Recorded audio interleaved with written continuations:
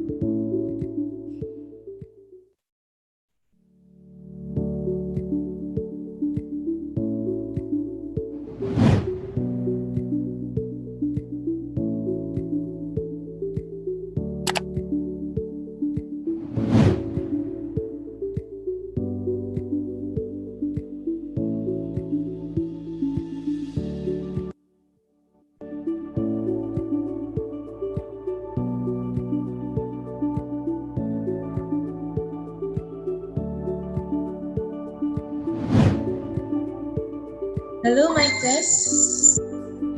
Hello? Nagsasound yun.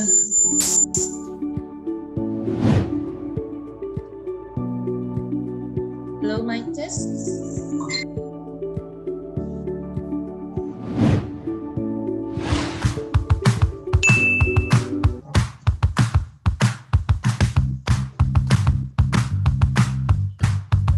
Sabi ko na sa'yo dahil papabayaan ng Christian eh.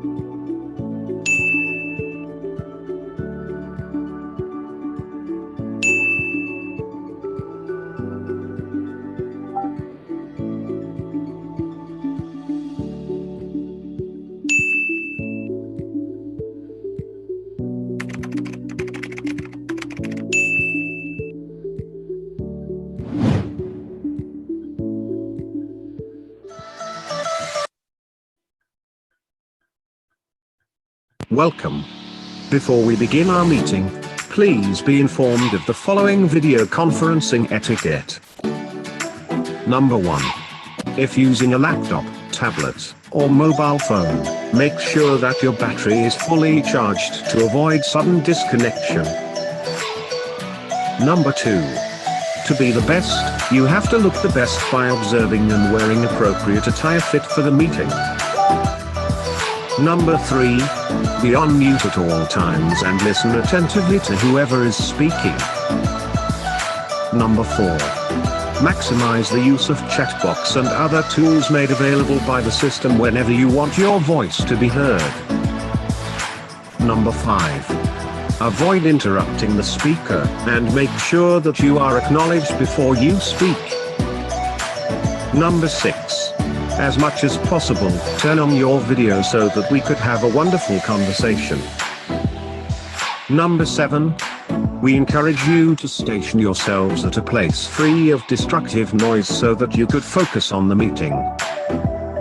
And lastly, number 8. We want to capture the moment with you.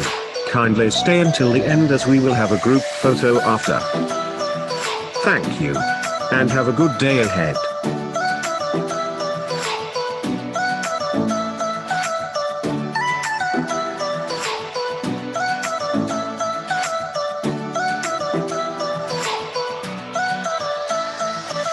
Welcome. Before we begin our meeting, please be informed of the following video conferencing etiquette. Number 1. If using a laptop, tablet, or mobile phone, make sure that your battery is fully charged to avoid sudden disconnection. Number 2. To be the best, you have to look the best by observing and wearing appropriate attire fit for the meeting. Number 3. Be on mute at all times and listen attentively to whoever is speaking. Number 4. Maximize the use of chat box and other tools made available by the system whenever you want your voice to be heard. Number 5. Avoid interrupting the speaker and make sure that you are acknowledged before you speak. Number 6. As much as possible, turn on your video so that we could have a wonderful conversation. Number 7. We encourage you to station yourselves at a place free of destructive noise so that you could focus on the meeting. And lastly, number 8. We want to capture the moment with you. Kindly stay until the end as we will have a group photo after. Thank you. And have a good day ahead.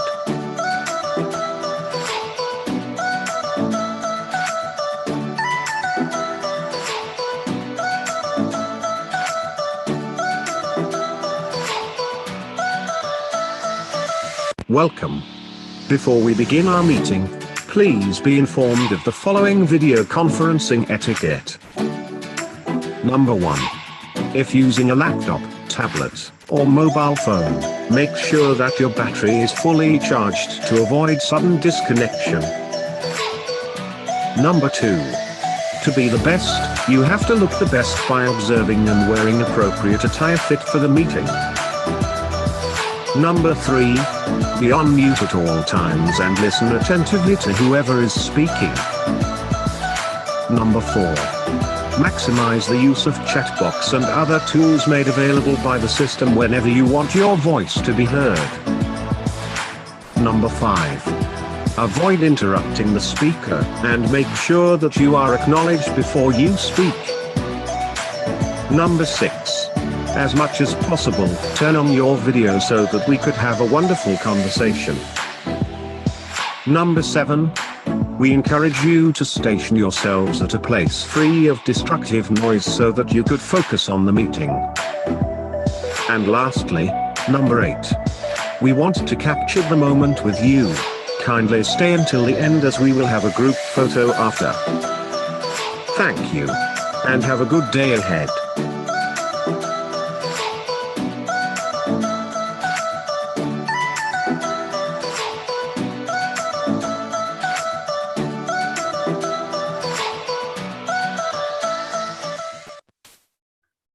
Good morning, ladies and gentlemen. We would like to request all our panelists and delegates to please settle down as our program will begin in 5 minutes.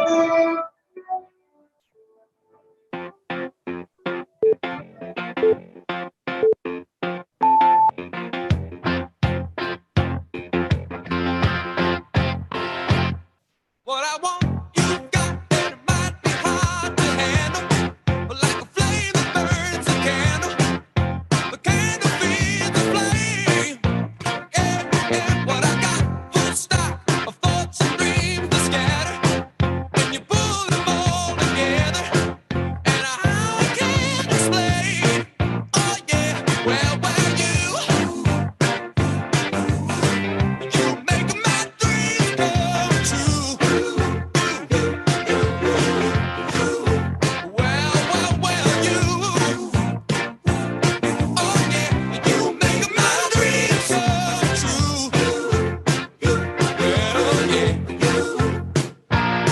On a night when bad dreams become a screamer, when the messing with the dreamer, I can laugh it in the face, twist and shout my way out and wrap yourself around me, 'cause I ain't the way you found me, and I'll never be the same. Oh yeah, well 'cause you make my dreams come true.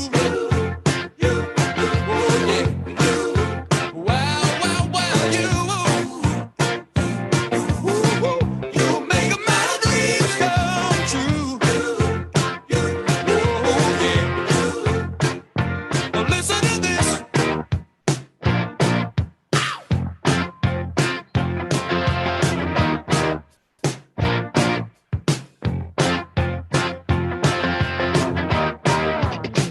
I'm down on my daydream. Oh, that sleepwalk should be over by now. I know. Oh, yeah, yeah. You make my dreams come true.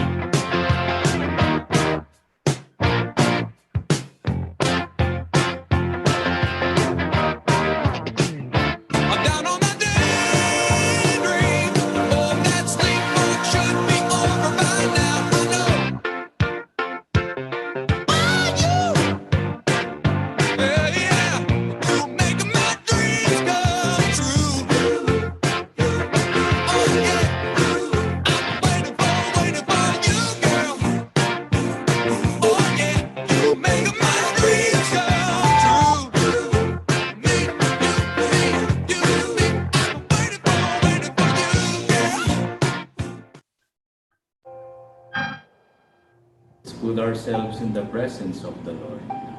Praise be the name of the Father Almighty, creator of heaven and earth.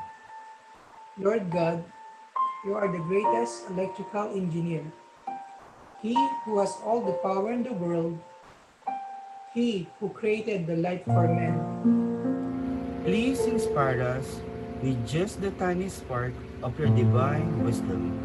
So as we do our work and in our everyday lives, it is really your work that is done.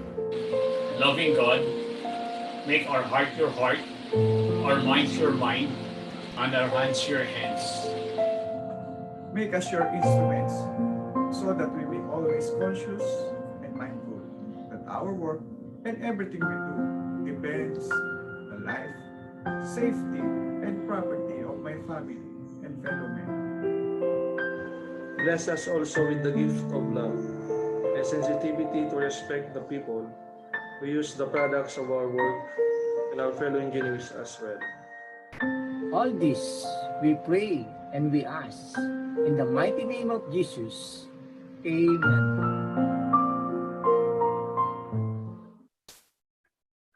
A pleasant morning to everyone. Good morning to our officers present here at the IIEE office and to our panelists and delegates from our two Zoom rooms. So ayun, pa-improve na nga ang ating pag-utilize ng ating mga virtual venues. So once again, welcome to the second day of the 7th IIEE Metro Manila Regional Conference. Before we start with our technical sessions, we would like to remind our delegates that if you have any question related to our topic, kindly utilize the Q&A box found at the lower portion of your screen para mas madali po namin monitor yung inyong mga question. So, without further ado, let me introduce our first resource speaker.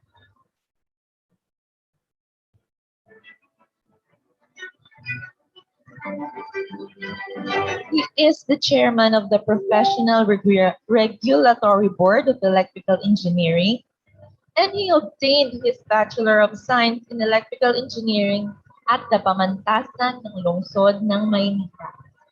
In the long run of his profession, he has performed executive functions of various organizations and companies such as the 2002 IIEE National President of 1996 and 1997, SPECS President from 2005 to 2008, Chapter Head of Brotherhood of Christians from 2008 to 2010, Chapter Head of PCA from 2011 to 2014, Business and Professionals Manila Chapter ManCom Director for Women, Youth, Seniors, and Singles Ministry.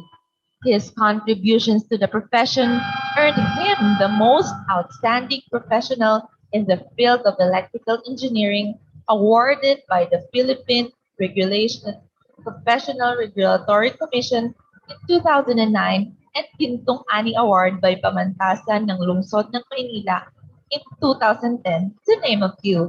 He is also the president of Sidelco Tech Inc. and FB Mapili Inc.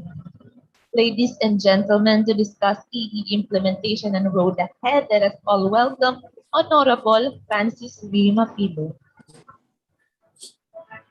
Thank you so much. Ano pala yun? For that very kind introduction. I'm so happy to see every one of you. Ako na pala yun. So good morning, everyone. Thank you, Ms. MC, for that very kind introduction. And to all of you who are here right now attending the 7th Metro Manila Regional Conference, to our very active Regional Governor Alvin Wagan. Good morning to you, sir. To our officers who are here right now. President Alan, Lindon Bage, RPB, Jojo Padua, and and June Herrera, and then what else? Who else? Hold on a minute. Okay, Manny is here. Good morning, dear Manny Divisman. Of course, I'd like to greet also, acknowledge also the presence of our very active chapter president of the Metro Manila West chapter, to where I am, to where I belong, Bani Tagata. Sir Bani, good morning po sa inyo. And to everyone who is listening right now, about 294 of you. As you know, we are into the pandemic, and while we do have a lot of this uncertainties and a lot of volatilities, a lot of complexities and ambiguity in the environment, strong leaders like you are the ones that showed this, how to conquer all this uncertainty in the world. So I am truly proud for each and every one of you, for those of you, most especially to your regional governor, Ali Nuagan. I have seen him work, and I've seen a lot of things that you guys and his team is doing so much for the Metro Manila region. So if I may proceed now with my presentation. This is a very short presentation. Okay. This is an implementation and road ahead. This was presented already last year, but I want to update you on all the things that is happening right now. Okay. The next slide, please. Allow me to refresh you on the vision statement and the mission statement of the Professional Regulatory Board of Electrical Engineering, which we drafted during our strategic plan in the PRC last 2017, and this is a strategic plan that will cover for period of 2017 to 2022. So as you can see, this is still relevant as far as we are concerned. So the vision of the Professional Regulatory Board of Electrical Engineering, which will be cascaded, of course, to our electrical engineering professionals, will be to be the premier pillar, leader, and front runner in bringing professional excellence, honor, and pride to the engineering profession, to the community, and to the world. Sorry, it was not edited properly. So as you can see, this is a vision that we get to see in the board of EE, that we become the pillar in the engineering profession. Of course, we do not wish to go beyond the engineering profession as our vision, because we are all engineers. And there are about 12 engineering profession under the Professional Regulation Commission. Next. And it should have, we also have drafted a mission statement about the Board of Electrical Engineering, ensuring the credibility and integrity of the licensure examination for PEEs, IEEs, and RMEs through a continuous improvement of a globally recognized professional and ethical standards. So as you can see, we are continuously updating our terms of our table of specifications. And even in the PE, you will note that we will continuously updating and upgrading the manner by which we give examinations for EE, so that credibility and integrity is approved and ensured. Next. Then we do have also what we call the core values for all of this. Please, next slide, please.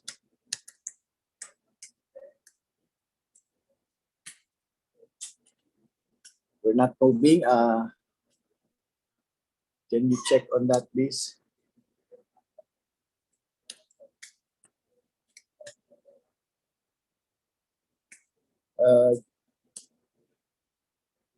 Am I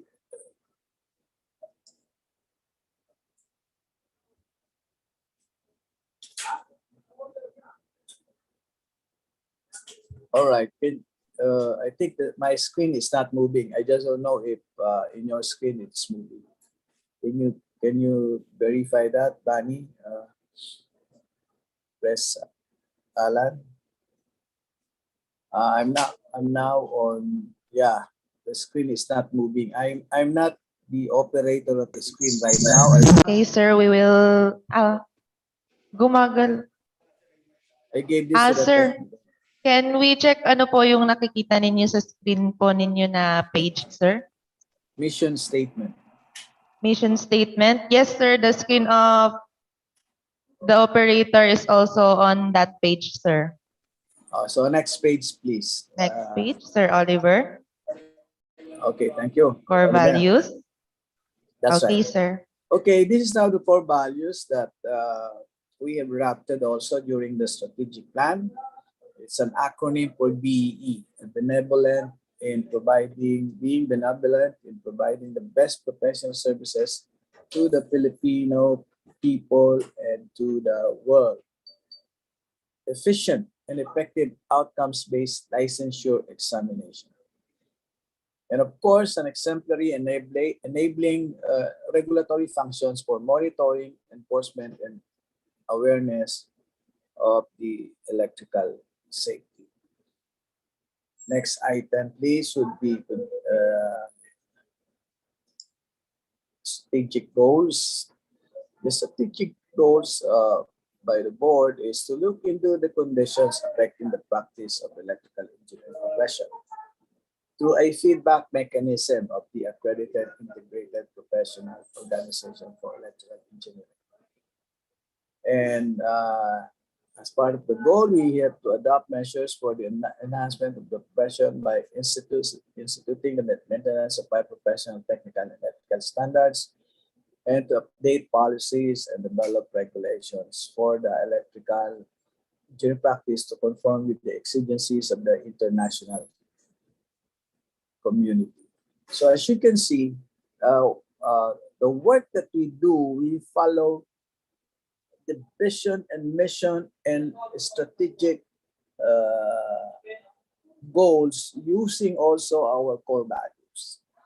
So this is how we go out on our road ahead, so that we will be able to implement the goals that we drafted, the goals that we designed for the years ahead up to 2020.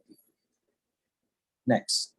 Last year, next slide, please. Last year, we presented the annual report in the 2020 report, and the RE and RME examination is scheduled last year for April was postponed, but this year, I don't know if the objective would be right. I'm happy to report that the new proposed schedule of the REE and RME examination schedule will be on September 4, September 5 for the REEs, and September 6 for the RME 2021. So for those of you who wanted to take the board examination this coming September, the website now, you can log into the website. The application is online. So you can log into the website of PRC, www.prc.gov.ph, and so that you can apply. And please take note that the notice of admission to examination is very important. This is almost equivalent to an APOR. So without that, those of you who will be cross bordering or be crossing between cities to take examinations, all you need to show is the notice of admission. All the details on that is in the website of PRC. Now, what are the very conditions that this may not push through? Very simple. The only way that this may not push through is number one, if IATF declares that your area is under ECQ, then you cannot take the examination in that area. But if your area is GCQ, or those are being allowed by IATF, so therefore you can take the examination. So it's clear. So if we have regions, like say for example, NCR examination, Luzon, Baguio examination, Iloilo examination, Davao examination, CDO examination. If NCR will be declared ECQ as was just like it was declared today, then there will be no examination. Examination will be postponed to another dates. Same holds true when if NCR is not under ECQ, examination will proceed. But if the BAO, Iloilo, for that matter, is under ECQ, then examination is postponed again.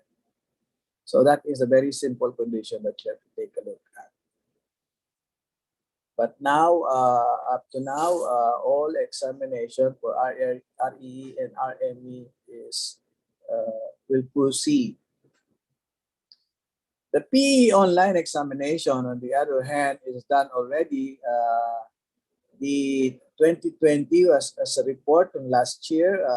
Resolution is approved already. We are now, there are about more than 100 applicants in the PE online examination to date. And we are now working on additional application for PE. But today, as we speak, we are now working on the final oral examination for those who have submitted already the technical engineering report. If it will be possible that we may be able to interview those who have submitted previously of the technical engineering report, we will probably be able to release their result simultaneous with the release of the result of the RE and RME this coming September. Hope and pray, we hope and pray that that will happen. Except that we do have a lot of challenges as far as the technical engineering report, the documents itself. It's quite difficult for us to get the documents itself, the documents to be submitted to PRC, and our staff to sort this out to make sure that everything is complete as an evidence for the PE licensure examination. Because of the pandemic, the work in PRC is just sometimes it's three times a week for a face-to-face, and then so work from home. So we really have a lot of challenges as far as getting these documents. But rest assured, we shall continue with the final oral examination.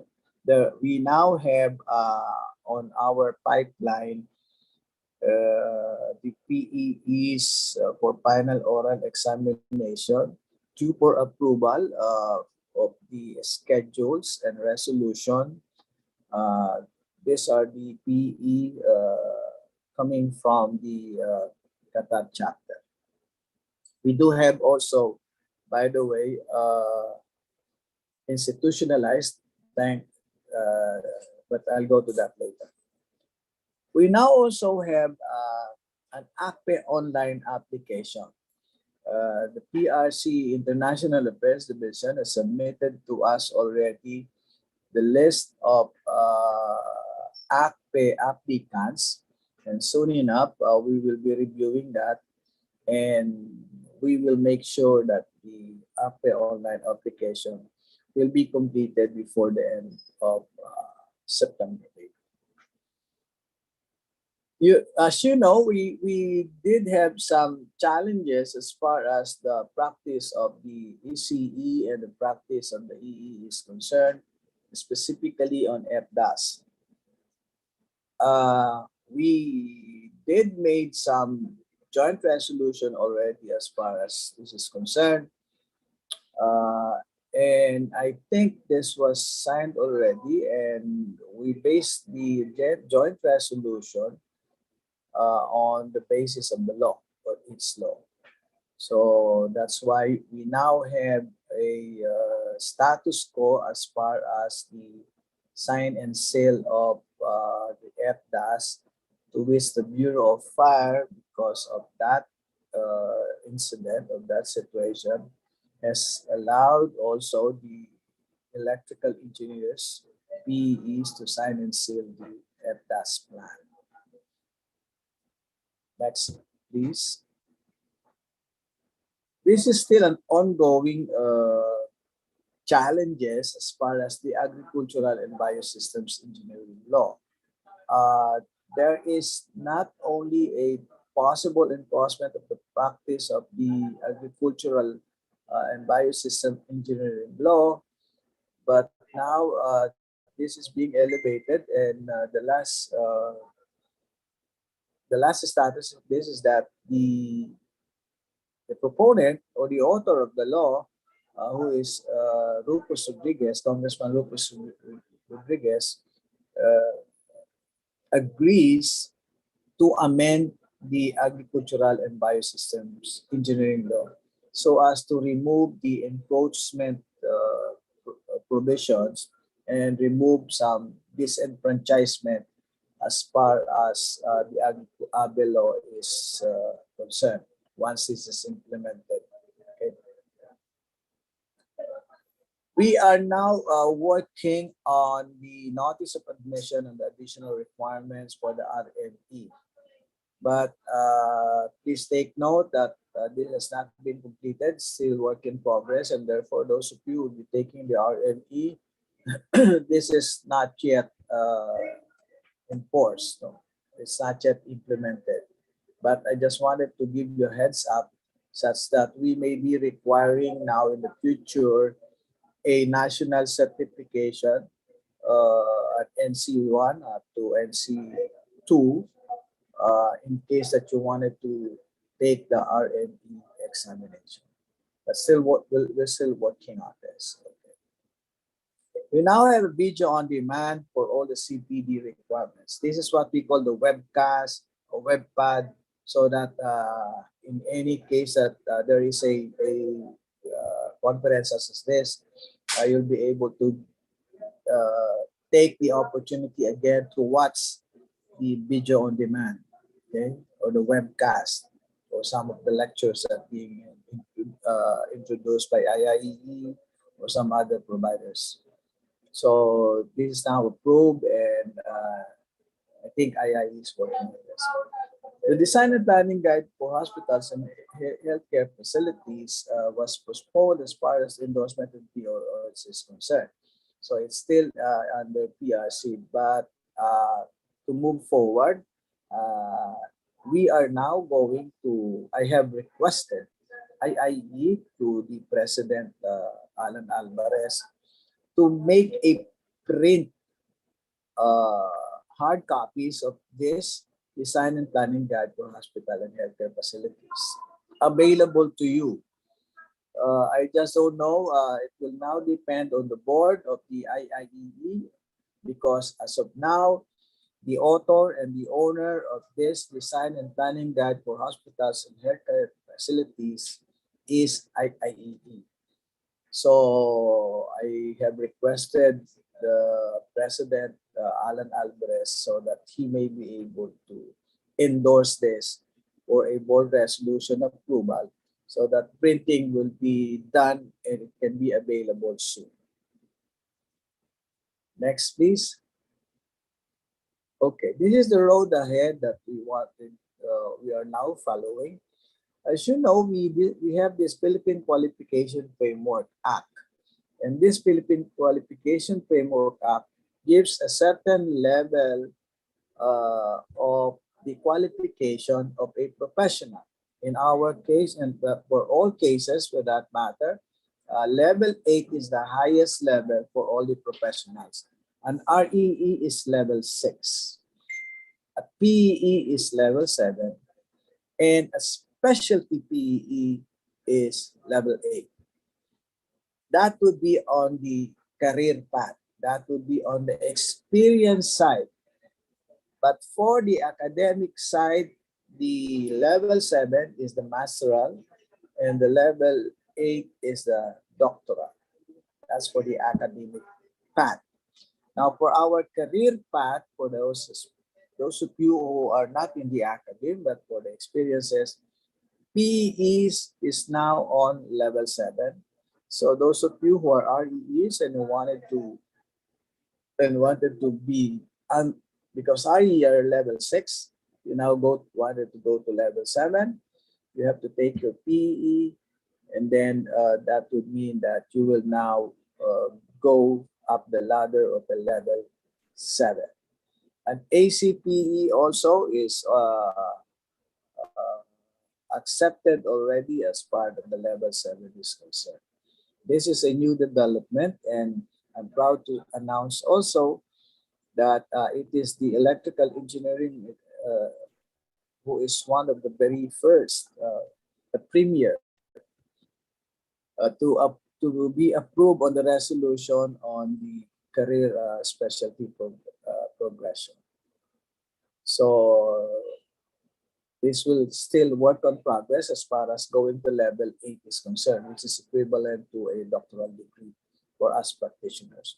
For the level 7, the equivalent now is a master's degree for all of us. So for those of you who are working with the government, the civil service, and all government entities, if you're now a PE, this can be used as far as the equivalent of a master's degree is concerned. I think all the rectors for the government offices and agencies requires at least a master's degree. So that means that if you're a PE or you're under government agency, you can now apply to become a regional director. Road ahead inspection monitoring online. We have now approved within the board, and this is now being elevated to the commission for final approval, and some capacity building and some training for our regional directors. And now we go on about this. We have approved this. We're just waiting for the publication in the newspaper to make this very official. And therefore, we will soon be working on the inspection and monitoring online. This is in relation to the enforcement and implementation of Section 33 of RA 7920. We wanted our EE practitioners to get some jobs in relation to Section 33 RA 7920. And I think the way I see it, if this will be implemented, we have a very good opportunity on making this successful, because we have included and empowered IIE to assist us in the inspection and monitor of all industries, commercial establishment, and schools for that matter. We are under the ACPE, the ACPE, we now have on the table as part of our agenda in every quarterly meeting of the ACPE, to which I am representing the engineering sector. The international harmonization is standardizing all the ASEAN standards within the ASEAN region. And we would be discussing this to you or to all the stakeholders on how do we go about, perhaps initially on harmonizing the codes and standards that we have. In fact, what we have discussed with the President Alan Alvarez also is that instead of only having the Philippine Electrical Code 1 and 2, we can also request the Energy Regulatory Commission to transfer to us the management of the code, which is the Philippine Distribution Code and the Philippine Grid Code. Soon enough, I will be discussing with the Board of Electrical Engineering on how we can go about on all of these things so that ownership of the code will now be transferred to IIEE, and regulation would be this code to be used similar to the DPWH making reference in the Philippine Electrical Code. So this I have presented now to you, the President, and I'm sure soon enough in one of your board meetings, this will be presented to you. Online capacity building, this is still very important. This will have to include capacity building for monitoring and inspection, capacity building for PEE mentoring, capacity building for safety. So we need to proceed with that. And then some hybrid training program. As you know, even in the United States, they're having a lot of difficulty as far as actual training is concerned, because electricity, just like any other specialization, will require really a face-to-face interaction or an actual testing itself.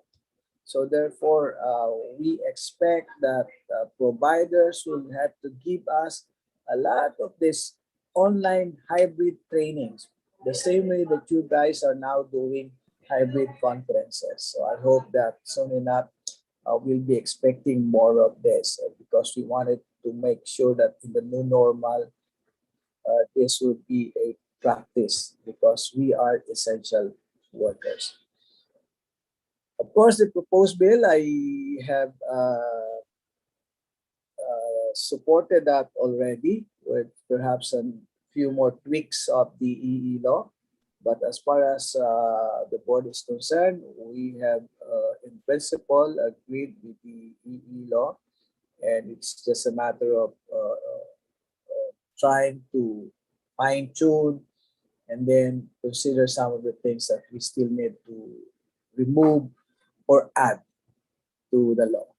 But I'm sure your committee on the LELAC is working very well on this. In general, I'd like to say that we are really in the abnormal situation. Sometimes we call it a new normal, but for me, it's still abnormal. Let's face it, the new normal that's we have right now. We have face mask, face shield, we have ECQ, GCQ, and a lot of those Qs. We call it new normal, but for me, it's still abnormal. But then again, this is a challenge to all of us, a challenge to all the leaders, a challenge to each and every one of you. Those of you who wanted to elevate yourself, those of you who wanted to see that at the end of this war against the virus, we will go back to our normal self because this is abnormal. The new normal, for me, to my opinion, is an equivalent of an abnormal. So, but then again, this should not stop us from aspiring at dreams. We should still have hope. And I hope that all of you who are here right now listening to me, let's pray so that soon enough we will go back to normal. And at the end of the smoke, the air is clear, we get to see each other again face to face. And I wish to hug you more and touch you more. And I hope that will happen soon. Thank you so much for listening, and thank you so much also for all the support that you have been given the Board of Electrical Engineering. Rest assured, for as long as I am the chairman of the board, we shall continue to support you as well, and we shall continue to look into the condition affecting the practice of the electrical engineering, and will assure you that everyone will be okay. So stay safe, my colleagues, and have a nice weekend. Thank you very much. Thank you very much, Honorable Mapile, for providing our EE practitioners a better view of what lies ahead and hopefully be equipped with resiliency amidst this pandemic. So at this moment, we will proceed with our question and answer portion. We have a question here, Sir Francis, from Sir Jupiter Junio. Good morning, sir. REE with MBA degree can also be considered in level 7 in academic field. MBA. Okay, the MBA is what we call a horizontal level of education. This is not a vertical level. A vertical level would mean that you are specializing on your specialization. But a management degree is a horizontal degree of education. What we need in the level 7 is a specialization of your field. So, because all of us, while it is true that we are considering management as part of your expertise, but an independent work, for example, for an expert would be something like an expert on the substation testing. Then later on, that will have to include uh, the management side of that. So as you can see, most of our vice president, to give you an example on the career progression in Meralco, is that they have this experience as far as electrical engineering is concerned. But side by side and back to back with it, it's the management side. So if you have only the MBA, I'm afraid you have to take the professional electrical engineering examination, because that will be the one that will tell you that you are on the specialization.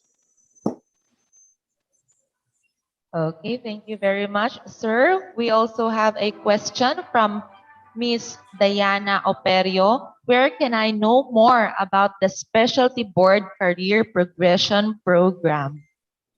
Oh, that's a very nice question. Right now, we have a committee because under the law of under Section 37, the committee is to be created, and this committee we have created already. There is a resolution for that from the Board of Electrical Engineering already. The specialty committee is chaired right now by Engineer Atoy Legas of IIEE. And the specialization program, this is assigned to Honorable Jaime Mendoza. But initially, if you're a member of an IIE, you can get in touch with the specialty committee through IIE. If you want to get more information. Okay, thank you very much. And another question, sir. I am already an REE. Is it okay if I will take an RME licensure exam because I want to be a top notcher?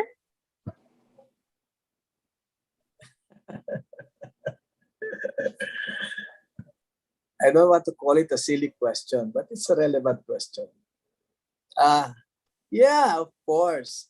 The law does not deny you of taking the examination if you're an REE and you wanted to take a lower level. I do not wish to call it a lower level, but a level under the REE. The law is very specific on that. The RME is here, the REE is here, and the PEE is here. All right. So if you have now a license here of an REE, you wanted to take the RME for whatever purpose it will serve you, it's okay. It's okay. But if the purpose is to become top notcher, and then if you did not make it as a top notcher, then you might be sorry for yourself. You might as well discern more or analyze more and think more on what is really your objective on taking the R&D if you are now an RE. The career ladder is always going up. And inside the house, you can go down. But for the career ladder, I think the logic with you should go up. I'm not discounting that an RME are not that good, but it's okay. The law does not deny anybody if he is qualified to take the RME. Now, for your objective, that would be personal to you. Thank you. So, sir, we have a question here. I think this is similar to the first question. Is master's degree in engineering can be considered in level 7? Okay. If the master engineering, there are a lot of masteral courses, and therefore, if it's, let's say, for the power system, yes, of course, that would be level 7. You finish the masteral degree. But if you have not completed it yet, you haven't attained the degree yet, then you cannot go to level 7. But if you finish a master's degree on engineering, which is power engineering, etc., that's okay. Question from Sir Villanueva Banaguas. Dear Chairman, the 5-year requirement of a certain project for PETER still holds even when we have been under community quarantine for almost 2 years now. Thank you. The 5, could you repeat that? The 5 what? The 5-year requirement for a 5 certain years. project for PETR still holds even when we have been under community quarantine for almost 2 years now.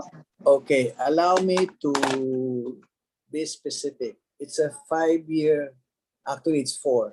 It's 4 years relevant practice. The thing there is the relevant.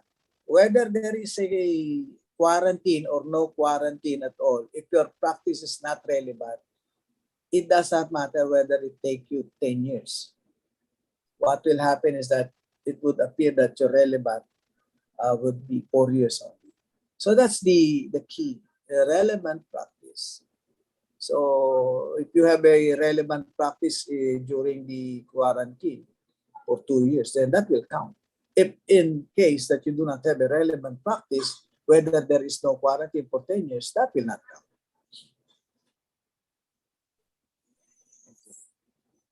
Next. Sir, question from Okay. Sir Jonathan Lemuel Camantique. How about for civil service for government credential purpose? Can an REE take an exam? I did not quite get that. He is what? An REE, and then what do you mean by civil service credential? I think Sir Jonathan means, is he required to take the civil service even if he's already an REE? Well, if that is the case, there is an omnibus code of the civil service across all profession, that if you are a license of a professional regulation commission across the board, you are automatically civil service eligible professional. Okay, so thank you very much for that very helpful confirmation, sir. So another question from Sir Mark Lawrence Pineda. In behalf of all electrotechnical officers rating seafarers around the world, I would like to ask if we are qualified to be a PEE. Most of us are REE who wants to become PEE. Simple answer is yes. You just have to present your technical engineering report, present your credentials, and ETOs, yes, you're allowed. So for our last question for this morning, okay, let us check.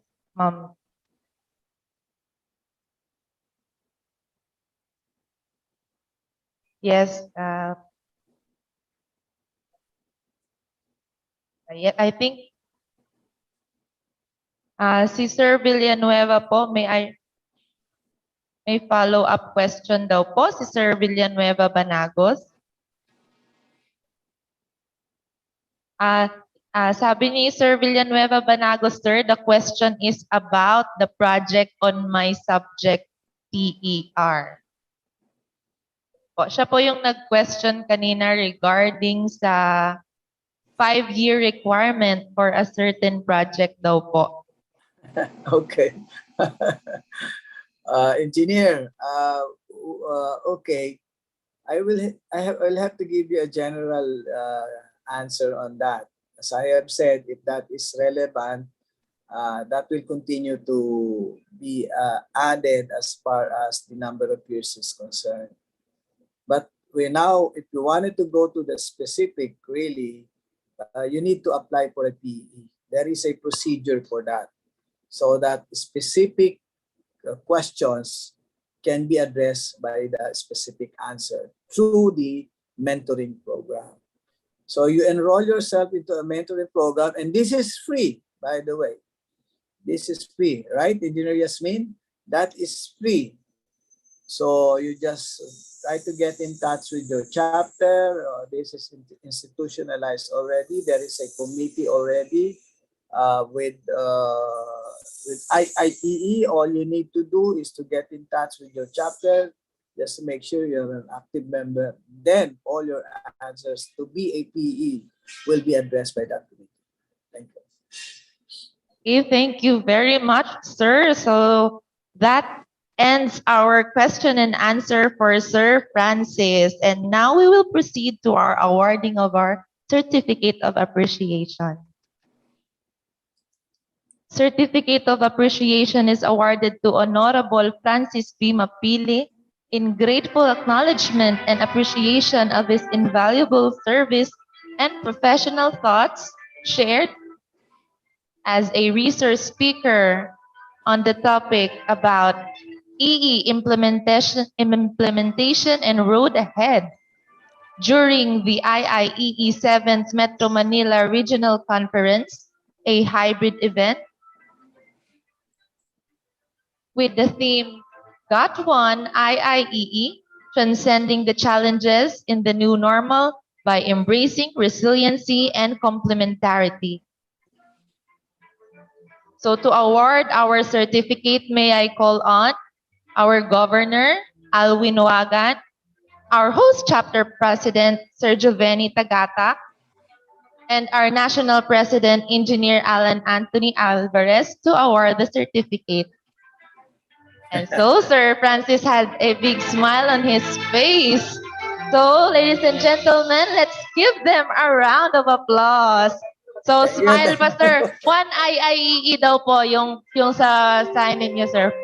Pangat daw po ng certificate. Ayan, naka-thumbs up na si Sir Francis. So 1, 2, 3. Smile, okay? There you have it. Thank you. Thank you, thank you. Ayan, thank you very much po. Thank you very much, Sir Francis. Thank you, Sir Francis. Thank you, Yasmin. Okay, so for our next speaker for this morning,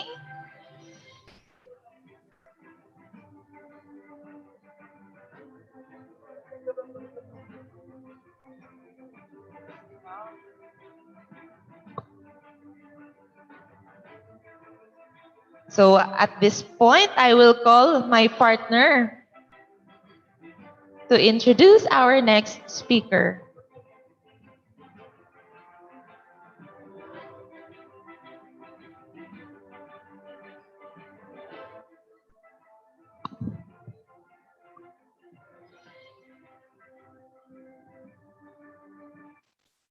Our next speaker is a graduate of BS Electrical Engineering at Technological University of the Philippines, Manila. He is a registered electrical engineer and a product technical specialist with expertise in the field of intensive specification, analysis, and technical studies for development and improvements of products. He has a well background and knowledge on electrical construction materials, such as wiring devices and lighting products, and has also expertise on protection devices like circuit breakers and switch gears. He has acquired his technical skills and knowledge through promotional activities all over the country, various site visits and meetings with industry experts and professional and series of seminars and trainings in different field and category with technical experts and personnel. Let us all welcome for his topic, Panasonic wiring devices and switchgear protection, Engineer Gerard Don M. Mendoza.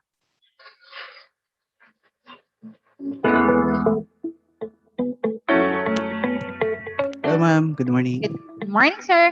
Good morning, everyone. Ma'am, am I loud and clear? Yes, sir, we can hear you. Okay. So, thank you, everyone, especially to the um, organizers of this event, IIEE Metro Manila Regional Conference. And of course, thank you very much to everyone who is able to participate and spare their time to participate in this event. So for this morning, I am Jared Jan Mendoza, Technical Sales Engineer of Panasonic Life Solutions Group. So I will be presenting our product lineups and what Panasonic can offer, especially in terms of electrical construction materials. So I'll be sharing my screen.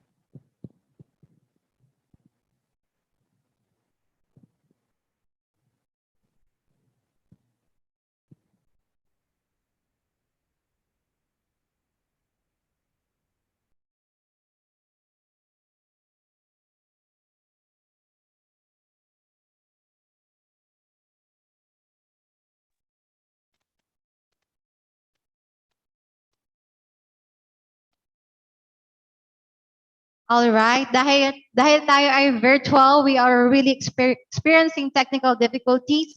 But ayan, so hintayin natin si Engineer Gerard. Yeah, sorry. Okay. So ayan. Sorry for the ayan. So can we now proceed, sir? Yes, ma'am. Thank you. Am I clear, ma'am? And can you see the screen? Yes, sir. Okay.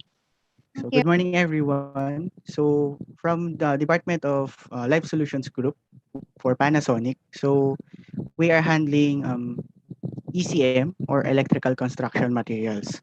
So specifically, uh, I am handling wiring devices and switchgear. So for this morning, I'll be having a brief background about Panasonic and also our lineup and also our quality. So for the uh, brief history of our company. So as you know, we are founded by the year 1918. So this was founded by Mr. Kanesuke Matsushita. So as you know, we are more than 100 years here in the in the world actually, and more than 50 years in the Philippines. To be exact is 54 years. Ayan. So by year 2005, we are established here in the Philippines, named Panasonic Manufacturing Philippines Corporation. Ayan. So if you know yung mga appliances, sir, mga sir, yan. And then before Panasonic or PMPC is the National. So I know lahat po tayo is familiar kay National, especially yung mga switches, outlet, and meron din tayo mga dating technical na devices like from Matsushita Electric Philippines, the relays, the contactors, ayun. So by year 2005, unified global branding na tayo. So lahat ng connected kay Matsushita, kay National have become Panasonic na. So throughout the years, uh, throughout the year, we have established many series of wiring devices, especially the switches and the outlets, and also the auxiliaries. So as you can see, 70 years na, more than 70 years, we have um, been in the top as the wiring device. So full color white series. So we'll be talking this. We'll be presenting this one by one. So first, for our Slim Art series, so this one was released, launched last February 2017. So 4 years pa lang siya sa market. So this one, as you know, sa mga switches natin, ang number one na nangyayari pagka naka-install na siya is na ninilaw or nagfe-fade. So this Slim Art, from its name, slim, so slimmer na, and then has a fading proof material. So, syempre hindi po natin sasabihin kung ano yun. But throughout the years, kahit na sobrang tagal na siyang naka-install, like 5 to 10 years na, so hindi pa rin siya naninilaw. Hindi siya nag-fade yung kulay. That's why they called the color um, Snow White. So, even though sobrang tagal niya naka-install is white pa rin yung kanyang color. And then from its concept, simple or minimalist concept. So that's why this Slim Art is a collaboration of Japanese and Filipino uh, mind. So dito po siya dinevelop sa Pilipinas. So and then slim. So from a original or standard sizes natin ng switches na 9 to 10 mm na plate. So Slim Art is around 6 mm na lang. So ganun po siya numipis compared sa ating mga standard switches. And then sa kanyang gradation or yung ating indicator sa ating mga illuminated switches is hindi na tayo gumagamit ng neon or yung incandescent, but we are using LED na. So this is a unique innovation because as you know, sa mga illuminated switches natin for these past years is nagkakaroon tayo ng problem for the flickering or minsan mayroon pang naiiwan na liwanag. So for this one is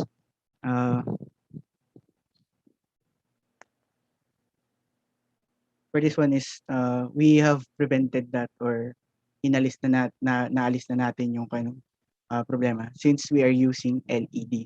So very negligible ng LED para tong standby na lang ng TV. Parang gano'n na lang po siya, si Slim Art. So Slim Art is available in the market already and has been very popular now, especially sa mga architects and interior designers. And also sa ating mga contractors. Okay? And the price of this is not, hindi naman siya ganun kalayo sa ating mga naunang series. And then we also have the wide Refina or wide series Refina. This one is has the colors or mga custom colors natin. So especially, alam natin, mga bahay ngayon has different types of interior. So hindi na lang siya black and white. Hindi na lang yung simple colors. So we have posted or released different metallic colors. Kasi nagtatanong yung iba kung pwede bang mag-customize sa factory ng colors ng plates, ng switches. So instead of doing that, we have released several colors. So from metallic colors to gradient colors like gold, metallic brown like that. So ito po. These are also available in the market, especially in DIY stores and hardwares. Ayan. And then of course, ito yung ating veterans or yung ating cream of the crop up until now. So that's why Panasonic is number one in the market.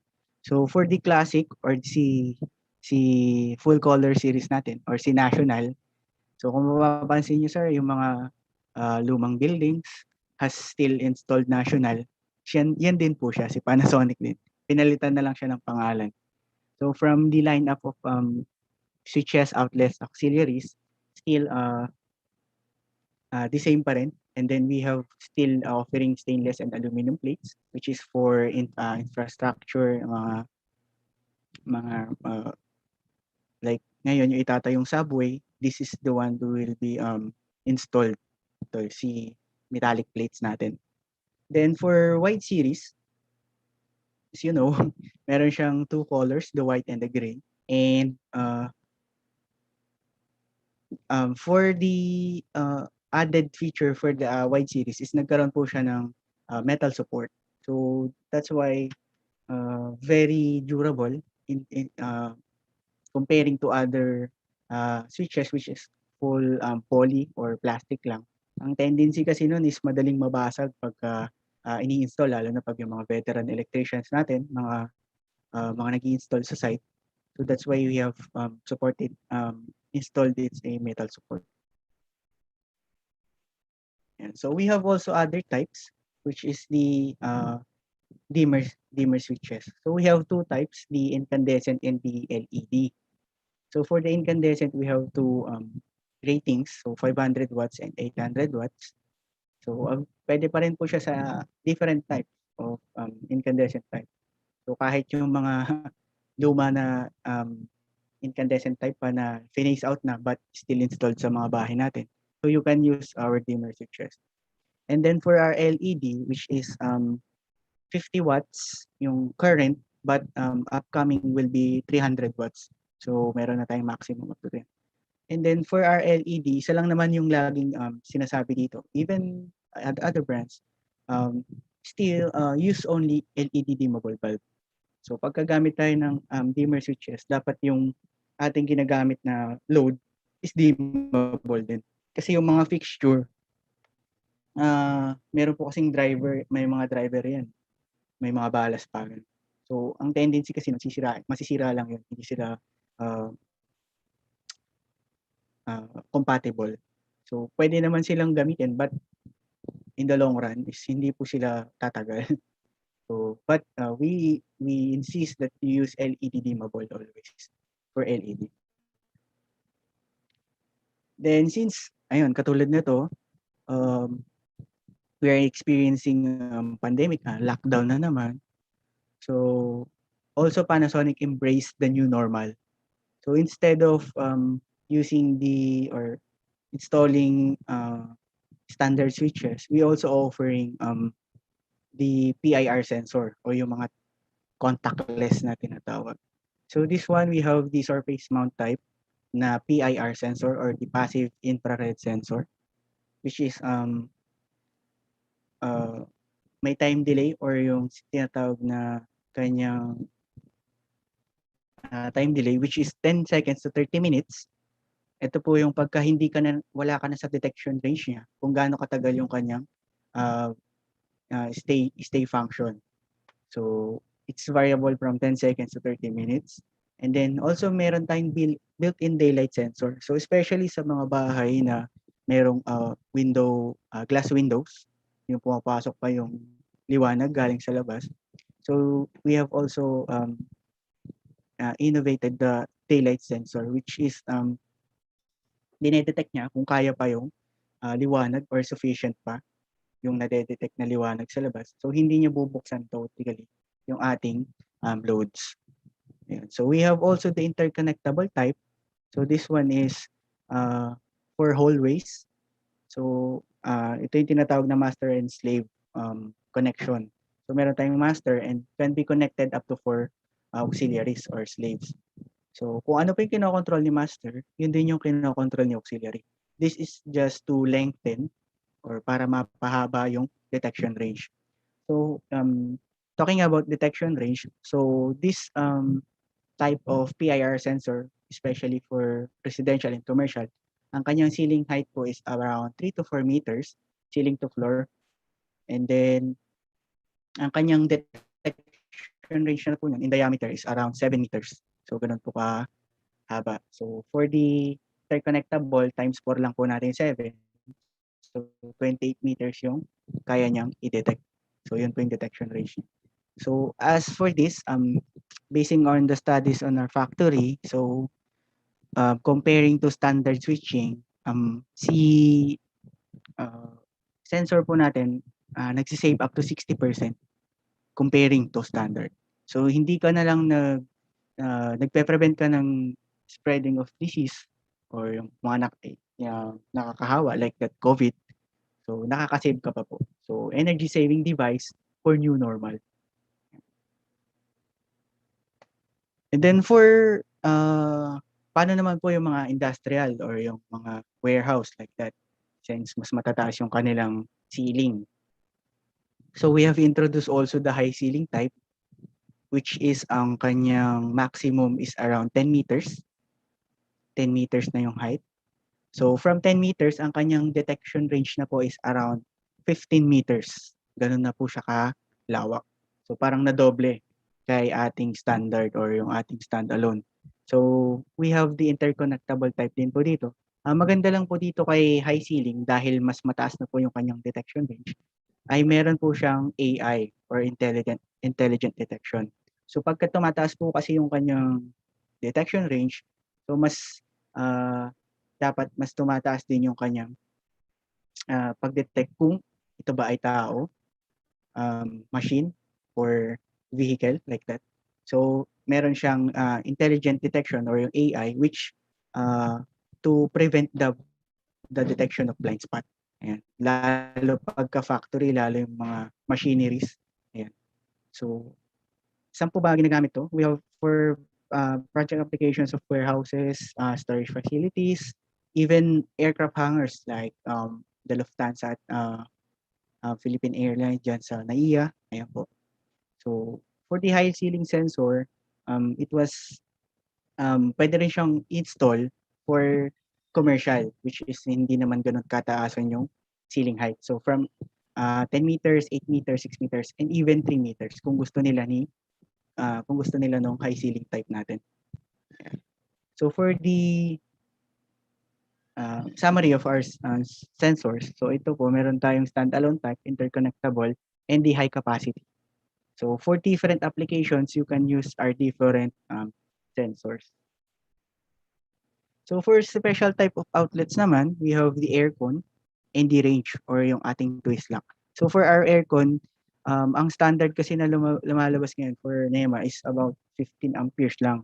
But Panasonic initiated to launch also 20 ampere. So this one is, though hindi talaga natin nire-recommend sir na tayo ay sama ng aircon outlet sa isang circuit kasama ng mga CO, but there are other electrical or electricians na ganun, practical. So that's why to prevent the damage or the accident or kung ano man ang mangyari, if ever na 15 ampere yung gamitin nila, we have released the 20 ampere. This is to withstand lalo kahit mataas na yung horsepower ng iyong aircon. So kahit 2 horsepower.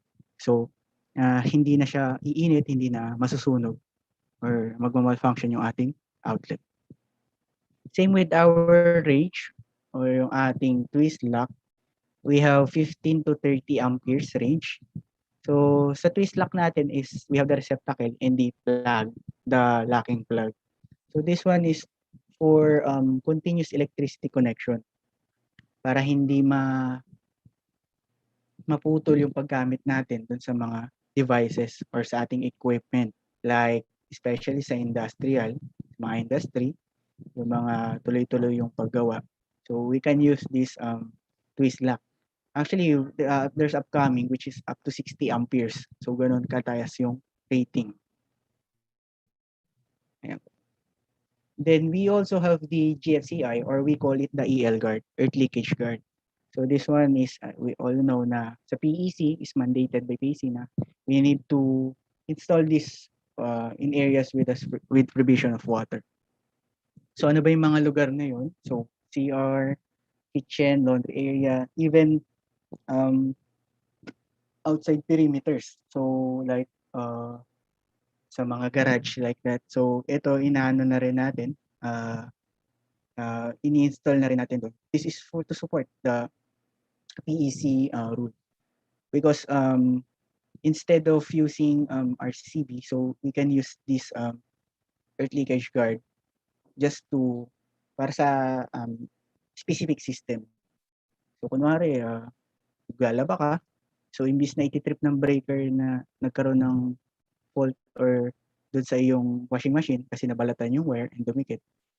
So, imbis na mag-trip yung buong system mo, ang papatayin niya lang is yung outlet natin. So, ganun kaganda si uh, GFCI or si ating ground fault current circuit interrupter. We do also have shallow type or the floor outlet. So, ang pinakabago po namin is shallow type. So, from its name, shallow, ang kanyang installation is shallow na. So, this one is for buildings which are maninipis yung kanilang floors, lalo pag mga multiple floors. So, from around 60 plus na installation. So, si shallow type is nasa 44 mm na lang ang kanyang depth. So, pwede na rin siya for tabletop installation. Yung mga manipis ang slabs. Ayan. Pwede po si shallow type natin. And then we also have the special type or yung smoke alarm. Special type smoke alarm natin and voice alarm. So ito lang po yung battery operated up to 10 years and has 4 voices. So hindi lang po siya nag-a-alarm or nagsa-siren, but meron siyang 4 na pre-recorded voices, which is importantly the fire, the problem check, operating normally, and low battery. So ito is approved naman na kay BFP, lalo sa mga residential. So lalo na pag gusto mo may protection against fire. So hindi ka muna kailangan magpatayo ng system or magpakabit ng system. But this one is pwede na po for residential. Ayan. We have also hotel lineup, especially if you have hotel projects. So our newest is the multi-gang plate. Ayan. So multi-gang plate, which is ang pinakamahaba namin is 9 gang. So ang atin pong alam lang is from 6 gang. Ano? So we have 9 gang, the longest. And yung pinakamarami is 18 gang. So ganun po siya kalaki. Kasi sa hotel, lalo sa mga lobby, mga function halls, sobrang dami ng outlets or pwede natin siyang pagsama-samahin sa isang lugar na lang. Ganon din sa guest or sa guest rooms. We can put everything of the devices, outlet, HDMI, internet, USB port. So everything na pwede mong ilagay is pwede nating i-include sa isang plate na lang. Ayan. So as you can see, all of the dwelling devices in a one room or single room ng hotel is kaya nang i-provide ni Panasonic. So for the color availability, so we have black and silver, especially yung mga hotel ngayon, ganito ang interior. And then quality and safety, full metal framing. So para mas matibay, kasi alam naman natin, from 10 to 15 years, gano'n magpalit ang mga hotels. And naming options. Ayan. So kung mahilig po kayo mag-hotel, may kita nyo minsan, yung mga brands wala na yung kanilang original name, but the hotel name na. Ultimo Toothpaste Toothbrush. So Panasonic also insisted to have this kind of innovation. So option change po ang tinatawag na. So from the Panasonic name, buburahin gagawin siyang hotel name. Ayan. And then for switchgear, so this one is nilaunch lang po siya last July 22, our MCB din rail type. So this one has lineup of MCB, RCBO, and RCCB. So ang ating pong MCB has lineup of 6 to 125 amperes, 1 to 4 poles, so kaya niya hanggang 3-phase installations, and then 3 different CAIC ratings, so 4.5, 6, and 10 CAIC po. And these are all compliant naman for IEC, both the 60898 and 60497. Yeah. We have also RCCB and RCBO or yung ating residual current circuit breakers. Ayan. Yung isa mayroon pong overcurrent protection. Ayan. So for comparison or parts, we have nagkaroon kami ng apple to apple na comparison between other products, especially alam namin very late na si Panasonic, but still Panasonic quality is still evolving yung aming technology. That's why we launch the switchgear in industry. So from the load terminal to arc plate, as you can see, we have 13 arc shoot plates. Yeah. So arc shoot assembly namin.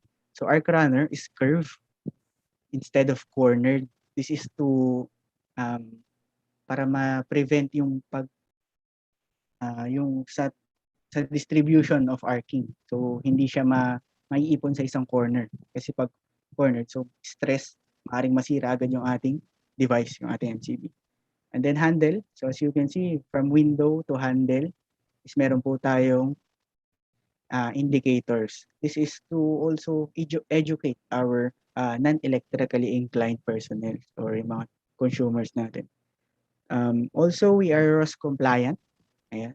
We assure that all of our parts, our products are compliant to ROS or yung wala siyang hazardous substances. And then fixed rivet or yung ating body casing, which is durable, mas matibay comparing to other.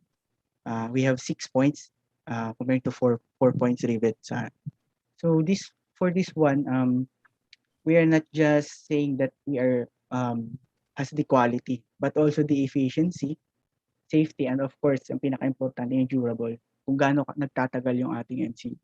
Ayan. So this was launched July 22. So available na po siya sa market this August. And you can have our partner Avesco to have your quotations if ever you have projects and you're interested in using Panasonic MCB. Ayan. So just to show you our kung saan ba mina-manufacture yung products ni Panasonic. So lahat po ito imported.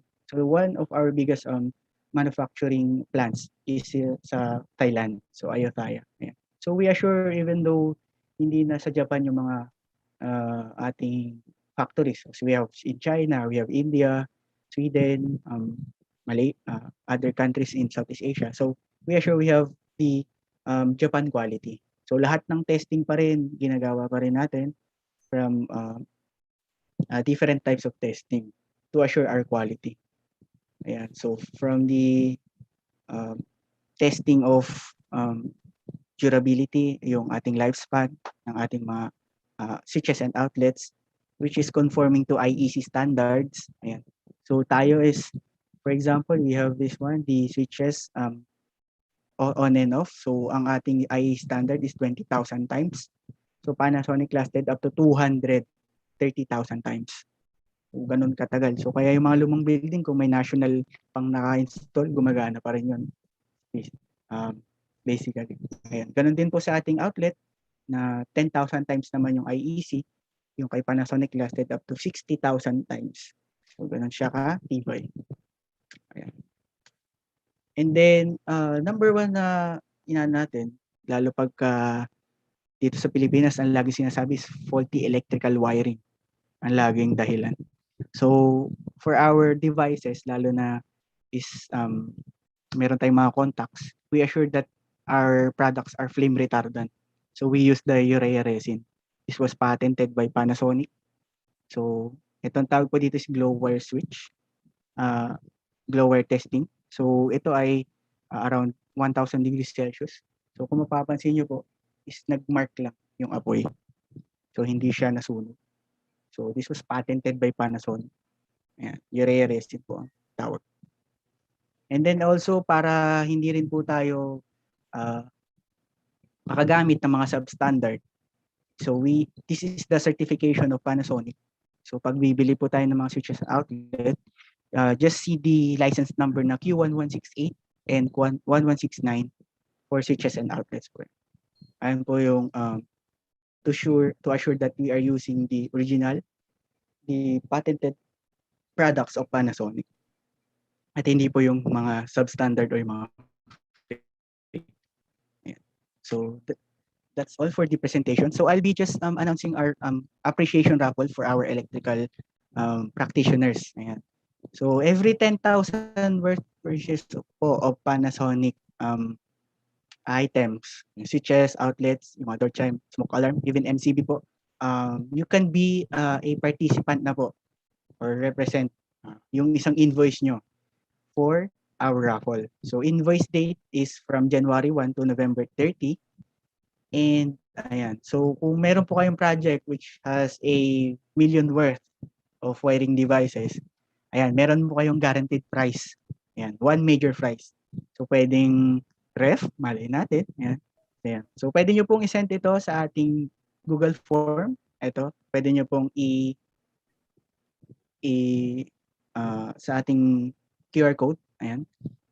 And then this is open for IEE. Ayan, IEE members po. Ayan. So lahat ng chapters for the Philippines. Ayan. So our raffle draw will be on December 15. Ayan. So para po makontak nyo rin kami is we have our PICs. So Mr. Engineer Vigil and Engineer Santiago. Ayan. So scan the QR code to join the raffle if you have ever meron na po kayong mga invoices for these past months of sa inyong mga projects. So that's all for our presentation from Panasonic Life Solutions Group. Thank you very much. All right. Thank you very much, Engineer Gerard John M. Mendoza. Allow me to award the Certificate of Appreciation to you, sir.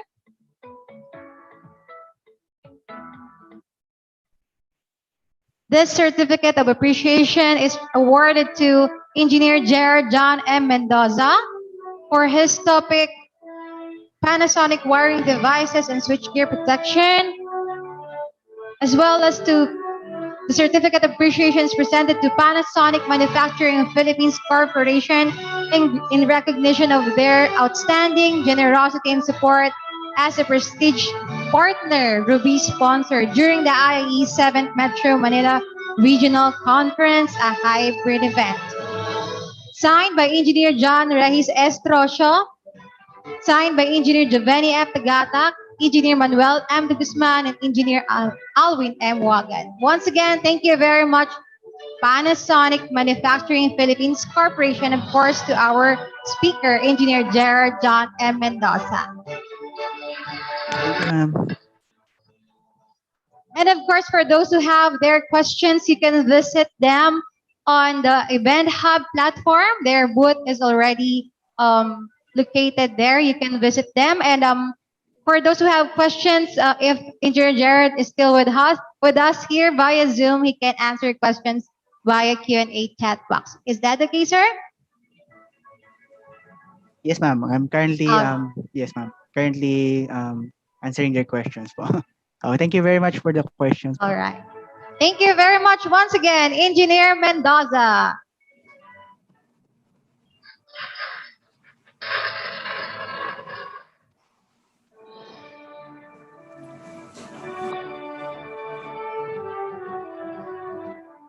And without further ado, let us introduce our next research speaker for this morning.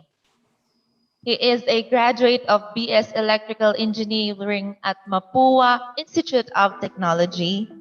He was a former senior electrical engineer at One Zone Asia Philippines INC in 2005 to 2017 and MEP Design Services in 2017 to 2018. He is now the General Manager of Core Powerlink System INC. His professional specialization is electrical system design and has conducted several seminars about electrical design. He has engaged himself in manufacturing setup, focusing on design and supervision for all electrical works installations, repair and maintenance, electrical troubleshooting of various equipment and machineries inside the manufacturing plants. He was the former chairman of Technical and Training Development Committee of IIEE Metro East Chapter in 2019 to 2020. He is also a life member of IIEE. Let us all welcome Engineer Orville Singson. Okay, thank you. Narinig ko ba ako? Yes, Sir Orville, naririnig po. Thank you very much for the wonderful introduction. Before I start, I would like thanks ating for the 7th MMR organizers, headed by our chapter host, the Metro West. Thanks for inviting me here as one of your resource speaker. Also, I would like to thank our beloved Governor, Engineer Alvin Wagan. Thank you. Thank you, sir. Okay, I can share my screen now. No? Thank you. Share.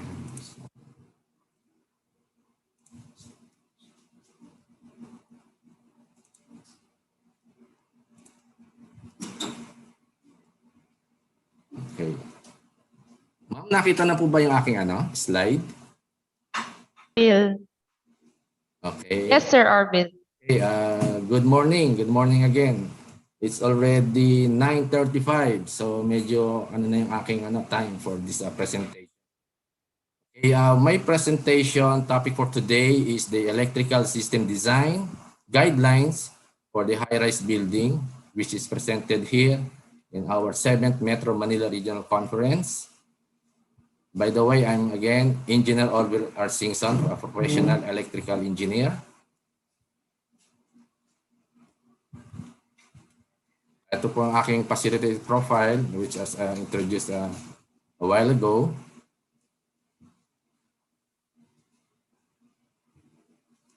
This is our company for power link system. Our services is electrical design, preparation of electrical design plans, drawing and specifications, preparation of bid docs and others. So you can approach us. We have a composed of 5 professional electrical engineers, which is yours truly as a president and general manager. Also, we have a composed of Engineer Ruben Lial for our operations. Yourself as yours truly as for the engineering. Engineer Manuel Panis and Engineer Erlich Factor for the administration. Engineer Christian Beronillo.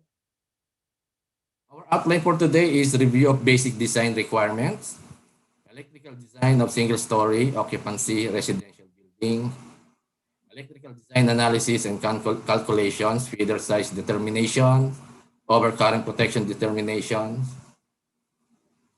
transformer size determination, and generator size determination. Basically, this is a basic calculation for this our presentation. So for the introduction, the purpose, this presentation is intended for the licensed electrical practitioners such as PE, REE, and RME, starting to prepare the electrical design plans. The discussions contain the basic knowledge and requirements in the electrical design of single-story to multi-family dwelling of the high-rise building.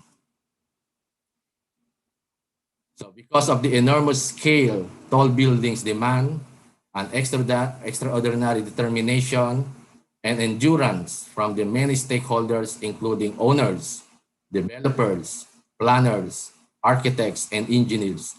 Tall buildings consume massive quantities of energy, and it requires a high in operational costs. With these reasons, some some of them criticize that the tall building or the high-rise building as undesirable daw. But in the opposite just happened, the most of the cities in the world will have interested in developing the high-rise building for some advantages. Right now, as we can see on the probably on National Capital Region, makita natin mga tallest building na, nagsulputan na ang mga high-rise building here. Unlike before, konti pa lang. So there is some advantages in developing and installing a high-rise building. There is some arguments against the tall buildings. What are those? The economic consideration. There are some inherent that tall buildings from the economic point of view requires an extra cost premium. Yes, of course, meron naman. Because of the needs of foundation, structural system to carry high wind loads, and also the mechanical.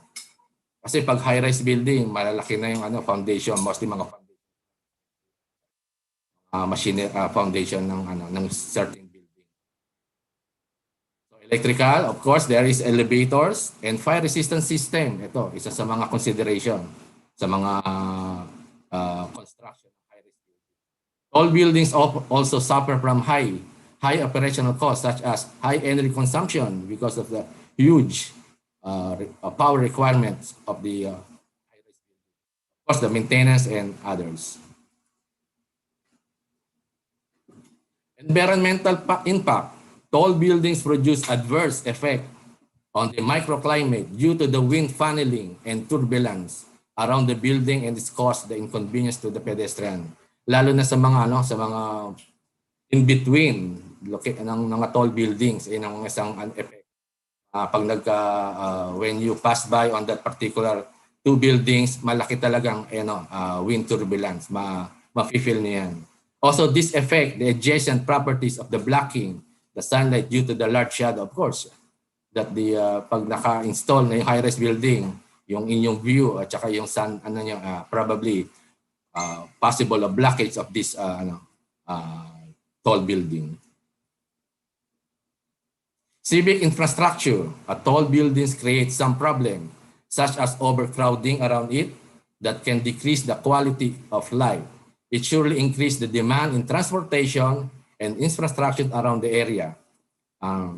Before, in way back 2005, konti pa lang on that particular area yung high-rise building. Then, talagang konti pa lang kami doon. We can freely go by on that particular area. Pero once na nagkaroon na ng other buildings, nagkasunod-sunod na yung tayo namin ng buildings doon, nagkakaroon talaga ng overcrowded because of the nagkakaroon tayo ng maraming tao pag nagkakaroon na ng mga high-rise building. Isa itong epekto. Lalo na sa transportation. Dati konti pa lang transportation on that particular area. Whereas ngayon marami na. Kaya ito yung isa sa effect for the civic infrastructure of constructing a tall building or a high-rise building. Socio-cultural factors. There is no problem for those people who were born and reared in tall buildings. But for those who traditional societies who's living in centuries for low-rise building may feel uncomfortable living with a high-rise building. Perception. What are those perceptions? An aesthetically unpleasant tall building may harm the image of the city. Tall buildings became synonymous with cheap build, purely and maintained. Before yon, pero right now, makikita niyo na ating mga high-rise building. Hindi na ganun kapangit on that particular. Makikita niyo sa facades pa lang ng mga high-rise building natin, napapakita talaga nila yung ganda.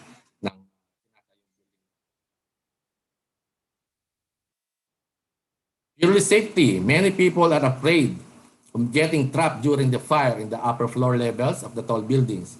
But as the evolution of designing the tall buildings, improvement of design with regards to the fire safety, of course, the HVACs, the smoke spreads modeling techniques, the FDAS sprinkler head, and etc.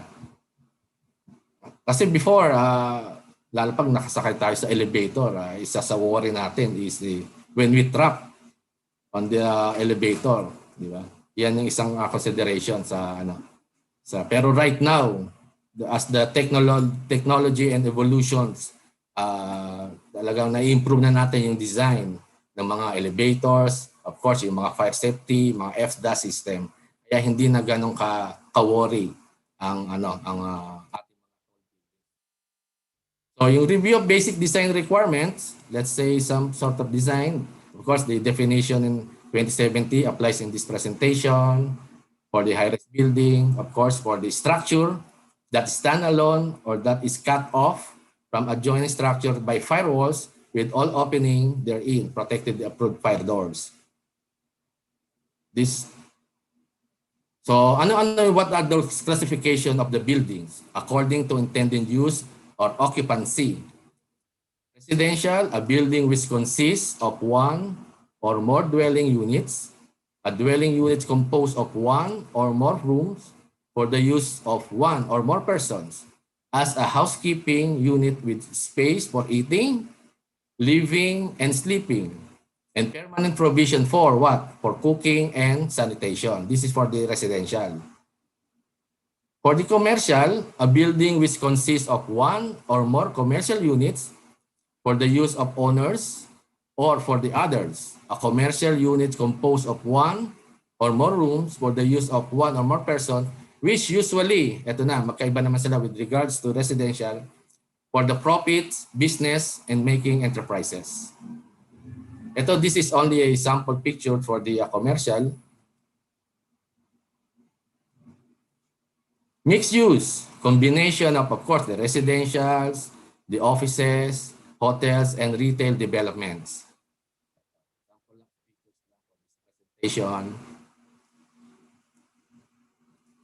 Based on height or number of stories based on the National Building Code 1096.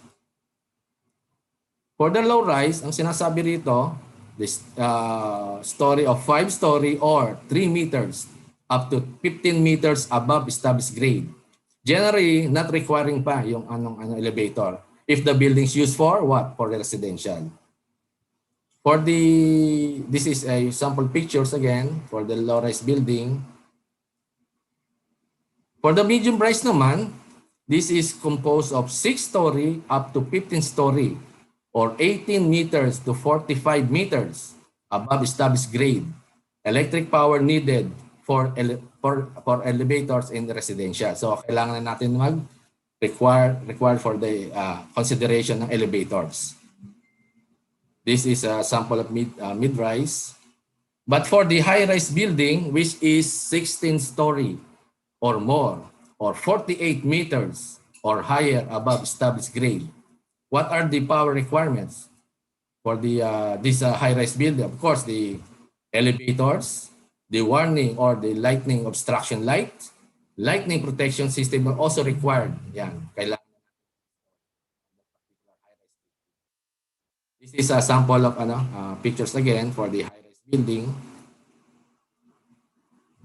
High-rise building refers to occupancy for yan na, commercial establishment, general offices, retail food establishment, hotel, residential, or combination of both. These buildings differ from industrial or manufacturing plants, yes, of course, with regards to electric utilization, equipment installed, and number of floors. As we know that this type of buildings has many number of floors that sum up to the 50-story and higher. Lalo na ngayon, nagtataasan yung ating high-rise building here in the Philippines. During conceptual design, what are those considerations? The high or medium end building, of course, pwede rin i-apply for the lead building consideration. If it lead building consideration, sometimes lead requirements for the BMS, Building Management System. Of course, we have to consider the primary metering, or sometimes it can be secondary metering. How about the emergency power system? Of course, the feeder or bus duct system, safety and security system, which is also the connected point of sale, mostly on the ground floor. Of course, the facades, or sometimes we call it rope lighting consideration. So this is only a definition of terms. Most of the electrical practitioners very well versed, well known on this definition of terms, which is the demand factors, or sometimes we can also consider for the design, the diversity factors.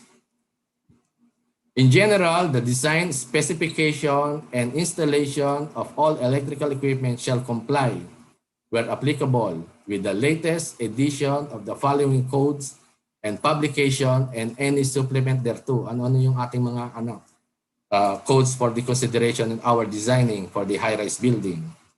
Of course, our very own, the Philippine Electrical Code, the latest one, the PEC 2017, the National Electrical Code, NFPA 70, the latest edition, Revised Fire Code of the Philippines, RA 9514, Code for Safety to Life from Fire and Building Structure, NFPA 101, the Fire Alarm Code, of course, NFPA 72. Sometimes we also consider for Illumination Engineering Society, IS Lighting Handbook, the National Electrical Manufacturing Association, the NEMA publication. Of course, or sometimes we also consider the ASTM publication and under laboratories or can be your IEC sa code. In designing consideration, we have to consider on the design. What are those consideration? One is reliability of our design. It is defined as the probability that a component or system will perform its designated function for a given period of time under the condition in which it was destined to operate. Of course, isa sa ating consideration when we designing not only for the high-rise building and others, isa sa considerations, of course, yung reliability ng ating design. How reliable yung ating design, isa sa ating consideration. Of course, one also is the flexibility. Kailangan maging flexible yung ating design, lalo na may mga considerations mga future expansion. So, yung electrical system means adaptability to development, and of course, ito, as I said, the expansion as well as the changes to meet the varied requirements during the life of this facility. The other one is we have the reliability. We consider also the flexibility. We have to also consider for economical. Siyempre, medyo isa sa ano natin consideration also yung economic ang ating design. So yung electrical system can be considered as economical when it meets the power service, continuous and reliable. Safety to person as well as its equipment. Minimal power loss, ease in operation and maintenance. Of course, yung isa, lalo na, ang ating consideration is safety. How safe yung ating design. That is why the owner or the developer hire a licensed electrical practitioner para ma-consider yung design. Isa sa is as safety, of course. Safety is a system of organizational measure and technical means to prevent harmful and dangerous effect on workers, persons, from electric current, electric arc, electromagnetic field, and static electricity. Life, safety, and property are the most consideration in electrical system design. Kaya nga yung iba nagkakaroon ng yung mga faulty electrical wirings. This is only sample lang yung isa sa reliable flexibility. Yan. On the left side, meron tayong simple basic of medium voltage as well as the transformer, the ATS, and one generator and going to the load. Yung nasa kanila, on the right side naman, yan, medyo with regards on the left side. We have a two transformer together with synchro panel for the feeding of the generator into the load. This is only for the sample. So, isang pang consideration natin is 100 emergency power backup to the system. Fire alarm detection, mostly we consider for the high-rise building is addressable, not the conventional one. Para during in the event of troubleshooting, mas mabilis mag-troubleshoot on yung mga maintenance for the fire alarm detection system. Kung saan yung may problem on that particular fault. Of course, the CATV system, mostly for the residential units, the telephone and data system, access and security system. Ito, lalo na ngayon sa mga high-rise building, na yung ating mga access at saka yung mga security system natin, yung mga gate barrier. We have also to consider yung card access. Yan, kaya hindi tayo basta-basta na ngayon nakakapasok for the sa mga building.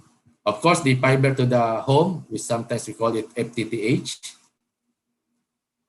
The design has provision for future expansion. Depende sa usapan ninyo with regards to the client or for the developer.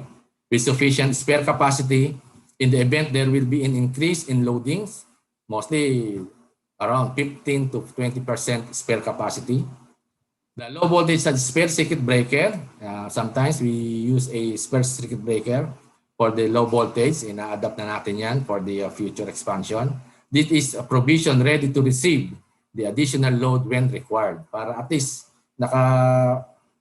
naka-provide na yung circuit breaker natin mostly sa low voltage. Para in the event there is a additional load, hindi na tayo not to rectify yung ating low voltage switchgear. Of course, the voltage drop consideration, lalo na ngayon, matataas ang ating mga high-rise building. We have to consider the 3% for the feeders and the overall voltage drop should be 5%. Ensure to consider the fault level in the electrical system and should have sufficient enough to start and run any electrical loads equipment in order there is no disruption in operation take place.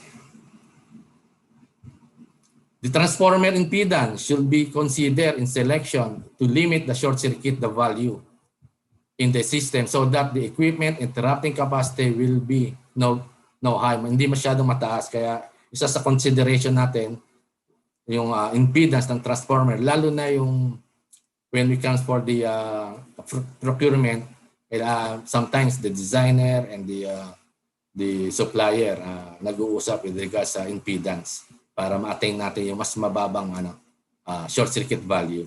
Kung mas pang may bibigyan nilang best na impedance on that particular transformer they supplied.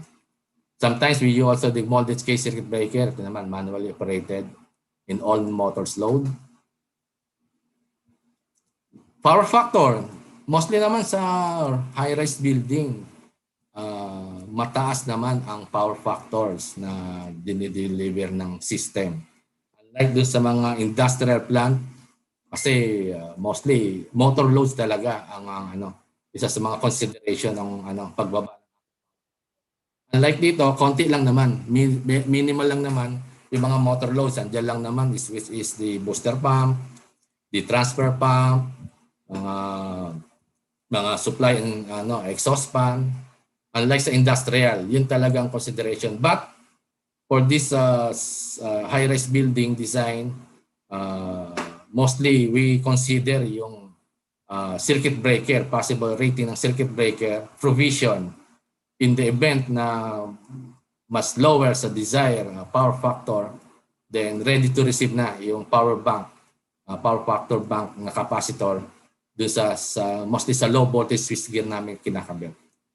Ito nga, sinasabi ko na, based on high-rise building, most of the power is within acceptable value by the utility company. That is why only circuit breaker or power factors only consider and have no value for the capacitor bank. Depende rin. Sometimes the designer, you can also calculate ano yung possible requirement ng capacitor bank. Yung power supply, isa sa ating consideration natin is power supply on that particular area. Dito sa ating sa NCR, alam natin kung sino yung ating franchise utility company, which is Meralco. The power system is the most common type supply to the building. Incoming medium voltage rated 13.8 or 34.5 kV, 3-phase 4-wire system, or whatever potential voltage level in the area. So during the design, the designer and the developer must coordinate on that particular utility company. As I said, this for the Meralco franchise, yan, ito yung service voltage.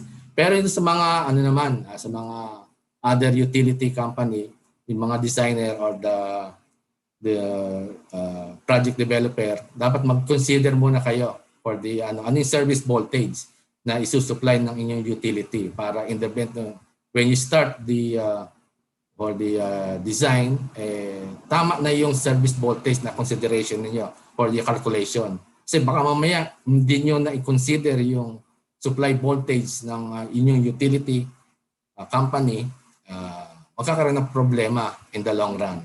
Lalo na yung mostly sa designer ng here in the NCR, tapos you have a project, let's say on the Visayas or the Mindanao, you must consider kung ano yung service voltage na dinideliver on that particular utility. Ito naman, isa sa mga sample lang. data lang ng lightings, kung ano yung mga consideration ninyo during sa design for the illumination lux level, andyan yung offices, andyan toilet, stair, yan.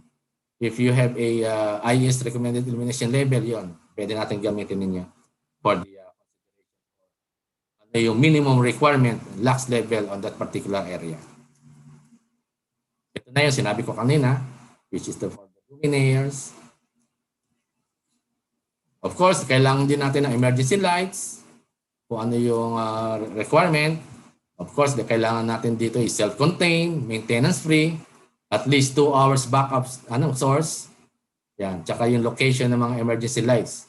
As well as for the exit light, also capable at least 2 hours backup source. The size of load centers depend on the proposed connected loads. The load center composed of ano yung mga major component. First is the medium voltage switchgear, MVSG kung tawagin natin. At the primary side. Ito sample lang ng medium voltage switchgear. Ito, napakalang picture. Basically, this is a sample of medium voltage switchgear. If not mistaken, this is vacuum fault interrupter ang consideration namin doon sa building wherein 5:1. Hindi ako nagkakamali on that particular 1 in and 4 out. Kasi malaki yung building na yun. Actually, that is a 4 high-rise building in somewhere in Makati. Of course, the load center composed of isa is power transformer. Ayan. Yan, mostly ginagamit namin sa consideration sa pad mount transformer. Again, ito yung pinakita ko lang para yan, mga several transformer yan. Hindi ako, I'm not mistaken, 6 2 MVA transformer. I'm not that is only nagpa-picture lang. Yung low voltage switchgear at secondary side, ayun, meron din kaming low voltage switchgear. It can be an ATS. Of course, yung metering equipment. Nowadays, the service voltage as a secondary side use the 400 volt system.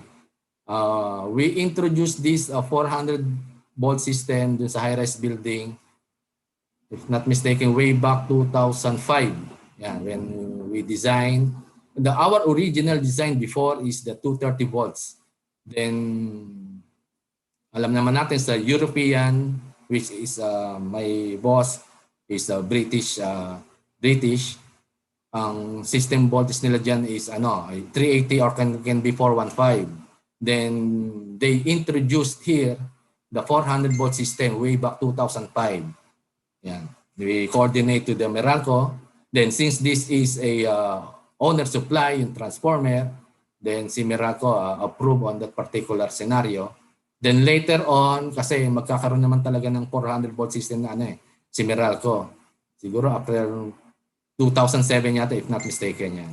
So before, na-introduce na namin itong 400 volt system sa aming building way back 2005, somewhere in Makati. This 400 volt system serves for the three-phase loads such as the three-phase electric motors, that is what, of course, the transfer pump, booster pumps, fan motors, etc. While the 230 single phase will serve for the general lightings, small power loads, and appliance load. What are those? The electric range, water heater, clothes dryer, washing machine. In the event of power failures from the utility, buildings rely on backup power both for the safety and health of the public, as well as the protection of important businesses, assets that cannot be lost during the power outage. Many buildings such as hospital, airports, data centers, water and sewerage facilities, fuel station, communication, requirements some alternative power source, which is save lives during the event of crisis. Power loss to the business also create a significant economic impact. Of course, alam naman natin yan. The longer the business is without power, the greater the economic loss. When this unexpected situation occurs, backup power provides a source to support equipment loads, which is the generator power system. Yeah. Even though parallel system can sometimes seem complex, they have greater advantages, of course, with respect to reliability and redundancy. The backup power source uses multiple generator, such as parallel together, to provide flexibility in loads management, increase reliability, and capability of maintenance with no disruption. Kasi isa rin sa mga consideration, lalo na yung mga they want to buy a unit on that particular building. Isa sa mga consideration nila, tinatanong na agad nila is meron bang backup system yan? How reliable? Ano yung capacity? Is it 100%? Yan. Kaya most of the high-rise building talaga, meron talagang backup generators system. Ito naman, sample lang, parallel common bus system. Yan. Which is for the that is why most of the design emergency uses generator with synchronization panel. Ito isa sa ating building sample lang yan. We have a generator, if not mistaken, that is a 1,500 kilowatts capacity. Then meron din siyang synchro panel, meron ng data, ayan. Ano yung mga requirements sa mga high-rise building when we design? Ano yung mga kailangan nating consideration lalo pag nasa during design stage pa lang tayo? Of course, the general lighting and power, lighting used for general illumination such as andyan yung residential, and of course the hallways and corridors, the lobby, stairway, fire exit, parking areas, recreation areas, and others. Meron din tayong mga small appliances that we have to consider for the offices and other small equipment. Andyan yung HVAC, kung tawagin natin, the heating, ventilation, and air conditioning system. Sometimes yung consideration nila pag sa mga design, andyan yung window type, andyan mostly rin yung split type, or sometimes we have to consider na rin yung mga lalo na yung malala yung unit, which is a VRF. Medyo costly nga lang kumpara doon sa split type as well as for the window type. Yung ventilation, during the design, mako-consider mo kagad kung ano yung mga consideration natin sa design ng high-rise building, lalo na may mga basement. Andiyan yung fans and blowers for ventilation system. Of course, the supply, kung may supply fan, meron din exhaust fan.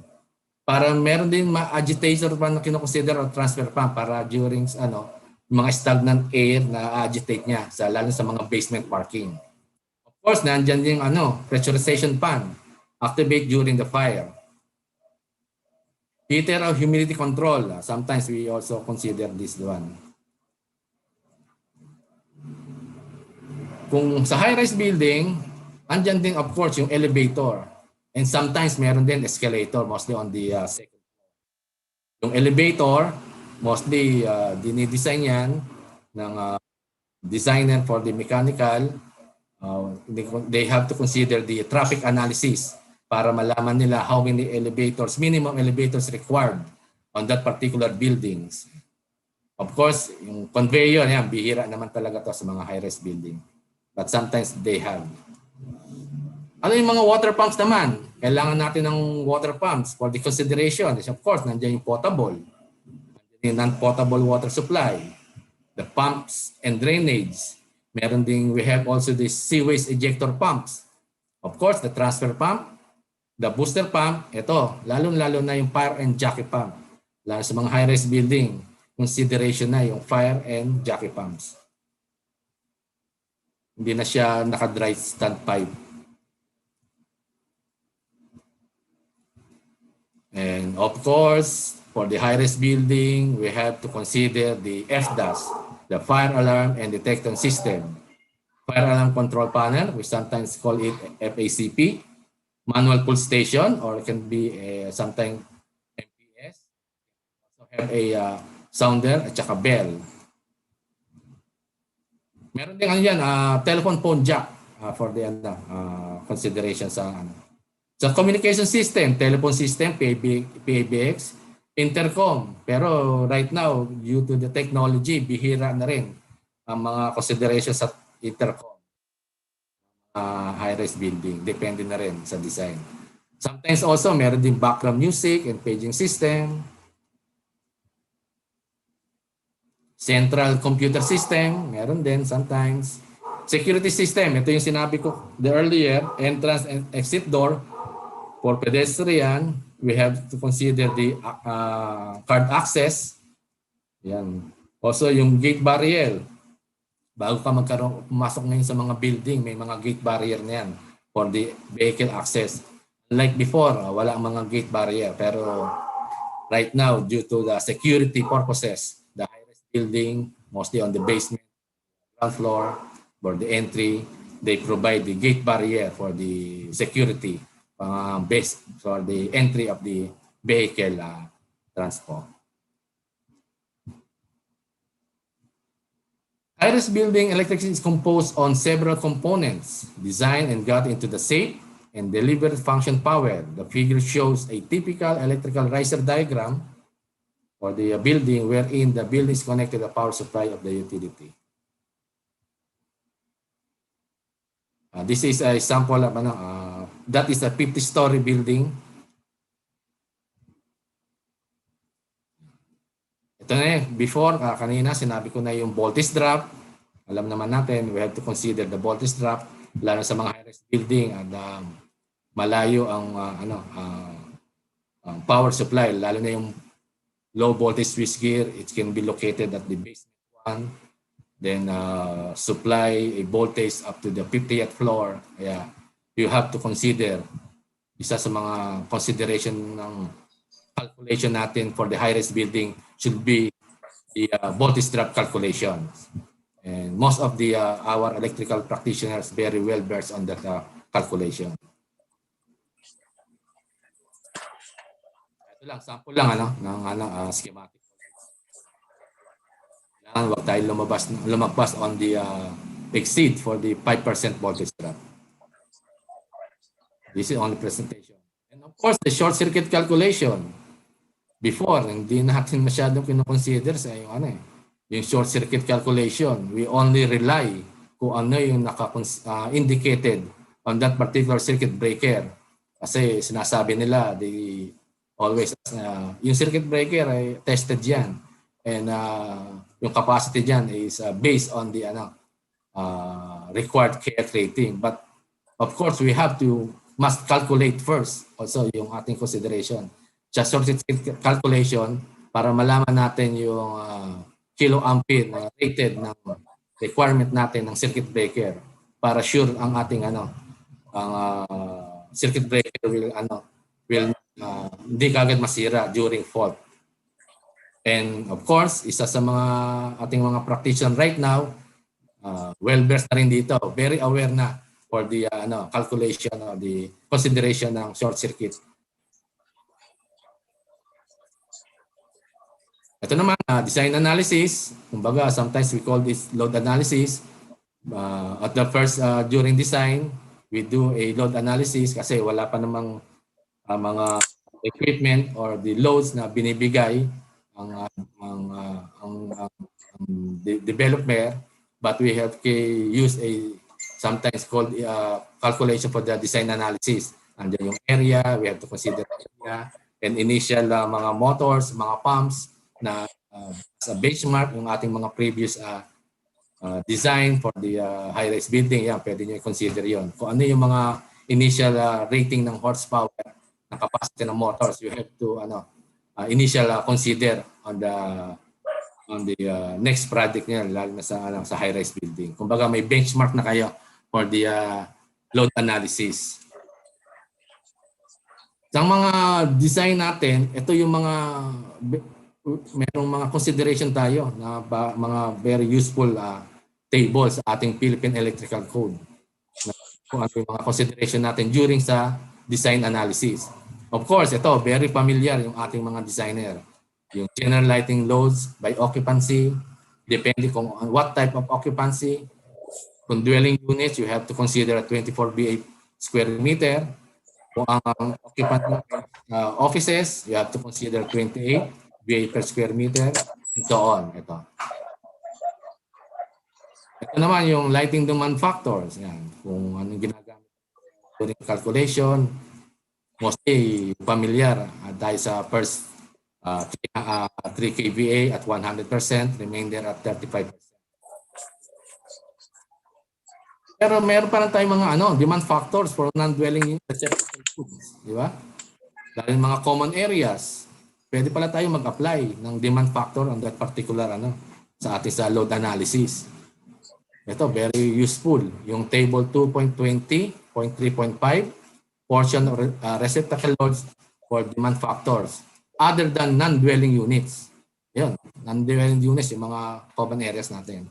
If the total KVA ng demand factor mo is 10 kVA at 100%, yung remainder na is you are allowed to apply for 50% demand factor. Kita nyo kung gaano kalaki rin yung ma-reduce natin sa total connected load ng receptacle.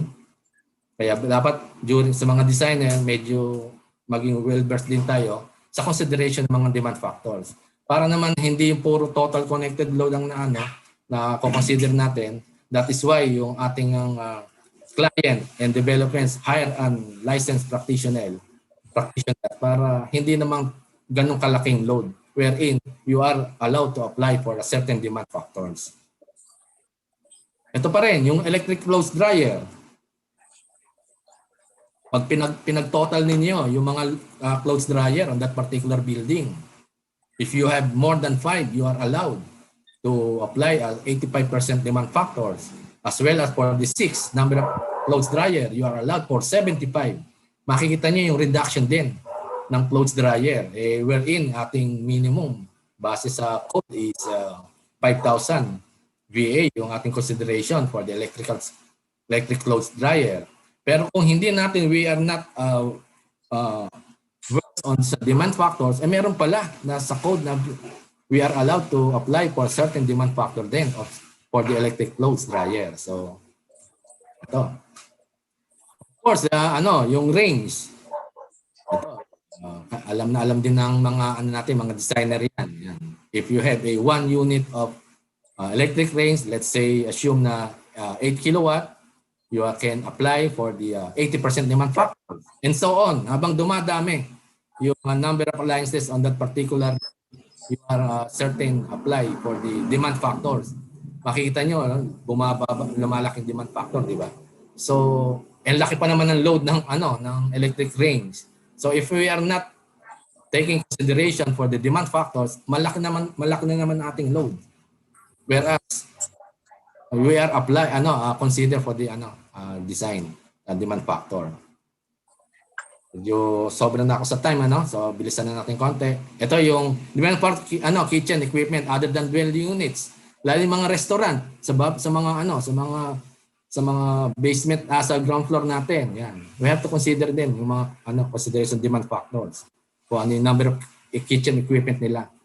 Na let's say kung naka-number may 3, you are allowed for 90%. Kung 4 naman 80% and so on. Ito isa sa mga powerful talaga sa mga high-rise building.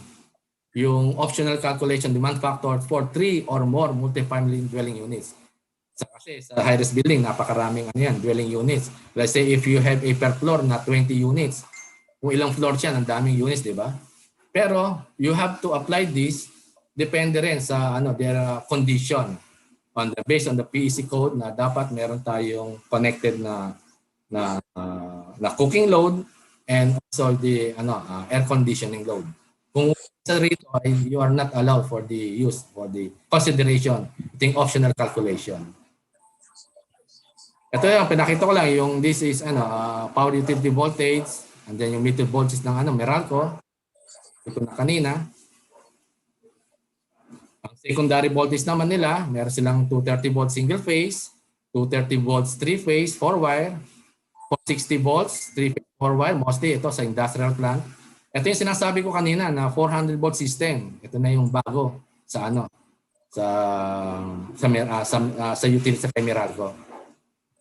Yan yung kaninang ano yung mga schematic design required para during the design stage maibigay na natin sa client natin, sa development or sa architects. Kung ano yung mga requirement ng ano natin consideration. Nandiyan yung power utility requirement, single line diagram, estimated loads, proposed powerhouse. Ayan. Tsaka yung mga rooms. Kasi during design, binibigay na namin sa ito yung kailangan kong rooms, ito yung kailangan kong dimension. Kaya you have to consider kung ano yung size ng transformer, generator room, Meralco volt room, the voltage switchgear, low voltage switchgear, samantalang kailangan natin ibigay sa arkitekto kasi medyo laki itong area na to, kailangan natin consider. Pag hindi natin binigay on the first place during the design, baka hindi ma-consider ng architect. Dating na natapos na yung base plan, bibigay, baka magka-problema tayo sa area na minimum requirement natin. Kaya during design, kailangan natin ibigay kagad on that particular area sa architect para ma-consider nila yung area. Architect room, tsaka MDF room. Ito, this is only excerpt from the Meralco. This is downloadable.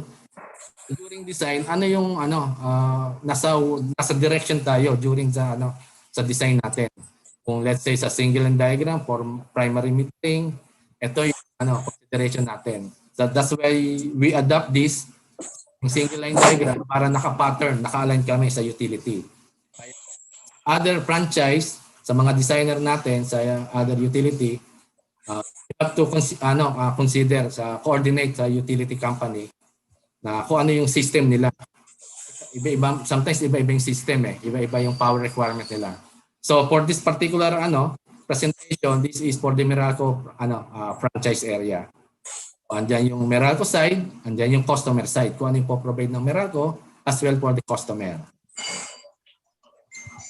Ito lang sample lang ng mga This is also excerpt from kay Meralco para at least tayo kung ano yung mga requirement ni Meralco kasi pag hindi tayo gumawa tayo ng design align kay Meralco sa utility, hirap pa naman mag-design lalo na malalaking area, lalo na itong mga power transformer, switchgear, mount.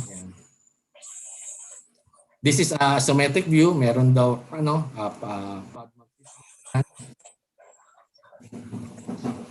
This is sample ng Meralco Vault Room. Mostly sa namin, we required na karon ng Meralco Vault Room, which is a minimum daw ng 4 meters by 4 meters side by side, adjacent, and 3.9 meters. So dapat nga ma-consider yung design na to, yung area to during sa design stage para alam na ni Meralco at saka ni architect developer kung saan ilalagay yung consideration ng Meralco Vault Room. And laki pa naman ng required area which is 4 by 4. Ito yung picture lang ng Meralco Vault Room namin. Diyan CT, PT, tsaka yung power fuse. This is MBR or the Meralco Vault Room. This is located basement 1 if not mistaken. Ito yung other side, kaya nga 4 meters by 4 meters ang minimum requirement na adjacent junction, 4-point junction. This is also from Meralco, ito nga, Meralco Power Up. Ano yung mga minimum dimension, kaya sinasabi ko nga, as I always said na kailangan Meralco para at least alam niyo yung yung location, tsaka yung minimum dimension na requirement. This is naman underground. Kasi mostly sa Makati, karamihan dyan, meron na dyan mga underground system. Mayroon na kaming project dyan na naka-underground. Check that. Hindi naman masyado sa high-rise building. This is also for the for presentation purposes para if ever na secondary meeting kayo. This is a sample. As I said, this is downloadable to the website of Meralco. Yan. Pinakita ko lang po sa point of view sa presentation para medyo familiar lang ng konti yung ating mga participants in designing the ito yung Meralco supplied. Pag Meralco supplied daw, if the 75 to 1000 kVA at certain voltage, to 500 to 2000 kVA as a certain voltage to 480. Kung naka 416 naman is 500 to 1000. More than that is owner supply na. yung transformer. Ito naman yung mga location, preferred location ni ni Meralco. Yan. Kaya kailangan talagang medyo familiar rin tayo sa ating utility. Ito naman yung mga preliminary electrical load estimate. Karamihan ng mga designer na ka-establish na rin sila ng mga load density kung tawagin. For this presentation, let's say we have a residential building considering a 50 to 60 VA per square meter. If your occupant naman is regular offices, you may consider 100 to 130. As well as for BPO, we have to 130 to 150. If na yung meron namang retails na non-F&B, we have to 250 to 270. Kung na F&B naman, retail loads na food and beverage, let's say 300 plus 5 kilowatts for the water heater. Kung parking storage, meron din kayong pwedeng consider to 8 to 10 VA. For the building admins naman, you can have to consider 60 to 90. Depende yan sa mostly na-establish na ng each designer yan. So, nagba-vary talaga itong load density requirements for the initial calculation ng mga power requirement ng isang building. For the purposes, let's say we do some basic calculation for this presentation purposes only. Let's say for general lighting loads, ayan, sinasabi ko, let's say you have by area methods, kung tawagin natin, kung we have a 1,272 square meters, since na dwelling units, they 24 BA per square meters, and we have to consider let's say 40 floors. Ayan, ito yung 1,221 kVA. This is calculation natin para yung initial size ng transformer natin. For this presentation purposes only. We have also the small appliances load, base sa code. You have the 1,000 BA per square meter. Considering on that floor is 20 units times 40 floors, so 1,200 kVA daw. Of course, meron din tayong laundry or washing machine. Same as true with the small appliances, which is 1,000 VA per square meter. Also, the clothes dryer. Kung wala pa kayong equipment for the clothes dryer, you have to consider a minimum of 5,000 VA base na ating sa code. Again, for 20 units, for 40 floors, we have the 4,000 kVA sample. Of course, the cooking loads. Lalo na sa mga high-end, minimum talaga namin during the design is 8 kilowatts. Actually, yung before, meron pang nire-required na more than 8, which is 9 or 10. Kasi yung unit nila sa abroad, they want to dalhin dito sa Philippines. Malalaki rin pala yung doon, ang range nila. So depende kung meron na kayong initial load ng rating ng particular range, yun ang consider niyo. Kung mas mataas dito sa may 8,000 kilowatt o 8,000 watts. So we have 6,400. Of course, meron tayong water heater. Ang mostly ginagawa namin doon is instantaneous or multi-point. Bihira kaming gumamit ng storage under particular sa high-rise, which is for the residential. We have to assume, let's say 5,500 watts, which is naka-multi-point, times 20, times 40, ayan, 44,000 kVA daw. Of course, sa air conditioning units, pwede kayong consideration nyo sa benchmark sa previous project nito, which is high-rise building. For this calculation, sample, we have the 5,750 BH per square meter times 20 units times 40 floors. So, meron tayong 4,600 kVA. So, this is a consideration natin, yung total connected loads. Total connected load, not is the demand load. Kasi we have to allow to apply for the optional calculation, yung pinakita ko kanina ng table. Kasi na-consider natin consideration na meron aircon, meron din cooking, di ba? So, if we total this sample calculation, which is the total connected loads of 23,021 kVA, and the maximum allowed natin sa 23% demand factors na sinasabi sa table na 62 and above. And of course, sobra naman tayo sa 62, di ba?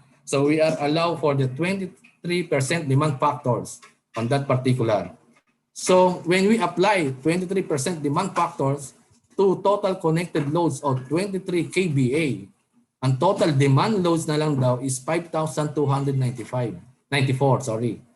kVA. So makita niyo yung how huge yung powerful ng demand factor, lalo na pag consideration if you are well versed or medyo anti-familiar tayo sa demand factors.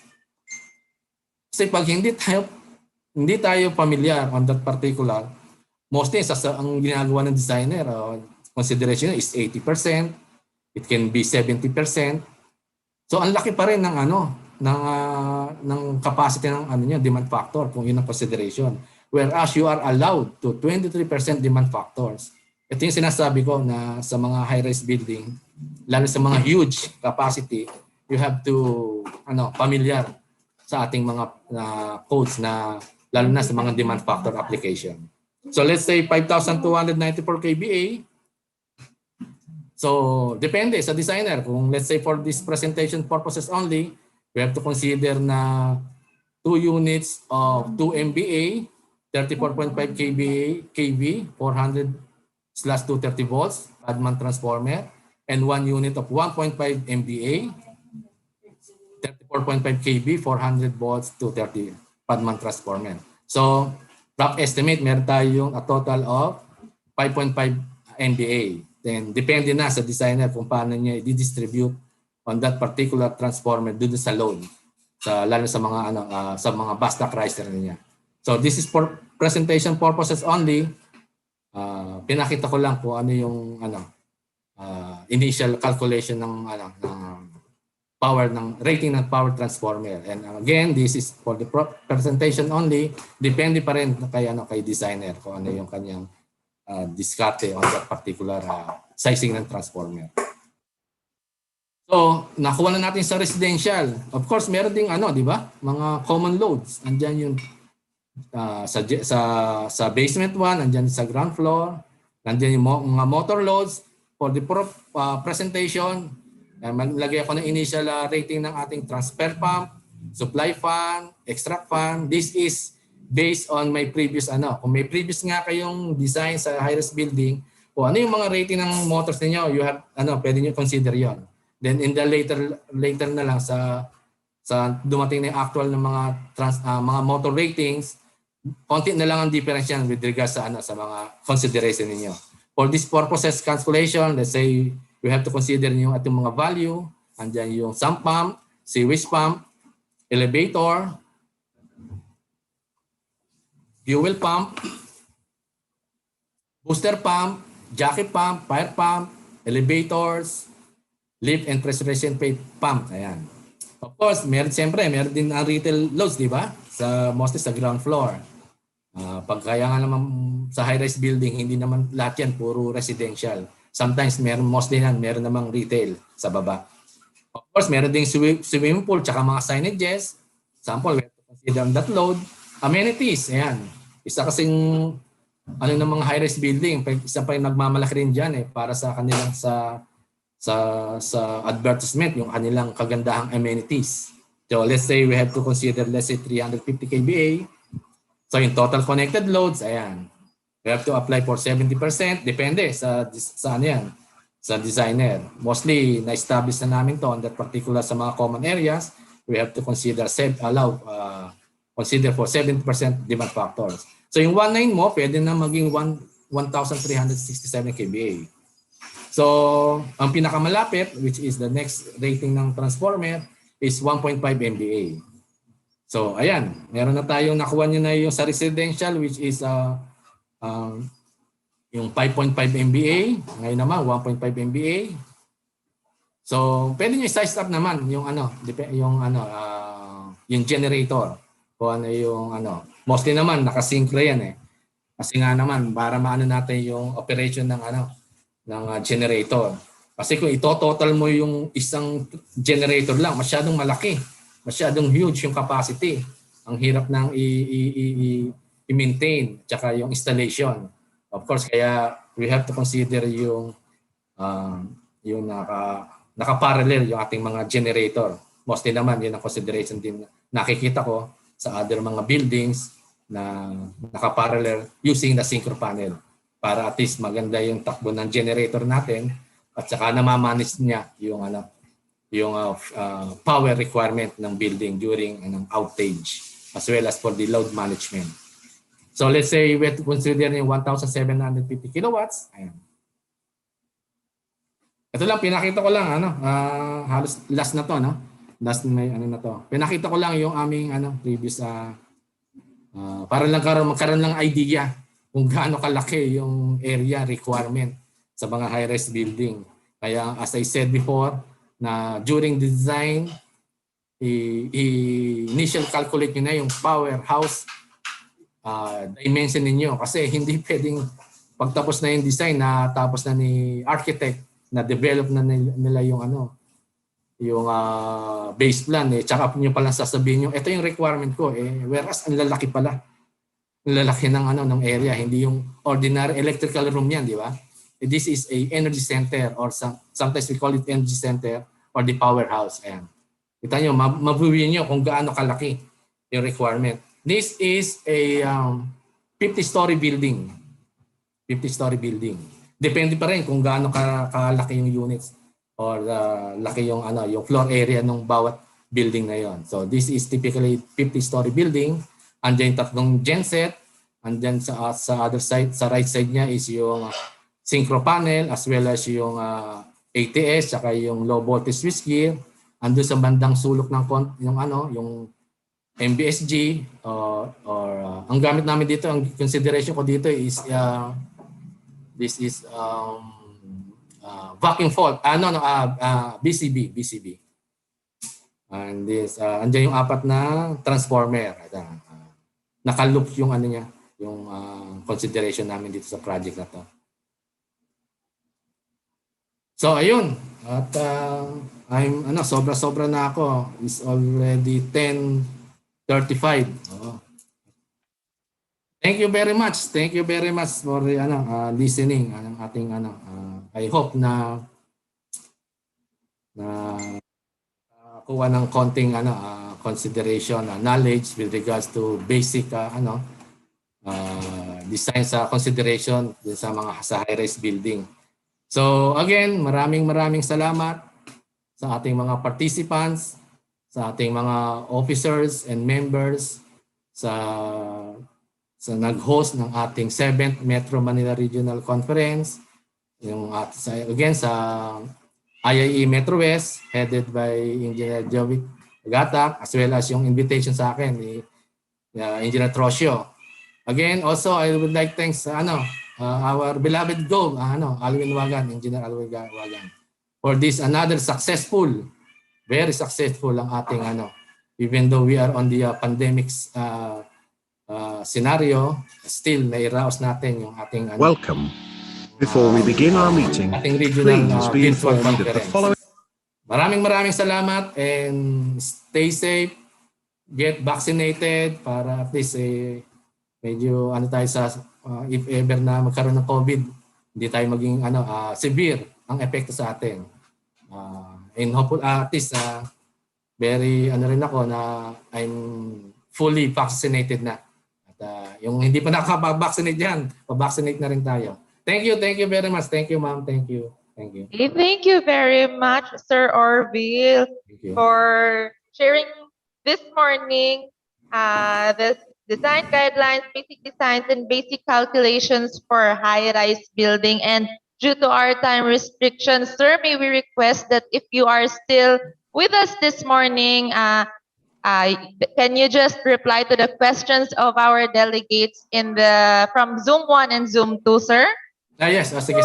Okay. Thank you Thank you very much, sir. And now we will proceed with the awarding of the Certificate of Appreciation.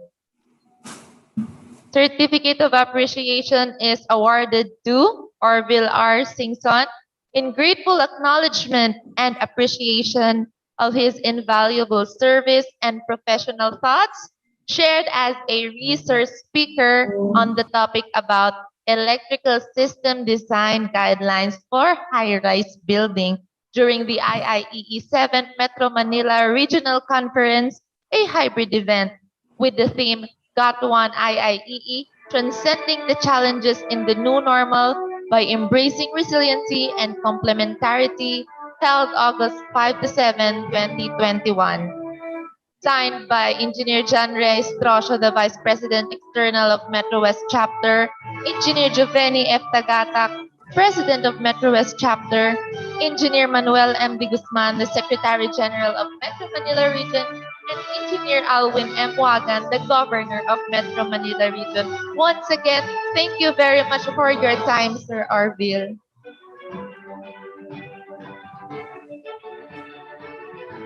And moving on to our next speaker.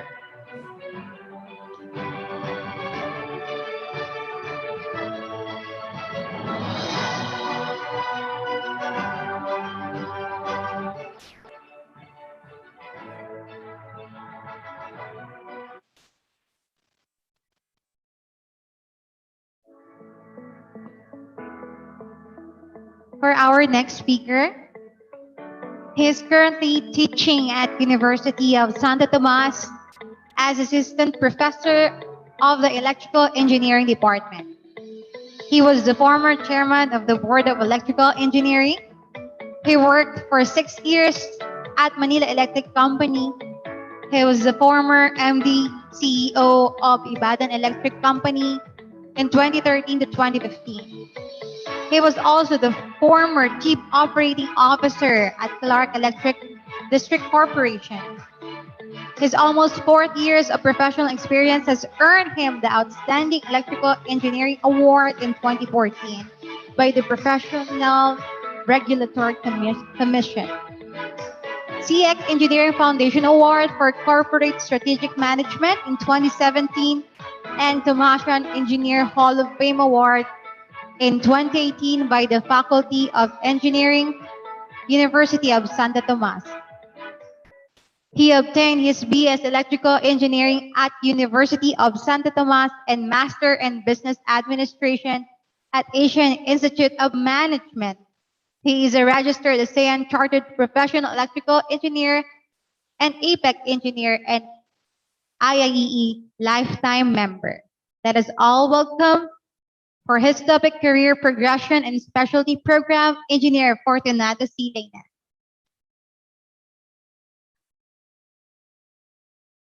Good morning, sir. Morning. Thank you, Monique, for that introduction. So I will be presenting this morning the career progression and the specialization program of the Professional Regulations Commission. And the Q&A of Honorable Chairman Francis Mapili earlier, which I was able to catch up, is, I would say, a very good segue to my presentation, which is part of the roadshow that we're doing to inform the general membership what is all about this career progression and specialization program. Now, sandali lang ha. I'm trying to find my other slide.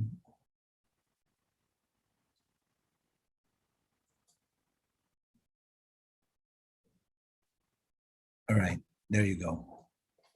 So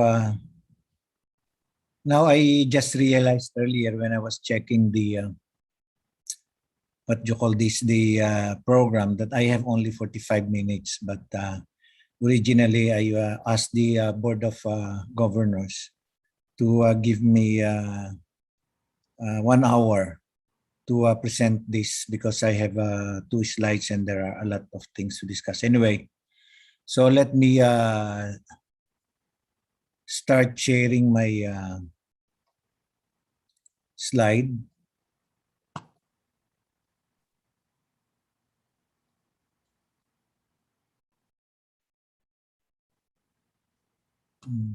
Nakikita na ba? Yes, sir. Right. Enough ko muna yung yung video ko para kasi unstable daw yung internet ko eh. So para lang hindi putol-putol yung audio ko so that the participants will be able to catch all the important things that I need to discuss. Anyway, so ano ba yung what is the structural framework or that is the legal foundation nitong career progression and specialization program? So basically,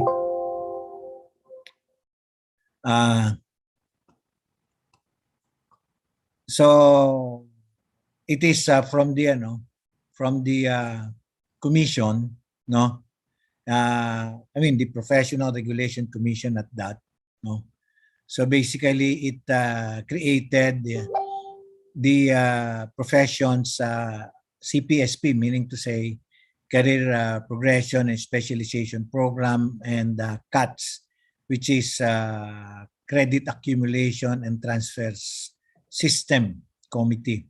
Ano naman yung Credit Accumulation and Transfer System? That is something to do with the continuing professional development units that will be earned by each of the professional, no? So let me just focus na lang dito sa CPSP CATS Project Management Committee, which was created by PRC, which acts as the advisory and coordinating body, no, and recommends to the Commission the general guidelines, programs in the formulation or implementation of the CPSP of all the professional regulatory boards, and it will coordinate then with the CPD-PMC the development of a credit accumulation transfer system, meaning to say yung mga projects that will enhance the profession, no, or the skills of a professional can be applied for credit units sa continuing professional development. Now, each of the professional regulatory board, in our case, the Professional Regulatory Board of EE, then created or under it was this CPSP CATS committee, which for the electrical engineering is headed by Honorable Jimmy Mendoza. And this is the body that coordinates with the CPD Council, matching the professional practice outcomes of a professional qualification title with the learning outcomes of CPD activities for upgrading of level in the Philippine qualification framework, no? And then together with this CPSP CATS committee, we have naman, as mentioned earlier by Chairman Francis, that under Section 37 of the RA 7920, that nagpo-provide yung batas ng mga electrical engineers na mag-award ng certificate of specialty, and towards that end, the IIEE created or has a standing committee, which is the specialization committee, which incidentally is chaired by yours truly. And what we did para medyo seamless yung coordination, is that all the members of the CPSP CATS committee, which incidentally ay 7 members lang yan, including the chairman, so 6 yung members, no? Ginawa na namin na lahat ay member din ng specialty committee ng IIEE. Now, so from the CPSP CATS Committee of EE, we provide the technical support to the Professional Regulatory Board of Electrical Engineering, in our case, no, of the CPSP CATS, such as proposing the professional practice outcomes and validates the documentary requirements of candidates for recognition of the professional qualification title and this accreditation of the specialty society, specialty organization, and specialty groups. Kasi halimbawa, meron kasing mga tinatawag na specialty societies like halimbawa sa medicine, no? Meron yung anong tawag mo rito, Philippine Society of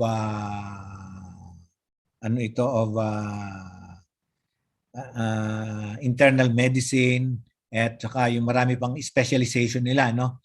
Halimbawa yung Philippine College of Surgeon, so it's also considered as a specialty society. Philippine Society of Internal Medicine and so on. Okay, in our case, we just have this specialty group, no, which is a committee, standing committee ng IIEE, which was created by virtue of the RA 79 20 section 37, no. So incidentally, anyway, kasi dito raw the committee will be validating the documentary requirements of the candidates, no, for recognition of the professional qualification title. So I will be going ahead. As far as the electrical engineering profession is concerned, yung professional qualification title natin na inadapt na through resolution number 6 series of 2021 of the Professional Regulatory Board of Electrical Engineering already has identified the professional electrical engineer, no, as the professional qualification title. And it is not anymore the CPSP CATS committees that would validate the documentary requirements of the PEE applicants, no? Kasi as mentioned din kanina ni Chairman Francis, PQF level 7 ang equivalent ng PEE, and in this case it is not anymore that the CPSP CATS committee that would be validating the requirement, but rather doon na po sa sa specialization, which I will be going further later, no. So and then yun na nga doon sa specialization, no. So dito na po kami work on yung CPSP CATS committee, and we already have done the consultation with the stakeholders, specialty society, in our case it's the specialty group, no. And then we already have identified 12 specialty fields for professional electrical engineers, no. And we are now working on the level alignment matrix, no, which would come with together with the professional practice outcomes. Now, just to give you an example of the level alignment matrix, no. So of the professional practice outcome vis-a-vis the descriptors, no. So which is knowledge, skills, values, application, and degree of independence. Ito po yung definition niyan. And this is the attachment or annex to the board's the Board of PE's resolution number 6 series of 2021, no, where the professional qualification title is professional electrical engineering, no. Dali lang ha. So ito po yung ito yung niya, professional qualification title, and then we have here the qualification code. And the Professional Regulatory Board of Electrical Engineering identified 16 professional professional practice outcomes for professional electrical engineers, no, for it to be awarded with level 7. Yan yung po ang ibig sabihin ng POEE 70713. 713 is the code given for electrical engineering. Okay? Now, 16 po ito, and just want to point out, halimbawa, ang number 1 is you apply the knowledge of complex mathematics, physical sciences, information technology, and electrical engineering, and there are 3 more descriptors, no, that or PPOs for short, that is the use of relevant and appropriate applied science, electrical engineering principles and techniques in formulating process design and operations, uses computer programs. At I just want to give emphasis dito po sa item number 1.3 na ito, which states that it should the PEE should have this professional practice that it would manage and supervise multidisciplinary schemes. Okay. Now, before I dwell further on this, so nakabangga po dito ngayon yung itong mga PPO na ito, nakabangga siya either sa knowledge, skills, and values, sa application, and sa degree of independence. Like for the knowledge, skills, and values, nakabangga dyan yung 1.1 and 1.2. Okay? And then sa application, nakabangga yan yung lahat, 1.1 to 1.3. And sa degree of independence is only 1.3, that is the management and the supervision of multidisciplinary skills. Now,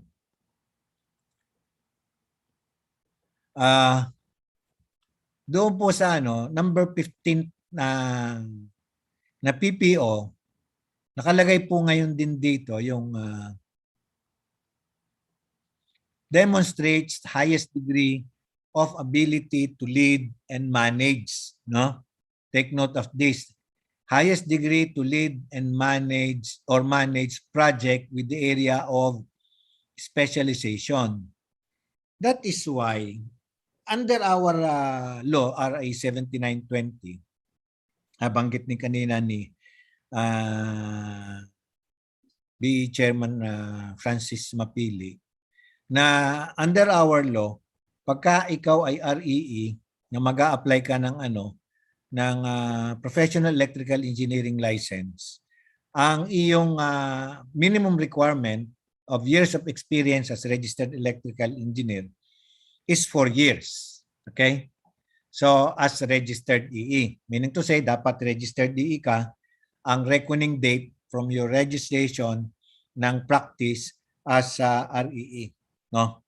Now, however, dahil po sa requirement na ito ngayon ng Career Progression and Specialization Program, no, na yung PEE must possess this professional practice outcomes, that is management and supervision of multidisciplinary team, and should demonstrate the highest degree of ability to lead or manage projects within the area of specialization based on the sort of informal surveys that were conducted by the Board of Electrical Engineering among the different large industries, okay, involved in electrical engineering. They feel that 4 years is not sufficient for an applicant to acquire these outcomes, no? Yung ability to lead or manage projects, at saka yung itong manages and supervises multidisciplinary team. Similarly, to align it as well, with naman doon sa ASEAN Chartered Professional Engineer, no? Na ang minimum requirement for you to qualify to apply for ASEAN Chartered Professional Engineer, no, is at least 7 years of experience. So that's why towards that end, no, and based on the informal survey, okay, an REE might be able to acquire such qualities, no, around 7 years and above. In fact, in most large companies like Manila Electric Company, mga utility companies, and like National Grid Corporation of the Philippines, parang around 10 years para mo ma-acquire yung ganung capability na nakakapag-manage ka o supervise ng multidisciplinary teams. Okay? So, and then further, so ito na nga po, with the specialization, meron ng specialty boards, no? At ito po, ang equivalent nito sa electrical engineering is the specialty committee ng IIEE, no? And this will be in charge, no, doon sa for recognition of professional qualification title, that is approved resolution for the creation. Meron na po niyan. Ito para sa level 7, no? And then we are now just working on this resolution for the accreditation of the specialty committee of IIEE ng PRC. Hinihintay lang po namin yung we're already preparing all the documentary requirements para paglabas ng PRC resolution on the accreditation of the specialty groups, specialty organization, or specialty societies.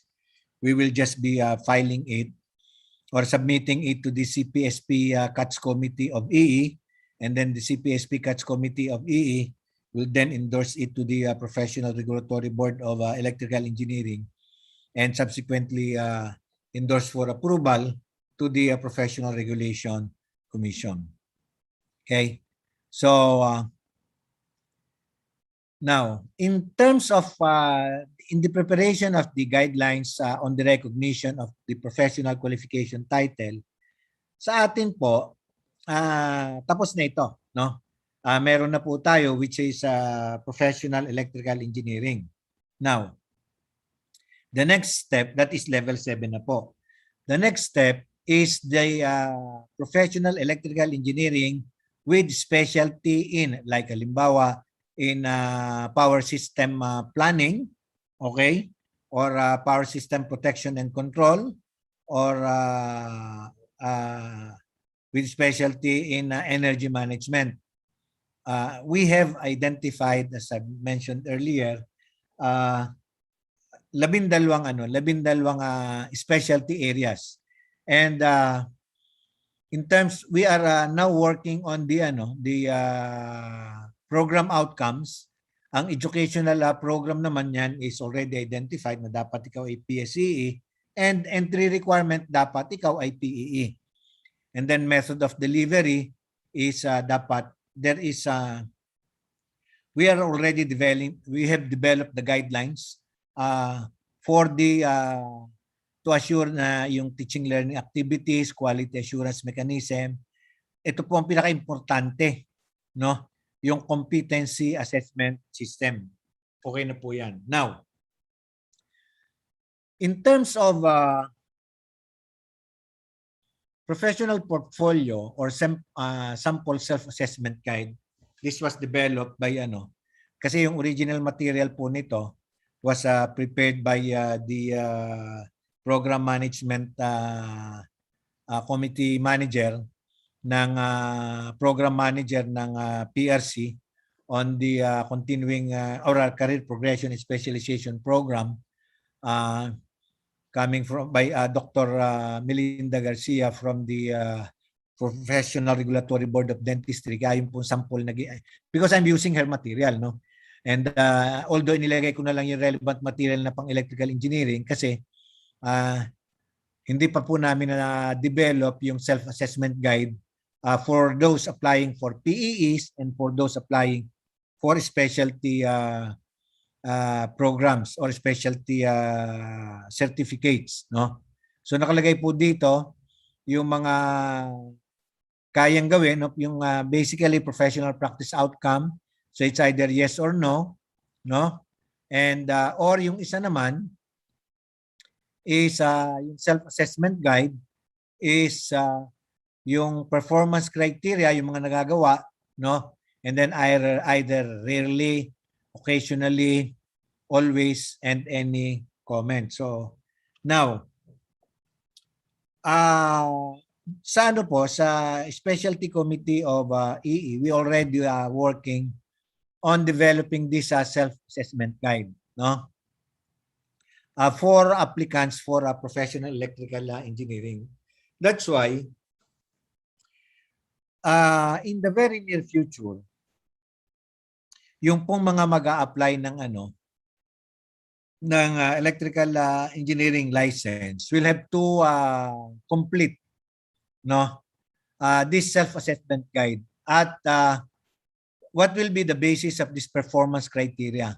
Doon po manggagaling yan on high level doon sa professional practice outcomes ng professional electrical engineer which was defined dito po. So yung 16, no?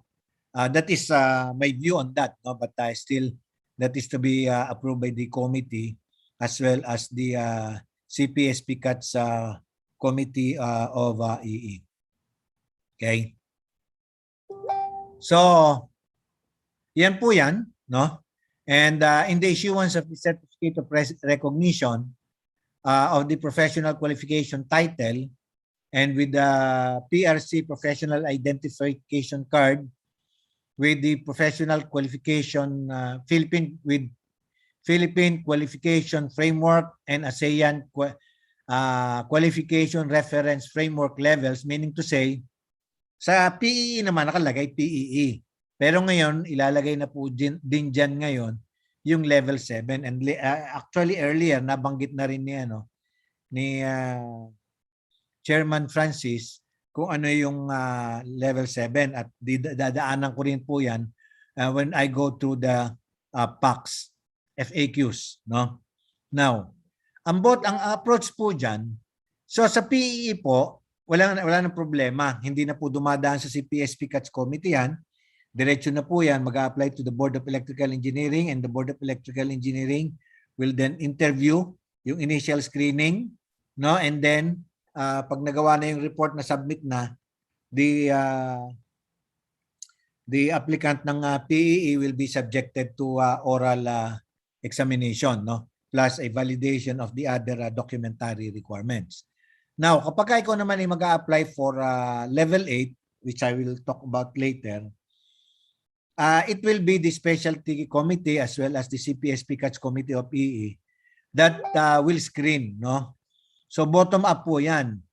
We will assess the documents submitted by the applicant, conduct assessment of competencies of applicants based on the professional practice outcomes of the professional, no?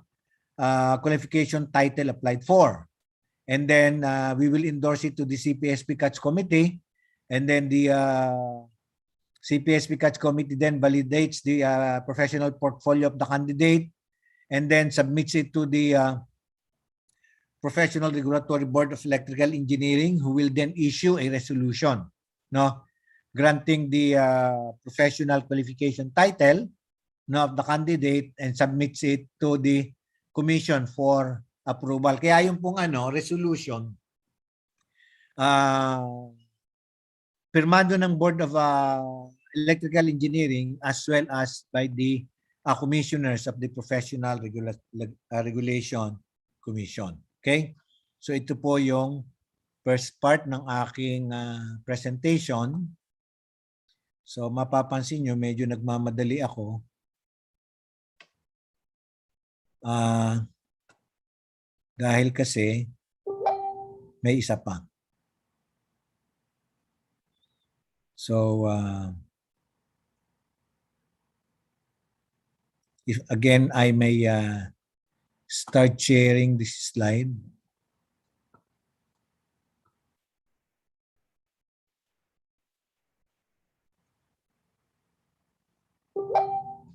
Nakikita na po ba? So I hope, kasi may message sa akin that the participants now can see my slide share.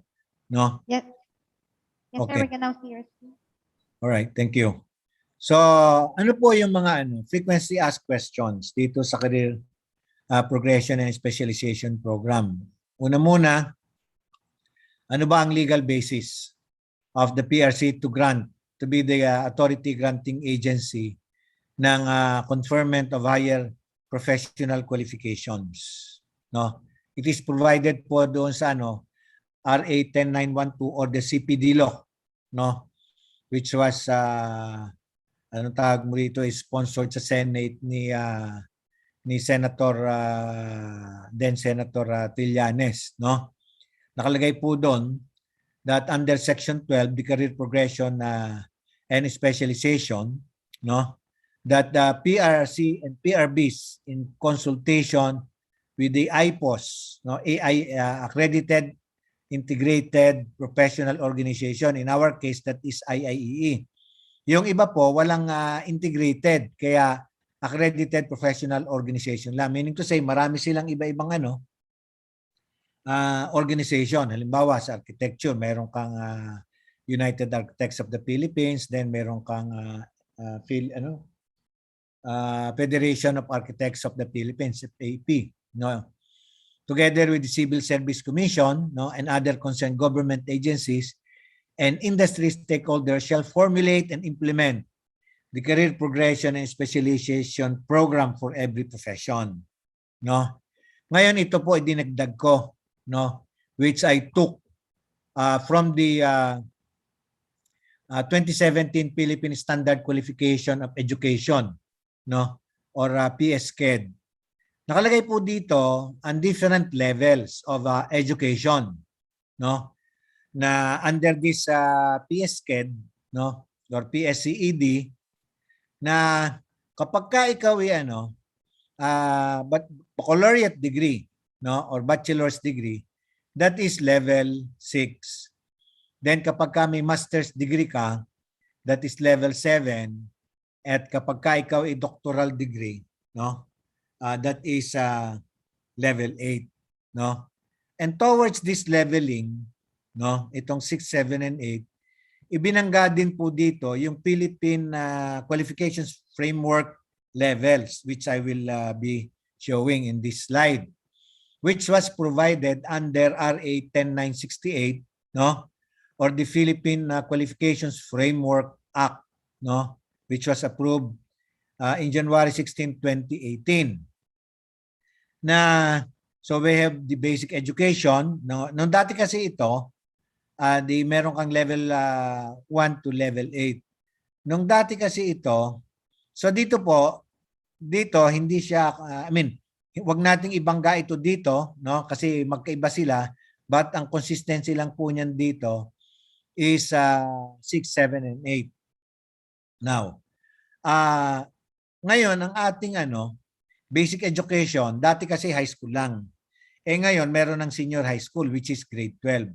So yan po ang pinaka-foundation niyan. And then in terms of technical education, ang TESDA po, meron silang different national certificate levels, no? NC1, NC2, NC3, NC4. So binibigyan nila ito ng I think po yung sa electrical technology, they're giving it, if I call it right, NC2. And then meron ding say diploma course in electrical technology, no? That is level 5. And then when you have a baccalaureate degree, that is level 6. Post-baccalaureate degree, or that is a master's degree, that is level 7, no? And level 8 yung doctoral and post-doctoral. Now, what I'm saying here is that under RA Resolution number 6, series of 2021, which based doon sa meeting namin with the PRC last week, the PRC informed the group that the resolution will be published or should have been published last Monday, no, August 2, and effective 15 days after, so which is August 17. However, tinitingnan ko doon sa digital copy ko ng Inquirer, wala siya ron, no? So I just do not know which newspaper na publish yung resolution number 6 series of the 2021 ng PRC. But that resolution provides or grants PQF level 7 or equivalent to a master's degree doon sa mga professional electrical engineers. And what is the implication of this? The implication of this is kasi kapag ka ikaw ay nagturo sa electrical engineering, no? Sa mechanical engineer kasi, what they did was nilagay nila doon sa kanilang batas na kapag ka ikaw ay professional mechanical engineer, that is equivalent to a master's degree na pwede ka magturo ng professional electrical engineering subjects. Okay? Or now, unfortunately, sa electrical engineering wala. That is why sa mga schools or colleges, universities teaching electrical engineering, that is a challenge for them in tawag mo rito, inviting professional electrical engineers to teach sa electrical engineering department, no? Yung mga PEE kasi pagpasok nila hindi naman kino-consider yung pagiging PEE, no? That is why ang level ng PEE pagpasok is only level 2 kung wala kang master's degree. Incidentally, I mean, if I may share with you what we had in UST, meron kaming nagtuturo doon, no? Meron silang MBA, kaya nabigyan sila ng PE siya, nabigyan siya ng level 4. Unfortunately, while yung master's degree in terms of education is level 6, but when we are talking of higher education, that higher education should be aligned with your profession. Meaning to say, so kung ikaw ay electrical engineer, dapat the master's degree that you should possess should be in electrical engineering. It's either Master of Science in Electrical Engineering or a Master's in Electrical Engineering. No? Ano ba ang difference ng Master of Science sa Master's in Electrical Engineering lang? The difference between the two ng Master of Science is may thesis po yung Master of Science. At yung Master's in Electrical Engineering, it is non-thesis, but you have to, anong tawag mo rito, take a comprehensive examination. Now, kapag ka ikaw ay mag-a-apply for higher degree, unfortunately, which is a doctoral degree in electrical engineering, yung pong Master's in electrical engineering is not qualified to apply for a postdoctoral degree, no, or a doctoral degree. So anong gagawin mo? I-convert mo yung Masters in Electrical Engineering mo to Masters of Science in Electrical Engineering. Now, similarly, ang pwede rin pong ma-consider doon is kung ikaw electrical engineer, ano yung mga halimbawa may masters ka na sa ibang allied profession. Ano yung allied professions or allied fields, that is say energy engineering, no? Or yung energy or rather engineering management. Considered po yon, mga allied professions na yon, no? To be granted sa anong tawag mo rito? Academic requirement ng level 7. Pero kapag ka ikaw ay PEE na under that resolution 6 of Series 2021 ng the Professional Regulatory Board of Electrical Engineering, level 7 ka na, equivalent mo na yung may master's degree. Okay? So kaya hindi na ngayon magiging issue na walang master's degree yung mga PEE na naiimbitahan sa mga universities, no? So kasi isa po yan sa mga naitanong sa akin nung Q&A in my other presentations. Okay? Now, so ano yung framework and level of descriptors daw? The level of descriptors daw shall also incorporate or take into consideration standards of career progression, professionals, specialization, and multidisciplinary fields. No? So sa level 7 po, okay na ito. Pero sa level 8, we are now working on this in the particular resolution for PQF level 8. No? Incidentally, while we have identified, anong tawag mo rito? 12 specialty areas ng mga professional electrical engineers, no? Incidentally, we can work only on 7, no? 7 professional practice outcomes, no? Yung pong iba wala pa, so it will take some time as we have not identified experts on that, no? Kasi pag naglabas po ang Board of Electrical Engineering ng level 8 na resolution, PQF level 8 for PEs with certificate of specialties, no? Or with specialization rather, dapat po yan, we already have identified professionals who are qualified to apply for that PQF level 8. Okay? Now, yan po ay embodied din sa PQF implementing rules and regulation, no? Na nakalagay po daw dyan na the learning outcomes derived from the professional development in the practice of the profession which leads to qualification. So yan po yung main rationale na it is in the practice of the profession na kaya ka magagranta ng level 7. Okay? So na-recognize na ngayon yung practice of the profession in terms of binabangga mo siya sa academic requirements. Okay? Now, so what is naman the career progression? So yan daw po is the in the professional life is the process of developing or moving towards a more advanced state in the person's job, title, position, or profession, and it outlines the route in one may follow in order to reach identified career development. Halimbawa, nabanggit din po kanina ni Chairman Francis doon sa Q&A, nabigay niyo example. Yung halimbawa sa Meralco. Sa Meralco, yung mga, ang tawag namin doon ay mga G2 heads, no? Or mga level na na that level ng vice presidents sa technical group which is yung networks na tinatawag, while most of these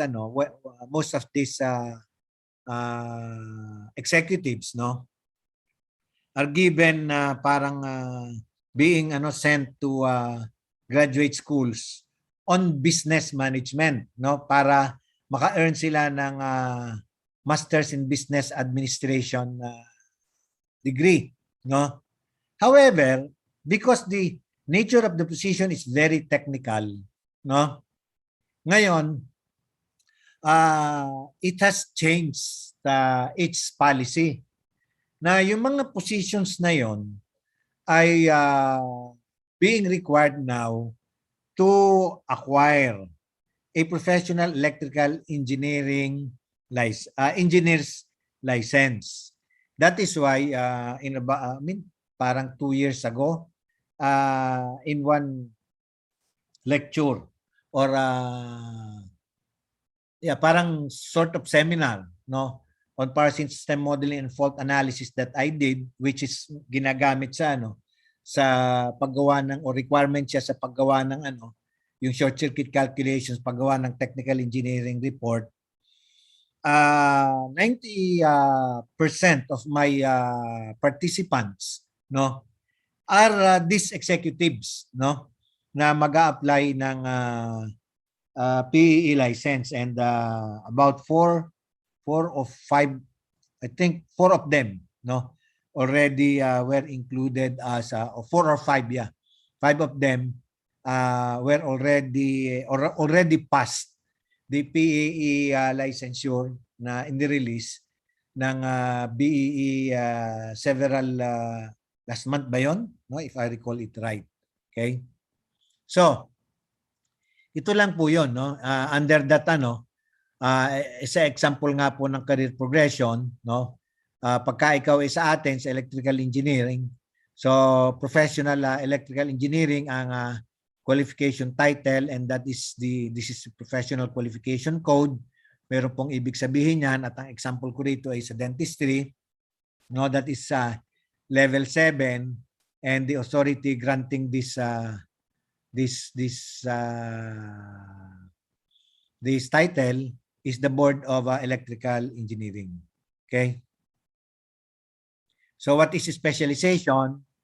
That is the field of practice daw of a profession for a particular area of knowledge or a process of becoming an expert in a particular field of professional practice. Halimbawa nga po, sa atin sa electrical engineering, yan po ay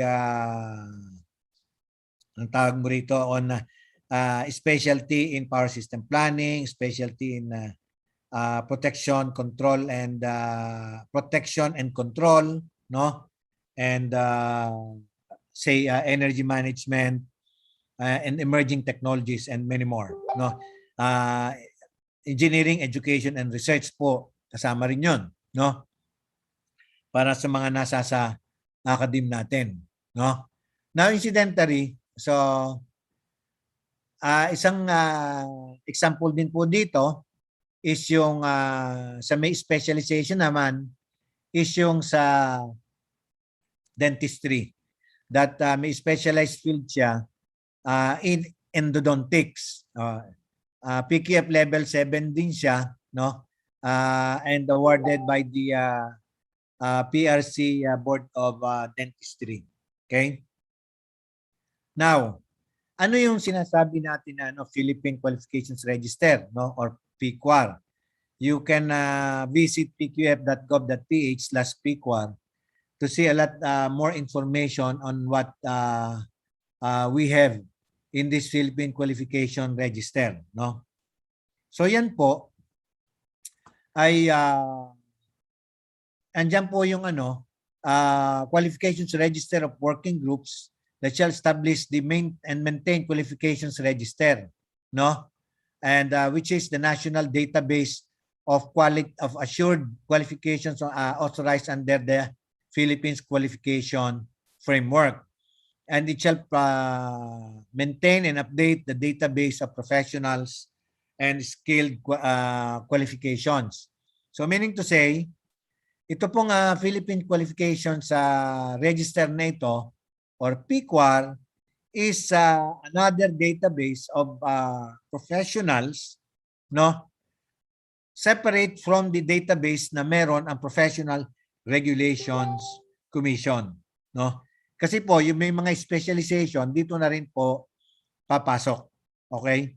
Although sa PRC magkakaroon din sila, no? So there will be two separate databases of professionals. So ito nga po yung sa yung mga qualifications, yung qualification code, qualification descriptors, yung level, no, the authority granting agency, and so on. Okay, ito po yung proseso na dadaanan. Okay, specialization, skills and competencies, work experience, and lifelong learning. So meaning to say, yung lifelong learning kasi pwedeng i-apply yan for CPD units at under the Philippines Qualification Framework Law or Act. Ang involved na agencies po dito is the Department of Education, the Labor, no, Department of Labor, the TESDA, the Commission on Higher Education, the Professional Regulations Commission, at saka kasama din po sinasabi na dito sa Career Progression and Specialization Program, involved din po dito ang Civil Service Commission, no? So ito lang po sa Philippine Qualifications Register, lahat po ng professions naka-register dyan at saka meron po yung qualification code. Okay? Just like what we have in our sa electrical engineering, anong level niyan? Level 6, level 7, level 8, ano po yan? No? Malalagay po yan dyan. Okay? Hinahanap ko po ito sa PICWA website. Hindi ko po makita itong ano na ito. Itong file na ito. But I'll try to find some more. No? Baka hindi ko lang na-hit ng tama yung website na kailangan ko. Then ano itong Philippine Qualification Code? No? Yan lang po ay sinasabi na halimbawa sa dentistry, no, ang ginamit ko na lang dito kasi nga ito galing kay Dr. Garcia na project manager ng ng CPSP ng PRC is dentistry.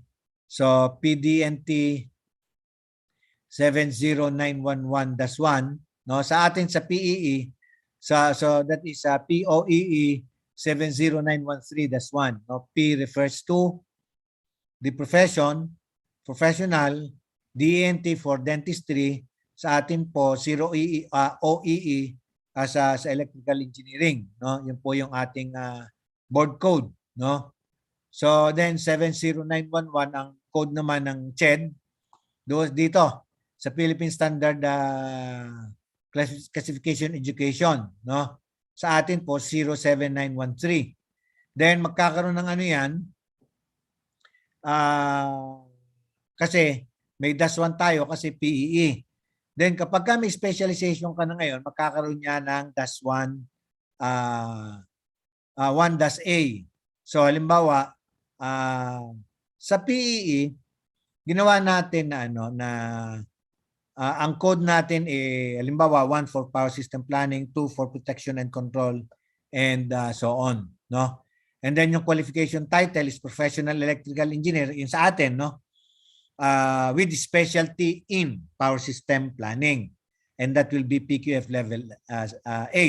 Dito sa kanila yung may specialization in endodontics is PQF level 7. Then the professional qualification title sa atin nga po PEE, no. It's either a diploma, certificate, or license. Okay, and then ito po lang yung sa dentistry na different qualification level sa atin po ay PEE, no, yung mga dinaanan dapat ikaw ay BSEE for 1 and then REE yung una mong license. Okay, para makapag-apply ka for PEE. And then how can qualification title be entered into the PQAR? May proseso po yan, no? Nag-issue po ng guidelines yung professional regulatory boards.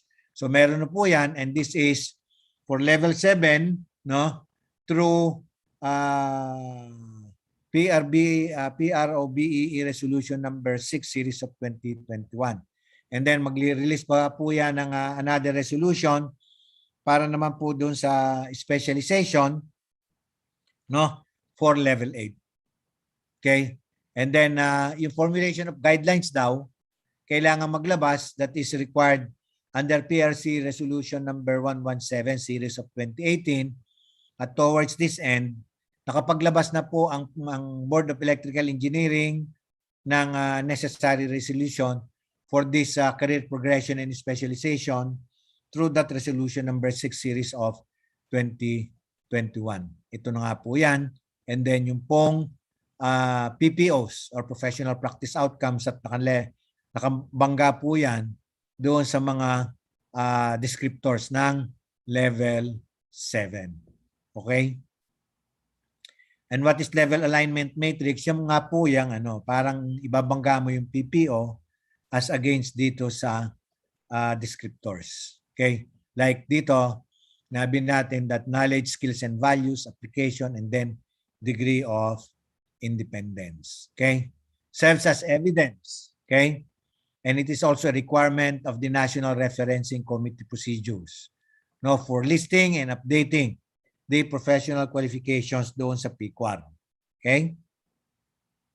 So ito lang po yung framework and level descriptors. Okay?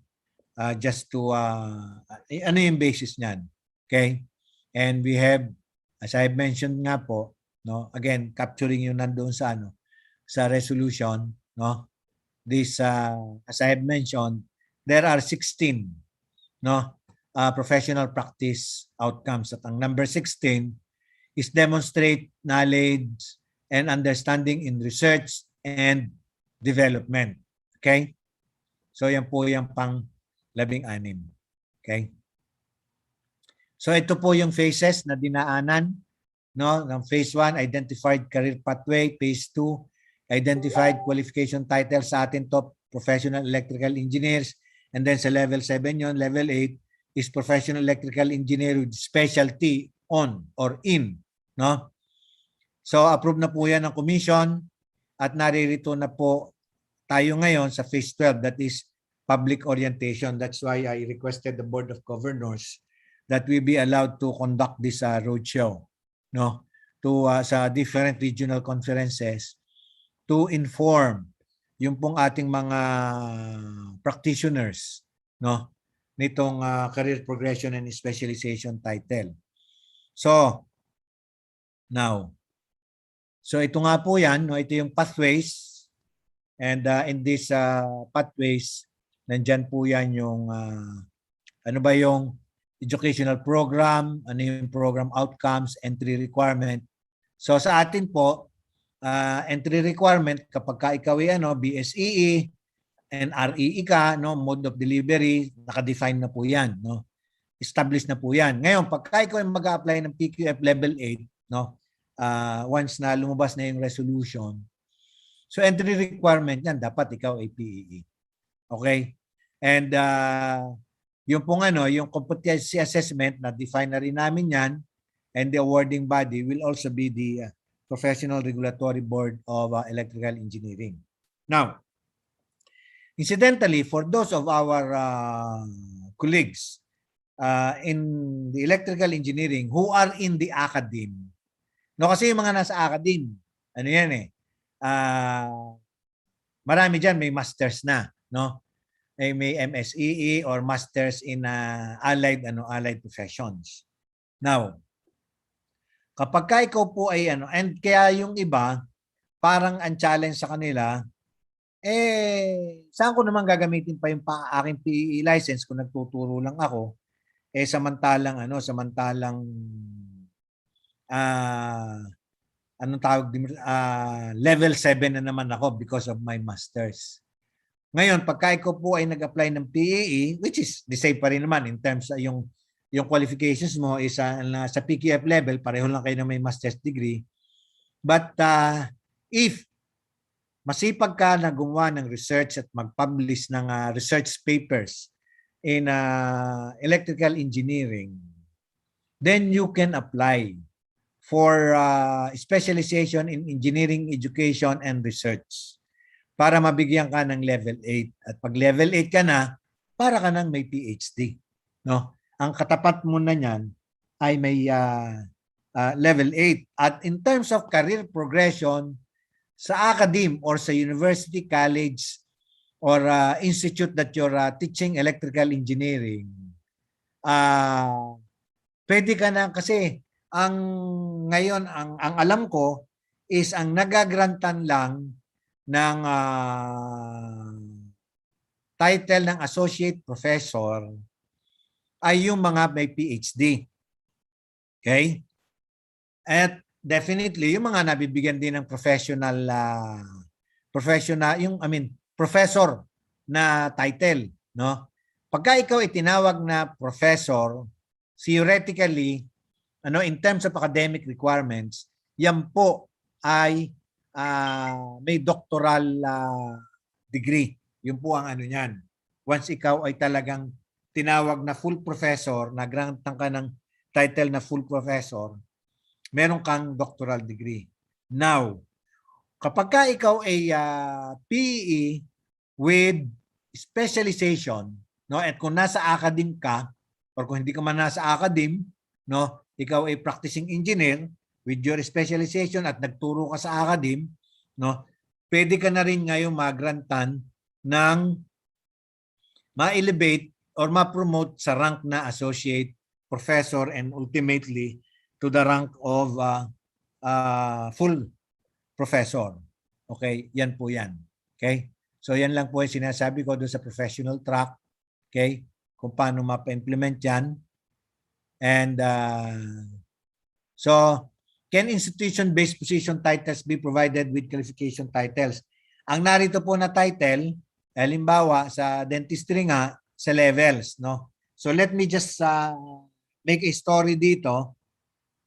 Halimbawa, when I was still with NPC that time, the Civil Service Commission issued a guideline na para ikaw ay maging section chief, no, section chief pa ang tawag nun eh.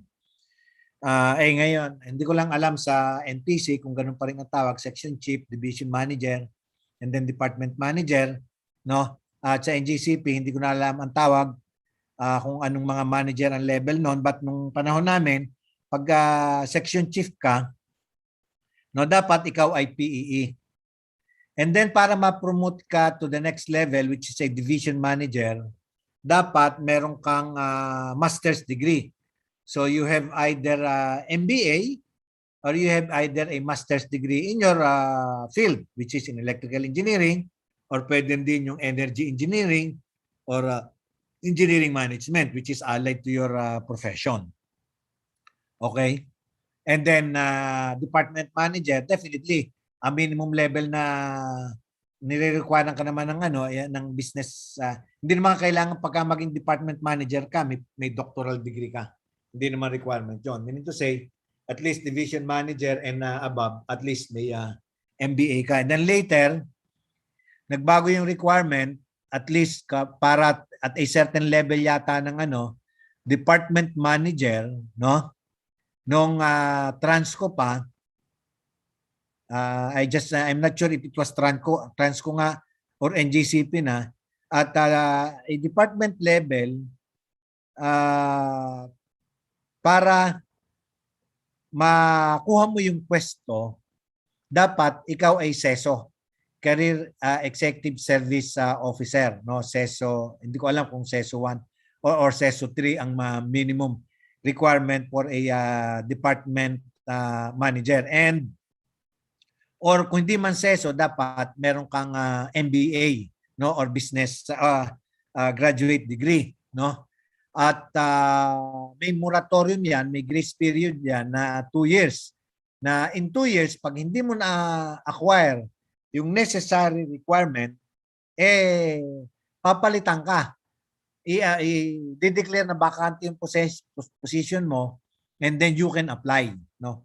Ganun po ang ginagawa sa government. Pagka yung incumbent dun sa position was not able to acquire the necessary minimum requirement or minimum qualification rather, i-advertise na vacant yung position para yung mga qualified naman with that minimum requirement can apply.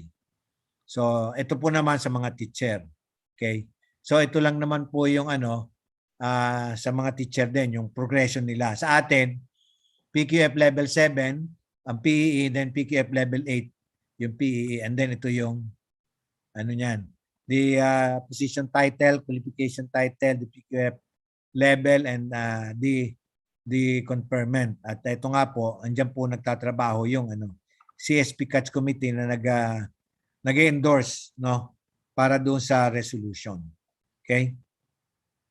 So ito lang po lang, we are guided by this ito po yung basis natin, the ASEAN guiding principles for quality assurance and recognition of competency certification systems.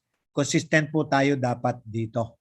No? Dito po rin naka-ibinase yung requirement ng Philippine Qualifications Framework na batas. Kailangan pong ipasa yon for it to be implemented.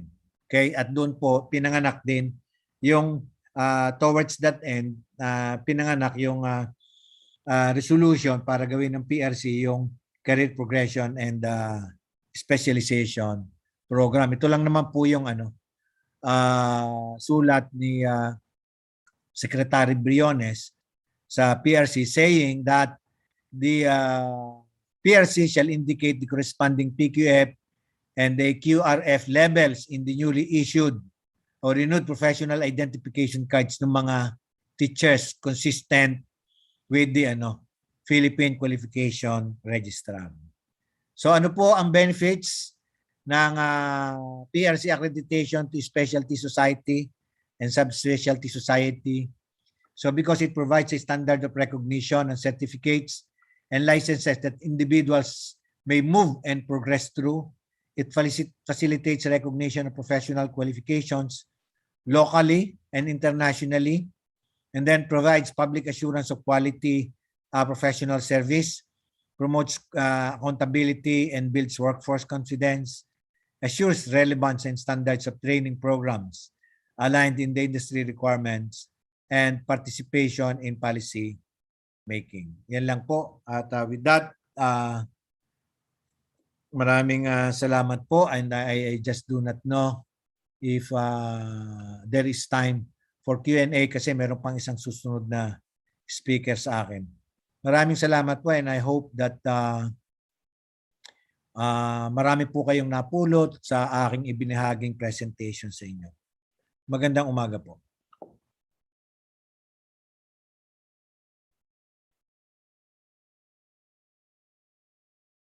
Ayan, thank you very much, Sir Laines.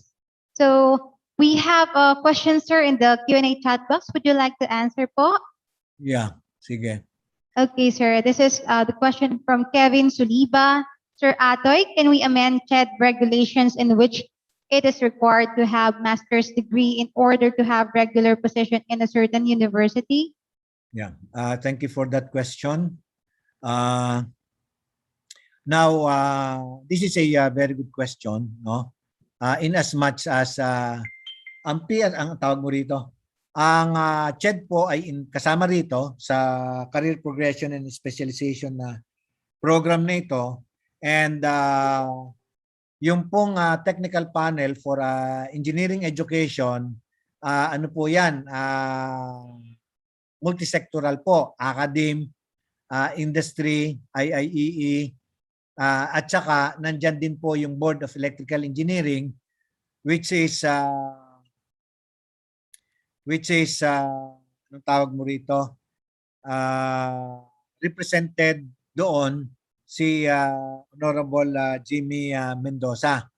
And I believe Engineer Mendoza will raise this issue with the Commission on Higher Education para po mapalitan yung or maidagdag doon sa requirements nila sa pagtuturo na dapat ikaw ay PEE, which is equivalent to a master's degree.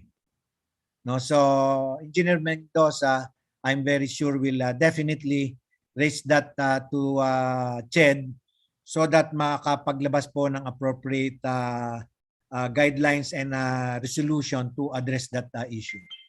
Thank you. Thank you, sir. And we have another question. How about if you're an REE, then you're taking your MBA, what level would that be? Yun nga po, kapag ka ikaw po ay nagtuturo, well, in terms of education, wala pong problema yan. Level 7 ka as far as education is concerned. And as far as halimbawa, career progression in your company is concerned, maaari that at a certain level, your company might require a master's in business degree. But if you are in a technical line of work, the MBA might not have a big bearing, unlike being a graduate of Master of Science or a master's degree in electrical engineering, no? So yun nga po, nabanggit kanina ni Chairman Francis na for instance sa Meralco yung mga G2 levels na tinatawag, no, yung mga VP level positions, ang equivalent niyan kasi sa dati yan yung department level no, sa Meralco, para makarating ka dun sa level na yon, dapat may MBA ka. Kung wala kang MBA, the company will send you to a business school to acquire that degree. Now, kung ikaw ay nasa sa networks, nire-require na nila ngayon yung PEE license. Okay? Yun po. So in terms of electrical engineering, hindi po pwedeng ma-qualify na level 7 ang MBA. No? Yun lang po. Thank you. Thank you, sir. And we have a comment of ang question na po ito is, bakit parang mas acknowledge pa ng DOLE ang test the NC2 electrician certified kesa RME?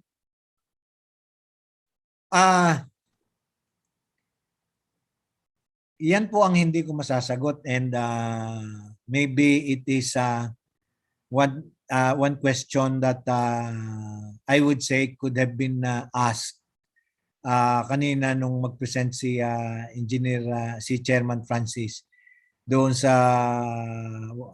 EE profession, what lies ahead, no?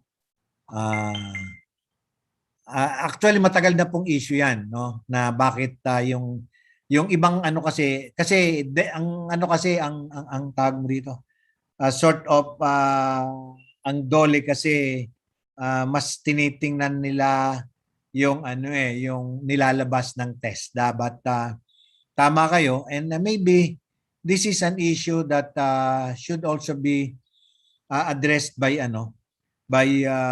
the Professional Regulatory Board of Electrical Engineering pagdating po sa DOLE, na dapat in fact as mas stringent ang requirement ng RME, no, rather than the NC certification ng TESDA. Partner, allow me to reply. Sige, please. Thank you. Kasi ganito po yan. I'm not so sure. We have been receiving report nga na I'm not so sure kung gaano ito nangyayari. Yun daw TESDA graduates is being hired as electricians. Number one, possible yan kasi ang reality check, pagka ang electricians na yan ay TESDA graduate, mababa lang po ang sweldo niyan. Well, lower than RMEs, of course, no? Kaya tinatanggap nung ng employers. Ngayon, ang kaibahan lang noon is that merong violation ang industry pagka ganun ang nangyari.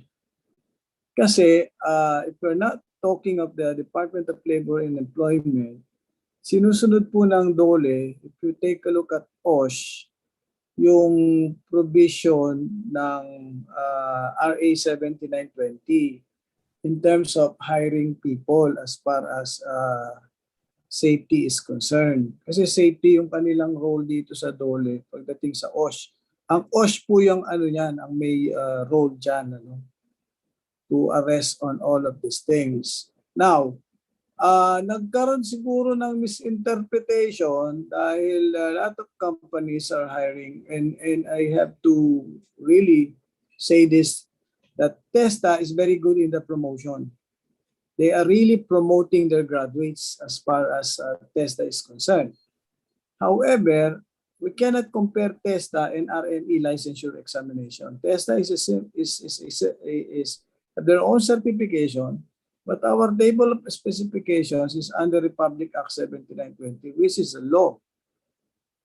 So therefore,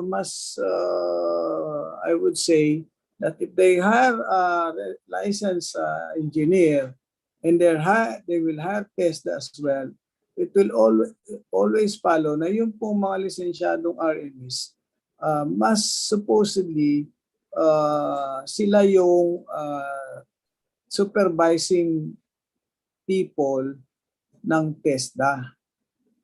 Ngayon, kung meron kayong makikitang ganong sitwasyon na baliktad at marami siyang TESDA, wala namang licensed na electrical engineering practitioner, then you can report that. This is actually now the basis of our campaign for the inspection. That's why kailangan i-drum up namin ang inspection para masabi natin na mayroong violation ng isang industry. In fact, we are going to have a meeting on August 27 together with the PRC Regional Office, IIEE, TESDA, DOLE, and some of the other agencies to clarify these issues so that from there we will have a synergy of what is happening as far as the electrical engineering practice is concerned. We fully understand that challenge, but then again, we need also to change the culture because that culture is now here right now, and we have to change the landscape and culture so that we follow Republic Act 79. We are on top of the situation. We are now working on it. Yeah. Thank you, partner, for your support and backup dun sa tanong sa akin, no? So, ano pa bang may mga tanong pa that I need to answer? Meron kasi akong nababasa dito sa Do we still have time, Monique? We still have 4 minutes left, sir. A quick one lang. Are there limitations daw for a BSc graduate with REE license in the engineering subject that he can teach? Meron po. Siyempre, hindi siya pwedeng magturo ng yung mga professional subjects, basically. Kung wala siyang master's degree.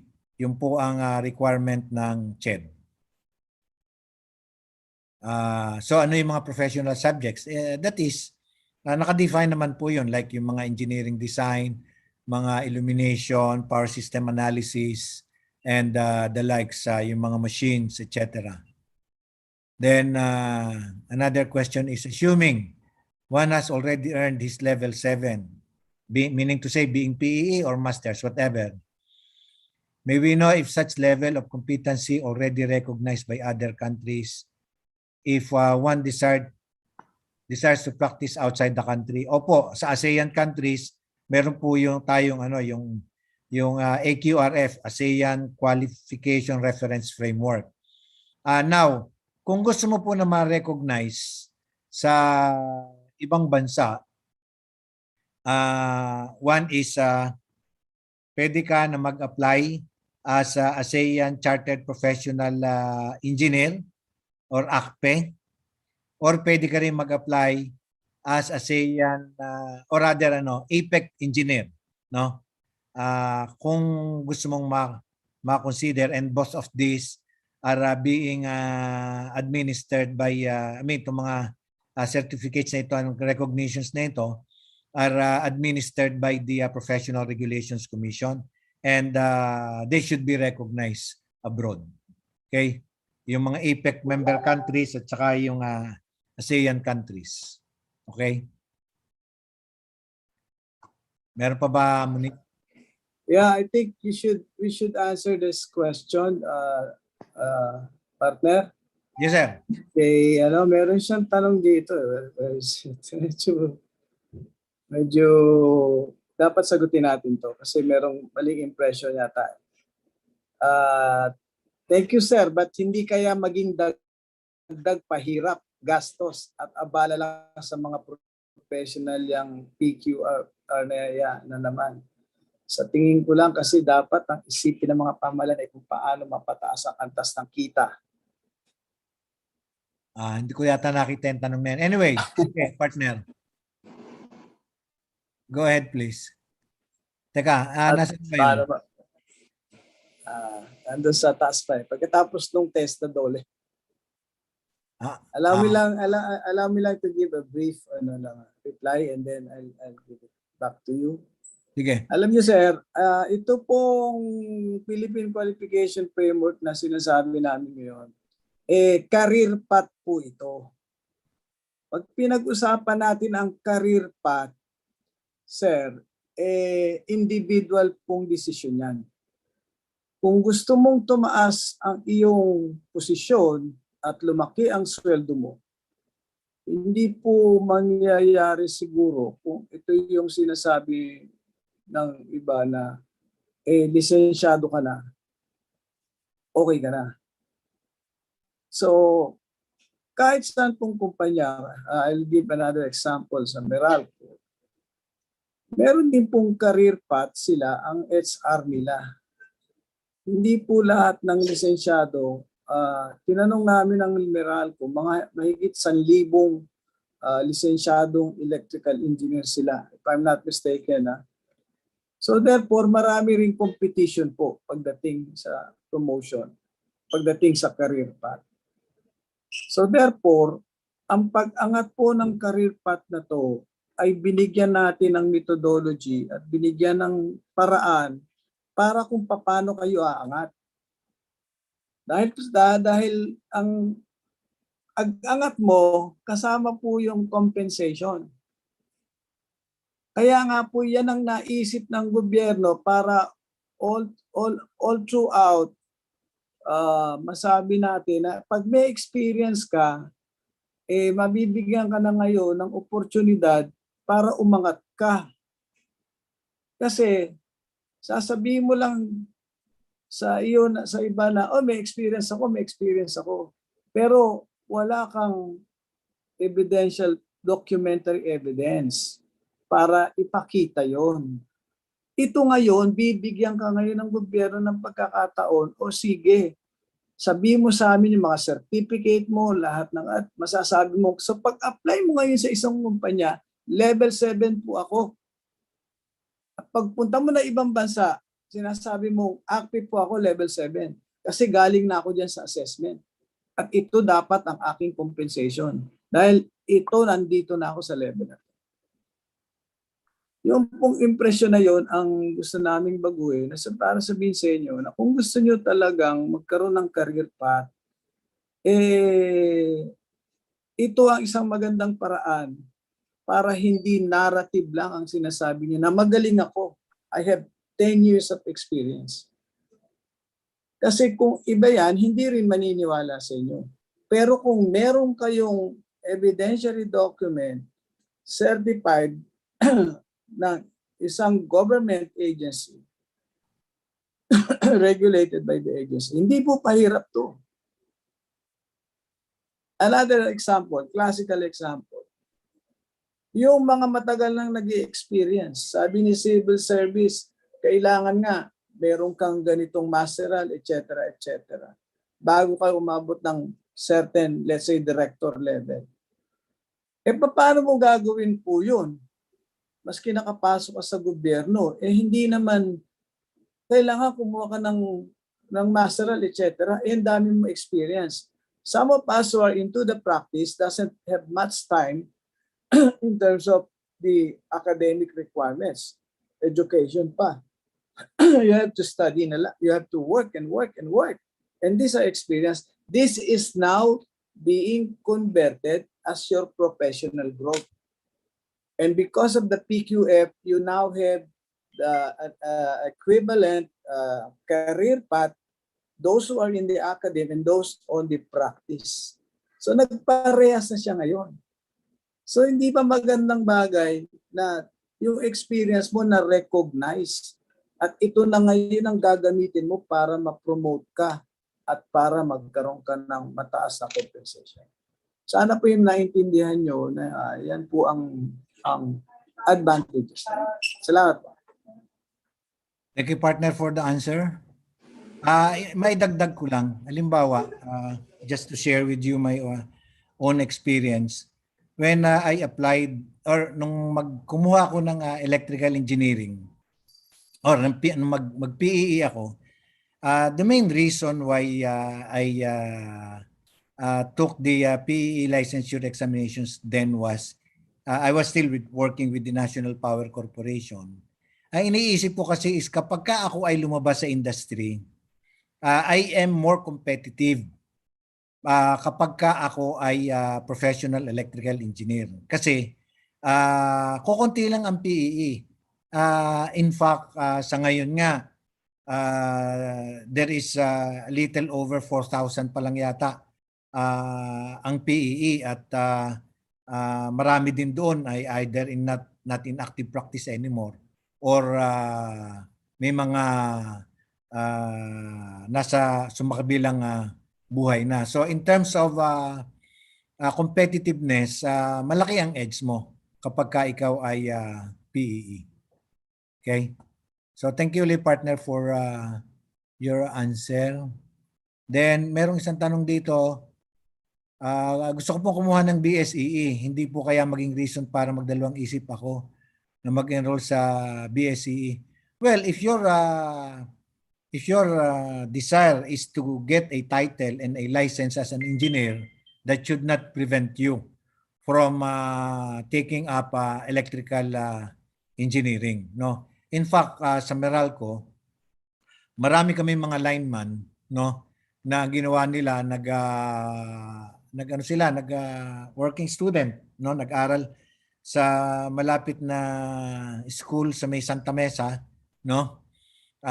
Kasi nasa Ortigas sila para kumuha ng electrical engineering, and a lot of them, no, were able to graduate electrical engineering and eventually were reclassified as electrical engineer.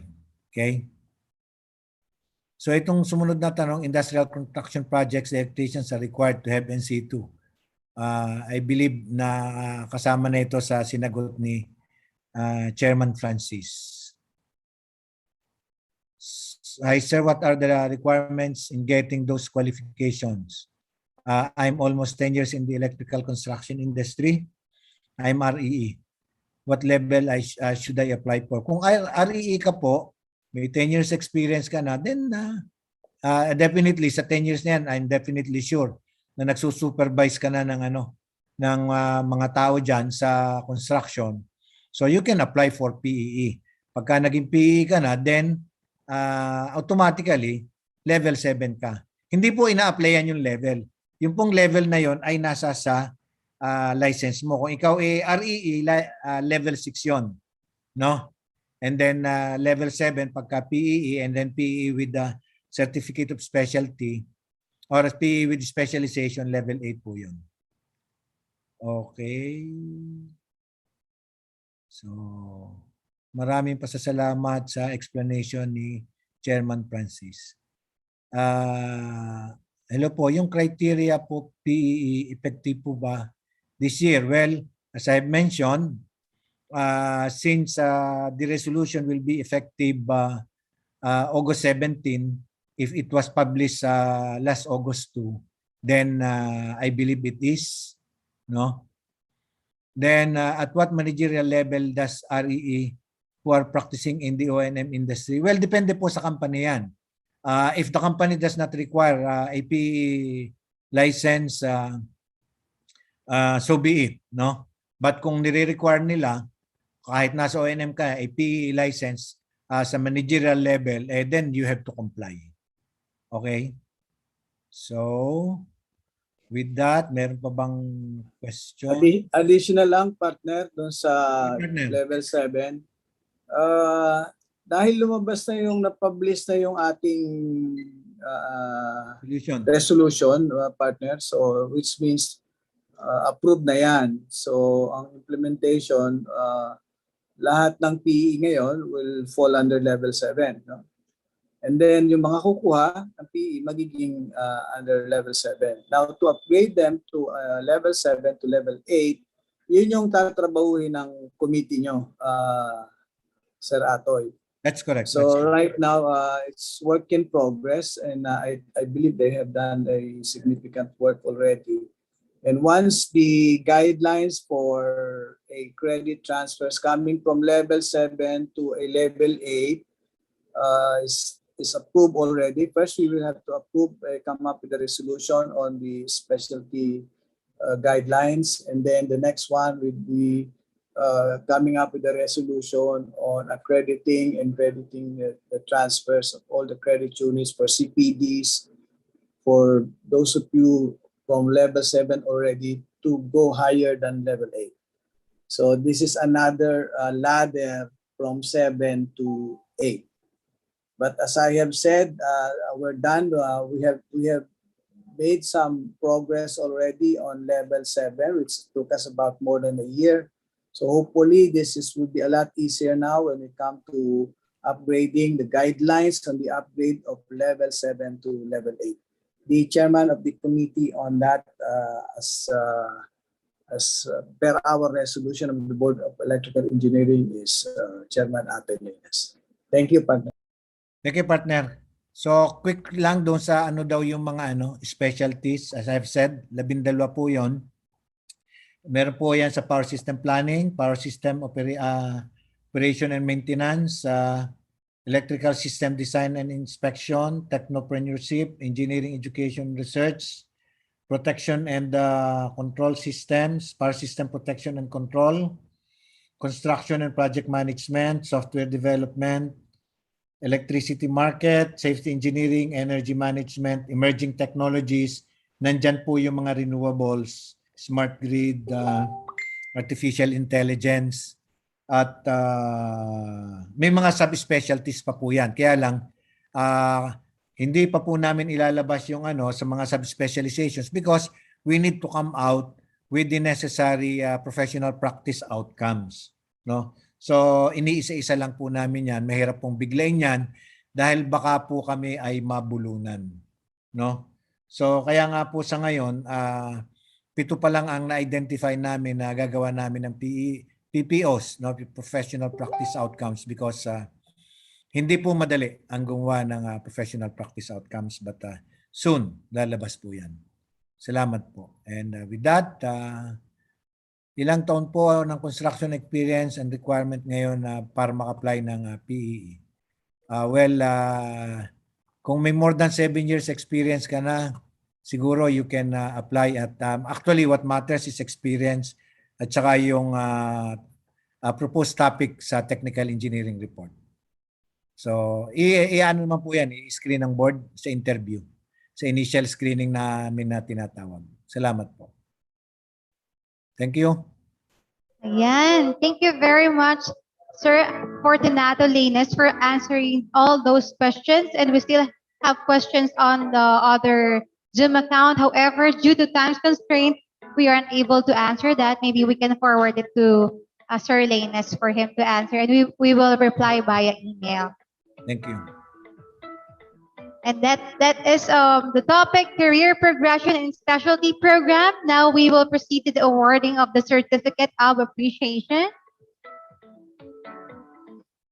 This certificate of appreciation is awarded to Engineer Fortunato C. Lainez in grateful acknowledgement and appreciation of his invaluable service and professional thoughts shared as a research speaker on the topic about career progression and specialty program during the IIEE 7th Metro Manila Regional Conference, a hybrid event with the theme Got One IIE at 4 to 6, transcending the challenges in the new normal by embracing resiliency and complementarity, held on August 5 to 7, 2021. Signed by Engineer John Regis Estrosio, the Vice President for External of Metro West Chapter, Engineer Giovanni Epigatak, the President for Metro West Chapter, Engineer Manuel M. de Guzman, the MMR Secretary General, and Engineer Alwin M. Wagan, the Governor for Metro Manila Region. Once again, a big round of applause for Engineer Fortunato C. Lainez. Maraming salamat po. Thank you. And thank you also for the opportunity to present the Career Progression and Specialization Program of PRC. Magandang hapon po sa inyong lahat. Thank you, sir. And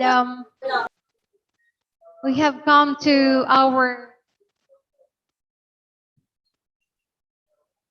Okay, we will have a picture taking with all our panelists.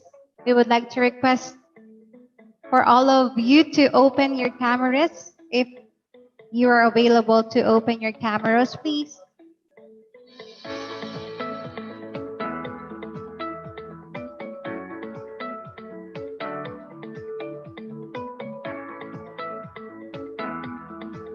Okay.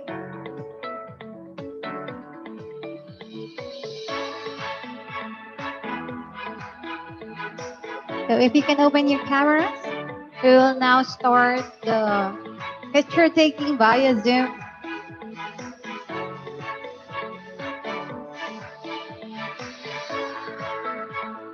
All right. Okay, 1, 2, 3. Second page.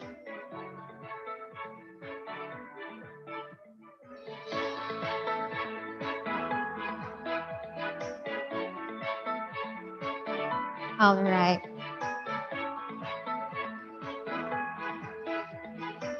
Thank you very much. And that concludes our morning sessions. So we will be having our lunch break for, since our time is already 12:15, we will be back at 12:45.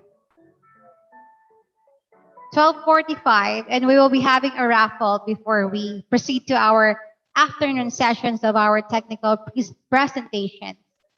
So enjoy your lunch, everyone. God bless you.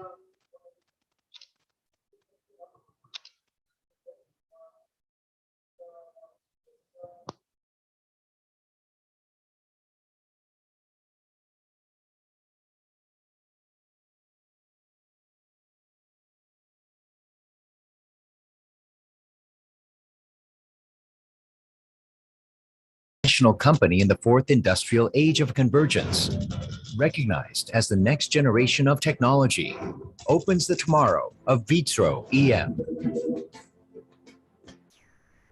The way forward for innovation that grows with power technology. Even though many crises and changes have been present since its inception in 1955, Korea's recognized technology, it has become the nation's top electric equipment professional company. And 2017, starting anew at the Vitro EM, starts as an electric equipment professional company. Business area is the power equipment sector that boasts the best technology with long experience and know-how. And semiconductor industry vacuum valve area that is becoming a growth engine due to technology development. As the leader of the domestic electric equipment industry that has contributed to the development of the Korean economy, electric equipment has a range of high-quality electric equipment lines ranging from low to medium voltage.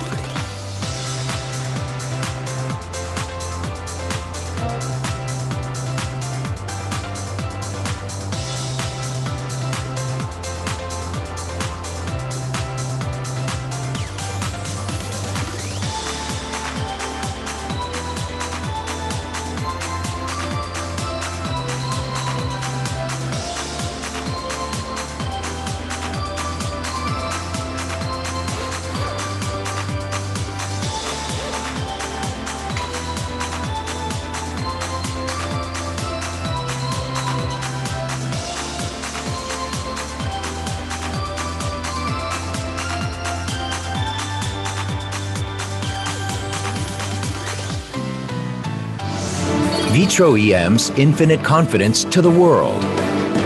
It's not just domestic, it's world recognized, it's proven, it's highly qualified. It is possible because of its specialized competitiveness. Vitro EM's new differentiated technology meets the diverse needs of customers around the world. And we'll help you improve your productivity.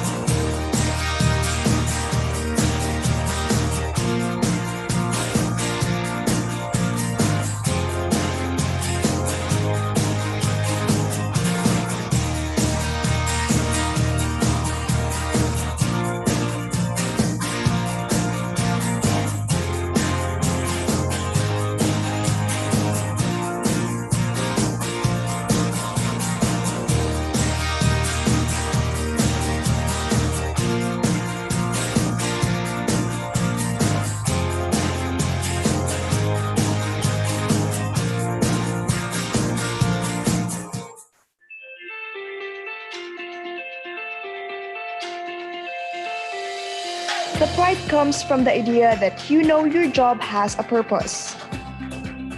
And it's always bigger than you. Like how the mall is a customer journey. And how it is an opportunity for people to work in their hometowns. And knowing that keeps us driven to perform every single day. Our offices are the arenas, the theaters, the rinks, and the parks. We bring world-class acts and shows to the country, creating lifestyle-defining experiences. Understanding what's at stake in our jobs makes us results-oriented. Imagine one day you can just look at the horizon, point to that building and say, I am a part of that. Create with a commitment to excellent speed and intensity. This is the key to a new chapter in their lives. Being a part of making that happen will always be a privilege. That always keeps me mindful and accountable for the quality of my work. My pride is a daily chance to show the Filipino hospitality. So I always go above and beyond for exceptional performance. And that's what makes us the #1 integrated property developer in Asia. We have found our purpose. How about you? We are SM Prime.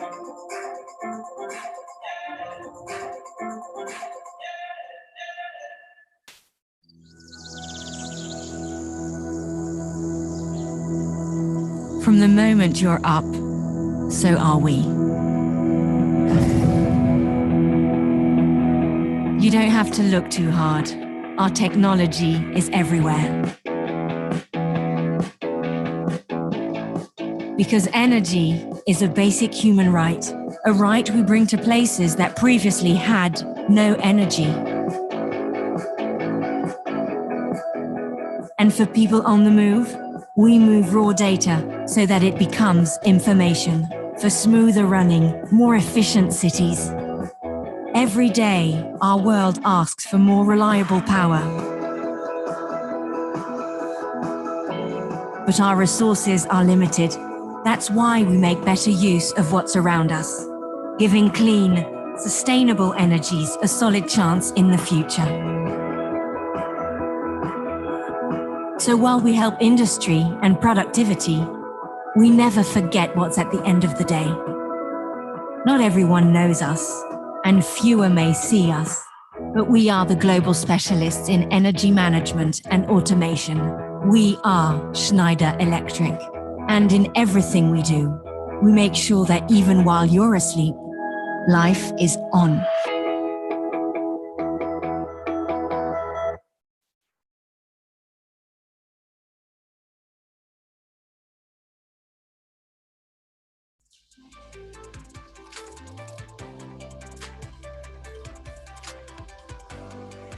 Introducing the RTM, the third generation of Tritium DC charging systems. It's easy to install, easy to own, and easy to use. The simultaneous charging feature reduces wait times and increases revenue. And its 6-metre-long cables with cable management can reach any vehicle and reduces cable maintenance, while the LCD screen with advanced viewing angles optimises transaction flow. Born out of 40 million hours of cumulative uptime in the field, combined with the award-winning design philosophies of Tritium's engineering team, this charger delivers best-in-class reliability, performance, and driver experience. The RTM can be easily installed in just under 2 hours on any existing concrete footing and can amplify your brand through tailor-made front and back decals. Designed with field serviceability in mind, it offers easy access, single-person lift modules, and all within a sealed enclosure to reduce wear and tear on internal components. Future-proof your electrification journey with Tritium.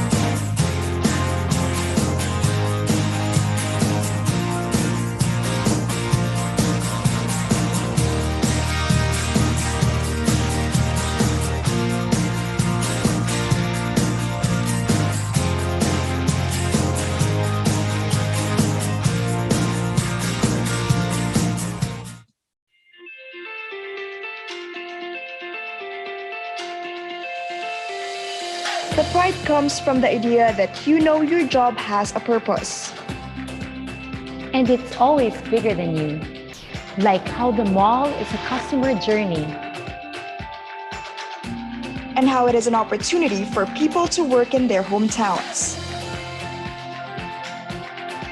And knowing that keeps us driven to perform every single day. Our offices are the arenas, the theaters, the rinks, and the parks. We bring world-class acts and shows to the country, creating lifestyle-defining experiences. Understanding what's at stake in our jobs makes us results-oriented. Imagine one day you can just look at the horizon, point to that building and say, I am a part of that. To create with a commitment to excellent speed and intensity. This is the key to a new chapter in their lives. Being a part of making that happen will always be a privilege. That always keeps me mindful and accountable for the quality of my work. My pride is a daily chance to show the Filipino hospitality. So I always go above and beyond for exceptional performance. And that's what makes us the #1 integrated property developer in Asia. We have found our purpose. How about you? We are SM Prime.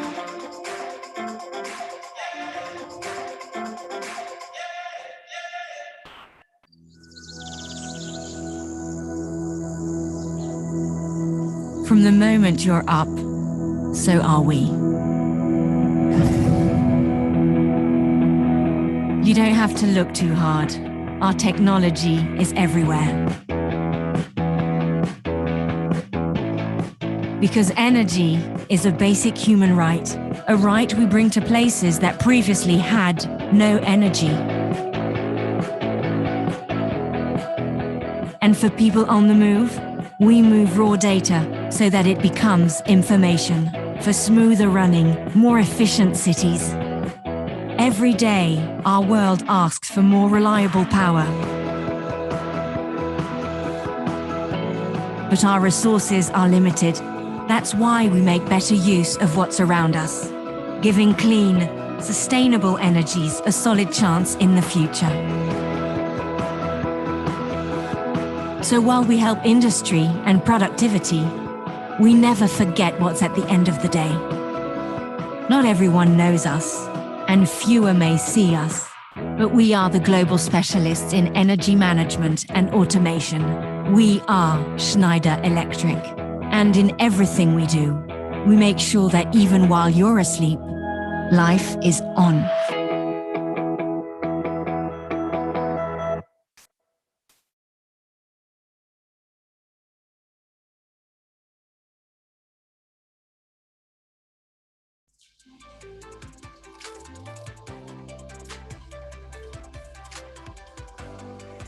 Introducing the RTM, the third generation of Tritium DC charging systems. It's easy to install, easy to own, and easy to use. The simultaneous charging feature reduces wait times and increases revenue. And its 6-metre-long cables with cable management can reach any vehicle and reduces cable maintenance, while the LCD screen with advanced viewing angles optimises transaction flow. Born out of 40 million hours of cumulative uptime in the field, combined with the award-winning design philosophies of Tritium's engineering team, this charger delivers best-in-class reliability, performance, and driver experience. The RTM can be easily installed in just under 2 hours on any existing concrete footing and can amplify your brand through tailor-made front and back decals. Designed with field serviceability in mind, it offers easy access, single-person lift modules, and all within a sealed enclosure to reduce wear and tear on internal components. Future-proof your electrification journey with Tritium.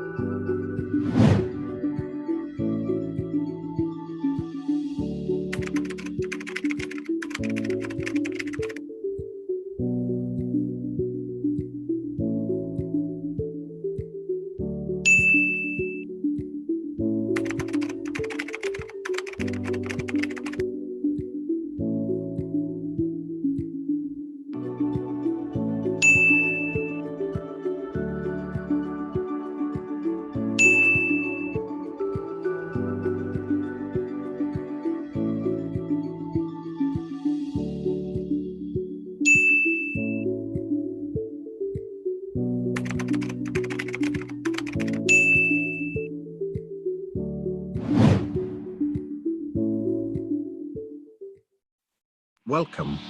Before we begin our meeting, please be informed of the following video conferencing etiquette.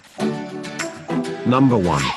If using a laptop, tablet, or mobile phone, make sure that your battery is fully charged to avoid sudden disconnection. Number 2. To be the best, you have to look the best by observing and wearing appropriate attire fit for the meeting. Number 3. Be on mute at all times and listen attentively to whoever is speaking. Number 4. Maximize the use of chat box and other tools made available by the system whenever you want your voice to be heard. Number 5. Avoid interrupting the speaker, and make sure that you are acknowledged before you speak. Number 6. As much as possible, turn on your video so that we could have a wonderful conversation. Number 7. We encourage you to station yourselves at a place free of destructive noise so that you could focus on the meeting. And lastly, number 8. We want to capture the moment with you. Kindly stay until the end as we will have a group photo after. Thank you. And have a good day ahead.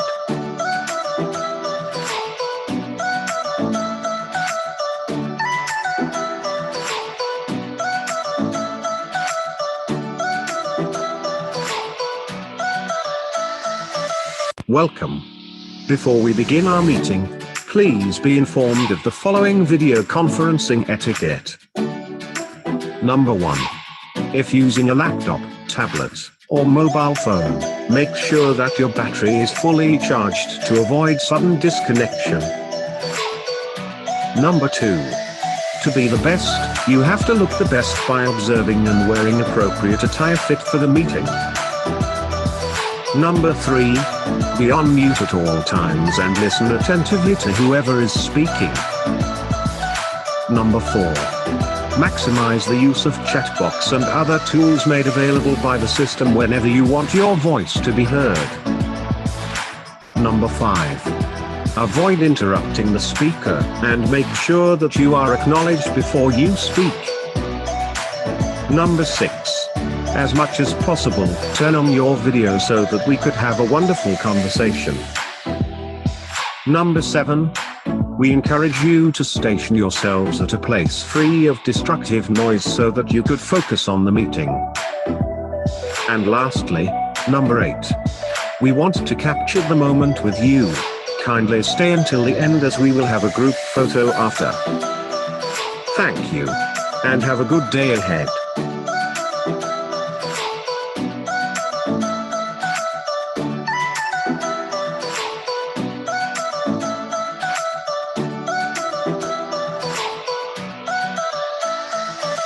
Welcome.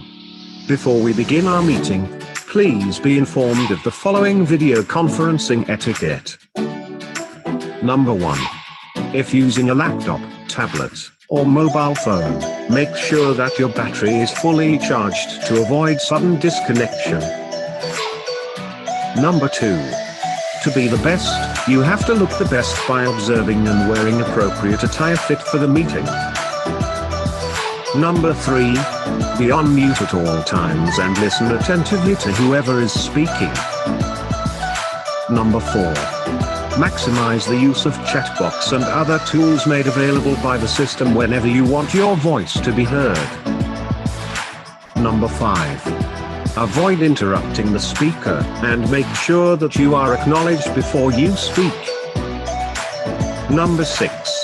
As much as possible, turn on your video so that we could have a wonderful conversation. Number 7. We encourage you to station yourselves at a place free of destructive noise so that you could focus on the meeting. And lastly, number 8. We want to capture the moment with you. Kindly stay until the end as we will have a group photo after. Thank you. And have a good day ahead.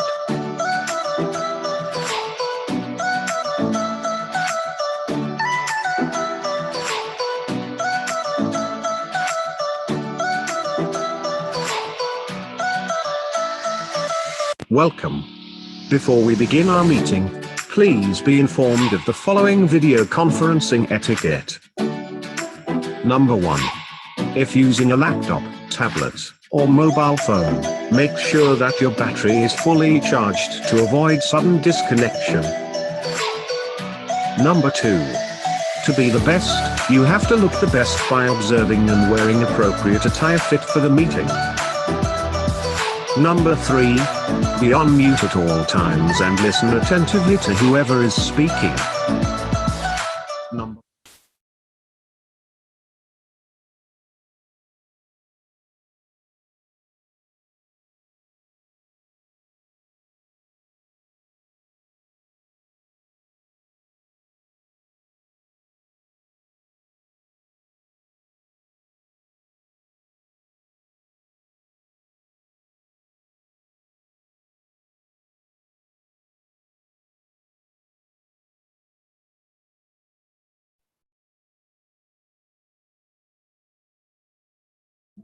Good afternoon, ladies and gentlemen. So before we proceed with our afternoon session, we will have a set of raffle draw for the prizes. So we will be giving away 2 event shirts, 7 Metro Manila event shirts. So the first winner via Wheel of Fortune is, let us check. The first winner for the IIEE 7th Metro Manila event shirt is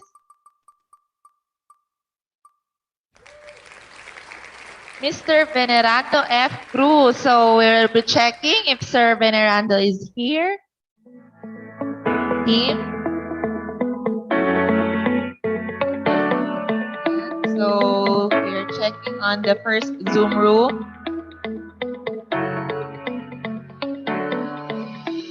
Sir Venerando is not yet here at the Zoom room 1. So checking from the second room.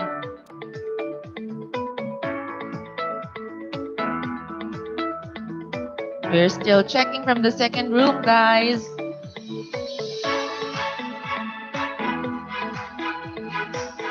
Sir SJ and team, can you check please if Sir Venerando is in the other room?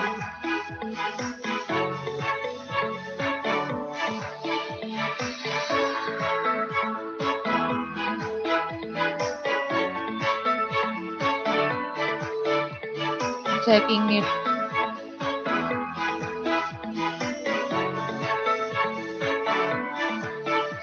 Sir Venerando F. Cruz is at the other room, and after this we'll be giving away another one. So Sir Venerando is not yet here, so we'll have to choose another winner.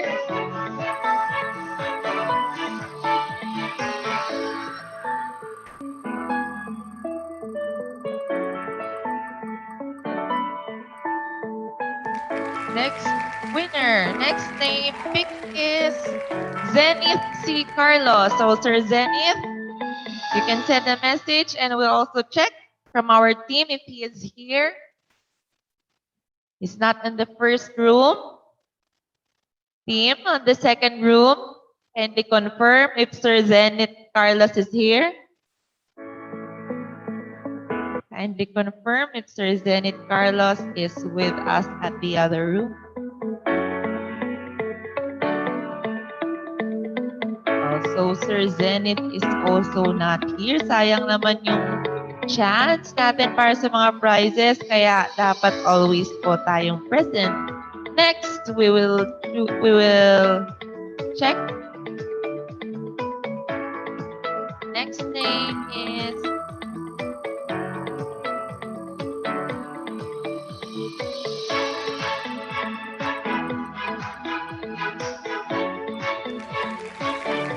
Rudy Rosario Teogracia. Ayan po. Rudy. Sir Rudy is not in the first room. Checking on the second room. Rudy Teogracia. Uy, wala pa po. So, let's check again.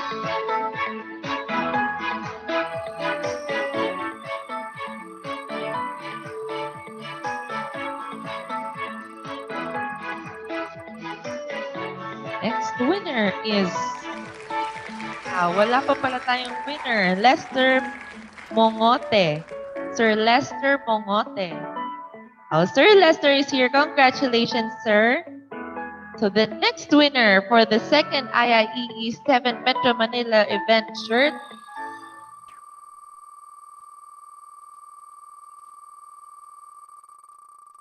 sayang daw, sabi ni Lester Paulo, parang iniintay yata ni Sir Lester i-announce na wala po.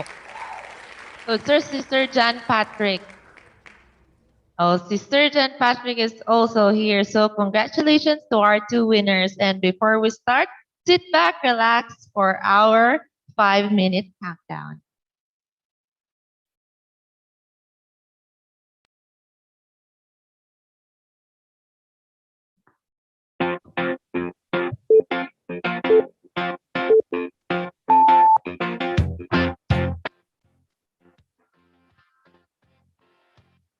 What I want, you got anybody hard to handle, but like a flame that burns a candle, the candle feeds the flame. Yeah, yeah, what I got, full stop, my thoughts and dreams are scattered. When you pull them all together, and I can't explain. Oh yeah, well, you make my dreams come true.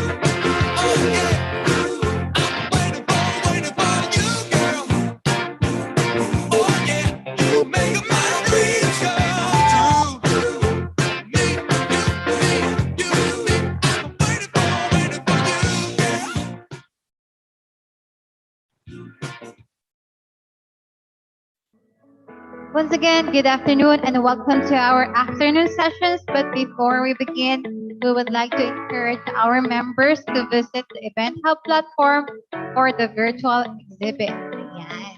So let us support all our valued exhibitors for their support to this event, to make this event possible.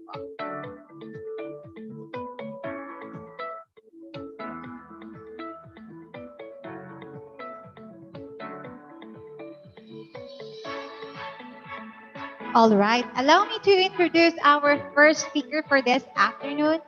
He is currently the Secretary General of IIEE Metro Manila Region, 2021 National Vice President for Internal Affairs of the United Professional Electrical Engineers of the Philippines, and a member of BCBP Manila Chapter.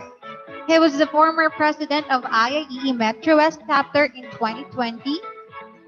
He earned his BS Electrical Engineering at National University. He is a professional electrical engineer under the Professional Regulatory Commission. He has been working at R.A. Mojica and Partners for 26 years, from being a staff engineer in 1995 to 1998 to principal engineer in 1998 up to present, and the technical consultant of CPACE Training Services. His profession specializes in electrical construction sector, design and consultancy, and has conducted several seminars related to design and consultancy. Let us all welcome for the topic Electrical Plan Review Checklist, no other than Engineer Manuel M. de Guzman. Good afternoon. Thank you very much, Ma'am Monique Mago, for the wonderful introduction. Good afternoon, IIE Metro Manila Region. Congratulations on your 7th IIE MMR Regional Conference. Good afternoon to our IIE national officers as headed by our national president, Alan Anthony Alvarez, and regional officers as headed by our regional governor, Engineer Alwin M. Wagan, and our host chapter, Metro West host chapter president, Joe Benitagatak, to our distinguished guests, Sir Francis Mapile, Sir Jaime Mendoza, Sir Ato Ilanes, and other distinguished guests, and to our active participants in this regional conference via Zoom. Magandang hapon po sa inyong lahat on this first day of the COVID-19 Enhanced Community Quarantine Lockdown Season 3. Okay, let me share my screen.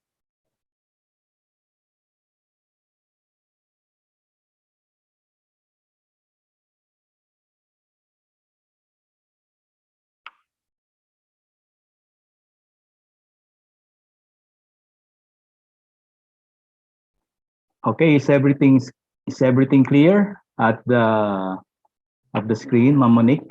Yes, sir. We can now see your Yeah. presentation and your audio is clear. Okay, good afternoon again once more. So my title for today is Electrical Plan Review and Checklist. So for our seminar outline, we have two parts, conducting technical or peer review, and then a sample of plan review and design checklist, which is a good reference for the authority having jurisdiction or the engineer conducting a plan review. So here are our seminar objectives. We have 4. I'll just go past this because we have a limited time allotted for this webinar. And here's my background. So this webinar is part of the many technical lectures and handpicked speakers from the IIE Metro Manila region as part of the 7th IIE MMR conference, and also in collaboration with Safe Plus International, are one of the professional development providers. So conducting technical review or peer review. Introduction with the 4 W's. Who are involved in this technical and peer review? the authoring engineer or the designer, the reviewing engineer, the clients and the end users. What is to be done? Examination and assessment of electrical plans and other documents for completeness, code compliance, workability, efficiency, etc. When it is conducted prior to finalization of the design phase or prior to permitting or bidding or prior to construction. And why is it conducted and why it is required? Is to check the compliance to safety, design objectives, the terms of reference, or the design brief from the client, building codes and standards, and other related documents. So a review is an examination of the content of any type of engineering document prepared by or under the direct supervision of a professional electrical engineer. So what are the types of engineering review? We have technical review, we have peer review, we have regulatory review, we have internal review, and other reviews. So technical review and peer review will go to this later on. For regulatory review, it is usually done by the office of the local government unit, building official or OBO, or the authority having jurisdiction or the AHJ. It may be also in the examples like PESA, CHESA, MASEA, in Makati, FBDC, or the like. So other types of review will be internal review. So this is for problem solving or quality assurance purposes within the same engineering firm or organization. Kunyari, it's internal to your office or internal to the group of the developers. That's an example of an internal review. For other reviews, sample of this is like the review of a fabrication shop drawing, construction detail drawings, product data, and etc. that will aid in the construction process. So there's also called a second opinion or re-engineering or value engineering review. A second opinion is a completely independent assessment of the situation by taking a fresh look at the same situation. So the reviewer will have its own opinion on the same situation, not referencing to the first engineer's work. So what is the purpose of a technical plan review? By the way, a technical review is a review of a document like the electrical plan, specification, and etc. to determine whether the engineering content of the work is correct, kung tama siya, complete, or suitable for the intended application or purpose. So the purpose of technical review is to evaluate the suitability of a design, technical report, or engineering output, and also to check that applied codes, standards, and other design criteria are appropriate or used correctly. Also to perform random checks, quality control, and look for technical errors in the engineering documents. Another purpose is to study the design, the calculations, and its recommendations, and to assess the efficiency, economic viability, and attributes of design decisions. So in addition to this, it is also to identify shortcomings, yung mga pagkakamali, yung misuse or lack of use of established standards, design criteria, or codes. The review or engineer may also comment, ito positive side, on the efficiency, innovative, economical, and noteworthy aspect of the design intent or report. So what now is, we have technical review and now we have peer review. What is peer review on the other hand? It is a review conducted for the purpose of comparing the methods and processes by the authoring engineer, yung gumawa ng plano, to the standards of the profession. So it is to provide an opinion or assessment whether the design, technical report, or other engineering work of the authoring engineer, who is the author of the plans, documents, and specs, is comparable to similar work done by peers, or has followed appropriate industry accepted methodologies, employed logical design or analytic process, kung kanyang design ba is logical or tama ang kanyang analysis or yung methodology, considered all applicable regulations, standards, and codes. We will discuss these types of regulations, standards later on. And best engineering practice, yung pinakamaganda bang ginawa niya for the project and in using the design principles. So, in general, a peer review assesses the methodology employed by the authoring engineer, not the quality, suitability, or other aspect of the design or report produced. Most importantly, a peer review should not be expected to provide an opinion on the ability of the authoring engineer, yung may gawa ng plano, to practice professionally yung professional engineering competency or ethics. Okay. So what are the applicable codes and standards and regulations? So we have the Philippine Electrical Code as the basis of the design. We have the Philippine Electronics Code, the RA 9154, the revised implementing rules and regulations of the Park of the Philippines, and also the Green Building Code, which is new nowadays, the Philippine Green Building Code.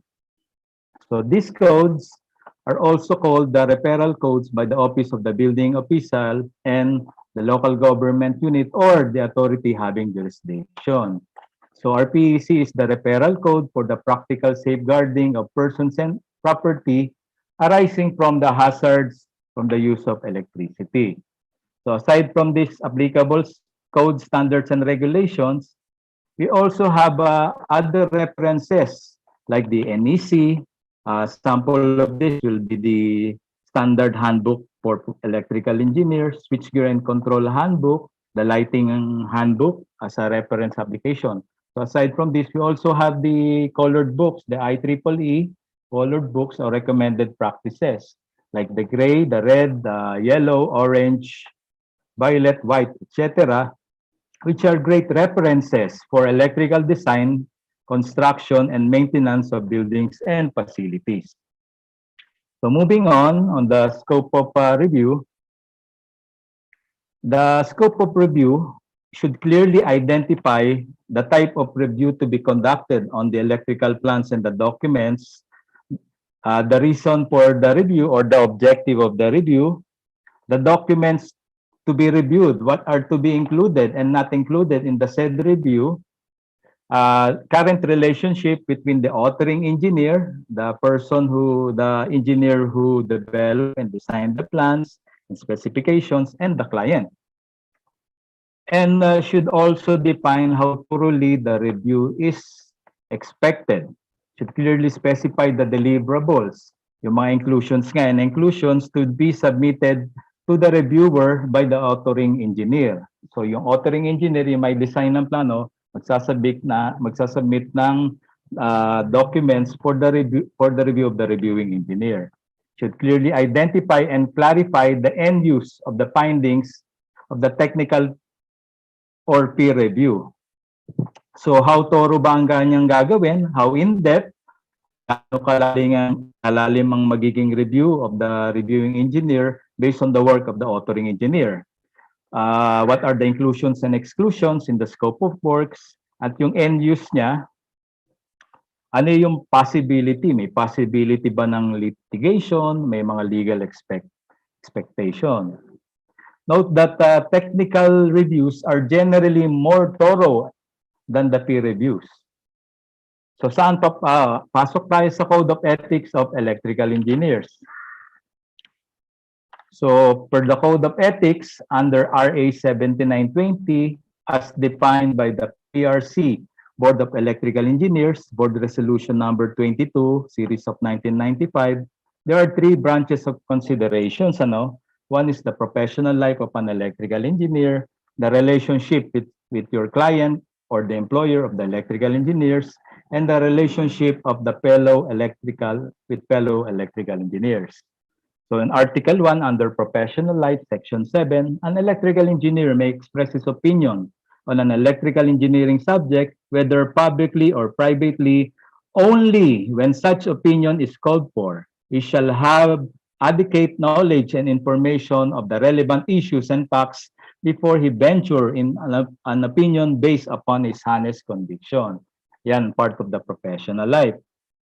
Now, with relationship with client and employer in Article 2, Section 5, an electrical engineer shall honestly advise his clients or employer if specialized work is called for to engage the services of competent expert and specialists, and once engaged, he shall cooperate with them in the interest of his client or employer. So, kung hindi kaya ng professional engineer or yung electrical engineer yung scope of work, he may engage.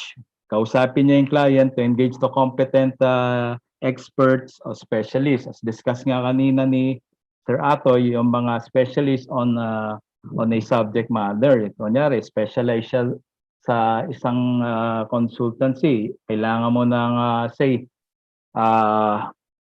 specialist in power system o kaya specialist in lighting design, specialist in data center design. Pag hindi kaya, you call for such specialists.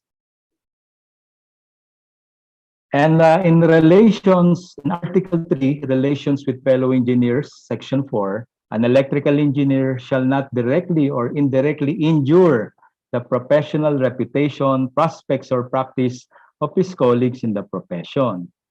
Under Article 3, Section 6 naman, an electrical engineer shall not alter, modify, or improve the whole electrical plans or any portions thereof prepared and or signed and sealed by another PE without the latter's written consent or permission.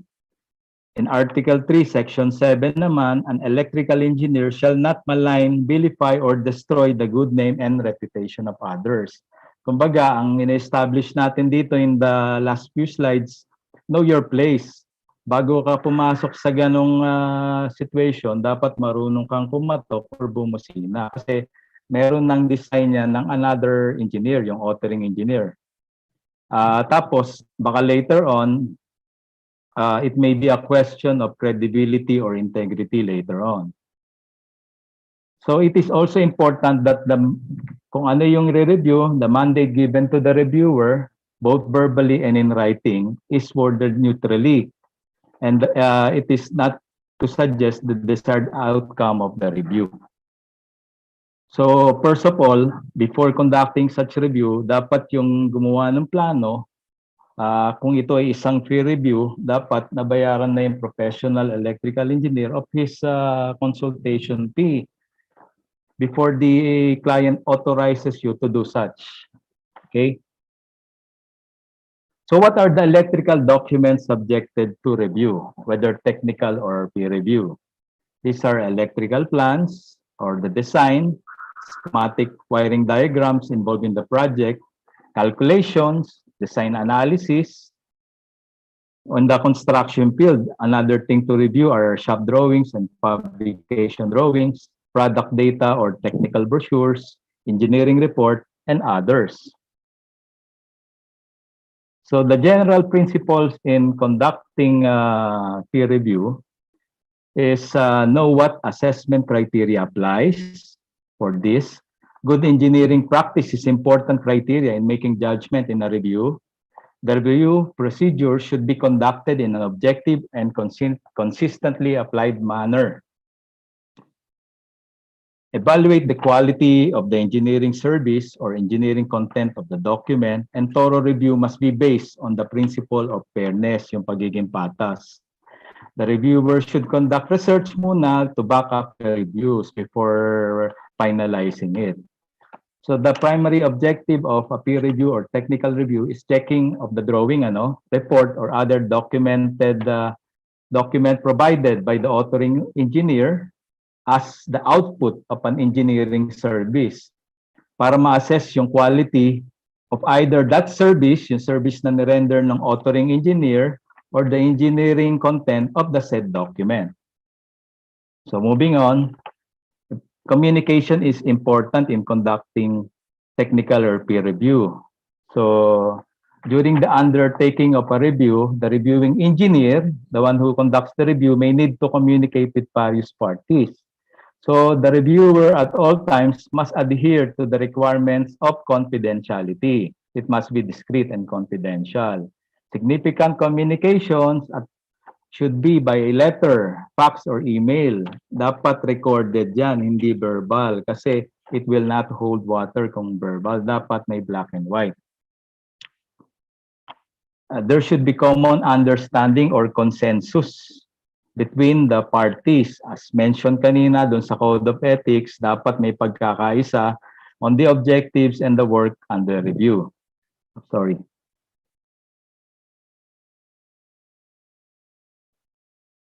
So, if the objectives of the client and the authoring engineer do not agree, the review engineer, the one conducting review, should discuss the difference with both parties to obtain a common understanding as to the objectives of the work under review. So we go to reporting naman.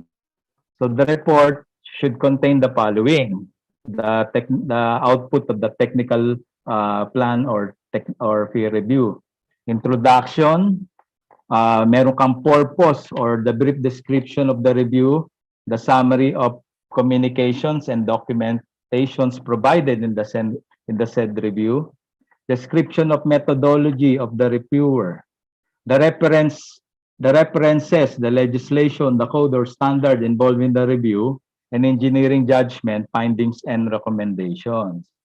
So sounds familiar ba yung format? Introduction, purpose, summary, description, and reference, engineering judgment.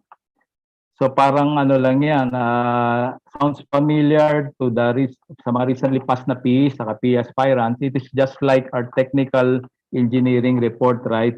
May introduction, may purpose, summary. Meron ring calculations yan kung technical engineering report. So ito yung standard for a technical peer and peer review. So for reporting, ang kasama is preparation of reports and professional statements should clearly distinguish among facts, assumption, and opinions on the design. Ano yung factual, ano yung assumption mo lang as an engineer, ano yung opinion mo as an engineer. Dapat may ma-distinguish mo yon. Tapos, always give reasons behind your opinion. Kung bakit siya ganyan, bakit ganyan yung opinion mo, you should always give the reason behind. You should focus on the issues, not on the person, not on the authoring engineer. You should focus on the technical issues or engineering issues on the documents that you are reviewing. And the tone of the report should be professional. Also, provide provide disclaimer. So for the obligations of the reviewing engineer, you should first notify the authoring engineer, then practice confidentiality.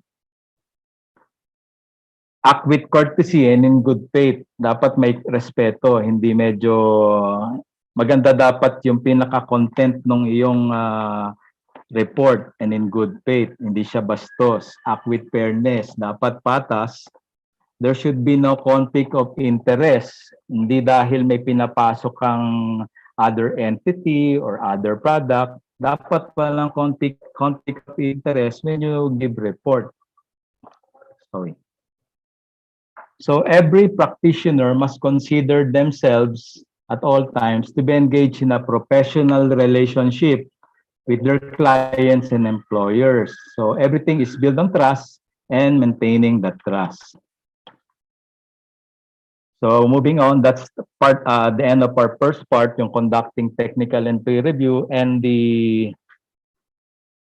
ideas and the logic behind it. So we move to the plan review and design checklist, which is the main item of this webinar. So electrical plan review checklist provides structured and organized approach to technical review of electrical plans and documents.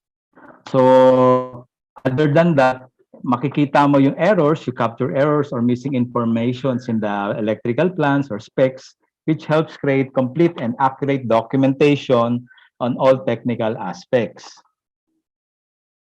Also provide quality assurance or quality control of the documents because it is a checklist. Nire-review mo rin yung IPO or the input process and output framework, and you simplify the plan review because you have a checklist. So again, the primary purpose of the review is to assess quality, while the checklist is to simplify the process. So in the succeeding PowerPoint slides, meron tayong mga chart, yung checklist, na maaaring maging typical example of an electrical plan review checklist, which may be reference basis by the reviewing authority having jurisdiction for such and the internal review of a design firm.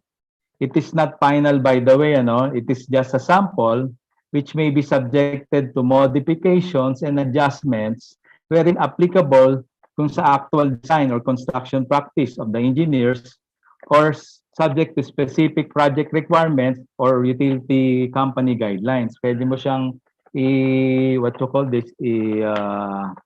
i-adjust, i-modify based on your actual project. So these following slides are examples only.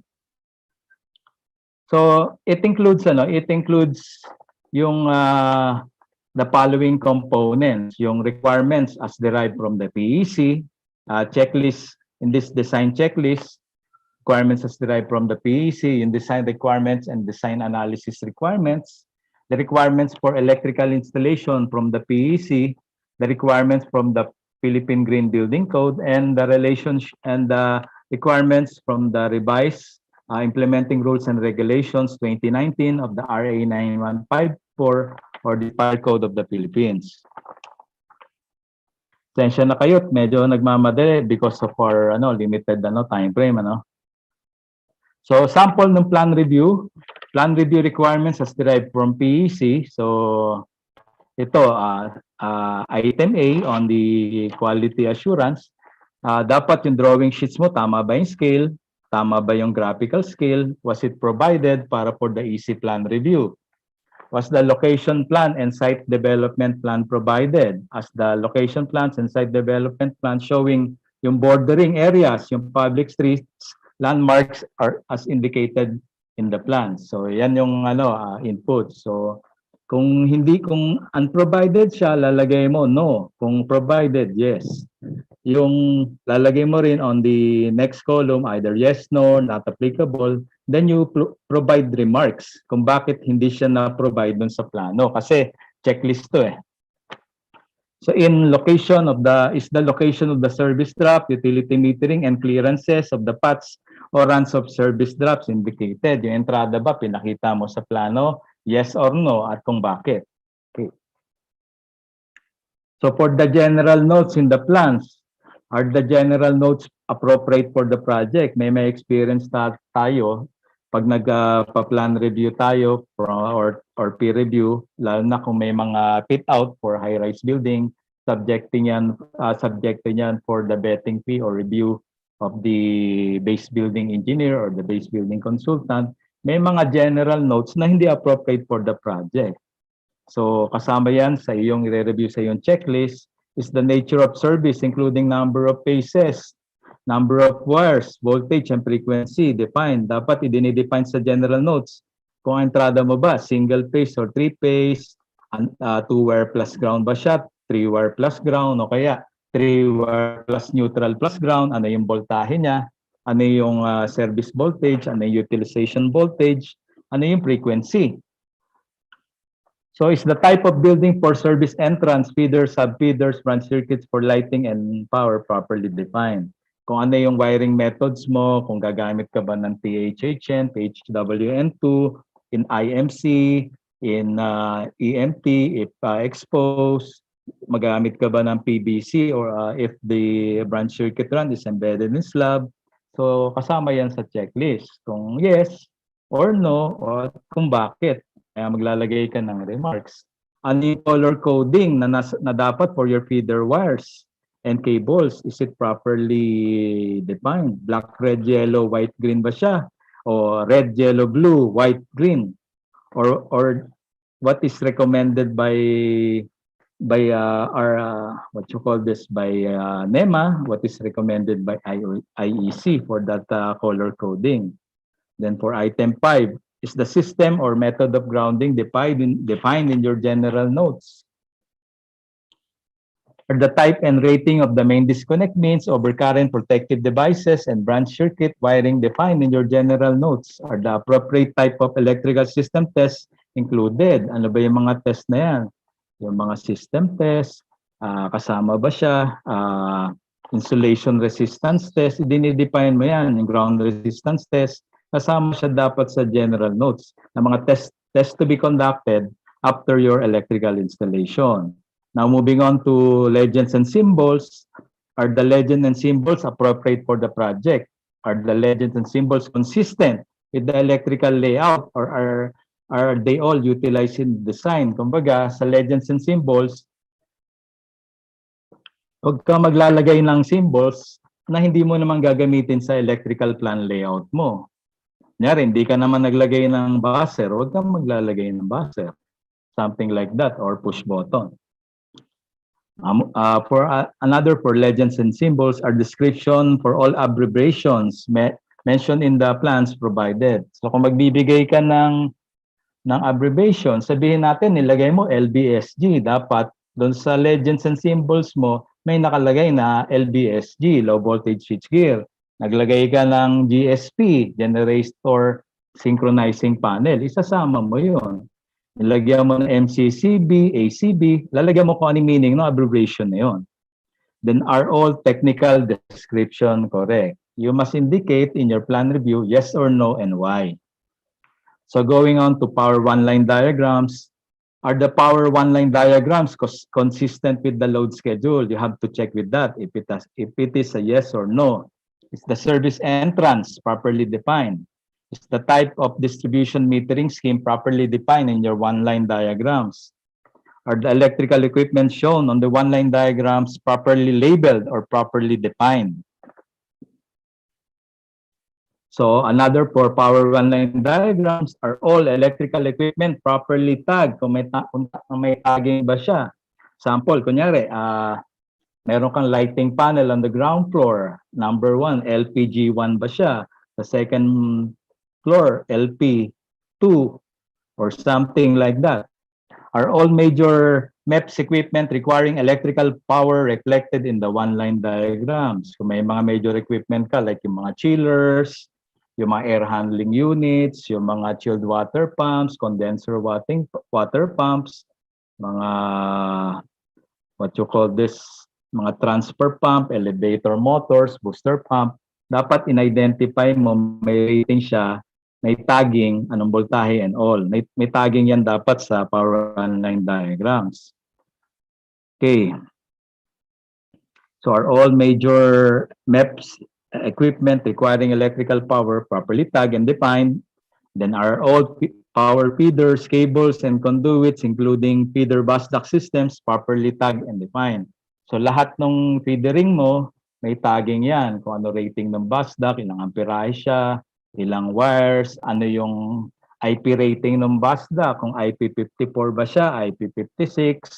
For the feeder cables naman, ang ginagawa ng mga designers like us, nilalagyan namin yan ng wiring legend for easy identification. So magbibigay ka ng wiring legend for this specific types of feeder cables. Then you should provide tagging for easy identification. So kasama yan dito sa plan review and design checklist natin. Are all equipment grounding provision symbols reflected on the one-line diagrams? Importante yung grounding, dapat naka-reflect din siya sa ating one-line diagrams. So here's a sample of a BPO KPO building riser diagram. So showing for this example na sanang ang entrada niya will be at base 1, merong medium voltage switchgear, merong 4 na transformers, hindi ko lang mabasa kung ano rating niya, meron kang 4 na generators, meron kang synchronizing panels.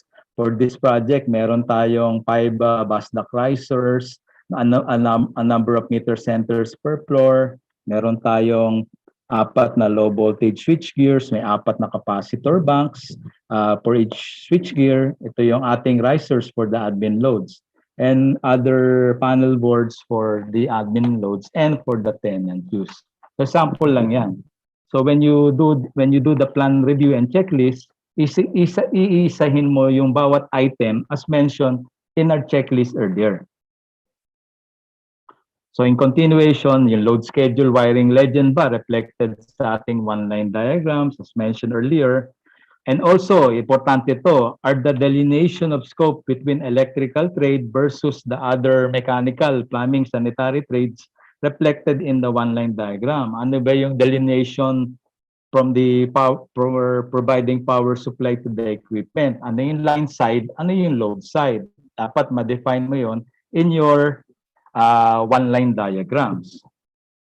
So for other electrical riser diagrams in our plan review, are the lightning protection and grounding riser diagrams provided. Dapat meron ka niyan. May energy management system diagram ka.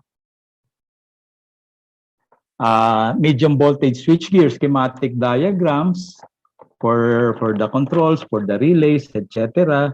Low voltage switchgear schematic diagrams, kung ilan yung ACB mo, ano yung mga metering, ano yung mga accessories, kung may TBSS ba siya, may SPD ba siya, kung may built-in bang capacitor bank, dun sa switchgear na yon. For the motor control center schematic diagrams, ano ba yung mga naka-provide na na motors for that, ano yung mga starters niya, ano yung mga requirement for the motor control centers, and also for other major load centers, distribution panels, schematic diagrams. Kung may dimming control ka, kunyari for a hotel project, dapat meron kang dimming control panel schematic diagrams. Kung meron kang room controller units sa mga hotel rooms, meron kang control diagrams for this, for those KNX and RCU panels. So ipo-provide mo sa checklist. Kung nandun siya, yes. If wala, why? No. And why, di ba? So moving on.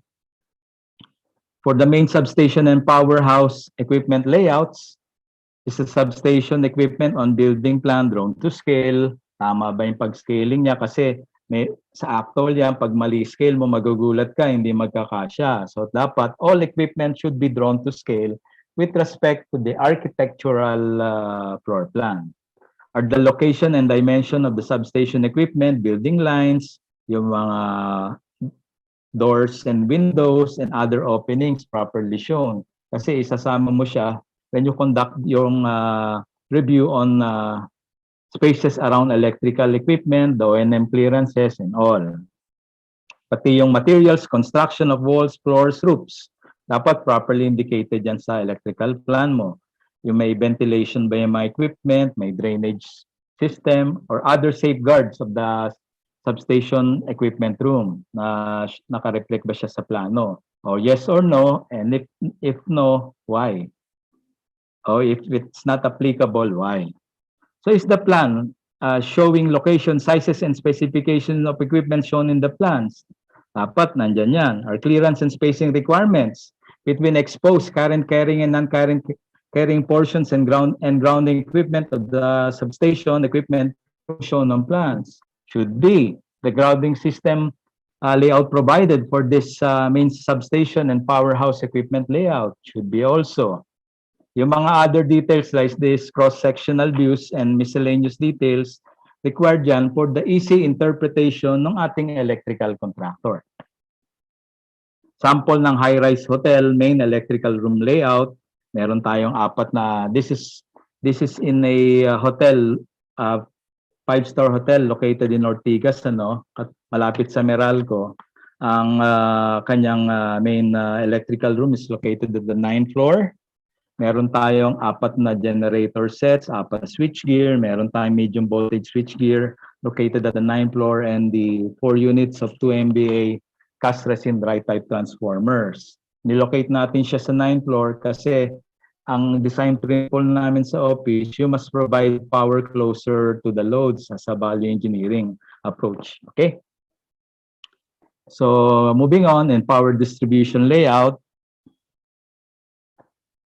Layout plans are medium voltage incoming power service distribution layout provided, low voltage power distribution layout provided, and the means of support, are they provided? Yes or no? And why? Spacings and clearances, importante to, indicated in the power distribution plans, are conductor support separators, attachment provided, are installation details provided, are details of ABR, UPS, and battery details provided also as required. Sample ng ating sample ng isang KPO, BPO building in Cebu. Ito yung malaking KPO, BPO building sa Cebu. May equipment distribution. Pinakikita niya from the switch gear. Meron kang bus duct papunta sa ating electrical riser room. For this pala, since this is a BPO, no, we have 2 electrical riser room. One normal, yung maraming bus duct, saka yung mas konti equipment, yan ang redundant. We also have redundant for telco as well. So, makikita nyo, we have 8 switch gears here na may tiebreaker. So, we also have 7 generator sets with 2 generator synchronizing panel and a redundant gen set serving both synchronizing panel na may tiebreaker. Okay. So for the lighting layout or the location type and rating of lighting fixtures, indicating illumination and lux in each room provided. Ginawan ba niya to ng illumination calculation to determine the lux level of each room? Are the location of switches correct? Yung grouping ba, yung complete circuit lighting layout provided? And meron bang complete wiring of emergency lighting system and exit signage required by our Fire Code of the Philippines? Are all lighting circuit layout per circuit correct? Tama ba siya? Are all lighting switches properly tagged? Naka-describe ba siya kung 3-way ba, kung may 4-way ka? Tapos are all lighting switching home runs reflected in the lighting layout plans? Are all lighting circuit home runs number tags? Yung circuit home runs ba, nireflect mo sa plano? Kasama yan dun sa design checklist. Special lighting requirements and dimming controls in collaboration with our lighting consultant. Special lighting fixtures details and mounting ng special lighting fixtures. Dapat meron ka niyan kasi special lighting fixtures yan. Sample lighting and power layout. Okay, this is for a studio unit. Makikita mo, very basic. Then location ng mga outlets, location ng water heater outlets, location ng panel board, location ng ating electric stove provision, GFCI outlets, etc.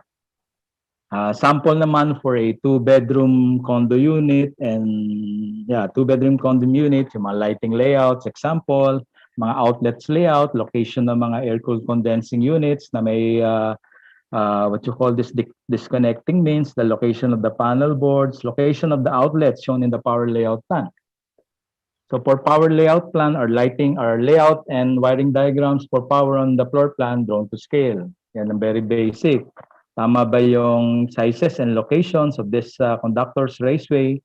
Then complete circuits of motors. Provided mo ba yan sa iyong power layout? Our location of receptacle outlets and appliances to be served, provided and reflected on the electrical plans. Sample of a 3-bedroom and 4-bedroom condo unit lighting and power layout. So medyo complicated na siya, medyo maliit ang scale kasi medyo malaki yung area pagka the bigger the condo units, the more bigger the area. So yung layout niya medyo mas maraming circuit home runs. So makikita mo dyan yung circuit home runs, yung mga taggings ng mga outlets, yung mga taggings nung switching controls, nung ilaw, saka yung mga switches and switches location. So for power layouts, are all power circuit layouts per circuit correct? Tama ba siya? Properly represented yung home run? Then are special purpose outlet requirements considered and reflected on the power layout plans? Kunyari meron kang special purpose outlet for an aircon, for a motor na plug and play lang, provided ba siya? Are GFCI outlets, tamper-resistant receptacles, and weatherproof outlet requirements considered and reflected in the power layout plans? Kung babalikan natin kanina yung previous slide, Andyan po siya, may mga GFCI outlets tayo, meron tayong rep outlets, kitchen exhaust hood, etc.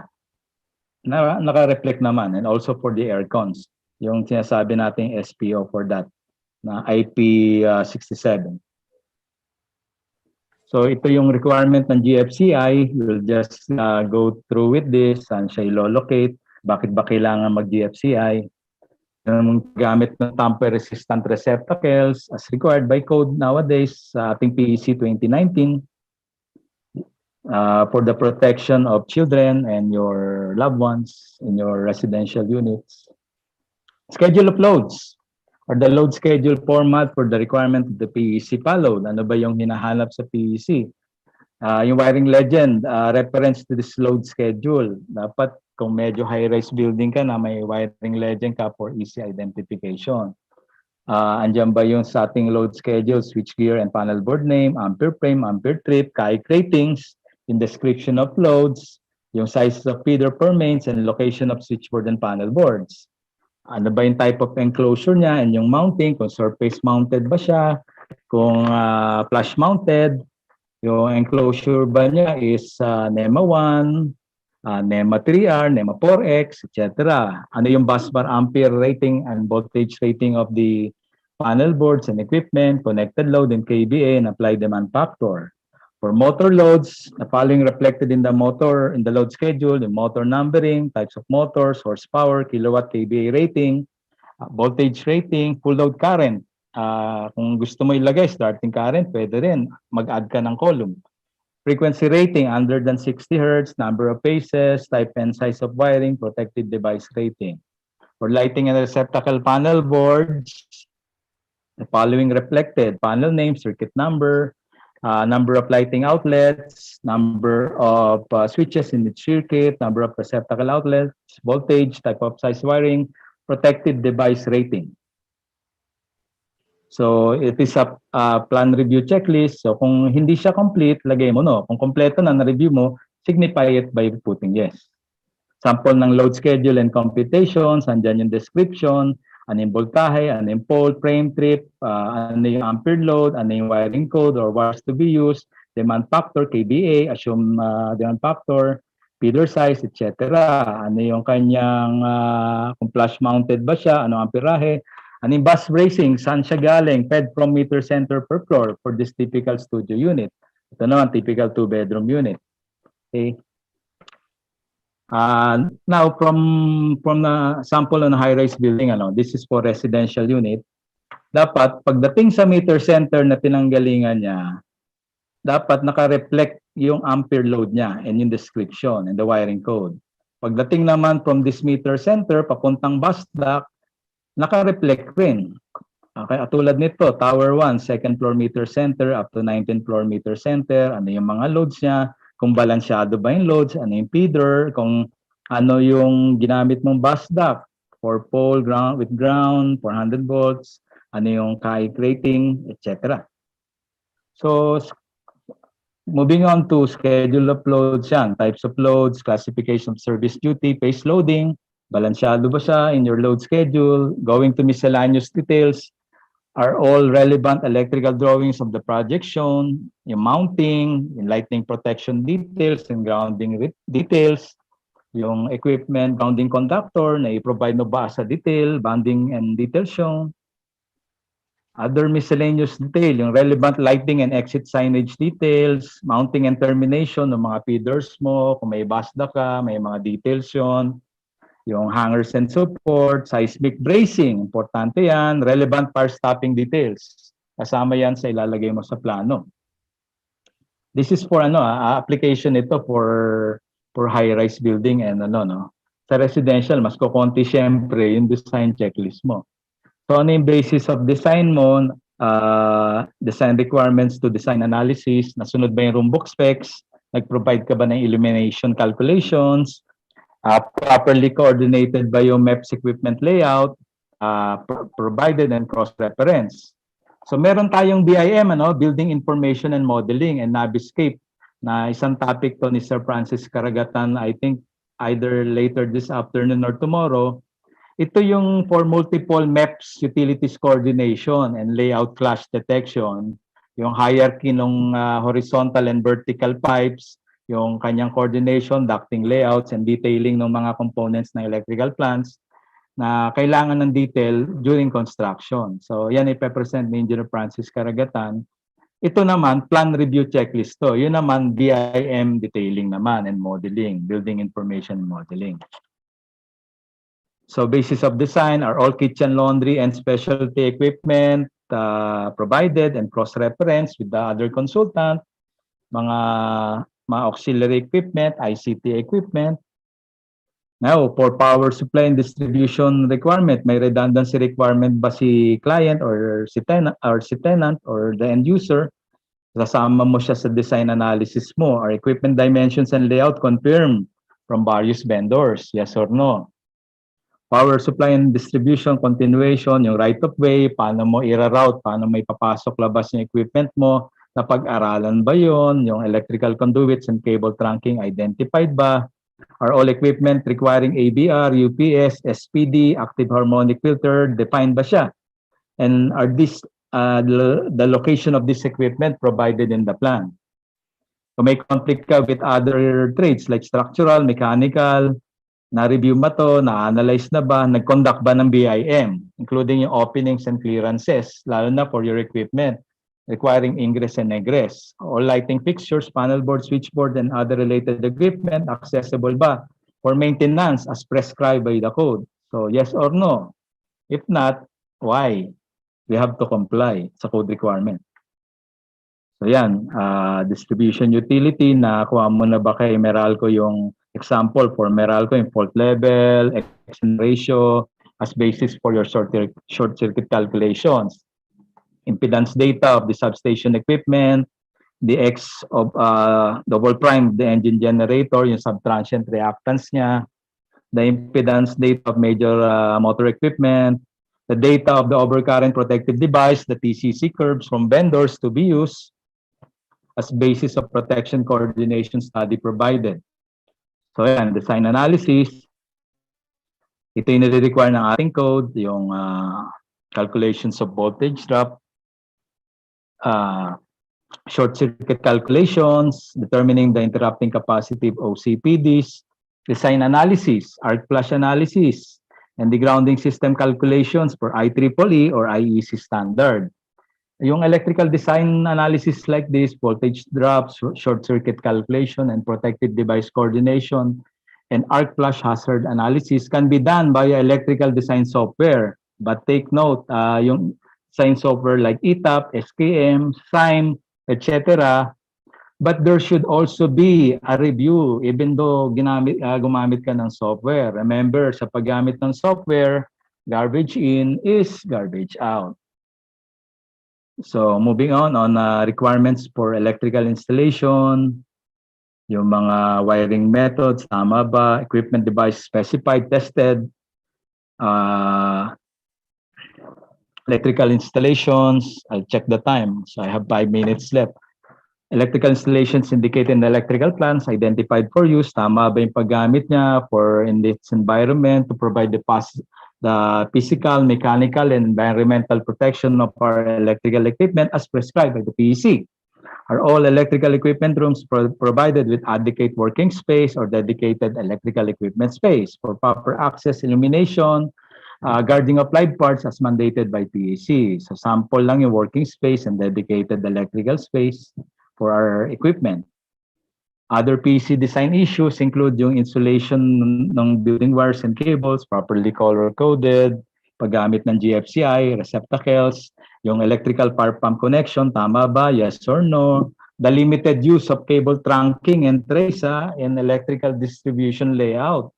Importante yan. Marami dyan. Shortcut, cable trunking and tray. Ayaw mag-conduit. Okay. Fire-rated low smoke halogen-free cables, specified ba for the fire pump, emergency system, and fire alarm system? Our swimming pool, fountain spas, and similar installation in compliance with Article 6.8 of the PEC. Kasama yan sa ilalagay natin checklist para ma-review na maayos. Then yung green building code, daylight provision, lighting power density, LPD calculation, provided ba siya? yung occupancy sensors for lighting control as required by the Philippine Green Building Code provided in the electrical lighting layout. Yung escalator, walkalator, yung moving ramps, yung automatic control siya as required by the Philippine Green Building Code. Are elevators fitted with such mechanisms to reduce energy demand? Yung transformer mo ba, maganda yung efficiency? All motors 5 kilowatts and above designed with PFD or variable speed drives. Nasa Philippine Green Building Code po yan. Renewable power, meron ba sa iyong design? Naglagay ka ba ng solar PV system in your electrical design? Ayan, kung may wind turbine, etc. So here's a sample of a Green Building Code checklist requirements na we provided in my project. Ito yung LPD calculation. It's some sort of a checklist. Nandiyan yung LPD value, yung computed design value, kung applicable ba siya, etc. So it's a sample for the reference of the practitioner. So last 2 minutes. Yan na si Mama. As the electrical design considered the revised IRR 2019 of RA 1125, the IRR of RA 1125, energy monitoring system and LED indicated in the electrical system design. Kasama siya sa green building. Now, going on the electrical requirements of the revised IRR 2019 of RA 9154, the Fire Code of the Philippines. Meron ba tayong FDAS? Yung FDAS, requirements siya depending on the type of occupancy per Division 6, features of fire protection, section 10.2.6.6, kung meron bang fire alarm control panel or fire alarm control unit. Yung fire alarm control unit, yan na yung designation sa fire alarm control panel ngayon. Signal initiations, and heat detection requirements, na-comply mo ba, yung occupancy sensor, occupancy notification requirements, emergency forces notification, emergency control location, and annunciation. Meron kaming isang project in Cavite na it's good to note this, yung Bureau of Fire in Samba location in Cavite, meron silang sariling checklist for this requirements of the RA 9154. Pati yung mga exit signage light, dinefine nila. Yung requirement ng FDAS, yan, example, yung fire detection alarm system, yung pag meron ka bang fire command center, ano ba yung system architecture mo, kailangan ba may general alarm or may pre-alarm, etc. So ito, yung requirements ng sequence of operation, check nyo rin yan kung kinomply nyo. Yung pre-signal, positive alarm sequence, etc. Requirements ng building safety interfaces like yung fire pumps, pressurization fans, yung ating fireman slips, yung smoke evacuation fan, jockey pump, yan. Requirements of fire command center for high-rise building. 10-story, consider ba siya? Yung requirements for illumination and means of egress. Yung exit sign mo ba is 6 inches yung font? Ang backup time ba ng battery is minimum ba siya na 90 minutes or 1.5 hours? Yan yung nasa revised IRR ng 9154. Yan, exit signage. So that's it. Design is not how it looks and feels like. Design is how it works. By Steve Jobs. Thank you for listening and actively participating. Sorry, medyo minadali kasi sakto, I have 1 hour for this presentation. Thank you.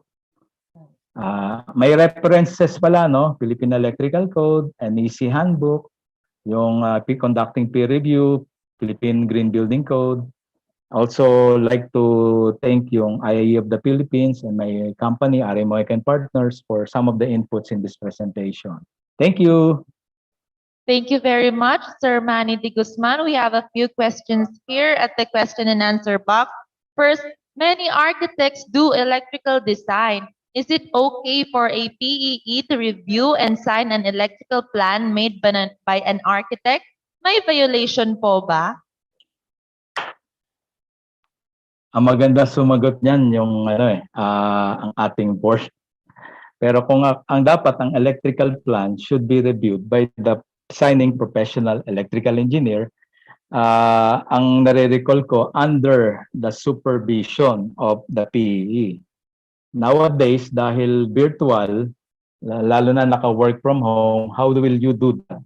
So meron kang, pwede mo siyang i-check or magkaroon ka ng plan review via virtual platforms like this Zoom, etc. Thank you. Okay, so from Ma'am Maria Luisa Lozano, during this Mani. COVID-19 pandemic, how or what modification or adjustments done regarding the ventilation in a high-rise building or enclosed space to eliminate and limit the virus spread? Okay, let me give the floor to Sir Francis dun sa question earlier. Sir Francis. Yeah, medyo I'll just give my comment as a regulator. This is what we're trying to do. We're trying to avoid a situation wherein the other party will do these things for you. We are changing the landscape and the profile so that architects, civil engineers will not do these things for you. This is the very reason right now that all our PEs are undergoing a lot of training and a lot of seminars so that no one would simply say that it's easy for us to do the design. Only the authorized and only those who are very skilled in the design of electrical should do the design. So in the question of whether the architects, normally what the architect can do for you is to plot all the lights, for example. Okay, because sometimes they wanted some dramatic lights hidden inside the ceiling and dramatic lights focused on the flowers and the plants. That would be all right. But as far as the circuits are concerned, this must be done by the electrical engineers. So therefore, we try to avoid not to and not allow the other professional to do these things for us, because we will go back again to the previous landscape or profile wherein other professionals are encroaching because they think that is a simple thing. One of the very essence, that's why we push through with the design analysis of all the electrical plants, is because this cannot be done by a non-electrical practitioners. Even other REEs for that matter is not really that skillful, I think that competent to conduct a electrical design. So I hope that if you come across with such situation, talk freely with the professionals so that this cannot be so that this can be avoided. Thank you, Manu. Thank you, sir. Thank you, Sir Francis, for your inputs on that what you call this query or question in the presentation. So with regards to the second query, how and what modification or adjustment done on the ventilation of a high-rise building, medyo off-topic to, but I can answer this. So yung ating group, yung mechanical engineers, meron silang like in our electrical, alam ni Sir Francis to, meron tayong standards with regards sa ano no sa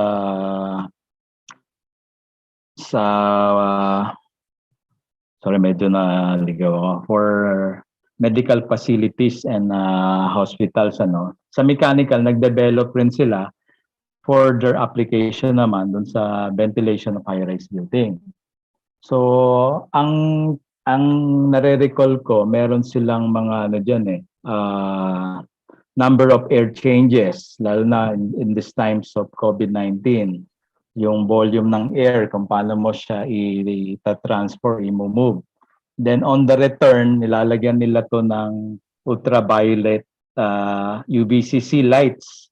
On our electrical naman, paano natin i-correspond yung mechanical revisions na yon? We just provide power. Like for the UVC lights at the return of the aircon, at the return air duct, yun, lalagyan natin ng power supply. And also, dahil may mga requirements na bago from the mechanical engineers, lalagyan lang natin ng power supply and the proper control mechanism for this. Thank you. Okay, for our last question, sir.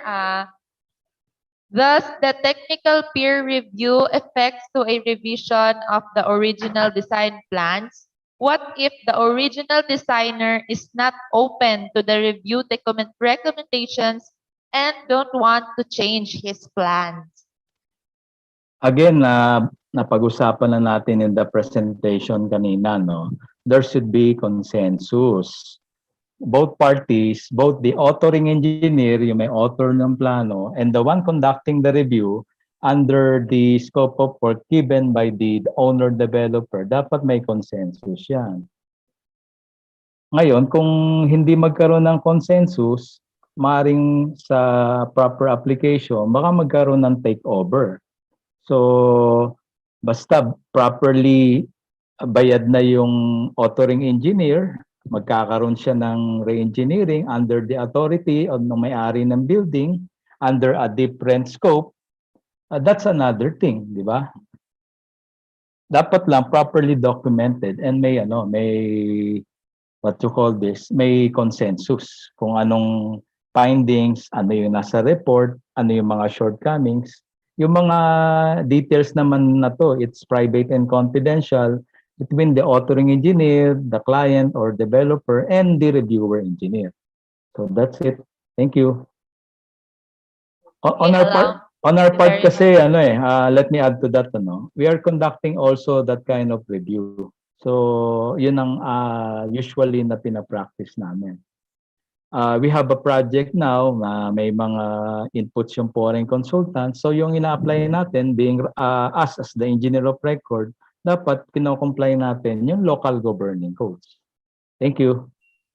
Okay, thank you very much, Engineer Manuel M. De Guzman. Allow me to read the citation for our Certificate of Appreciation. Certificate of Appreciation is awarded to Manuel M. De Guzman in grateful acknowledgement and appreciation in his invaluable service and professional thoughts shared as a research speaker on the topic about electrical plan review checklist during the IIEE 7th Metro Manila Regional Conference, a hybrid event with the theme Got One IIEE Transcending the Challenges in the New Normal by Embracing Resiliency and Complementarity. Given the 6th day of August 2021 at the IIE building, Cubao, Quezon City, and via Zoom cloud meetings. Signed, Engineer John Registrosio, Vice President External Affairs of Metro West Chapter, Engineer Joveni F. Tagatak, President of Metro West Chapter, and Engineer Alwin M. Wagan, Governor, Metro Manila Region. Thank you very much, Sir Manny. Thank you very much, Ma'am Yasmin. Magandang hapon po sa lahat. Thank you. Now we will proceed to our next speaker for this afternoon.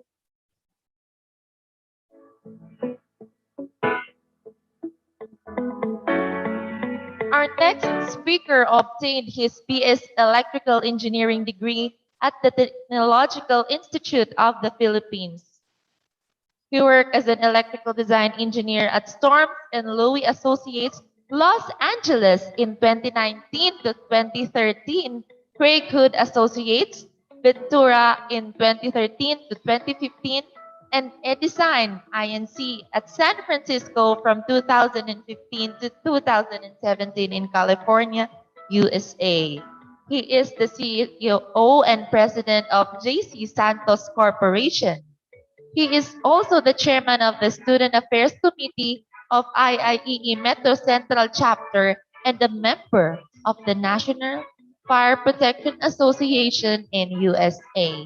So, ladies and gentlemen, let us all welcome Engineer Jesse Santos. Good afternoon. Thanks for having me here. And Honor Francis Mapili, thank you very much for allowing me to speak here right now, together with my compare Manny De Guzman. I've been hearing your presentation, napakaganda. Natuto ko sa iyo. Nalimutan ko talaga i-present ko because napakinig ako sa iyo. It's a very educational. Magandang hapon, pare. Pare, magkape na lang tayo. Sige.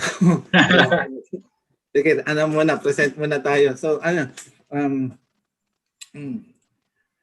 I was invited by Sir Jovit. So, as we all know, I've been practicing electrical design. So, though medyo nag-think twice ako, ang binigay sa akin is this topic. Let me share to you right now my topic so that we could get started.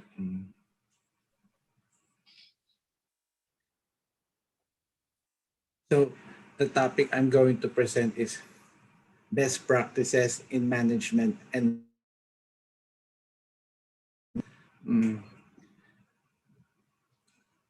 I accepted this topic because nga naman it makes sense sometimes especially for electrical design engineers we think of only design but in my experience when talking with the client ang pinag-uusapan we're not just talking about submitting the plans we have to make very sure that in continuation. Maganda kaya nga may relevant, may continuation dun sa presentation ni Sir Manny de Guzman. We're not talking, if we design a project, we're not talking only if we just design it and then okay na, masubmit na. And then we should also think about paano i-maintain ba ng mga building manager, yung mga engineers on site. So that's why I accepted this topic. So before we start, okay, I'm just want to make a disclaimer that this is not a present point of views ng institute. Okay, any further clarification, just consult with the authority having jurisdiction. Okay, just a reminder, if you could, I appreciate if you could turn your microphone in on mute, and then in the afternoon right now it's around 2:15. Go grab a cup of coffee and biscuit and enjoy the presentation. Tighten your seatbelt and we're going to have an enjoyable afternoon. So learning objectives, based on my experience, I had a chance to work in a University of Berkeley, somewhere in San Francisco, where it's a school campus or a university. So doon may mga research sila. So that's why I'm going to share what I have learned. So learning objective is the importance of proactively managing and understanding the financial performance of the electrical system in a facility or building premise. And then another, we would like to aim our productive afternoon is to learn how to address the importance of management in maintenance related requirements as applied to electrical safety in the workplace. So we're going to like to fit in only for electrical. Of course, there are other trades like mechanical. We're not covering that. So, medyo magre-rest muna tayo ng konti about calculation, short circuit, whatever it is. So we're going to get the bird's eye view. So not only, of course, specifically for this one, for those maintenance engineer, building engineer, but there's an influx dun sa mga contractors, installer, designers. So we have to think the overview. Of course, the overview is what financial forecast kailangan natin. So for large management, we have to predict gonna make each month their shareholders, how much money they're going to make each month, and shareholders are going to be released this much money each month. So remember, yung nasa taas natin, we're not saying that puro finances lang pinag-usapan, but for this one, for property branch manager, for example, for condominium, for a commercial building, even the industrial, if you have a plant, of course, yung mga branch manager would forecast over Usually, okay, generically speaking, it would magfo-forecast sila ng 12 months for revenue on how much money they're gonna make money for their tenants. If it's a commercial building, of course, they're going to forecast yung mga ibibuild nila sa mga tenants and customers. So in property management, kaya in property management, we have a connotation, bad news early. When you say bad news early, not late na bad news early is good news. Kasi napaproactive mo na what's going to happen. So that's very important. So what adjustment are you seeing building and property? I'm going to turn off my cam kasi baka may iba dyan cannot let me check. Anyway, forget about let's continue. Let me just say to me if someone is not hearing my audio so well because my last webinar is a little bit struggling. So going back to what we're talking about, okay? So yung mga adjustment for property management make to their accounting strategies. So it's more on the financial management, okay? So for more engaged with owning the financial outcome of the business. So sometimes we really get obsessed with the day-to-day operation. Sometimes we're on the day-to-day lang. But when we check in our office or in our facilities, so we just check what is the day. But it's more on the day-to-day, okay, of business, getting maintenance taken care of and getting tenants, okay. So whatever your client is, especially for big fish, okay?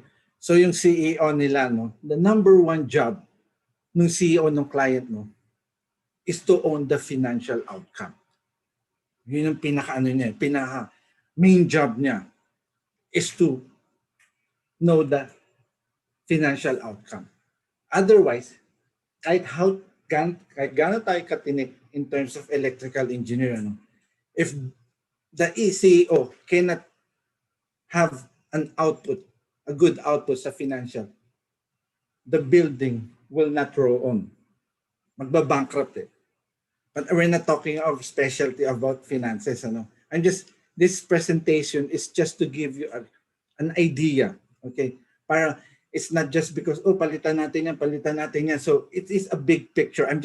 We do not have all the luxury time to detail it, okay? So one strategy,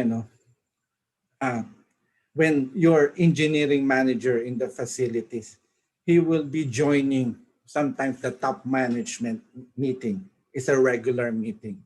So all big fishes companies or organization, meron sila for sure neto. So one of the strategies is to have a forecasting and planning. Okay.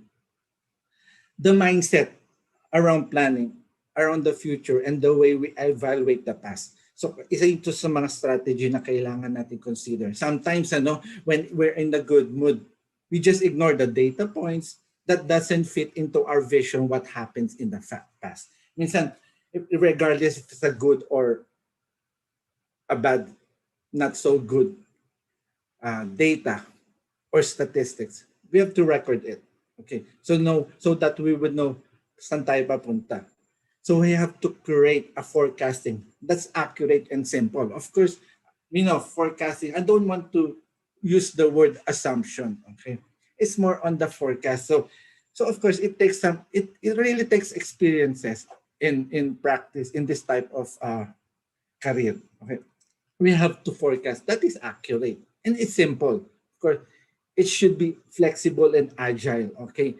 Ibig sabihin, when we forecast something, so it should be agile. It's not, we should think of if it is flexible, we could shift other alternative way.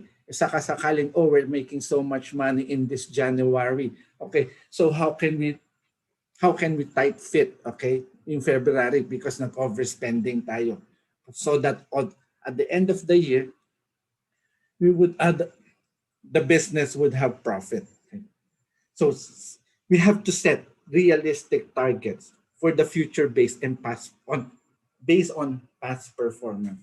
So it's so masyadong complicated if I'm going to show you the spreadsheet, but I'm just putting into words, if meaning that we have to create a monthly game plan for how we are going to hit those targets. So ano ba yung maintenance natin?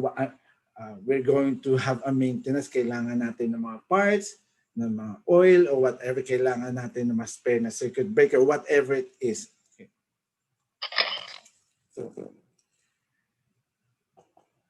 So if we're going to look our costs, okay, on the top management, okay, especially the CEO and the president, okay, the entire entrepreneurs, they need to clarify their why. What do I mean? It's a little bit why. Bakit ninananayo yung condominium building? What is the reason? We have to also understand those entrepreneurs, those top management, those CEOs. Hello, Sir Jesse. I'm sorry to interrupt you po. Yan, is it I garbling? guess we're having a problem with your signal. Let me It's a bit robotic, sir. Let me check again, okay? Okay. Check one more. Okay, you may now proceed again, sir. Yeah, let me. Don't hesitate to interrupt me every time, and then okay. Thank you very much for letting me know. Okay. Are we okay? Well, I'll check. I'll check one more. Okay, yeah. Okay. Where are we at right now? Here. So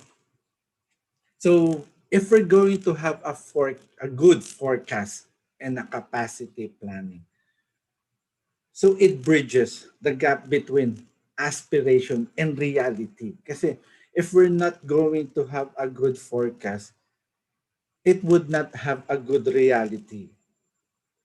Parang ang tawag nga sa Tagalog, para kang sumusuntok sa buwan. Okay? So it helps simplify business decision making so that we would know it simplifies, or it would, in terms of critical thinking. So what we would know how is easy to solve if there's a problem down the road. So we moved the gut-based decision making into a data-driven decision making. So ibig sabihin, it is better to have, parang ganito, parang sa design din I know, si parang Manny de Guzman, alam niyo. So we have sometimes sa design, in terms of load calculation, for example, lalo na for main, we're not using already connected load. Is not 1 plus 2 equals 3. We have already, based on the historical data, what this is the load, this if in terms of VA per square meter. So that is already because of the historical data. So it's similar to forecasting and planning. If we have a data, it is easy to have a decision making. What happened is it will also help being proactive rather than reactive. Parang if I'm joining also the NFPA meeting, lagi na sinasabi, they're having a struggle with people, because meron tayong mga habit. We have a habit, that ang sabi na is an issue when it's already an issue. So for this presentation, I'm just giving you the mindset that I'm advocating to be proactive. So budgeting, it's terms of budgeting, we have to view plants, maintenance services as a valued contribution to the organization. So we have to be efficient, okay, in terms of budget. Hindi naman if we something like this, if we do not have to buy BMW if Toyota Corolla can go point A to point B. It depends, of course, on the market. Of course, if it's a hotel, first class hotel, of course we have to go above the minimum code. And you're marketing a high end on the AB. But of course, if the building is only like a public elementary school, you don't want to put an ASCO brand din ng ATS. It would be very, baka lahati na ng budget ng building nasa nasa ATS lang, nasa transfer switch. It always depends. So there's a business strategy. Kaya if we have a client, the first question that I always ask, what is your market? Para matayo natin yung building natin based on your why, on your vision, on your reason. Bakit ka nagtayo ng building na yan? So that me as an electrical design engineer, I could tweak. I could put myself on a good position. Bato ka ng bato, hindi mo pala kaya. But I'm not saying that we always go above, we always go to the minimum code. There are things that we have to go above. Sometimes my mindset, I try to be kahit na public elementary school lang. If I could go above as much as possible, I try first at the pinakamaganda muna, and then we have a value engineering, and then at the end of the day, kaya mo naman pala gumawa ng public elementary school that is above the minimum code. So for me, that is a successful, and so there are different strategies. Okay. So integrated of spare parts management. Of course, we have to have identified spare parts and classification. You have to make sure that, of course, when you base spare parts, it is really relevant and it will be needed in the future. Determination of the required quantities of spare parts. We have to quantify. So maybe on the next slide, maybe I could explain a little bit more about, it depends on, hindi ka lang basta spare parts, it depends on the demand, of course. So having said that, it's nice to have an inventory control policy. So if you have going to have inventory control policies, then you would have a big idea or a good idea how many parts ang kailangan mo, or what are the spare parts that we need to stock. Okay. So here, of course, there are two different replacement, okay, of parts. It doesn't mean naman always when you replace a damage or not working part, you're going to buy new parts. There might be some instances that it might be wise to buy a replacement, or what I mean is reconditioned parts. So it depends, okay? So data is always the best. So we could use our executive judgment when to buy a new part or a reconditioned part. So this is a good triangle, maybe the triangle, we are all technical people in terms of our practice. We're all engineers here. So just looking at the diagram, the triangle will speak for itself. So nandun naman tayo sa, if it's a low cost, siyempre medyo nandun tayo pupunta sa low quality. And if of course, depende sa time. Of course, kaya kami nila Sir Manny de Guzman, ang hirap minsan because we do quality work, pero ang sa ibang bidders naman is yung mga ibang players, they could do it in 1 hour. Is because talagang mabilisan lang ginawa, di ba? They just do the work and then submit. Sometimes kami na Sir Manny de Guzman, we have to QA, QC pa just to make things that is being done properly, because especially nga ang ina-advocate natin mga electrical is, of course, safety. Yeah. And of course, ganun din sa kanan, pag sa high quality, of course, pag tumataas ang quality, the chances are, okay, the cost will be higher.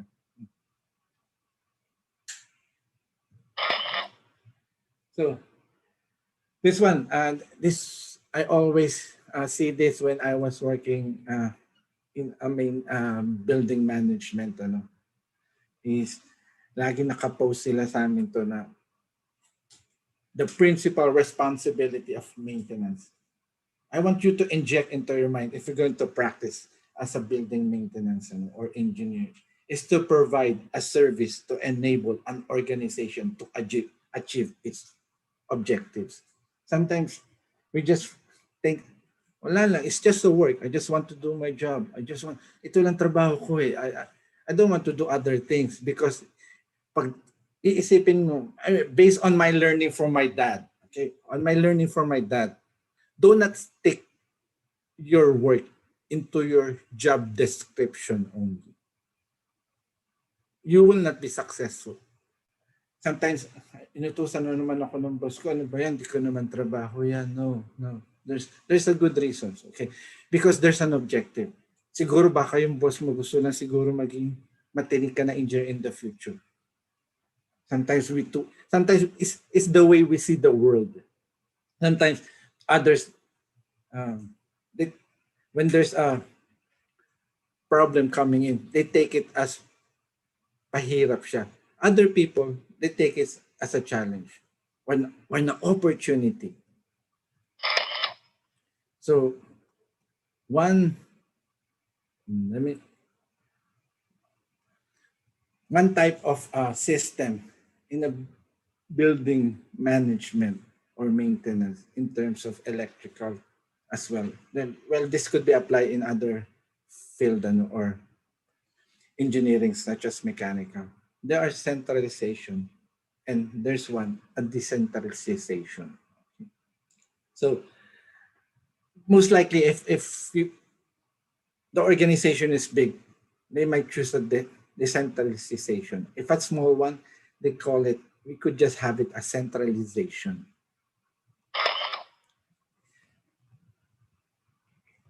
This one, okay? There are times that it's okay so far.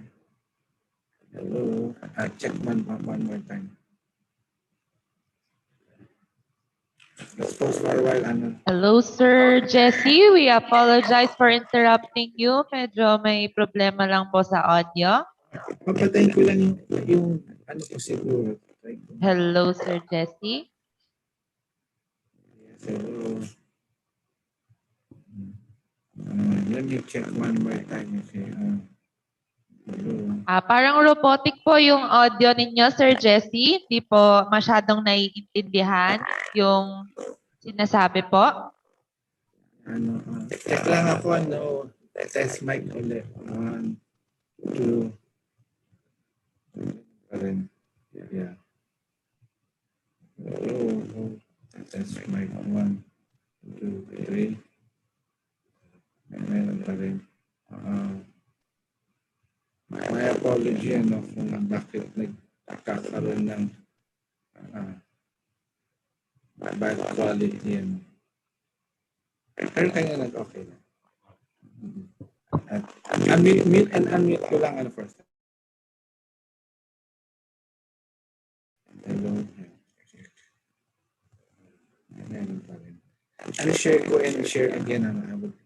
Unshare ko and share again. I just want to troubleshoot one more time. Okay po, sir. Just give me just a moment. Hello, check one. Test mic. 1.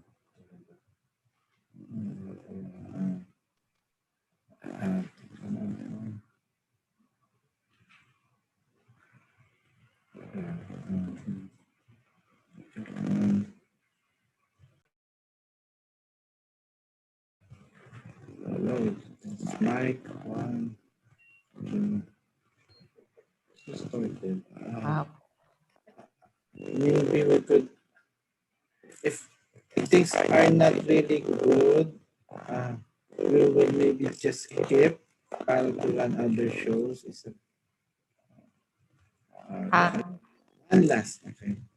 Sa ngayon po, sir, medyo robotic pa rin po yung sound, sir. Hindi po namin naiintindihan yung voice po ninyo. Yes, mic 1. Let me check again. I'm not sure if the internet is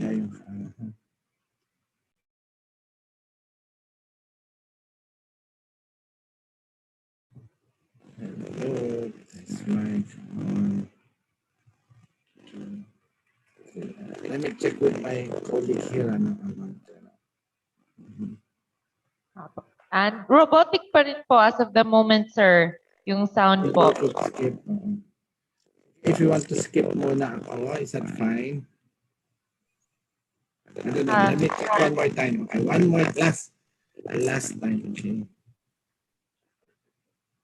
Apologies, sir. Hindi po masyado naiintindihan yung in-explain ninyo nitong last.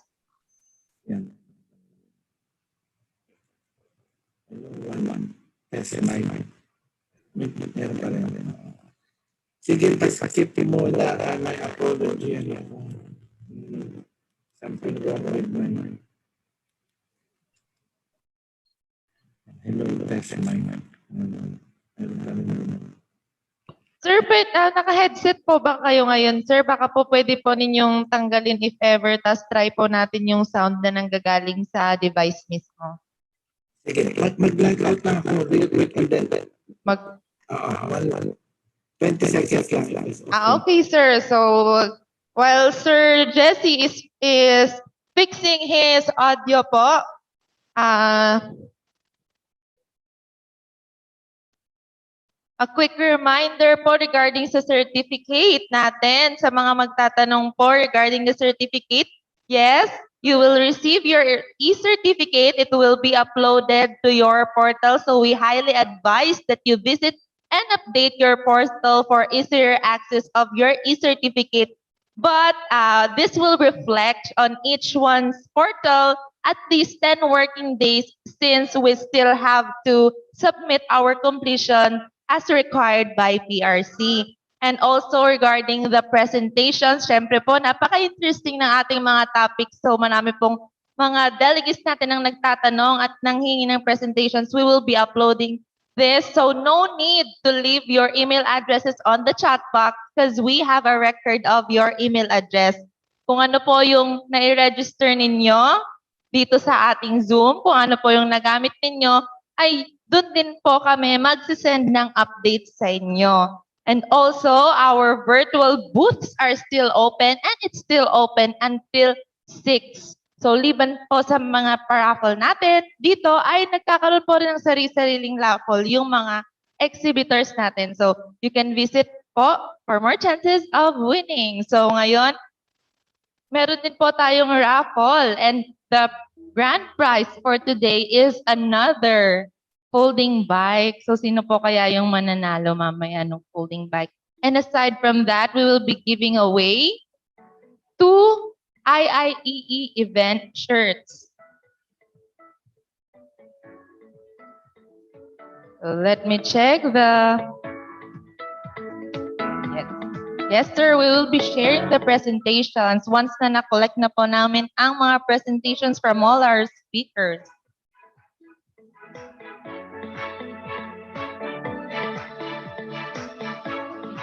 Check the sound box. So si Pesit po ay nag-leave po siya ng link para sa kanilang virtual booth. So don't forget to visit. Pagkatapos po ng ating... Pwede na din po kayo mag-visit ngayon. Yan. And... Also, si Panasonic. Andito pa rin po si Sir Jeff Santiago at nagre-reply po sa ating mga inquiries. Pwede din po kayong mag-visit sa kanilang event hub. Nandito po ang link found at the chat box. Regarding sa in-announce na raffle kanina sa mga ating customers ng Panasonic, you may directly chat them regarding the mechanics. So meron po tayong mga representatives sa ating mga booths where you can directly ask your inquiries. So ayun po, and the representatives will reply. Also, EnergyNet also left their link. You can find it in the chat box. FMIDC. Oh, may paraffle daw po si FMIDC. Pwede po tayo mag-visit doon.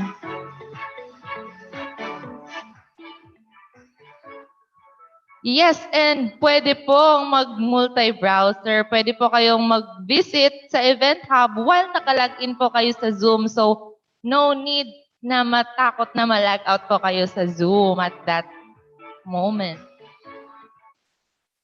So,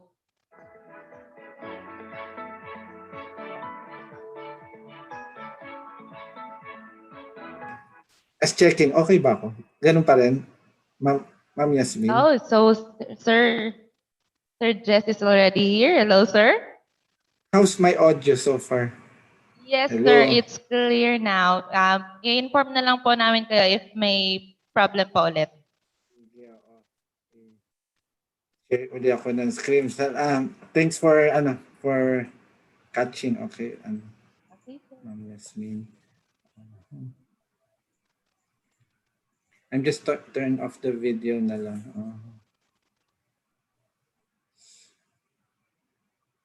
So here, let me check again.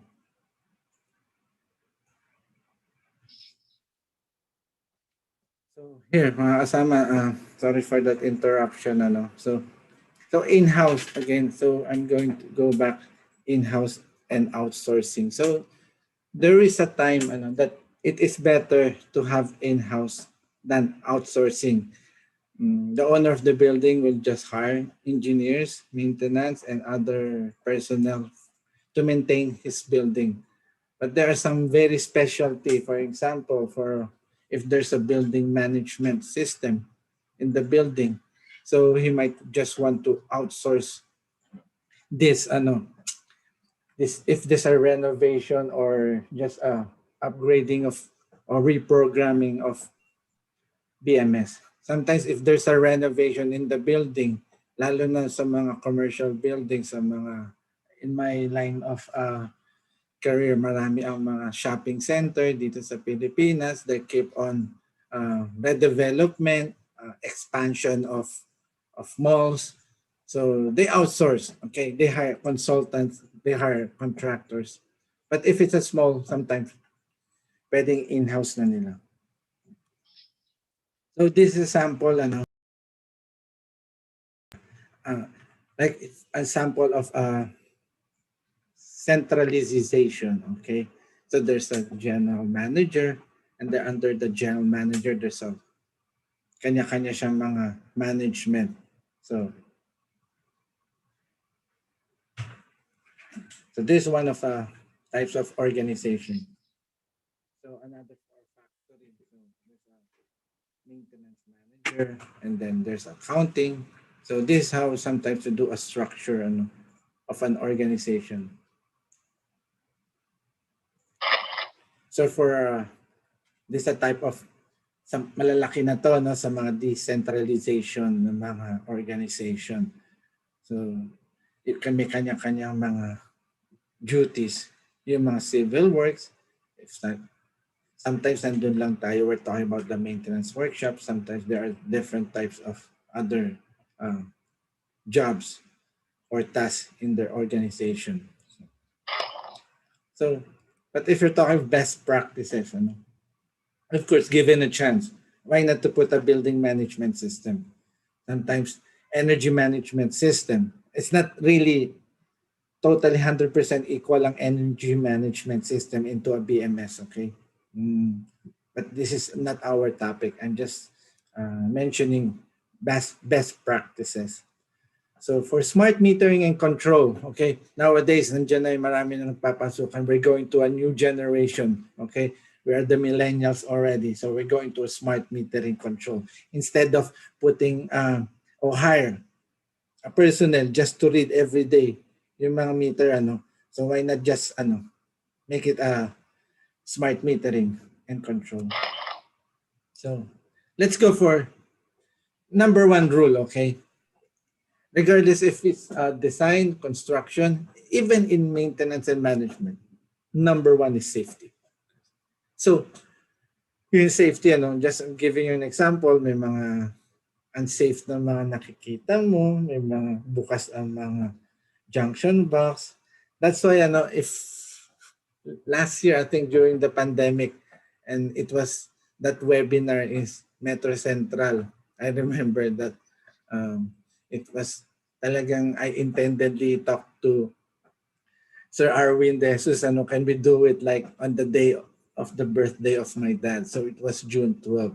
So what will be the topic? Ang naging topic ko is about in top 10 most overlooked sa PEC, which is I'm not here to compare US and Philippines. Sometimes dito I'm trying to advocate, okay?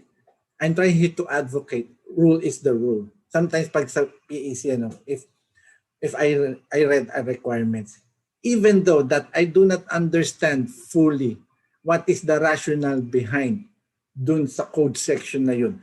Pero kung nakalagay dun sa code section dun is no left turn. Wala akong magagawa eh. It's no left turn eh. Parang instead of trying to argue, instead to be reactive, ano ba naman yan? Hindi ba natin pwede pagkasyahin dito sa junction box na to, yung ganito karaming wire?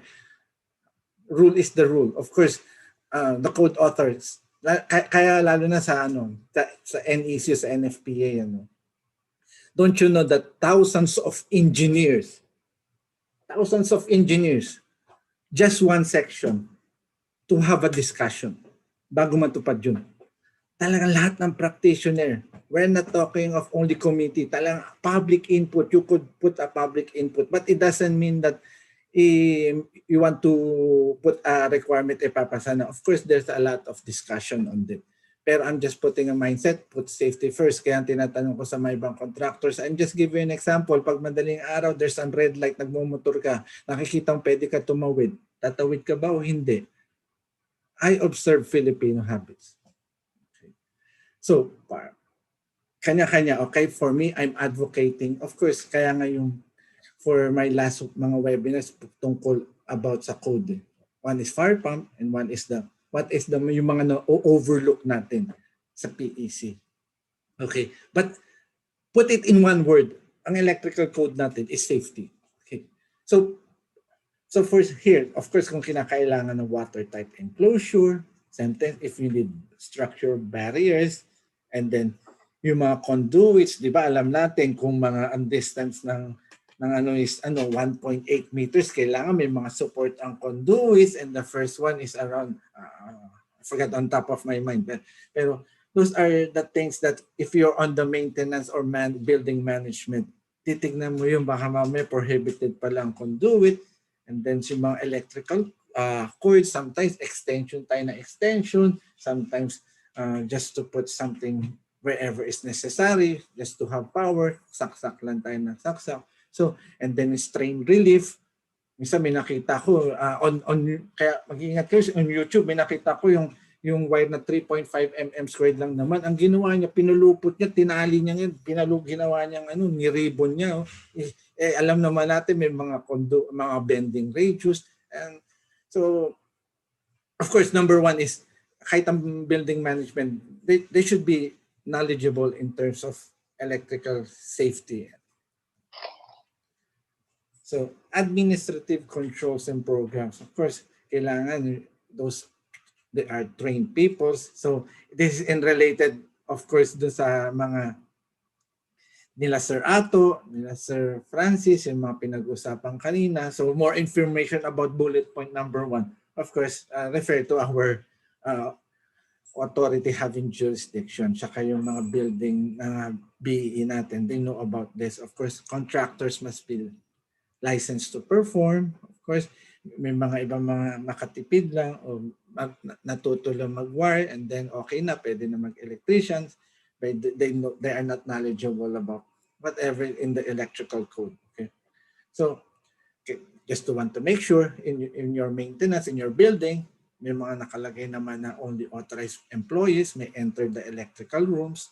Of course, yung mga devices, ito sa mga napapansin ko rin, when sa mga facilities, walang mga label yung mga disconnect switch nila, mga panel board. In the US, sasabihin nila, panel PP1 fed from LVSG. Aside from the nameplate na nakikita natin, for example, di sa panel board, minsan nakalagay naman doon for panel PP1 400, doon is 480/277. And then meron pa sa baba, fed from low voltage switch gear. Para without looking at the single line diagram, you know where ano yung naging supply, saan nanggaling yung supply conductor niya. Senior facility management must be authorized at any work on energized electrical circuit. However, of course, if we're going to discuss yung mga arc flash, of course, ang PPE mo, that's already your last option. Of course, as much, there's nothing other way to say it's safe but to turn off the power.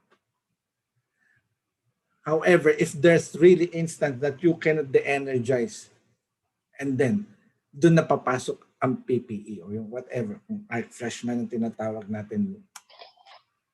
So, work practice controls, employees covered under this policy must wear electrical rated safety shoes and boots. So, as what I have mentioned earlier. Okay, so doon yung mga tools that are properly insulated.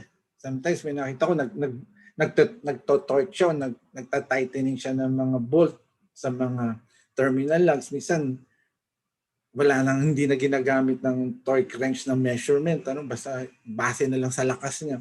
Of course, that is not the proper way. Okay? Tapos may, lately lang, talagang last week lang, nakita ko, yung HV termination kit, HV termination kit, nandun siya sa taas ng poste, wala siyang gloves. Kaya buti nakita namin, though wala kami sa site, online lang kami sa Viber, buti napansin ng colleague ko na engineer dito, pinababa namin siya. Those are, I don't know what to say, it's more on the awareness. Of course, we as engineers is our responsibility dun sa mga personnel natin, sa mga tao natin, to make sure that they are safe.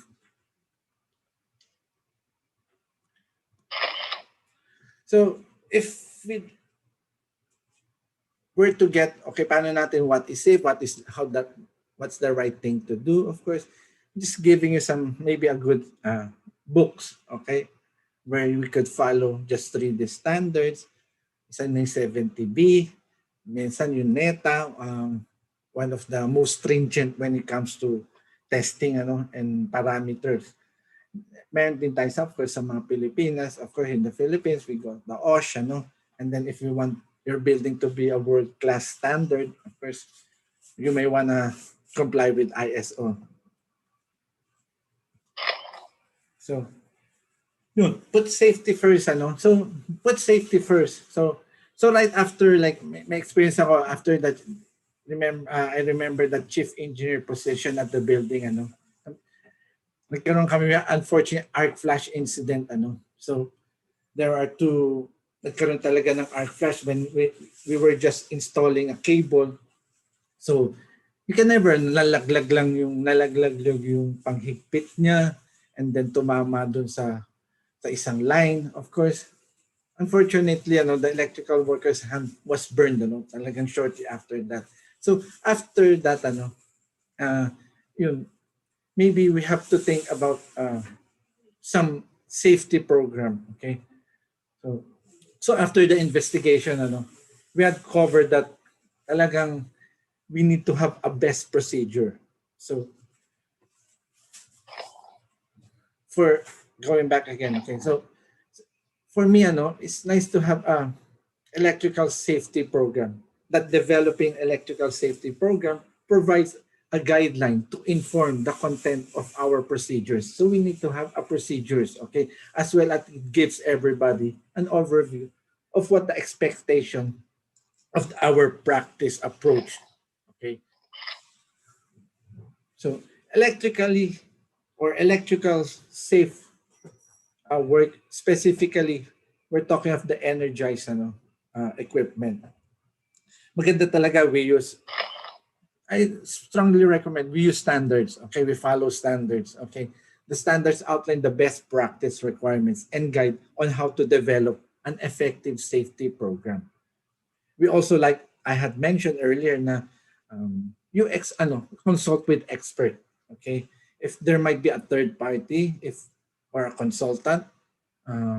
Here sa mga II local chapter namin, meron sila yung ganun na mga business nila. So I strongly recommend to hire those experts. Okay.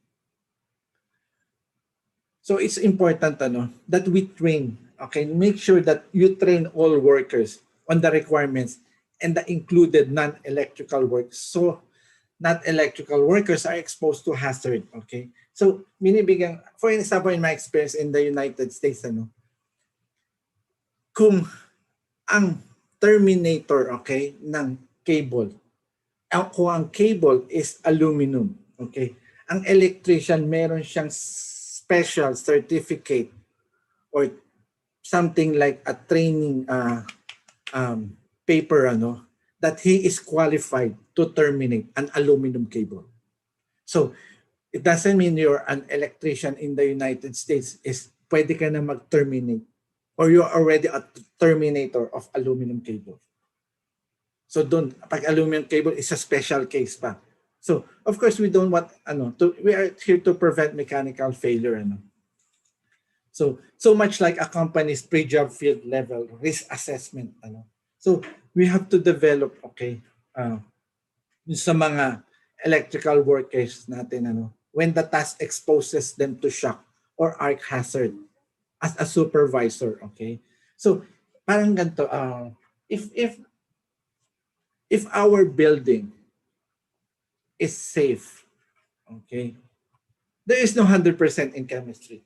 But as we could try as safe as possible, as high, as safer as possible, then we as if we are a CEO or the building owner, we could attract more talents or skilled engineers to work with you because yung facilities mo is they are safe to work there.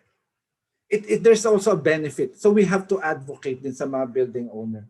Come on, let's do it safe so that you could attract yung mga matitinik na mga electrician. Because for them, but the chances are they would really love to work at your building, okay? Because it is safe. Kaysa yung mga nakalawit yung mga wire, of course, kahit sino, of course, if you're going to work on that facility, and maybe you will think it twice because your life might be in danger.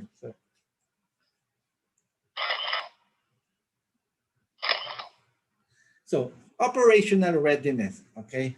The operational readiness. So when the operational readiness is not done well, okay, the maintenance team suffers effort required to catch up its place. So maganda bago magkaroon ng i-energize na o i-operate na yung building.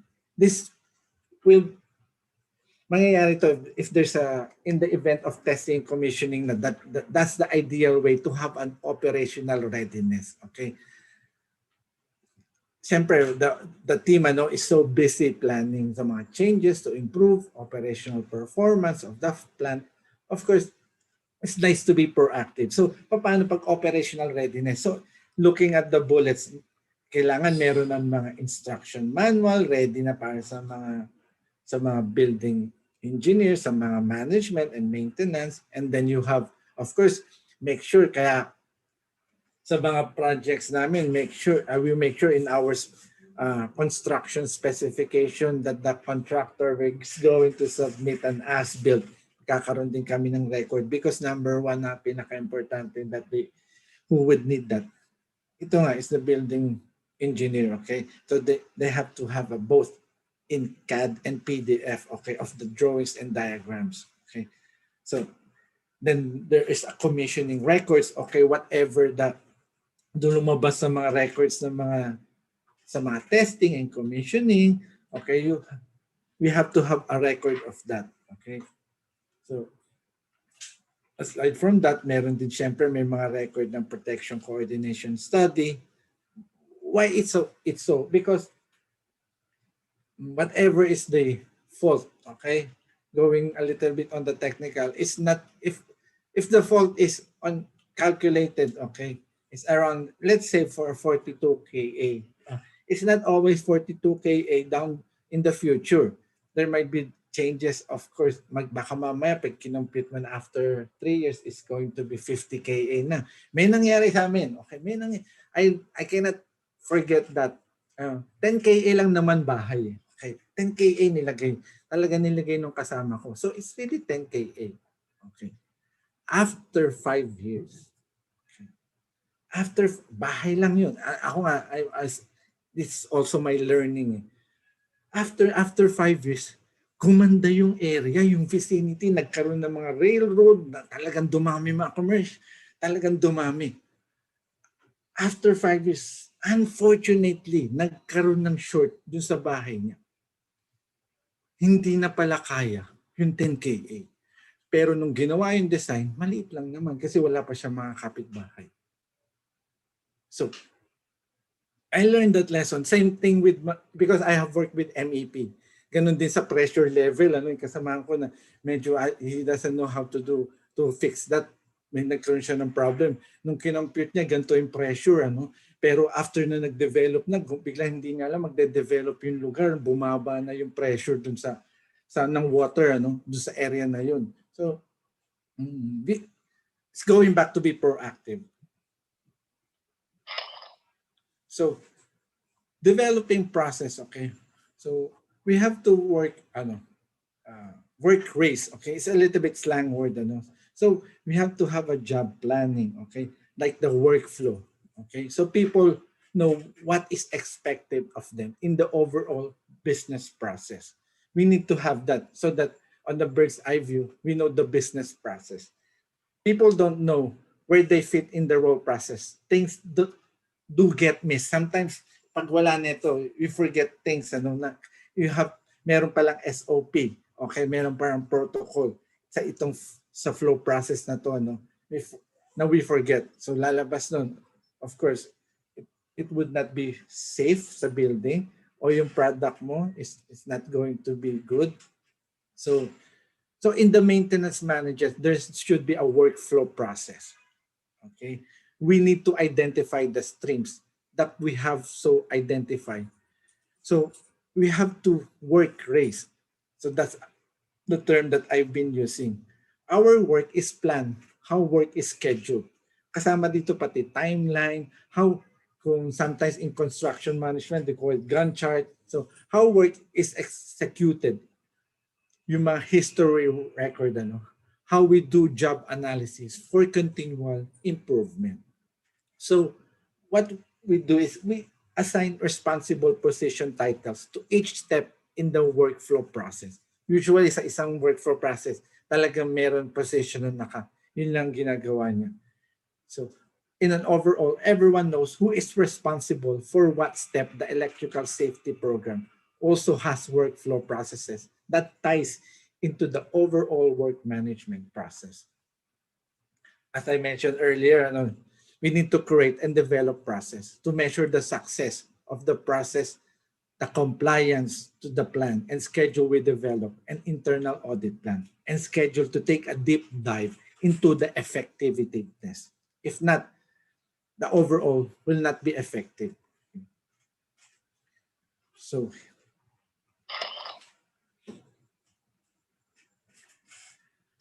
again, we could use the standard, okay? So now, equipment criticality analysis and failure mode and effect analysis. So I'm going to show you on the next slide.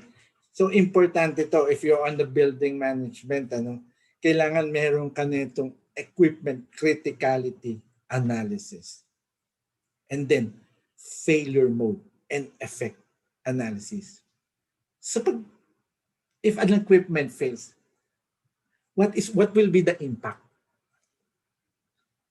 Sigurado ko wala nang tayong tanong kung substation transformer ang nasira. Of course, you know already the impact. You know already what I mean siguro. So if you need to hire a third party to do the matrix, and then that is better. So sometimes ganito ginagawa namin. So we do a ranking. We call it ranking. So the spreadsheet speaks for itself. Maganda magkakaroon kayo ng record na ganito for each equipment. Ano ba yung ranking niya? Okay?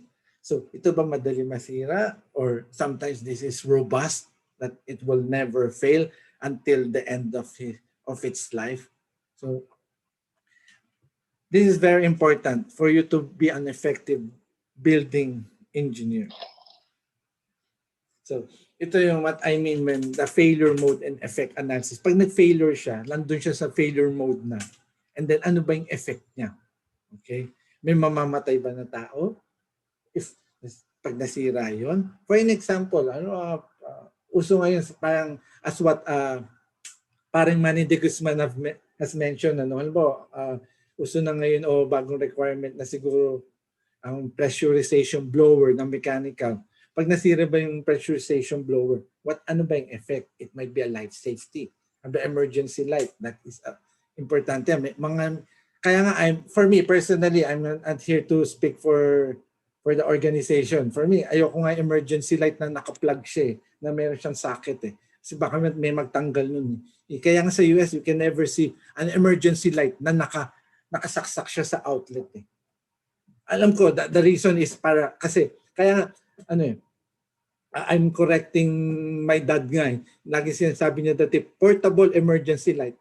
That is not portable. It is emergency light. When you say portable, nabibit-bit mo. Siguro nga kasi nga na nagkaroon tayo ng kasanayan na yung emergency light is portable, binibit-bit. Gagawin natin, pag brown out, carry natin siya para gamitin flashlight. No, that is not the purpose of emergency light. So it should not be portable.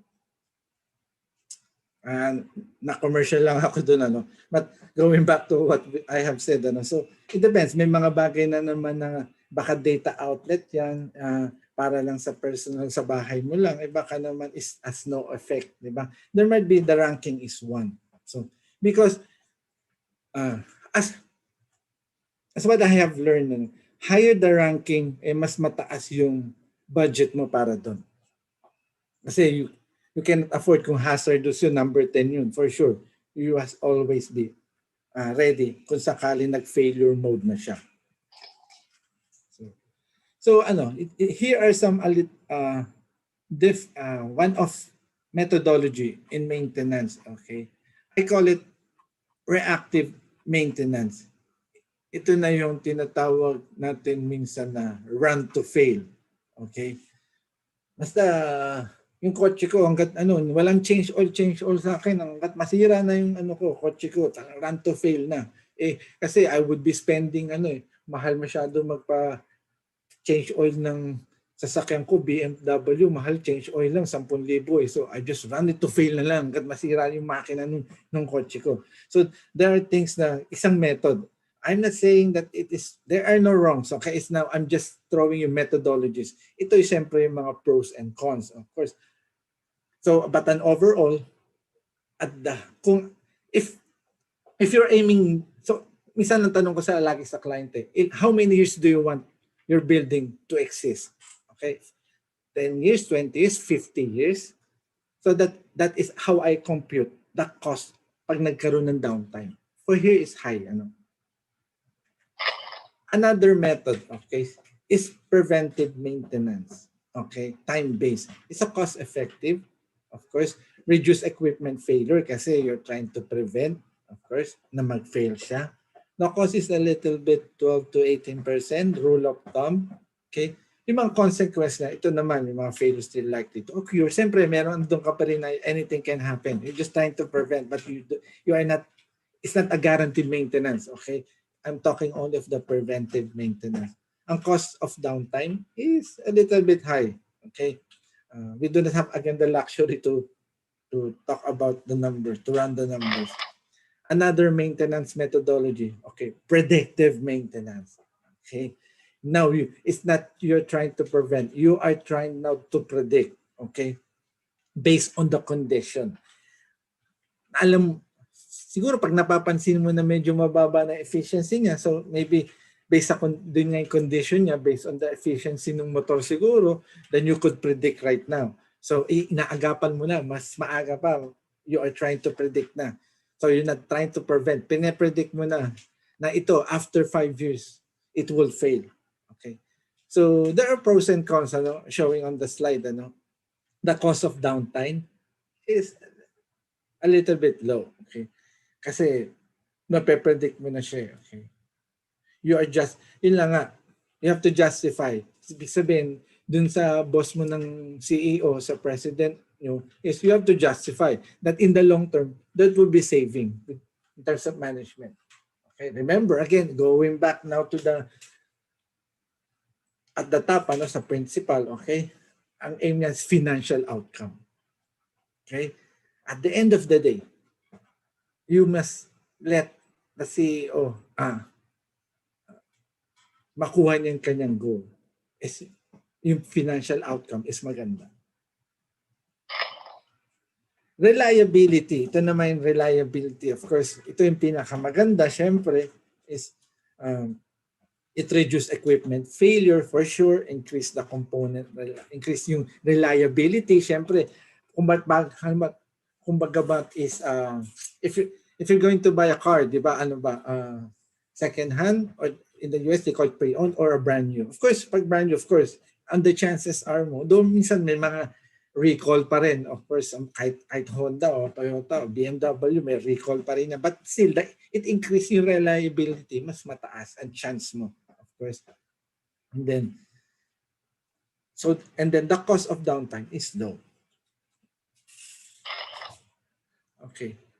So in developing procedures, so there's are a lot of sequence, okay? And then if we need to have a management of change or procurement, so you have to develop a procedures, okay? So if there's a medium to high risk, of course, we have to be observant, okay? Sa mga ating mga equipment. Okay. Manage changes, okay? Okay. So manage changes. So my experience, when changes are not managed properly, it creates unnecessary frustration to a lot due to lack of information, schedules. Okay? So sometimes pag walang hindi natin mag-iisip tayo na if there's some changes, mahihirapan tayo. There are chances na we overlook, okay? Managing changes impact everything from moral safety, performance, schedules, and cost, okay? The amount is changed properly. The resistance to the change is dramatically reduced. So in order to ensure that you're managing changes that keep you morale up within your team, you need to communicate with the team. So dito naman, kaya kami kahit dito sa office, we have a staff meeting every time and then. How are you doing? What needs? Ano ba yung kailangan na changes dyan? So you need to communicate with your team. Sa isang department, kung you are 50 personnel, then hindi kayo nag-uusap, where is your teamwork? So continuous of communication will help to make your success as a building engineer or building management engineer. So every time you talk with your team, you need to understand the rationale. Okay? Bakit niya sinabi? You need to include the team request. Hindi no one-sided ka. Kasi me as a leader here in our organization, I always listen first. I talk the last. I have to listen first. I'm not a type of leader that who dictates. Okay. There are things that in terms, kung auto ka dyan, you're the master. Okay, I will listen to you. Magaling ka dyan eh. Okay, I already graduated in AutoCAD. Now you are the new fresh grad. I will listen to you. I know what's the best thing to do. Okay, something like that. Okay. So we need to do risk assessment. Okay, kailangan hindi effective yung mga safety program natin. So we need to update. O baka mamaya, before, when nung nag-aaral pa ako, wala pa naman ETAP, wala pa naman SKM, is talagang manual. Ngayon, baka it would lessen our hours in terms of our work. Dahil meron ng palang ETAP dyan, mas madali ng pitikin dyan o yung mga paano pag-calculate. So, and I'll just give you an example. So there might be needs for a change. But I'm not saying it always make a change, okay? Of course, whatever is the new change is there is rationale, okay? If there's, again, if we're going to the first slide, of course, ako tatanong kayo, why do we need a change? Where's the data? Okay. Last slide is, of course, I already talk successful people, okay? I also have mentor. I mean, I love talking with successful people, okay? One common na napansin ko sa kanila is this phrase. Okay? Sabi niya, Jesse, we need continually improve. Continuous of improvement. So it doesn't mean perfect na yan. Tomorrow is stagnant na tayo. Huwag tayo tamad mag-isip. Every time and then. Kaya nga yung mga law natin sa RA 7920, it doesn't mean that palpak siya. No, it is always continuous improvement. Parang dati, sa US nga, dati hindi naman requirement ang backup camera ng mga sasakyan. Ngayon, requirement na. Isa sa requirement. Something because, dahil ba mali yung dati? No, because of, andun tayo sa isang mindset na we keep on improving. Okay. Sometimes may mga inflation, syempre baka kailangan dagdagan yung budget, okay? So we need to engage some workforce and then so that baka mamaya merong idea dyan that to reduce equipment downtime. And then you could put it on the table. So again, okay, that is it for me. I don't know if I overshoot, Ma'am Yasmin, but thank you very much again. Once again, I do not have the luxury time to explain in detail, but I hope nakuha nyo lang the big picture. Again, thank you very much again, and then thanks for having me here. And then I'm going to return the mic to you, Ma'am Yasmin. Thank you. So thank you very much, Sir Jess. At this moment, we will now present our certificate of appreciation.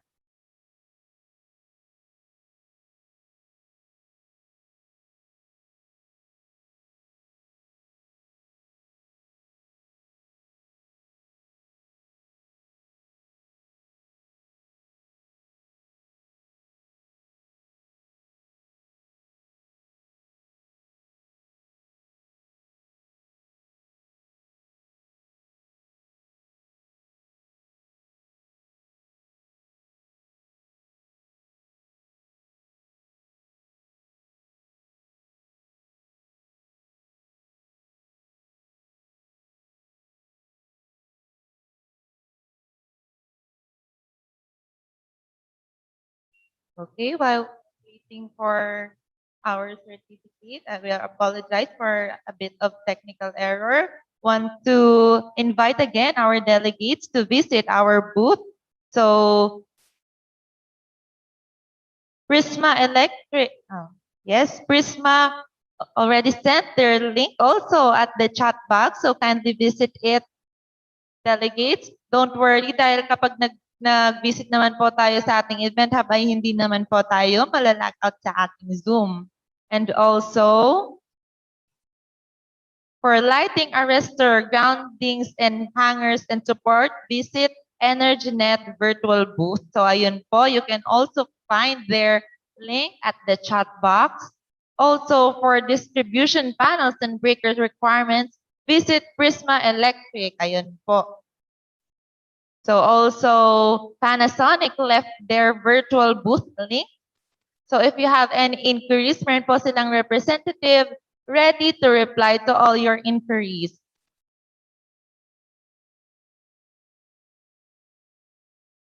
And we will now proceed to our awarding of Certificate of Appreciation.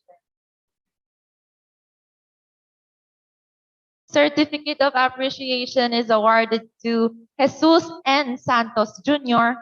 in grateful acknowledgement and appreciation of his invaluable service and professional thoughts shared as a resource speaker on the topic about best practices in management and maintenance for electrical system during the IIEE 7th Metro Manila Regional Conference, a hybrid event with the theme Got One IIEE at 46, transcending the challenges in the new normal by embracing resiliency and complementarity. Given this 6th day of August 2021 at the IIEE National Office and via Zoom cloud meetings, signed by Engineer John Regis Estrosio, Vice President Metro West, Engineer Giovanni F. Lagata, President Metro West, Engineer Manuel M. Guzman, Secretary General Metro Manila Region, and Engineer Alwin M. Wagan, Governor Metro Manila Region. Once again, thank you very much, Sir Jess, for gracing us with your presence. Thank you very much, IIE. It's my pleasure to serve you all the time. Thank you. And without further ado, let me introduce our next presenter.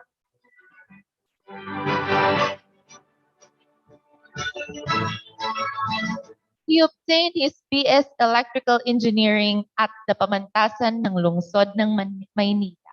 He is a specialist on equipment for medium voltage application such as switchgear, transformer, and other substation equipment.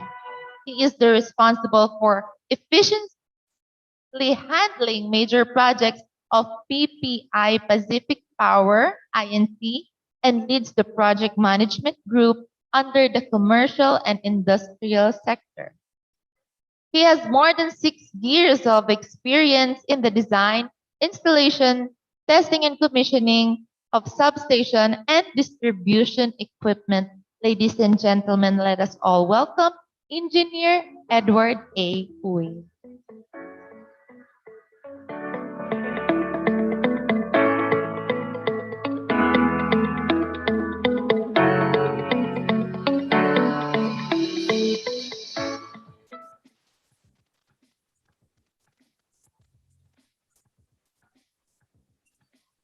Sir, we can't hear you.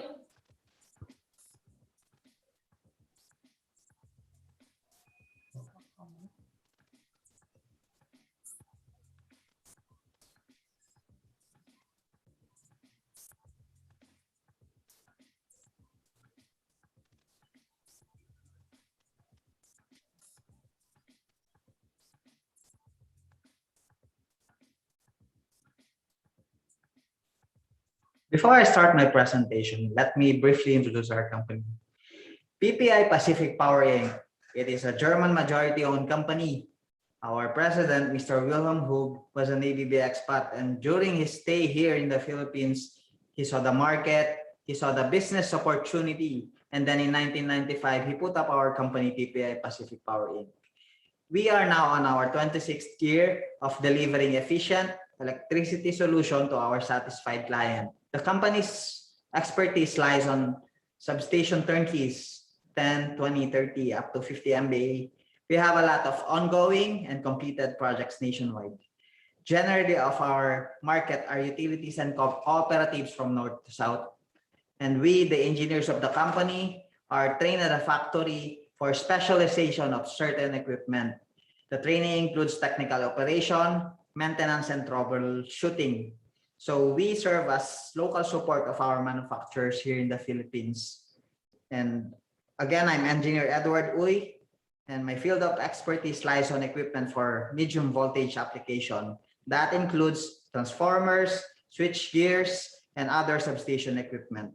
And today, I'm going to introduce to you one of the latest innovation in our industry.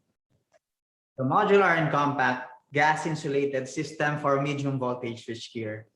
We are the exclusive distributor of our Mazabal brand here in the Philippines. It is originated from Spain.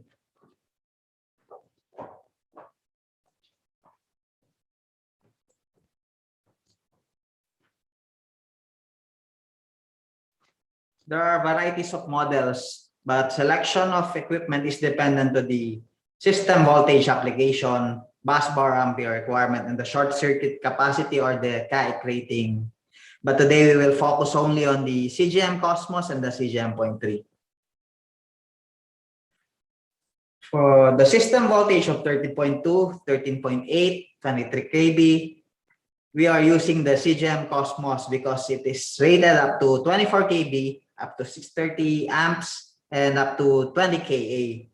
And for 34.5 kV, we are using CGM.3 as this is rated up to 40.5 kV, rated up to 630 amps, and short circuit withstand up to 25 kA.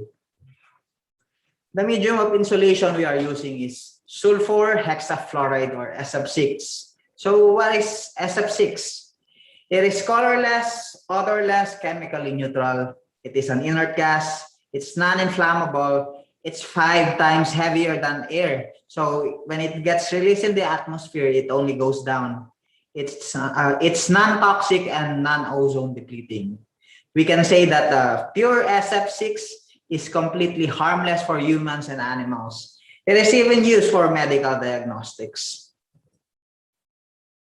So the application of equipment can be in utilities, transformer substation, remote controls, distribution transformer substation, switching substations, cogeneration, private transformer substations, disconnection substations, industrial installations, wind farms, solar or photovoltaic stations. So these are the common cubicle types we are using in our industry. These are the vacuum circuit breaker protection functional unit. At the left side is the Cosmos, and at the right side is the CGM 0.3. As you can see, the dimensions are very compact, and you will notice that there is a small discrepancy on the dimension.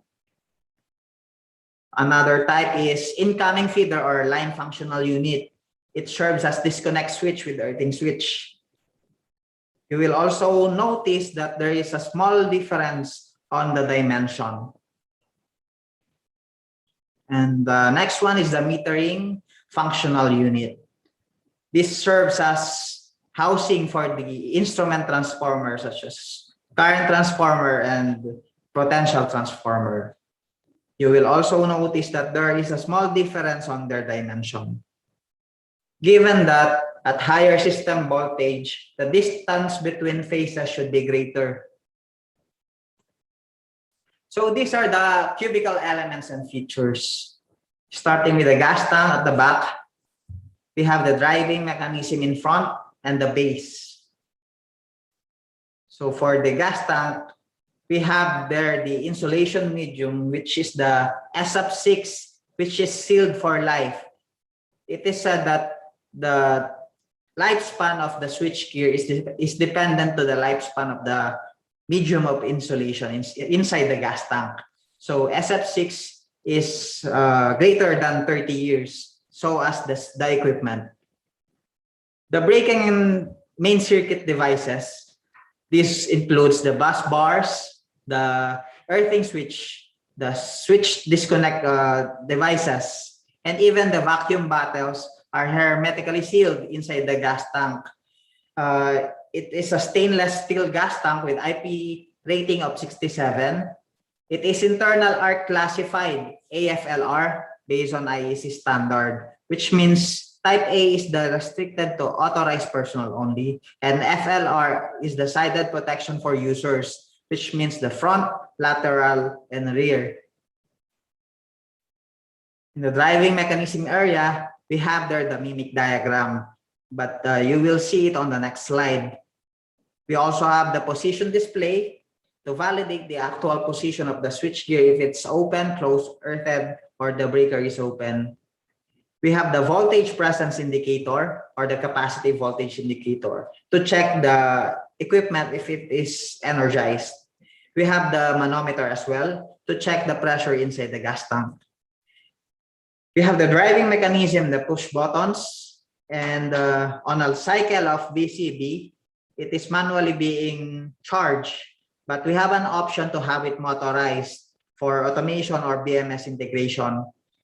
It is mechanical and it has mechanical and electrical interlocks to prevent unsafe operation in accordance with IEC standard. So the only way we could open the cable compartment is if the unit is in earthing position, and we cannot close and earth the switchgear at the same time because of internal arc. It will cause internal arc. This is the driving mechanism area.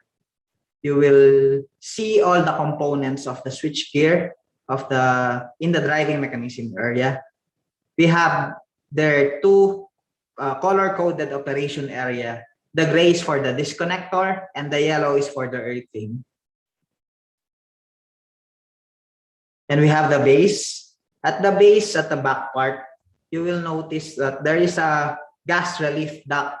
It is normally equipped with the burst disc. The burst disc is designed to open in case of expansion of gases, in case of internal arc. The passage of the gases from behind. It serves as a cable protection and operator protection in case of internal arc. We also have, in the cable compartment, we can install up to 2 terminals per phase. We are using a special type of elbow connector to terminate the XLPE cables. It is easy connections. We also have a toroidal CT installed on the units. This toroidal CT has two cores. One serves as sensor for overcurrent protection, and the other is a power supply for the overcurrent protection devices. We also have ground terminals of the cubicles, and we can interconnect the grounding terminals on the adjacent cubicles.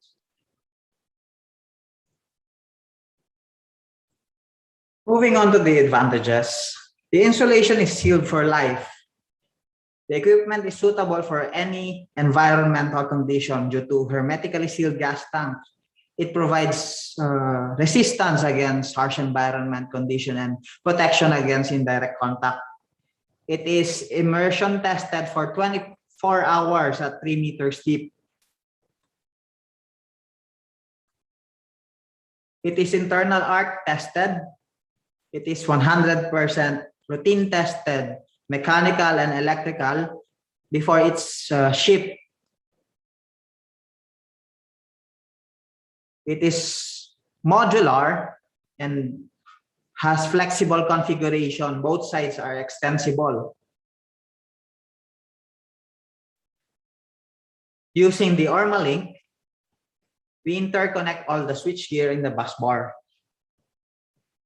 We can install the equipment without SF6 gas handling because it is installed in the factory.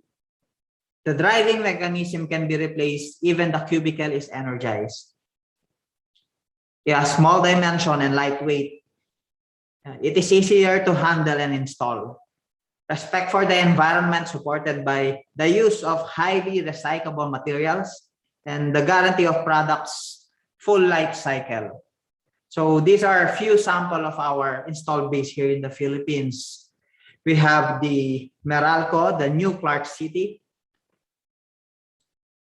the utilities and cooperatives like INEC, Ileco 2, Penelco Balanga, Penelco Hermosa, Neeco 2 Area 1, and Neeco 2 Area 2, Batalek 1, Balayan and Nasugbu. We replaced the switchgear of Meralco at Ninoy Aquino International Airport, Terminal 3. So this equipment is now can be controlled remotely. Maynilad Smart RMU, Okada, Net Plaza RMU, Alabang Town Center, Soler, Net Lima, Manila Doctors, GMA Network Center. Even some of the existing installation are hospitals, malls, broadcasting network, banks. So loss of power could mean loss of money or loss of life.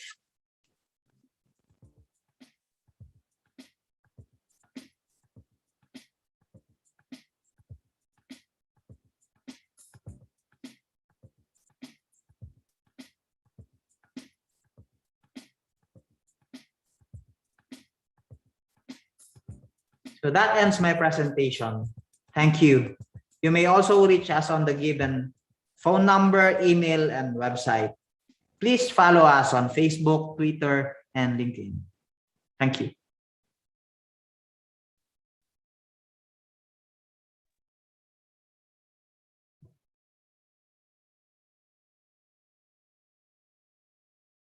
So thank you very much, Engineer Uy. If you have any question, ladies and gentlemen, please feel free to ask because Engineer Uy is here with us live at the Zoom. And also, they have a booth. You can click in their link. Yes, you can always visit their booth for your inquiries until 6 p.m. every day since August 5 to August 7. If you have any question, please feel free to type in your questions at the Q&A box. And at this moment, we will now present our certificate of appreciation.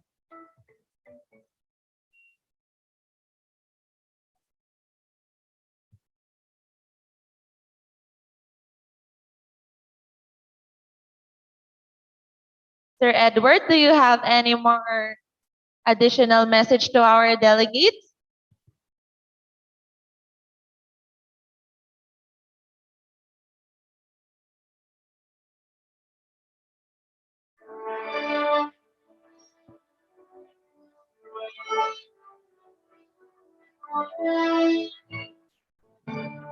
So we have a question for Sir Edward. Sir Edward, are you here with us?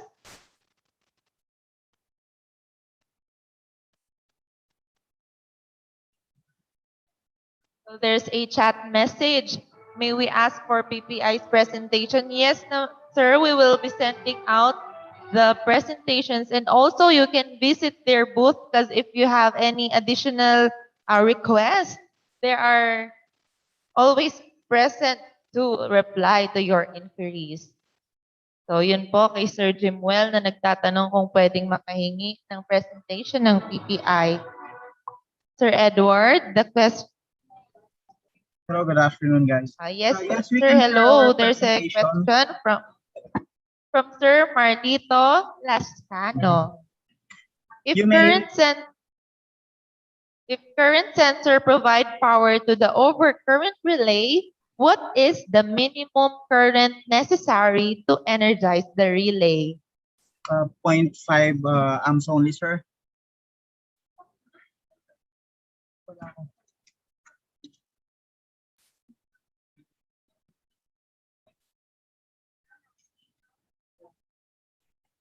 Okay, sir. Next question. What causes the SF6 leak in hermetically sealed switchgear? Question from Sir Noel Raza.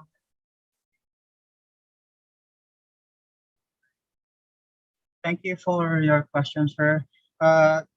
The gas inside the gas tank is hermetically sealed and installed in the factory, and we have the specific thickness of stainless steel gas tank. So it can only be the leakage could be by means of force only, sir. So another question from Sir Rod Nola.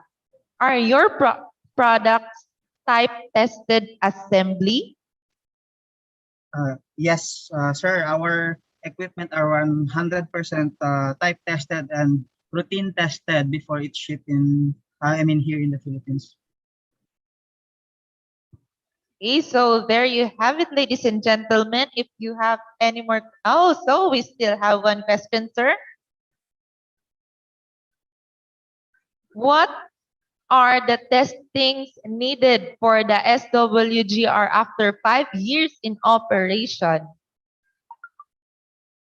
The RMUs are, we can say that they are almost maintenance free because all the live parts are hermetically sealed inside the gas tank. After 5 years, we would recommend to check the mechanical components as one, to check if there are mechanical components that needs to be aligned and rectified. But all of those we can do. We having all of our stocks here in Manila.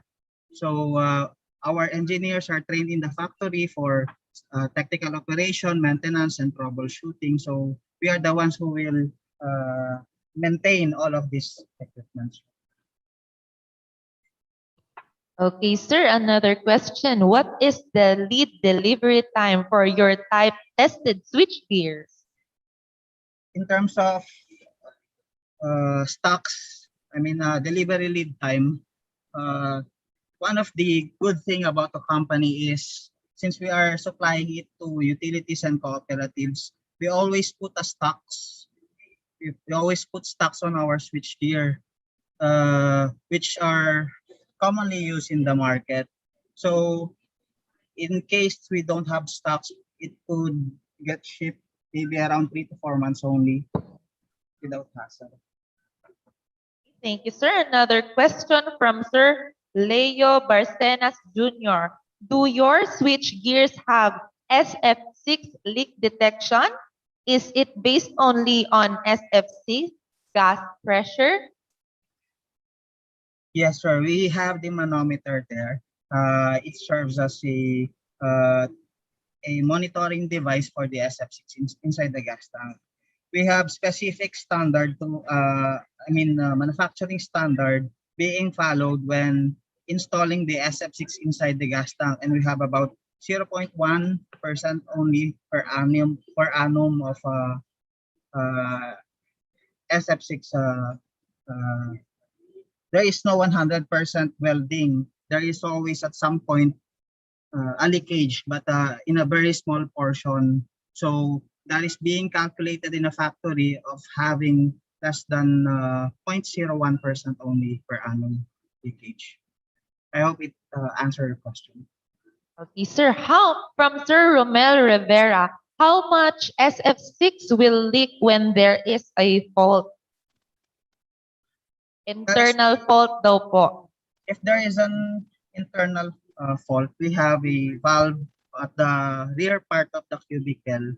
All of it will be released from the chamber, sir. So once we have the SF6 released, there's no insulation on the cubicle. That serves, it's an indication that we need to replace the entire switchgear. But it only happens on in case there is an internal fault or yeah, maybe internal fault only. Okay, thank you for that, sir. Another question from Sir Rodel Joselito Manabat. What type of arc flash protection provisions do you employ? We only use the AFL and we only have the option for the rear because of the installation requirement of the cubicle. We are only requiring 100 mm at the rear, and I don't think it is commonly recommended to have a rear protection for this purpose.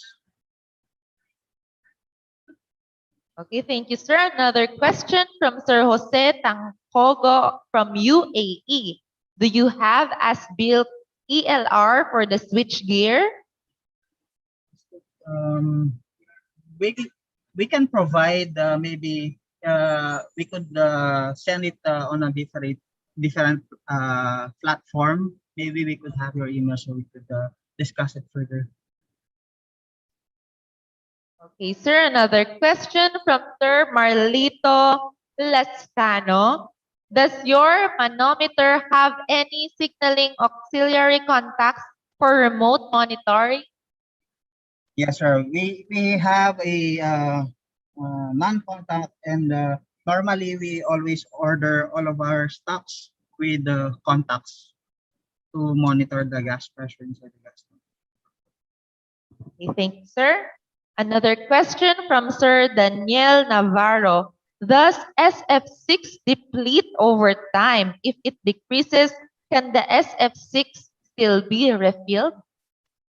The equipment is the equipment's lifespan is dependent on the lifespan of the switch. I mean, the lifespan of the switchgear is dependent to the lifespan of the SF6. And according to IEC's standard for the manufacturing of SF6 switchgear, it is calculated to be greater than 30 years. So once the SF6 is depleted, we need to replace it. The whole system. Yes, sir. Another question from Sir Rod Renyola. How do you monitor SF6 gas leakage and performance? Do the customer need to provide spare gas tank? We can only check the manometer. We have three colors in the manometer. We have the red, we have the yellow, and the green. Of course, the idea is to maintain it at green. And we have, once it turns yellow, it serves that the equipment is still okay, but we have to check it every now and then. But once it turned red, it means the insulation is so low that there is not enough insulation for the live parts of the switchgear. For that, we have to replace the entire unit. But the occasion is very rare. I think we on our 20 years in the industry, we only encountered one on a case like that. Okay, thank you, sir. Another question from Sir Marlito Lascano. Again, do you have local facilities to refill or handle SF6 gas? As I said, sir, the SF6 are installed in the factory because the design of the RMUs are hermetically sealed inside the gas tank. So what we can provide is spare units with uh, full of SF6 that we can provide immediately.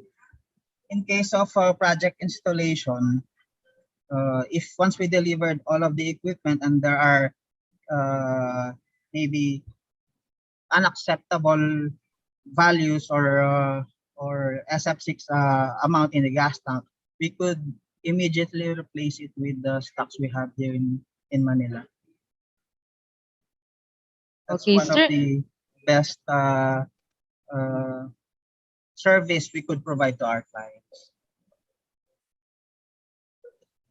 Okay, sir, our next question from Sir Giovanni F. Tagatak. How do we know or determine the KA rating of the bus bar supports locally? Is there a recommended type of testing to be done on site here?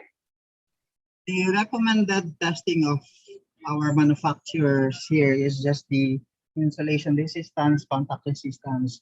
As I said, all of our units are 100% routine tested in the factory, and we can even invite our clients to go in our factory in Bilbao, Spain, just to witness the testing of all the switchgear. That includes the short circuit if the client requires it. Okay, for our last question, what type of protection relays are installed in your RMU? The basic protection we are using is the non-directional protection or the overcurrent protection devices only. But if there is a certain requirement like a voltage protection or a higher protection requirement, we can surely provide the technical requirement and supply the equipment according to the specification required of the project. Okay, thank you very much, sir. That ends our question and answer session. For your further inquiries, you can always chat Sir Uy. He's still here with us. And also they have a booth at our event hub. So feel free to visit their exhibit. At this point, we will now present our certificate of appreciation. Certificate of Appreciation is awarded to Edward A. Uy in grateful acknowledgement and appreciation of his invaluable service and professional thoughts shared as a research speaker for a sponsored technical presentation on the topic Modular and Compact Gas Insulated System for Medium Voltage Switchgear. During the IIEE 7th Metro Manila Regional Conference, a hybrid event with the theme Got One IIEE at 46, Transcending the Challenges in the New Normal by Embracing Resiliency and Complementarity, given this 6th day of August 2021 at the IIEE building, Cubao, Quezon City, and via Zoom cloud meetings, signed by Engineer John Registrosio, Engineer Giovanni F. Tagatak, Engineer Manuel M. de Guzman, and Engineer Alwin M. Wagan. Thank you very much, Sir Edward A. Uy.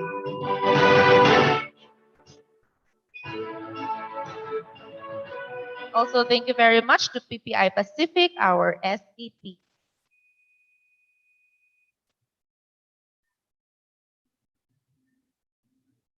Moving forward to our next presenter,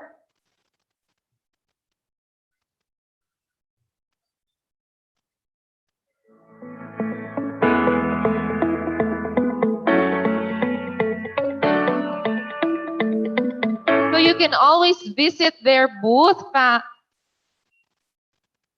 They're still open until 6 p.m. Now moving forward, our next speaker is the head of CSI Department, at Mainhard Philippines Inc., where he also previously worked as senior design engineer in 2004 to 2008.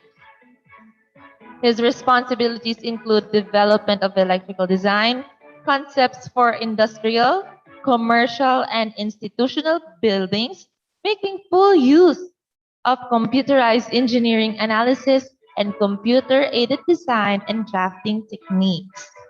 He went to Dubai to work as a senior electrical design consultant at Arenco in 2008 to 2009 and as the senior electrical engineer at Kiel International in UAE in 2009 to 2010. He ranked third during the 1993 Electrical Engineering Board exam. After this, he taught as instructor at his alma mater, University of the East in 1994 to 2004. He is a senior member of the Institute of Integrated Electrical Engineers of the Philippines. Ladies and gentlemen, let us welcome Engineer Francisco C. Caragatan. Hi, good afternoon, fellow electrical practitioners. So today I will just going to continue what the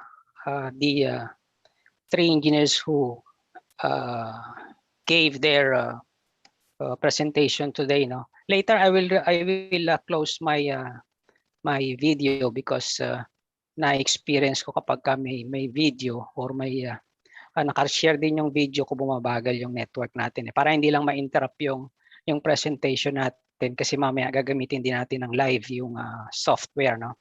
Kaya mamaya I'll turn off my camera para mas maging clear yung ating discussion.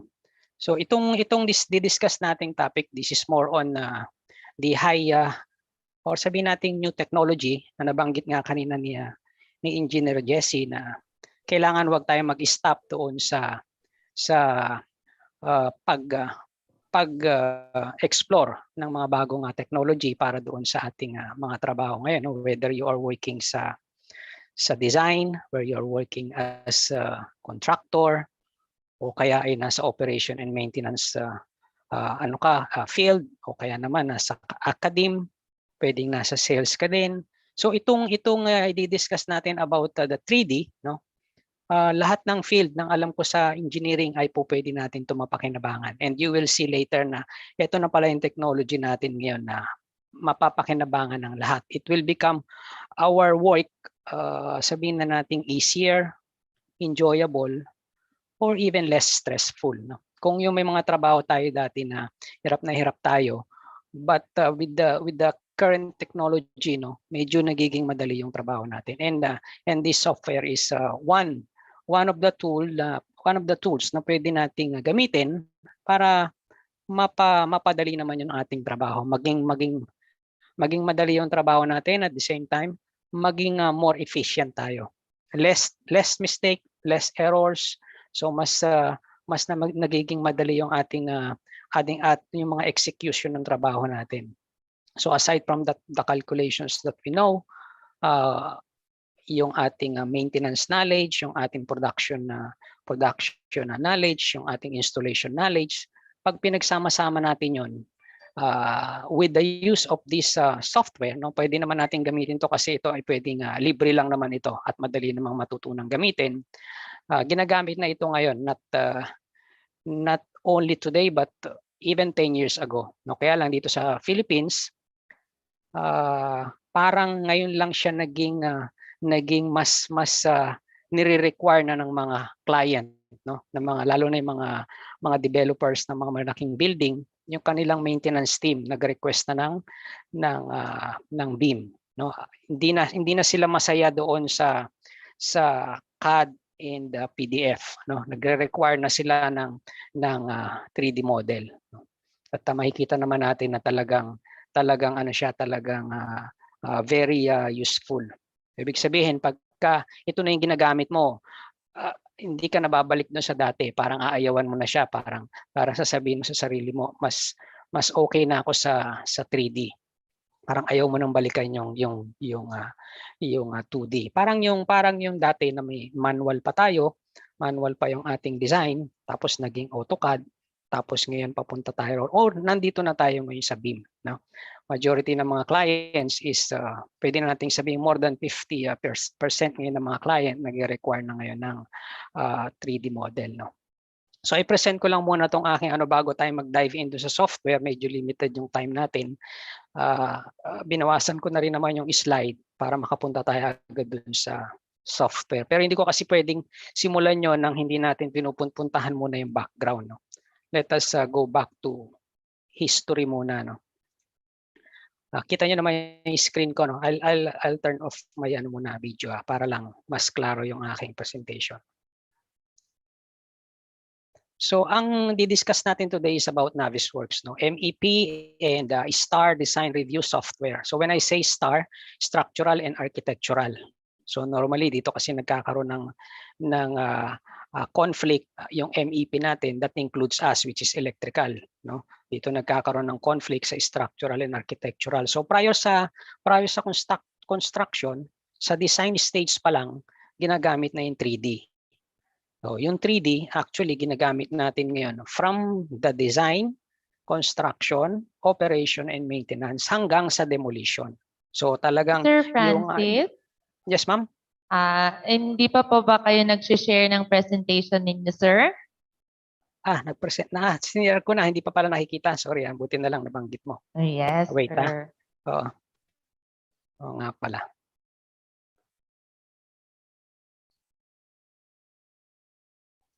Wait lang.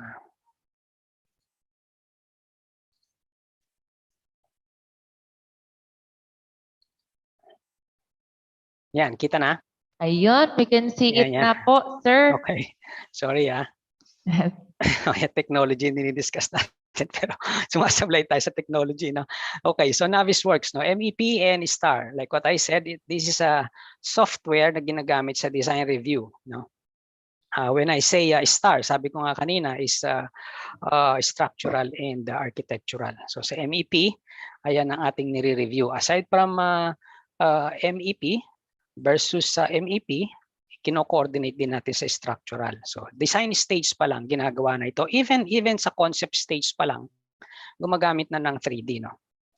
Unlike nung unang panahon, nakikita nyo rito nakaukit pa sa bato yung yung plano, nakaukit pa sa bato yan, inuukit pa ng mga ancestors natin yan, yung mga way back pa siguro baka ito mga nasa before Christ pa ito no. So ganito pa yung ginagawa bago i-build yung isang palasyo, no. May plano na talaga noon pa. Tapos nag-develop na ito nang meron na tayong papel, ballpen, technical pen.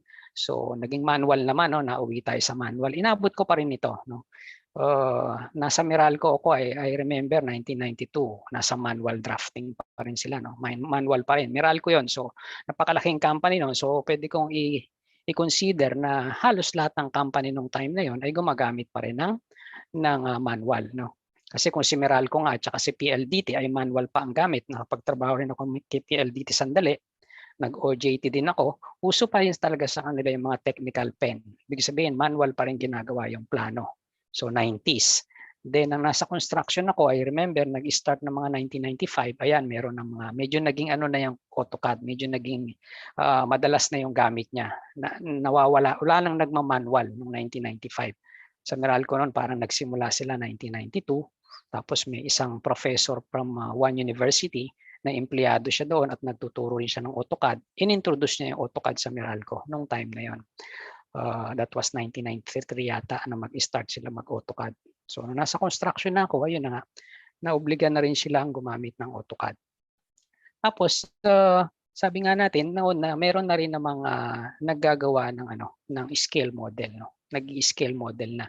Aside from dun sa drafting, yung mga architects nagpo-produce sila ng scale model. So yung scale model is a representation of the building. Yung itsura ng building, makikita mo na, hindi pa siya ikino-construct, nakikita mo na yung itsura niya in advance, no. Kaya lang itong scale model, binabayaran ito, napakamahal itong scale model. In fact, Kala ko dati basta ganyan-ganyan lang ang presyo niyan, pero million din pala yan, no? Million din ang presyo niyan. Minsan mahal pa nga yung scale model kaysa ron sa design ng electrical. Yung electrical fee natin pag nagdi-design tayo ng building, parang lumalabas minsan times 5 yung presyo ng scale model, no? With respect sa electrical design natin. So ganun kamahal yung scale model, no? Even sometimes pa nga may sinasabi sila presyo ng MEPF yung presyo ng scale model na yan, no? Yung mga ganito. Sabihin, ito yung pinipresent sa client or even do sa mga prospective customers nila, ito na yung pinipresent nila, ito yung i-construct ko, ganito yung itsura. So, kino-construct pala yung building na ibebenta na nila because of the scale model. So, sabi nga natin, medyo may kamahalan ng scale model. Kaya noong 1982, nung magsimula nga yung CAD, meron pa rin namang scale model. Kasama pa rin yung scale model. Although may CAD na tayo, ito nga yung mga output ng CAD natin, no? Ganyan na yung mga drawings. Then plus the scale model pa rin. Plus, maliban pa sa scale model, I remember, pag nung nasa construction ako, bago i-construct ang isang building, mayroon na silang tinatawag pa na mock-up, no?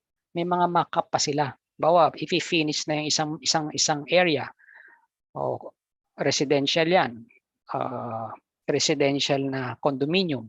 Bago i-finish yung isang area, yung contractor, nire-require pa ng architect na maggawa siya ng mock-up unit. Ibig sabihin, parang sample yon bago niya i-mass product. Magkagawa mo na siya ng isang sample unit. Pag in-approve na ng architect yun, nag-comment na si engineer, electrical engineer, magko-comment siya about sa electrical provisions natin, mechanical, magko-comment siya, plumbing. Every designers will comment, and even the owner. No? Pagka okay na sa kanya yun, plus the architect, okay na sa kanila, okay, you can proceed na. You can mass product na. Ganun pa yung sistema dati. Ngayon, kahit naka-work from home ang lahat, pwede na tayong mag-agree doon sa output ng itatayong building. No? Kasi nga, meron na tayong tinatawag na BIM. Ito yung Building Information Modeling. So ano nga ba ito? So very similar ito sa scale model. But the only difference is, yung scale model, ang nakikita mo lang ay yung labas. Facade lang ang nakikita mo. Unlike sa 3D model, nakikita mo yung kaloob-looban ng building. So pag sinabi natin kaloob-looban, even the hidden object nakikita mo. Kahit yung nasa ibabaw ng ceiling, yung nakabaon sa lupa, yung nakapagitan sa wall, makikita mo yun. Pwede mo ritong makita sa model yun. Pwede mo makita sa drawing mo. So itong 3D na ito, pwede ka rin mag-produce dito ng any number of sheets. Pwede ka mag-produce ng plans, sections, elevations, unlimited. Unlike nung gumagawa tayo ng AutoCAD, very limited yung nakukuha nating information. Hindi ka po pwedeng magpatrop. Itong nakalagay sa screen ko ngayon, hindi nyo pwedeng hingin to sa designer. Hindi to ibibigay sa inyo ng designer. Hindi siya makakapag-drawing ng ganito. And it will take time. At saka hindi naman useful ito. Kailangan naman magpa-drawing ka nito kasi do-drawing ito ng mga engineers at saka ng architects para magamit mo. Pero what's the use? Pero yung hirap na ipoproduce dito ng mga designers is sobrang haba ng oras at saka sobrang dami ng gagastusin niya para makapag-produce ng ganitong drawing. But because we have now the 3D, you can extract any number of these sheets, no? Sections man yan, elevations man yan, floor plans man yan, details man yan. Bahala ka kung gaano karaming gusto mong hingin, no? Walang limitation.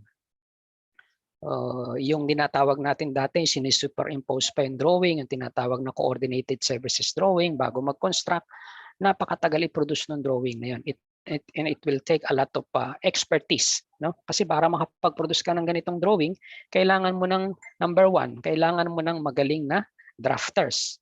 Pangalawa, kailangan mo ng magaling na mga engineers na marunong mag-install, marunong mag-construct, marunong mag-fabricate para makapag-produce ka ng ganitong drawing. But the cost of producing 3D is not as much as producing yung scaled model na wala ka namang masyadong ma-extract. No? Samantalang ito, sa nakikita nyo rito sa screen natin, kahit yung mga nakabaon na component ng building, nakikita natin, no? Kahit itong mga nakabaon na ito, itong mga pile caps na ito, o itong mga piles na to, nakikita mo yan kahit hindi pa nako-construct. no? And even after the construction. So pag hinan-over sa iyo to ng contractor, nagpagawa ka ng as-built plan, yung as-built plan mo hindi hindi siya mahirap gamitin. Kasi halimbawa, meron ka na ngayon, nakikita nyo sa screen ko. Gusto kong makita electrical lang. Andali ko yun. I-turn off ko lang yung ibang component ng building. Makikita ko na lang yung purely electrical lang or purely mechanical lang. Or pwedeng makita ko lang purong MEPF lang. So kahit yung mga nasa ibabaw ng kisame mo, nasa pagitan ng wall mo, yung nakabaon sa lupa, yung nasa roof deck, makikita mo yun without even going to the site. No? Kahit nakaupo ka lang dito, ipapaliwanag mo yung gusto mong ipaliwanag about the model, hindi kailangan ng mahabang explanation because may visual aid ka para i-explain sa kanila yung dinidiscuss mo about the building. Then sabi nga dito, what is BIM? Of course, BIM is what we call the Building Information Modeling. No? Ito yon, yung output na pinakikita natin kanina. Tapos sabi dito, the process of creating information models containing both graphical and non-graphical information. Dito naman, ang sinasabi niya naman dito, yung nakikita yung drawing natin dito, ito yung mga nakikita natin sa plano. Pero sa BIM, nakikita mo pati itong mga non-graphical information. Pwede mong isama yon, like nito. Nung kinlik itong panel board na to, makikita mo nandun yung panel board name. Nandoon kung gaano siya kataas in-install. Nandoon kung nasaan siya naka-install. Nandoon yung kanyang rating, pati yung volt ampere niya nandito. Pati yung ampere niya nandito. Pati yung voltage niya nandito. And you can add unlimited number of non-graphical information. Pwede mong ilagay dito, kailan binili yan? Kanino mo binili yan? Sino manufacturer niyan? Kailan in-install? So, ibig sabihin, pati yung facilities manager, yung kanina sinasabi ko nga sa inyo kanina, yung operation and maintenance personnel or even the boss, hindi siya mahihirapang i-maintain yung kanyang building kasi nga, kompleto yung information niya. Hindi niya kailangan maghalongkat ng mga document. Pwede niyang i-link dito sa kanyang model yung mga information na related sa equipment. Halimbawa, yung operation and maintenance manual, normally yan, hard copy. Humingi ka sa supplier ng soft copy niyan. Tapos ilagay mo rito sa file mo na to, nakalink lang yan dyan. So every time na meron kang check-in, hindi mo kailangan yung hard copy, hindi mo kailangan silipin. So kahit nandoon ka sa bahay mo at ikaw yung pinaka-boss, normal naman tayo mga engineer, tayo yung boss, nasa bahay lang tayo. So all we have to do is to access the model, check natin, i-click, may mga i-click-click ka lang dyan, may mga nakalink dyan, ilalagay mo, teka ano na ba nangyari dyan? Kailan ba natin last na maintain yan? So i-click mo rin dun yung maintenance record. So makikita mo, oh, ganito na pala katagal yan. Binili natin pala kay ganito yan. Tawagan mo si ganon. Pag may kinlik, sir, sino tatawagan ko? Nandyan din yan. Huwag mong tanungin kasi nandyan din yan. May i-click ka lang ulit. Nandyan yung telephone number noong kailangan mong tawagan. Pati yung pangalan. Ngayon, kung wala man na yun doon, at least alam mo pa rin kung sino yung manufacturer. Madali pa rin hanapin sa internet. Hindi mo kailangan maghalongkat ng mga files mo. No? Then sabi rito, save in common data environment. So yun nga yun, kanina nabanggit ko na nakasave lang siya sa isang sabihin nating repository or storage. No, lahat kayo, maintenance ka, owner, ikaw yung owner representative ka, isa lang yung pinagkukunan nyo ng data. Ibig sabihin, common lang yung ginagamit yung data, hindi kayo nag-iiba-iba. Halimbawa, sasabihin mo, tinitingnan ko, nakatingin ako ngayon dito sa plano eh. Bakit yung outlet mo nandito sa bandang pintuan? Ngayon, sasabihin ng kausap mo, sir, hindi, nasa bandang ano yan, nandun yan sa bandang bintana, wala sa malapit sa pintuan. Teka, anong plano ba hawak mo? So nagtatalo pa kayo kung ano yung plano yung hawak. Unlike sa ngayon, pag sinabi natin ang meron tayong common data environment, you have single source of truth. Ang tawag nila dyan ay single source of truth. So isa lang yung pinanggagalingan ng information. Hindi kayo po pwedeng magkaroon ng magkaibang document. Madaling ma-trace kung saan kayo nagkamali, no? Then the information that is created becomes more detailed as a project progresses. So sinasabi rito, sa umpisa of course, concept pa lang hanggang sa makaproduce ka na ng as-built plan. So may mga tinatawag na LOD, yun yung level of development. Meron siya mga numbers from 100 to 500. No, yung 500 ang pinaka malapit sa katotohanan kasi ito na yung as-built. No? So sa design, normally ang pinuproduce sa design is hanggang LOD 300. No? 100 is concept lang yan. Normally mga masing-masing lang yan. O, spacing pa lang, space planning pa lang lumalabas. Pero pagdating ng LOD 300, ayan na yung good for bidding. Pwede nang ipabid yan. Pwede nang maging reference ng contractor para sa kanyang construction. Then gagawa siya ng LOD 400, ayun naman yung kanyang for construction plan or for construction model. So itong model na to, na-extract mo na rin dito yung mga 2D. Same tanong ng iba, sir, 3D lang ba yan? Yes, nung unang panahon 3D lang talaga to. Pero lately, na-extract na rito yung mga 2D drawings. Na-extract na rin dito yung mga CAD files. No? From one software to another, napoproduce na yon. Kaya nga sabi ko kanina, you can produce any number of drawings. No? Then sabi rito, the complete data set then handed to a client at completion.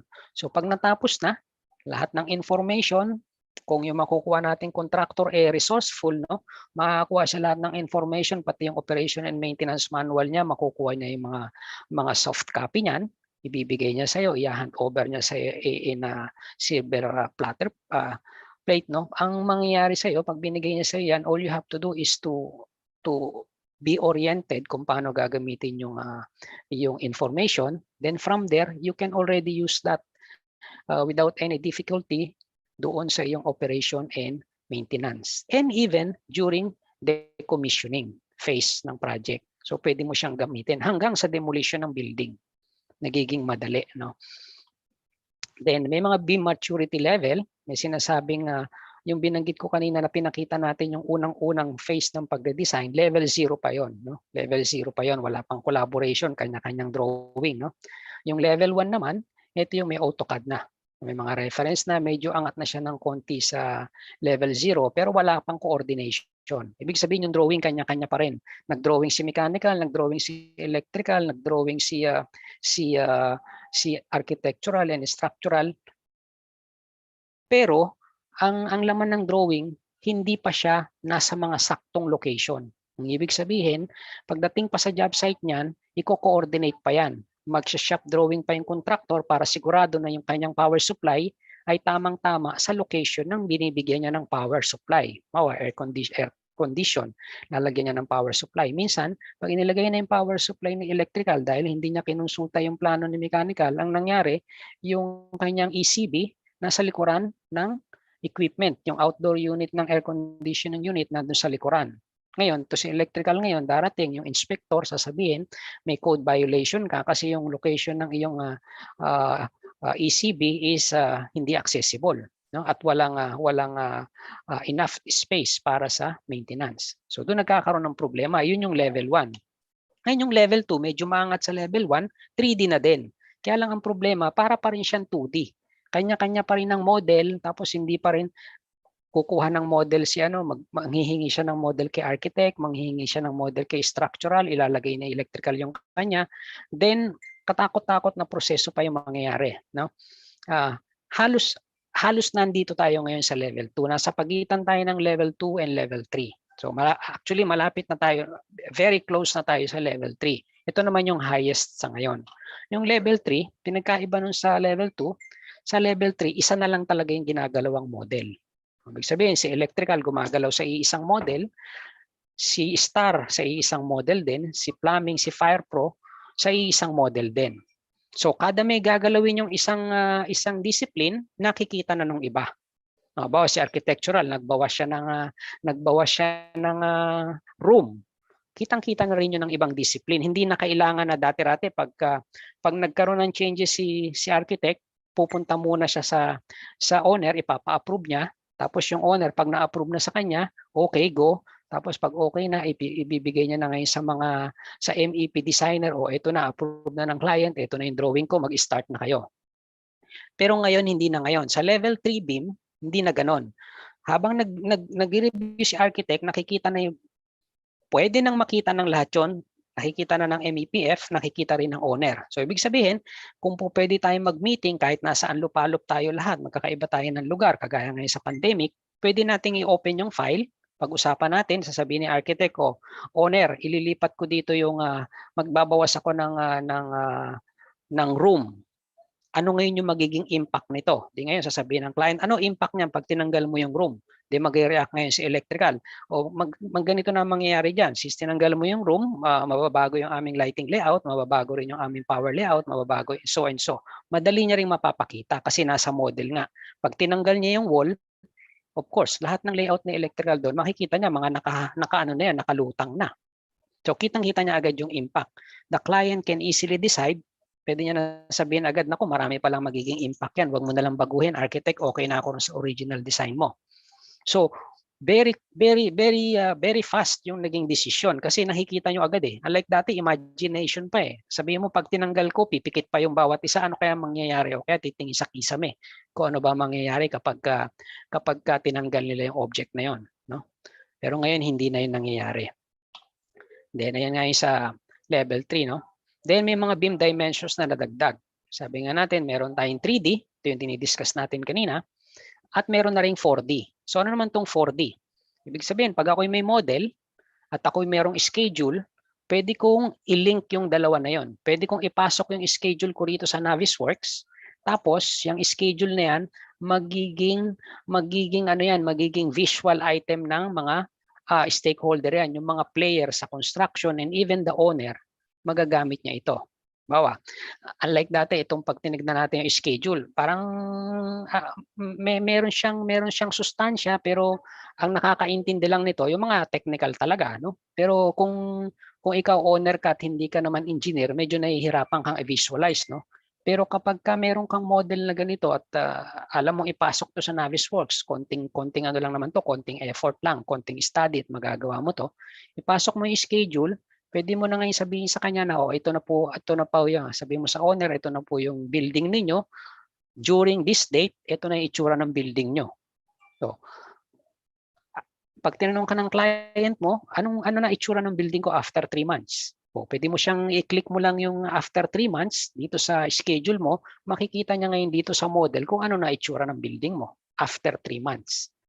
So at the same time, malalaman na din niya kung magkano yung gastos niya after 3 months. At nakita niya na yung itsura ng building niya, nakita na rin niya yung expenses niya. No? Unlike dati, walang ganon. Hindi mo nakikita yung itsura ng building. Makikita mo lang yung itsura ng building na pinapatayo mo kapag nakatayo na. Hindi ka na makapag-react. Minsan sabihin mo, pangit pala. Hindi yan ang gusto ko. No? Ang akala ko ganito, akala ko ganito, akala ko ganon. Ngayon, nawawala na yon. Malaki na ang nabawas no sa akala na yun kasi makikita mo na nga yung building mo bago pa lang siya i-construct. And at the same time, yung 6D naman, ito naman yung malalaman mo ng energy consumption ng building mo. Hindi pa siya nako-construct, pwede nang i-simulate yung energy consumption. Magkano ba yung magiging consumption ng building ko for the whole year? Kasi i-consider niya rito sa analysis mo pati yung weather condition. No, tag-ulan kagaya ngayon, August, tag-ulan. Magkano yung energy consumption ko pag tag-ulan? Magkano air conditioning consumption ko pag tag-ulan? Magkano ang aking lighting consumption pagka tag-ulan? Masa-simulate na siya ngayon, no, using BIM. At ito namang 7D, ito yung may kinalaman sa maintenance, operation and maintenance. So nakikita nyo rito, dito sa side na to nakikita yung actual installation, dito sa side na to nakikita nyo yung model, at dito naman sa side na to nakikita nyo yung floor plan.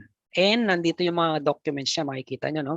Meron ditong catalog, nandyan din yung catalog, nandyan din yung operation and maintenance manual, nandito rin yung mga ibang details. So pwede mong incorporate lahat yan dyan. Pwede mo yung i-link doon sa model mo. No? Kaya napaka-useful niya. Kahit na ikaw nasa bahay ka, kaya mong i-supervise yung project or even bago pa lang simulan, maidi-discuss mo na sa tao mo kung ano yung gagawin niya ron sa site. No, even you not visiting the site. No, kahit wala ka ron sa site, kung may model ka, may explain mo ng mabuti. Then itong 8D naman, this is related sa accident prevention. So ginagamit na rin yung model natin para magamit ng safety department. So kung may model siya, at least madali niyang maipaplano yung kanyang safety procedure sa pag-execute ng trabaho. Then yung 9D naman, it has something to do with kung paano i-construct ng tipid yung construction. Since may model ka na, alam mo kung paano putol-putulin yung building, alam mo kung paano putol-putulin yung materials mo dahil 3D na yan eh. Kaya mo siyang i-cut, kaya mo siyang kaya mong kwentahin yung materials mo ng accurate. Dati-dati meron pa tayong plus or minus. Ngayon mababawasan na yung plus or minus niya. Kung dati pwede tayong mag plus or minus 10, ngayon baka pwede na lang tayong mag plus or minus 3 na lang.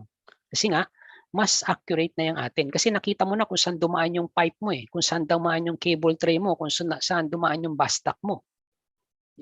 Kung ikaw yung owner, hindi ka na mahihirapang mag-decide sa bidding. Hindi ka na mahihirapan na mag-isip, hindi kaya na-overprice yung building ko or na-underprice or na-overestimate. Hindi na eh. Kasi itong model, pag binigay mo ito sa QS, kung may QS pa yung sarili mong building, kung mamahaling building kasi meron pa sariling QS yan, di ba? Habang dinidesign yan, may QS nang involved yan eh. Kaya bago pa lang ipabid yan, alam na nung owner kung magkano yung gagastusin niya. Kaya yun na nagiging reference niya sa mga bidder kung magkano yung presyo ng building niya. No? So ito yung pwede niyang gamitin, yung beam.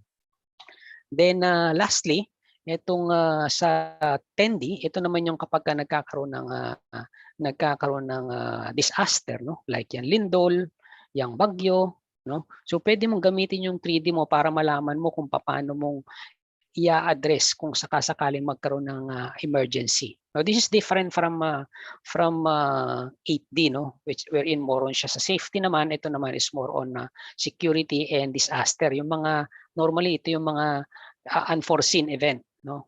Ano ba yung gagawin natin pag nagkaroon ng ganitong problema?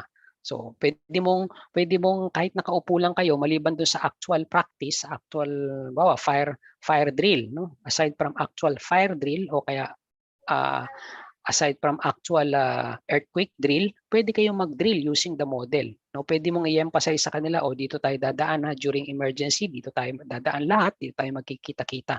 So kitang-kita mo 'yun, nakikita ng lahat. Kahit na hindi technical yung tao, yung mga empleyado ng building, kahit hindi sila technical, kahit hindi sila engineer, kahit hindi sila architect, kahit hindi sila maintenance ng building, madali mo maipapaintindi sa kanila yung procedure kasi nga meron kang model na ipinapakita, which is very helpful as visual aid, no?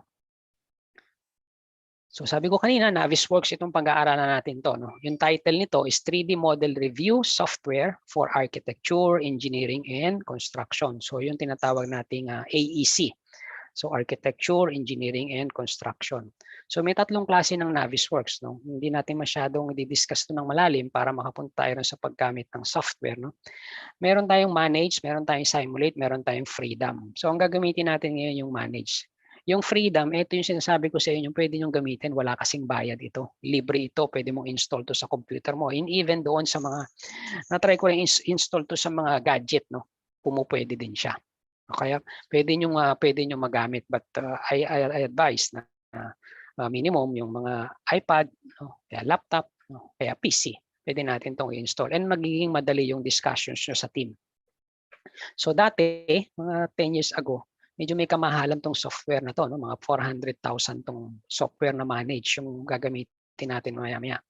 At meron tayong tinatawag na isa, yung simulate, medyo mura, 100K yun, no? 100,000. Pero ngayon medyo mura na ito, nagmura na itong software na ito. Mabibili mo na lang ito ng initial cost nito mga nasa 100,000. Initial cost, then yearly, nagbabayad ka, parang nire-renew mo. Ganun na kasi ngayon ang labanan ngayon. Ang software ay hindi na normaling tinatawag na ini-install ng one time. Ngayon, ang software ay binibili na, parang inuupahan mo na lang, parang nire-rent. Bibili ka, tapos yung license mo through internet lang. Kaya pag nagpaso na yung license mo, hindi ka na makakagamit ng software. So yung Navis Work Freedom, sabi natin libre. No? Tapos ito yung mga klase ng file na, NWC, NWF, NWD. So pag sinabi natin NWD, yung NW dyan, yun yung Navisworks. No? Yung isa cache file, yung isa file, yung isa yung D, that is document. So normally itong NWD, ito ang ginagamit ng mga engineers. No? Ito yung atin, ito yung pwede mo magamit. So kung ang gamit mo lang ay freedom, ito yung pwede mo lang i-open na file. So again, pag gagamit tayo, ang gagamitin natin yung Navisworks Freedom, walang gastos yan.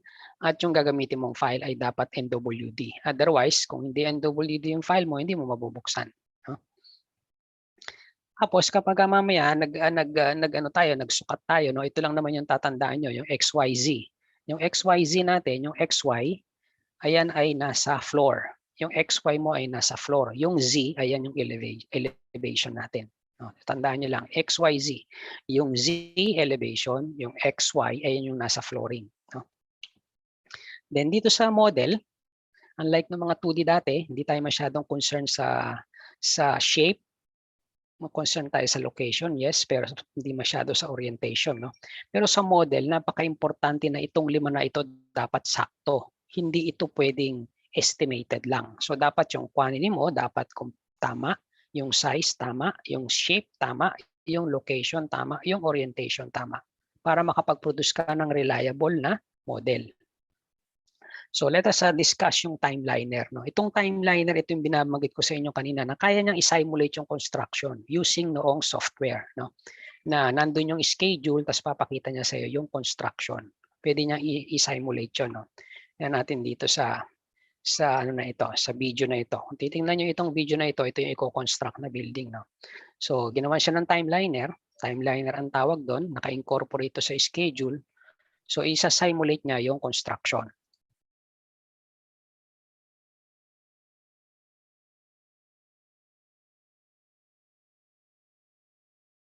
So nakikita nyo, unti-unting tumatayo yung building. So dito, pwede natin gawin yung MEPF dyan, yung electrical. Isa-simulate mo din kung paano i-construct yung electrical works. Ito yung sinasabi ko na kada date, ipapakita niya sa iyo yung na-construct mo na at any given time. So ibig sabihin, doon sa schedule kanina, pwedeng pumunta ako sa schedule na to, pwede mo i-present sa client mo at this date, ito na yung makikita mo. At this date, ito na itsura ng building mo. At this date, ito na itsura ng building mo. So pwede mo sa kanyang i-explain yon. Kung ikaw yung project manager, ang dali mo rin man nakikita na, oh, delay na tayo. Supposedly, dapat ito na itsura ng building natin. Bakit hanggang ngayon, ito pa lang? So, ibig sabihin, obviously, ang daling makita. Pati sa visualization, madali mong makita kung gaano na kayo ka-delay. Like dati, kailangan mga engineers talaga mag-evaluate para masabi kung gaano sila ka-delay. Ngayon, kahit ako, layman lang ako, makita ko itong model na to, obviously, alam ko, delay na kayo. No, hanggang ngayon, framing pa rin kayo. Wala pa kayong facade. Wala pa ako nakikitang cover yung building ko. Paano kung sasabihin sa mga kliyente ko na tapos na yung building ko? So baka baka umatras sila sa contract namin sa pagbili ng building dahil delayed na tayo. So ito yung sinasabi natin na pwedeng ma-simulate yung construction. Then sunod naman, after this, dito tayo sa cost. Dito naman sa cost, ito yung binabanggit ko sa inyo kanina, na pwede rin natin kunin yung cost. No? So pwedeng gamitin nyo ng Navisworks na nakakapaggawa siya ng cost. No? Na-estimate niya yung cost. Kasi yung mga element nung model mo, pwede mo na siyang lagyan ng presyo.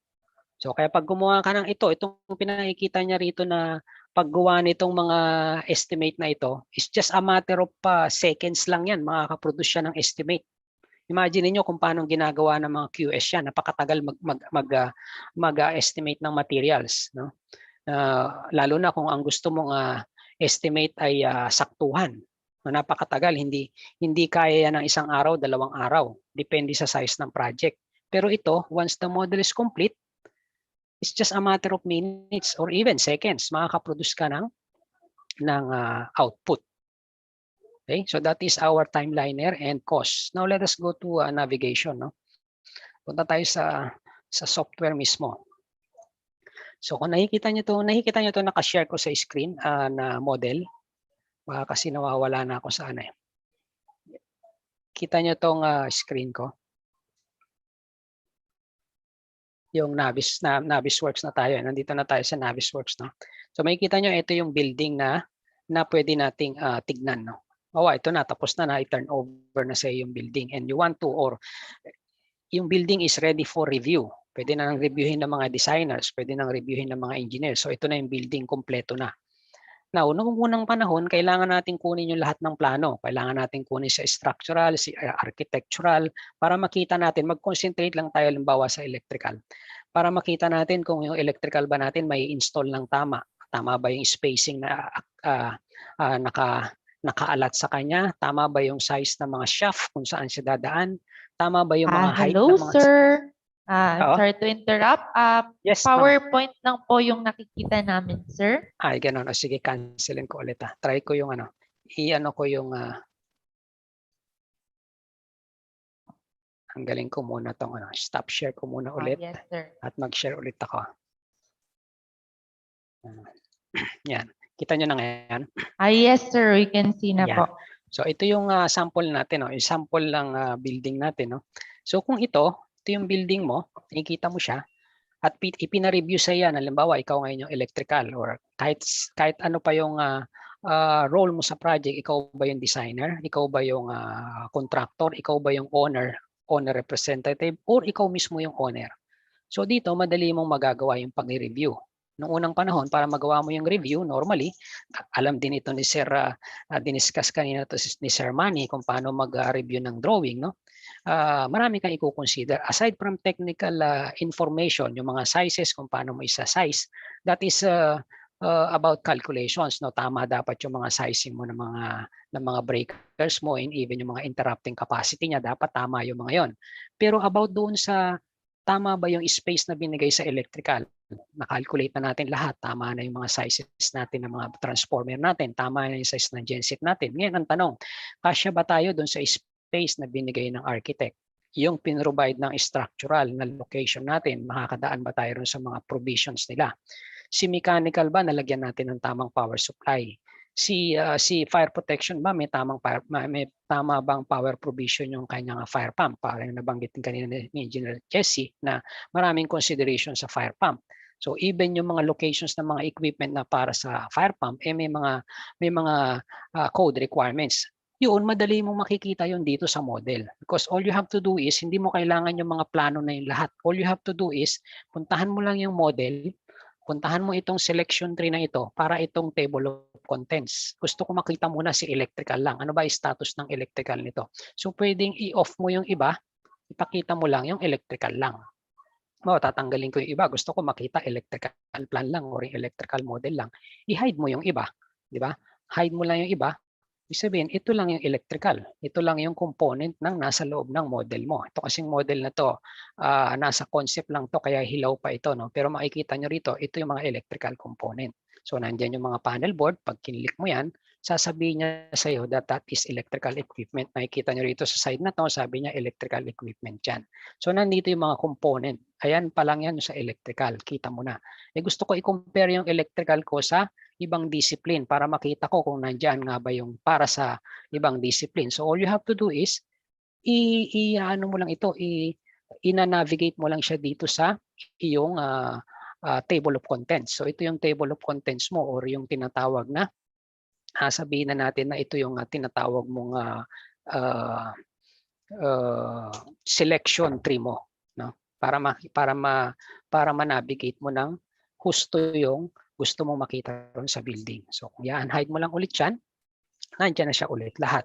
No? Gusto mo lang makita is MEPF, di tanggalin mo lang ulit siya architectural, nandiyan naman, naka-breakdown niya, architectural, electrical, mechanical, sprinkler, at saka structural. So pwede mo rin siyang i-per floor. Gusto mong i-explore, per floor lang, pwede mo rin i-per floor yan. Gusto mo makita is a certain floor lang, at gusto mo makita ay kung anong discipline lang sa floor na yan, you can do that as well. Dito sa roof deck tayo, punta ka sa roof deck. All you have to do is pumunta ka sa roof deck, no? Sa roof. Ayan, makikita mo na yung sinasabi niya sa roof. That is architectural. Gusto ko rin makita yung ibang mga nandiyan sa roof na yan. Walang plumbing, pero meron tayong mechanical. Sa roof, meron ding sprinkler system, structural. Pwede mo na ngayong tingnan yung roof lang. No? I-hide mo na yung iba.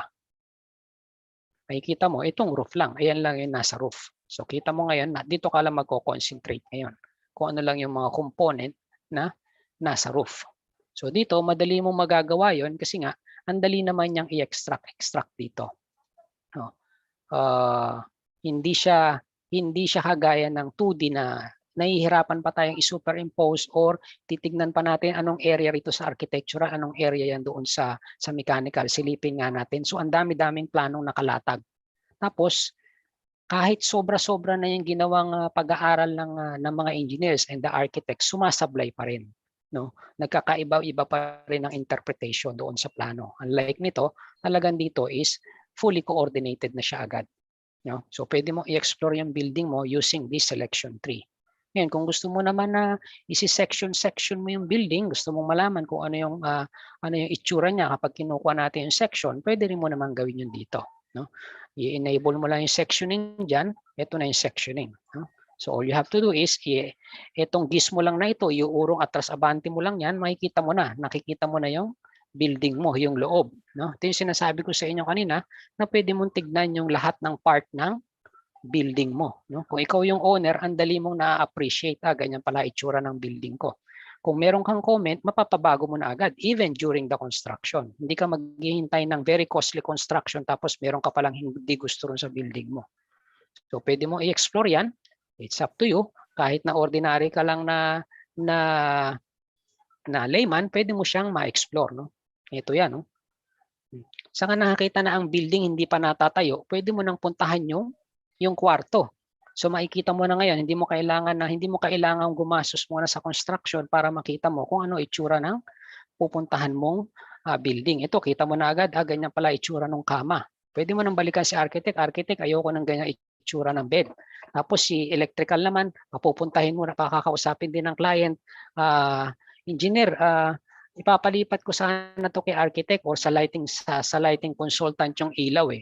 Wala bang magiging problema kung yung power supply mo kung ipapalipat ko to? Of course, madali mong masabi, saan ba yan manggagaling dito sa wall na to? Wala naman kasi malapit lang din naman pala yan sa original location ng panel board namin. So, madali nyo madidesisyonan. Unlike dati, kailangan pang sabihin, saan po ma'am? Anong room po yun? Saan banda nakalagay? Mag-i-imagine pa yung kausap. Habang yung kabilang side na kausap, hirap na hirap mag-explain, yung isa namang side ay hirap na hirap ding umintindi. Pero ngayon, buksan natin yung model. Ganitong area tayo mag-usap. Sa ganitong area, buksan mo tong ganito, puntahan mo tong ganong place. Mag-uusap kayo dun sa area na yan. No? Parang ito, pag kinlik natin to, pansinin nyo, kinlik ko tong object. Hindi kayo magkaintindihan saan kayo ano ba pinag-uusapan nyo. Dito, pag kinlik ko yung object, malalaman ko nandun sa level 3. Level 3 tayo nag-uusap. Ang binabanggit ko yung nasa level 3. Puntahan mo para magkaintindihan tayo. So sa model, madali kayo nagkakaintindihan. Ay mas lalo na ngayon, ang dali-dali. Parang ngayon, no? Nag-zoom tayo, pinapakita ko sa inyo to. So yung kausap mo, mag-zoom kayo o kaya mag-Teams meeting kayo, ipakita mo tong model. No? Tapos pwede ka na ngayon, pwede kang mamasyal dito sa building mo kahit hindi pa nako-construct. No? Pwede kang mag-navigate dyan. Pindutin mo lang to. All you have to do is maglakad ka na sa loob. Gusto kong makita tong loob ng building ko. Corridor, gusto kong ma-feel. Hindi mo pa nako-construct yan pero napi-feel mo nang maglakad sa loob ng building mo. Ito yung corridor, namamasyal na ako dyan. Tapos curious ka ngayon. Ano kaya itsura ng kisame niyan? Tingnan mo kung ano itsura ng kisame. Tingala ka, tingnan mo, ayan ang itsura ng kisame mo ngayon. Then lakad ka ulit para mapuntahan mo na yung building mo. Kahit plano pa lang, na-feel mo na. Ganito pala itsura ng corridor na ipapatayo kong building. Tapos ano ba nasa ilalim ng kisame nito? Ano nasa loob ng kisame na yan? Pwede mo rin silipin. No? Pwede mo nang silipin yung laman ng kisame na yan. All you have to do is i-hide mo lang naman yung mga component. No? Mag-hide ka lang ng mga component dito or kahit sabihin natin di ko ma-select ngayon. No? Pero dito sa loob, ayan yung nasa loob ng kisame mo. Kita mo din agad. No? Hindi ka mahihirapan na dati-rati, titignan mo pa, o bubuksan mo yung kisame, nag-inspection tayo. Hirap na hirap tayong i-access ang kisame. Normally, ang mga architect ayaw magpalagay kadalasan ng mga ng mga access panel kasi ang pangit daw tingnan sa ceiling. Ngayon, ikaw naman, para hindi ka naman problema, hindi mo kailangan ng access panel, all you have to do is i-access mo yung model mo. Ito, makikita mo na kung ano yung alaman ng ceiling mo. Sa ceiling ko pala, meron ako mga pipes doon. No? Ito kasi very limited yung information na nandito eh. Pero at least from here, makikita mo na ngayon kung ano yung nasa loob ng ceiling. Ngayon, biglang sabihin sa'yo, hindi ko alam kung kakasya pa, nagpapadagdag yung owner, nagpapadagdag ng services dito sa loob ng ceiling. May pinapalagay siya rito, maglalagay ako ng cable tray or bus duct. Ano kaya sukat ng kisame na to? So again, limited yung access mo, hindi ka na makaka-access sa ibabaw ng ceiling. But you can do some measurement. No? Dito pa lang, mami-measure mo na siya. No? Meron ka ritong XYZ, remember kanina yung sinasabi ko. So yung sa dimension nito, makikita mo na ngayon, meron kang XYZ. So yung Z mo, ito, yan yung Z mo, 3.349. Ibig sabihin yung ceiling at saka yung under ng slab, 349 mm. So malalaman mo na ngayon kung kakasya ba yung ilalagay mo diyang service. Makakapaglagay ka ba dyan ng bus stack, ng cable tray, or mga pipes. Kasi masusukat mo din siya. No? So ngayon, kung nasukat mo na yan at gusto mong matandaan yung sukat na yan, pwede mo naman yang i-record. No? All you have to do is pipicturean mo lang yan. Camera lang, no? Pipicturean mo lang yan. Mapupunta na yan dito sa side na to. Lagyan mo na lang ng pangalan to. Lagyan mo ng ceiling. Pwede mo siyang ilagay dyan, ceiling. So ngayon, tuwing may pupuntahan ka, kahit nalaligaw ka na, nawala na yan, no? Nawala na yung portion na yan, nawala na kung saan ka na napunta ng building at gusto mo ulit i-discuss about dun sa ceiling, balikan mo lang to. No? Andun ulit yung pinicturean mo kanina. So parang nung unang panahon, di ba, pag may ine-inspection tayo, may dala-dala tayo palaging camera. Diba, may ipaparenovate sa'yo, may bago, may additional work, may retrofitting, merong upgrade na gagawin. Tayo bilang engineer, ang gagawin natin, pupunta tayo sa site, kailangan natin ng camera, kailangan natin ng metro, kailangan natin ng ballpen, kailangan natin ng assistant, kailangan natin ng plano, ima-markup natin doon. Pero kung meron ng model, hindi mo kailangan bitbitin yung napakaraming plano na yon, no? Kung meron kang model, madali mo ma-access yung mga information. Because all you have to do is kunin mo lang yung model at ma-access mo na siya. Pwede ka na magsukat, pwede mo nang puntahan, pwede mong alamin kung ano yung mga component ng building. No? Unlike dati, ang hirap gawin nun. No? Ito mga halimbawa, yan, wall, gusto mong i-hide yan, pwede mong malaman kung ano yung nasa pagitan yan. So pwede mong i-hide yan dito. No? Pwede kang mag-hide ng mga component ng building. No? Pwede mo siyang i-hide para malaman mo na ito pala yung itsura niyan. So daig mo pa halimbawa, ayaw ipa-access tayo sa ito. Di ba? Pag may mga ine-inspection tayo, ayaw ipa-access, wala tayong magawa, di ba? Paano yan, ma'am? Magkakabit kami ng additional na dyan, na layout eh. Hindi namin ma-access yung hindi namin ma-estimate yung gagamitin naming materials at hindi namin alam kung paano namin i-execute. Eh, kung sabihin sa atin ng owner na hindi pwede, si President Duterte ang nakatira dyan, ayaw niyang papasukan yan kahit kanino. Pero dahil sa may model ka, hindi pwede mo makita yung nandito sa room na ito. All you have to do is i-hide mo lang yung wall. No, ito, hinide natin yung wall. Nandito pala yung bathtub ni President. Oh. So at least alam natin na ayan lang pala laman yan. So pwede na akong gumalaw, alam ko na kung ano itsura niyan. No, pwede nating i-explore yun dito. No? Parang ito nga kanina, sabi nga natin, pwede mong pasyalan yung buong building. No? Nang kahit hindi pa siya nako-construct, napapasyalan mo na. Diba? So pwede mong bagalan yan, bilisan. Lalo na yung mga millennials, magaling dito, magaling tayo gumamit ng computer, yung mga nag-games, madali namang kabisaduhin. No? No, pwede mong puntahan yan per floor, no? At roof deck. Tsaka ito, kahit hindi ka marunong doon, hindi mo kabisado. Wow, electrical tayo, no? Minsan hindi natin kabisado yung lahat ng component ng building. Hindi natin kailangan maging mechanical engineer, architect para maintindihan natin yung component ng building. All we have to do is click mo to, ano ba to? Sasabihin niya naman sa iyo kung ano yan, no? Pipe, nandiyan din kung anong material type, nakalagay yun dito. No? Babanggitin niya sa iyan, parang ito, ano ito? Mechanical equipment, pipe cover. So meron dito mga detalye. No? Kaya kung nasa maintenance kayo ang may-ari ng building, hingin nyo sa contractor nyo yung as-built model and make the as-built model accurate. Yung mga information kasi dito, nilalagay lang yan. So pwede lang ilagay dito yung kung ano yung in-input mo dito sa properties niya, yun ang ibibigay niya sa'yo. Kaya dapat yung as-built ninyo, parang yung mga as-built dati na 2D, karamihan kasi ng 2D as-built, hindi reliable, di ba? So most probably, pwede rin mangyari yon dito sa 3D. Kaya kailangan, pabantayan nyo ito sa project manager nyo na yung 2D, ay yung 3D na ito, yung model, ibigay nila sa inyo ng tama. No? Ibig sabihin, tested or check talaga, na-check nila na yung model ay tama para naman mapakinabangan natin yung model. Otherwise, may model ka nga, hindi naman reliable, parang wala ring silbi. No? Mas maganda kung yung as-built mo ay talagang accurate. No? So, ito yung very simple model na pwede mong gawin yung mga pinakita ko sa inyo kanina. May explore mo siya, mapapasok mo, makakapagsukat ka, makakapag-take picture ka. So yung dati natin ginagawa pag nag-inspection tayo, hindi natin kailangan ng camera, hindi natin kailangan ng metro. Yung metro pa naman, hindi accurate ang pagsukat nun. Unlike nito, accurate ito. Diba? Ang dali naman magsukat. At pati area, madali rin kumuha rito ng area. No? Gusto mong sukatin kung anong area. All you have to do is dito pa rin sa review. May measure dito, no? Pwede ka mag-measure dito ng angle, area, no? Area, magsusukat ka ng area. Gusto mong sukatin tong area na to. Yan. Pansinin nyo, kada nag-click ka, ang bilis na sinasabi ng area, ayun, no? 12.15 square meter agad. Masusukat mo agad. Bawa, ano ba yung area na yan? Mag-estimate tayo, magdi-design tayo, estimate natin kung normally mga designer pagka preliminary, nagpe-per square meter lang tayo. So from here, ang dali. Hindi natin kailangan ng draftsman para magsukat kasi kahit tayo, kaya natin magsukat, ang bilis-bilis pa, no? Sukat ka lang ng ganyan. Bibigay niya sa iyo yung dimension. Accurate 'yan, no? Accurate yung dimension na hindi ka papalpak diyan. Kasi sinigurado 'yan ng software na tama, no? Magsusukat ulit ako ng height nito. Yung flooring, basta tumama na siya dyan, wala kang iintindihin. Basta nakita mong lumapat yan dyan.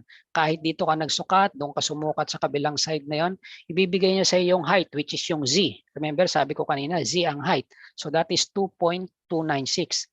Imagine mo, pag mano-mano mong ginawa yung pagsusukat na yan, siyempre, pag nagsukat ka, dapat perpendicular na perpendicular.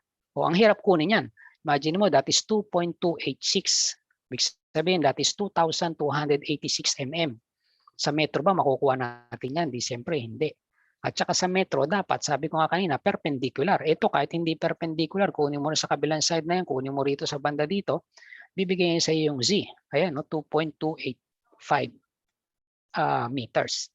No? Madali mo siyang ma-record. So ayan yung sinasabi natin, picturean mo lang yan. Alam mo, ayan, kinunan mo na yan. At gusto mong wag makalimutan yan. Sabi nga natin kanina, picturean mo or i-convert mo into red line. No? Mag-convert ka ng red line. Ito, nakita mo, nandiyan yung sukat. Pag pinicturean mo yan, nandito na yon, no? Nandun na yung record na yon. Ito na yan. No? So kahit, at ito live ano yan, live picture yan. Hindi yan dead picture. Ito, pupunta ako dito.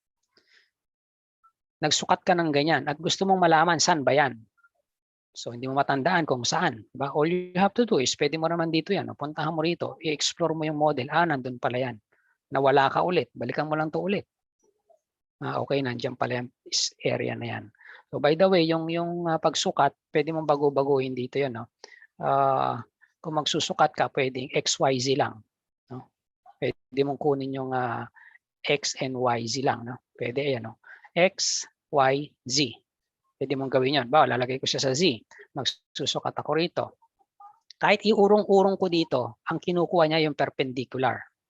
Pag nasukat ako ron, perpendicular. Kahit ganun-ganun ko to, sa perpendicular siya bumibitaw. Ayan. Di ngayon, ayan ngayon ang kunan ko. Gagawin ko siyang red line. Ang tawag kasi sa markup, red line. Di ba? So, i-convert ko lang into red line yan. Click ko lang dito. Ayan.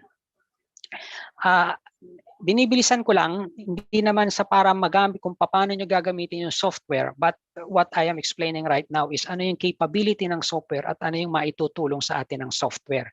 Then from there, ayun yung magiging magiging drive nyo para explore yung software. Kasi nakita nyo, maganda nga pala siya, useful siya. So madali namang aralin. In fact, kahit sa YouTube, maaaral nyo to . Sa YouTube, may mga post dyan ng Navisworks. Paulit-ulit. Kahit paulit-ulit nyong reviewin nyo sa YouTube, di naman nagreklamo yun . Ulit-ulitin mo lang . So hanggang sa makabisado yung paggamit. And it will not take you kahit nga one day kung babasahin nyo or kung panonoorin nyo . Mas mahirap pa nga ito minsan gamitin kaysa sa Excel . Para sa akin, yung full use ng Excel, mas mahirap pa ang gamitin ng Excel kaysa dito. No, mas mahirap pa nga gamitin yung cellphone natin, lalo na yung mga high-tech kaysa rito. Tingnan mo, magsusukat ka dyan. Basta pumlat lang yan dyan, dumikit lang ng gano'n. No? Kahit na, basta nakita mong pumlat na yan dyan, ibig sabihin, nasa ceiling na siya. Pag nakaganyan, ibig sabihin, nasa wall siya. O ceiling, flooring. Ayun yung sukat agad. Magme-measure ka niyan sa manual, kahit may laser ka pa. Hindi mo kaganyang kabilis masusukat yan. Pero ito, segundo lang. 1, 2 seconds, may measurement ka. Kung gagamitan mo yan ng laser, kahit laser pa gamitin mo, hindi mo kayang ganyang kabilis na measurement. Diba? Pero kapag ka manual, lalo na, abutin ka ng ilang oras dyan. Tapos namarka mo pa yan doon sa planong hawak-hawak mo. So ganun siya ka-useful. No? Parang itong isang model natin, ito mas kompleto yung laman nito. Ito MEPF lang. Sinadya kong MEPF lang ang laman ito. So kung itong malamang hindi na naman to na-share, no? Lumipat ako ng lumipat ako ng screen ha. Stop ko lang yung kanina, ilipat ko rito. Ayan, kita niyo na ulit yung screen ko.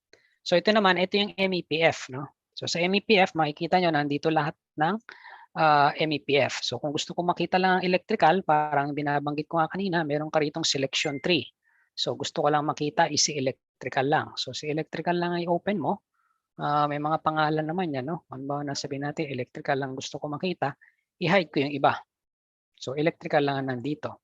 So dito makikita mo, si electrical, nandiyan yung kanyang, kanyang switchgear, high voltage switchgear, nandiyan yung mga transformers niya, nandito rin yung kanyang mga generators. No? So ayan yung generators niya, ayan yung mga low voltage switchgear niya. Then, ito na ngayon yung mga layout ng kanyang feeders. So makikita mo na siya ngayon nandito. Ayan din yung mga ilaw, no? Naka-model na rin dyan. So itong nakikita ko nito ay purely electrical lang ito. So ngayon, pwede ko ngayon i-coordinate yung electrical kay structural. Ito bang riser ko na to? May dadaanan ba to? Talaga bang kakasya yan doon sa dadaanan ko? May dadaanan ba ako? So yun ang importansya nito. So habang nag-review kayo, madali nyo makikita kasi visually nakikita nyo. Now, balik ako dun sa kanina kong model. No? Doon ko i-incorporate yung last topic natin. Doon ko i-discuss yung last topic natin. Kung ano pa yung kakayahan nito na napaka-importante at bakit naging mahal itong software na to. Balik ako rito. Napakamahal itong software na ito because of the capability niya na naiiba sa ibang software.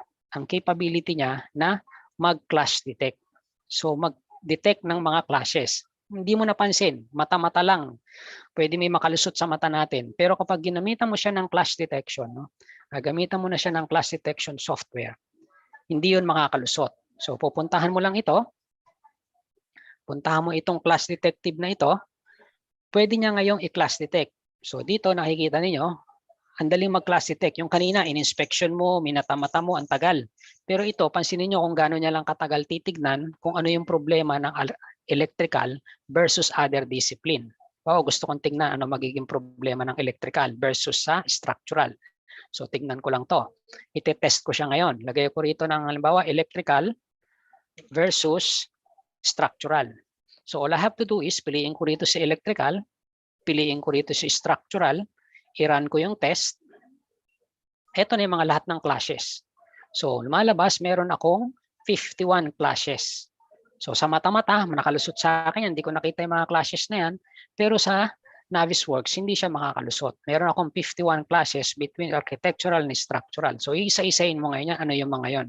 So kung ikaw yung reviewer, kaya mo magbigay ng review result mo in a matter of minutes lang. Pwede mo na agad to. Habang nire-review mo yung technical information, i-ano mo na muna yung mga clashes na nakita mo. Ito yung installation clashes. Ano ba yung mga problema ko versus sa structural? Ano yung mga naging problema? So nandito lahat yan. So pwede mo na agad itong i-report itong mga clashes na ito. So na-convert naman ito para ma-print mo ito into a printable format. At pwede mo na rin siyang i-email doon sa counterpart mo. Bawa ikaw yung reviewer ka at gusto mong pakita yung mga conflict ng nire-review mo. While doing the review ng technical, yung kina-calculate mo, nag-review ka ng mga calculations niya, pwede ka na mag-issue pwede na tayong mag-issue bilang electrical reviewer, pwede na tayong mag-issue ng comment natin. So, malaking bagay 'yon kasi kung halimbawa nakakontrata ka sa client mo, pwede ka nang maningil actually. Sabihin mo nakapag-review na ako, meron na akong review result. So, ito, ang nire-review mo pa lang is structural and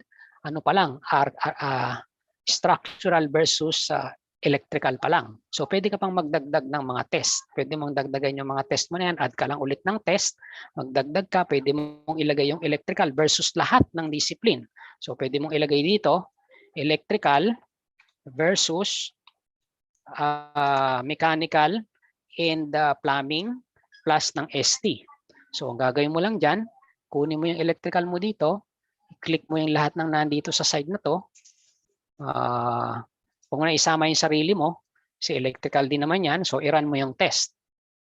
O dito nakakita ka ng clashes na 358. So pwede mo na agad yan i-send dun sa client mo. Ito na nakakita na ako ng mga classes, no? Construction to, ibig sabihin itong mga classes na to, ito yung problema during construction.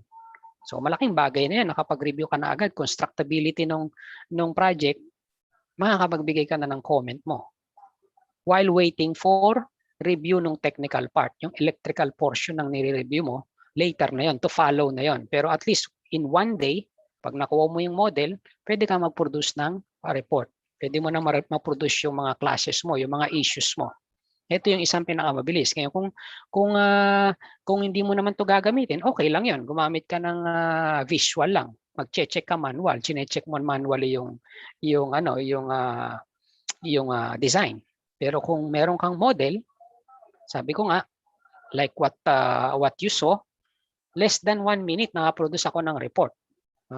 So, madali na ngayon mag-produce ng report. Ayan, report. Nandiyan na ngayon yung report. So, pwede ako mag-print ng report. Pwede ako mag-write ng report.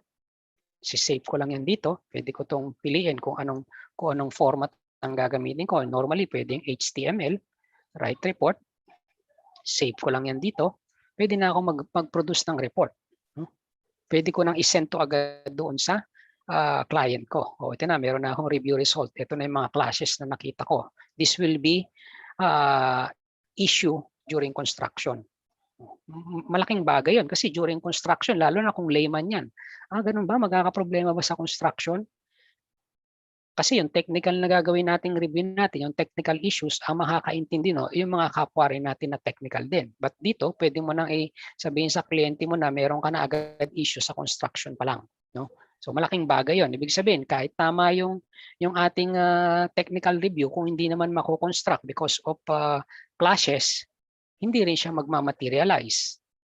Yung building, hindi rin mako-construct. Naaayon doon sa intent. No? Kaya kailangan natin ma-review yung plano, both technical pati yung kanyang constructability. Kasi pwedeng nakita natin, tama yung calculation natin, tama. Ngayon, makita mo ngayon, nung nire-review ko, makikita mo, may problema pala, may mga code requirements, yung mga clearances pala, hindi na attain. Sobrang liit ng space na naibigay sa electrical, hindi kasya, wala na siyang maintenance access. So alam naman natin sa code, may mga tinatawag tayong spaces na kailangan ma-provide. Hindi yung basta na-install lang yung equipment, dapat siya ay mami-maintain. Mami-maintain siya ng safe. Hindi maalalagay sa alanganin yung maintenance personnel because there is no enough clearance para sa kanyang maintenance. Alam naman natin yan. Ngayon nga, nagka-calculate pa rin tayo ng arc flash para meron tayong enough clearance. So ayun yun. Dito sa model, madali mo makikita. Halimbawa na-check ni Sir Manny na yung clearance sa arc flash, gipit Madali niya makikita ngayon dito sa model. Puntahan niya yung model. Sabihin niya, halimbawa, ito yung aking halimbawa, ito na, for example, ito yung aking equipment. Sablay yung clearance niya. So pwede ko na itong lagyan ng markup. Magma-markup ako dito. Lagyan ko ng markup yan. So sabihin ko rito, lagyan ko to ng tag. Lalagay ako ng comment dito. Sasabihin ko na yung clearance no o clearance not enough. Pwede na ako maglagay rito ng comment. Clearance not enough or not sufficient for maintenance. For maintenance. So pwede kong ilagay dito sa comments ko. Then all I have to do is isend ko lang to sa counterpart ko. At least alam niya rin na talagang madali mong may explain sa kanya. Okay, obvious naman, kitang-kita naman dun sa model na no enough clearance nga. So tama yung size ng equipment pero hindi siya mako-construct. Kasi nga hindi kasya yung equipment sa lugar na paglalagyan sa kanya. So ito lang yung tingin kong enough doon sa ating time. I still have more pero I think my time is already consumed. No? So thank you for your time, all co-electrical practitioners for your time today. Thank you, ma'am. Thank you, everybody.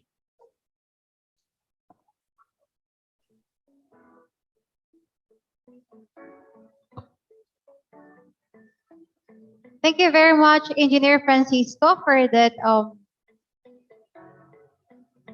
presentation for today. So Let us proceed to the awarding of the Certificate of Appreciation.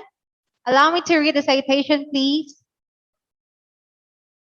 Certificate of Appreciation is awarded to Engineer Francisco C. Caragatan in grateful acknowledgement and appreciation of his invaluable service and professional thoughts shared as a resource speaker on the topic about Navisworks 3D MEP architectural and structural design review software for buildings.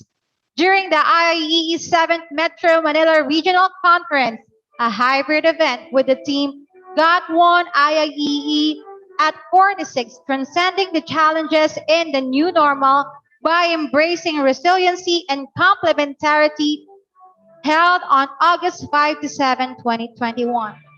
Signed by Engineer John Reyes Estrocha, Vice President for External Affairs of Metro West Chapter, Engineer Giovanni F. Tagatak, President of Metro West Chapter, Engineer Manuel F. de Guzman, Secretary General of Metro Manila Region, and Engineer Alwin M. Puagan, Governor Metro Manila Region. A big round of applause, please, once again to Engineer Francisco C. Caragatan. Thank you. Thank you, everybody. All right. So, due to time constraint for the questions, I hope since Engineer Francisco is still here with us via Zoom, sir, is it okay if you will answer the questions in the Q&A chat box, please? It's okay. All right. Thank you so much, Sir Francisco. And there you have it, ladies and gentlemen. Again, a big round of applause for Engineer Francisco.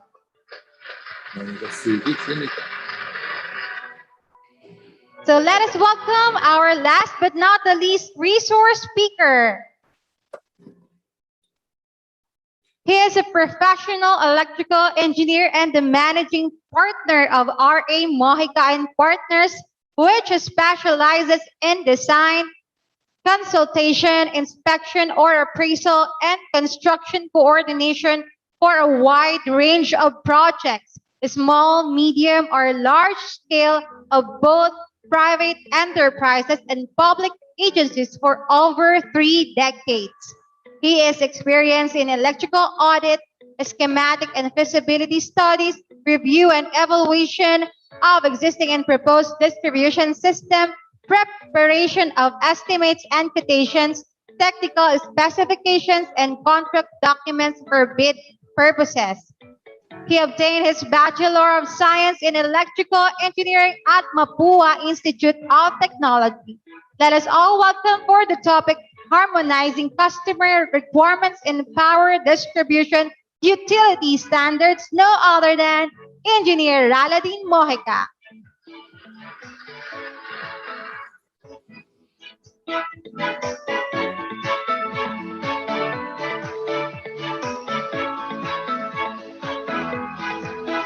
Hello, sir. Good afternoon. Yeah. Yes, hello, good afternoon. Okay, I hope everybody is still awake. And how many are there? Today, being the last presenter, our topic, we'll just be discussing a short presentation about a common use problem in the projects that we've been doing from time to time regarding the customer requirements together in against to or with the power distribution utility standards. Okay, what's the basic or our objective of this presentation?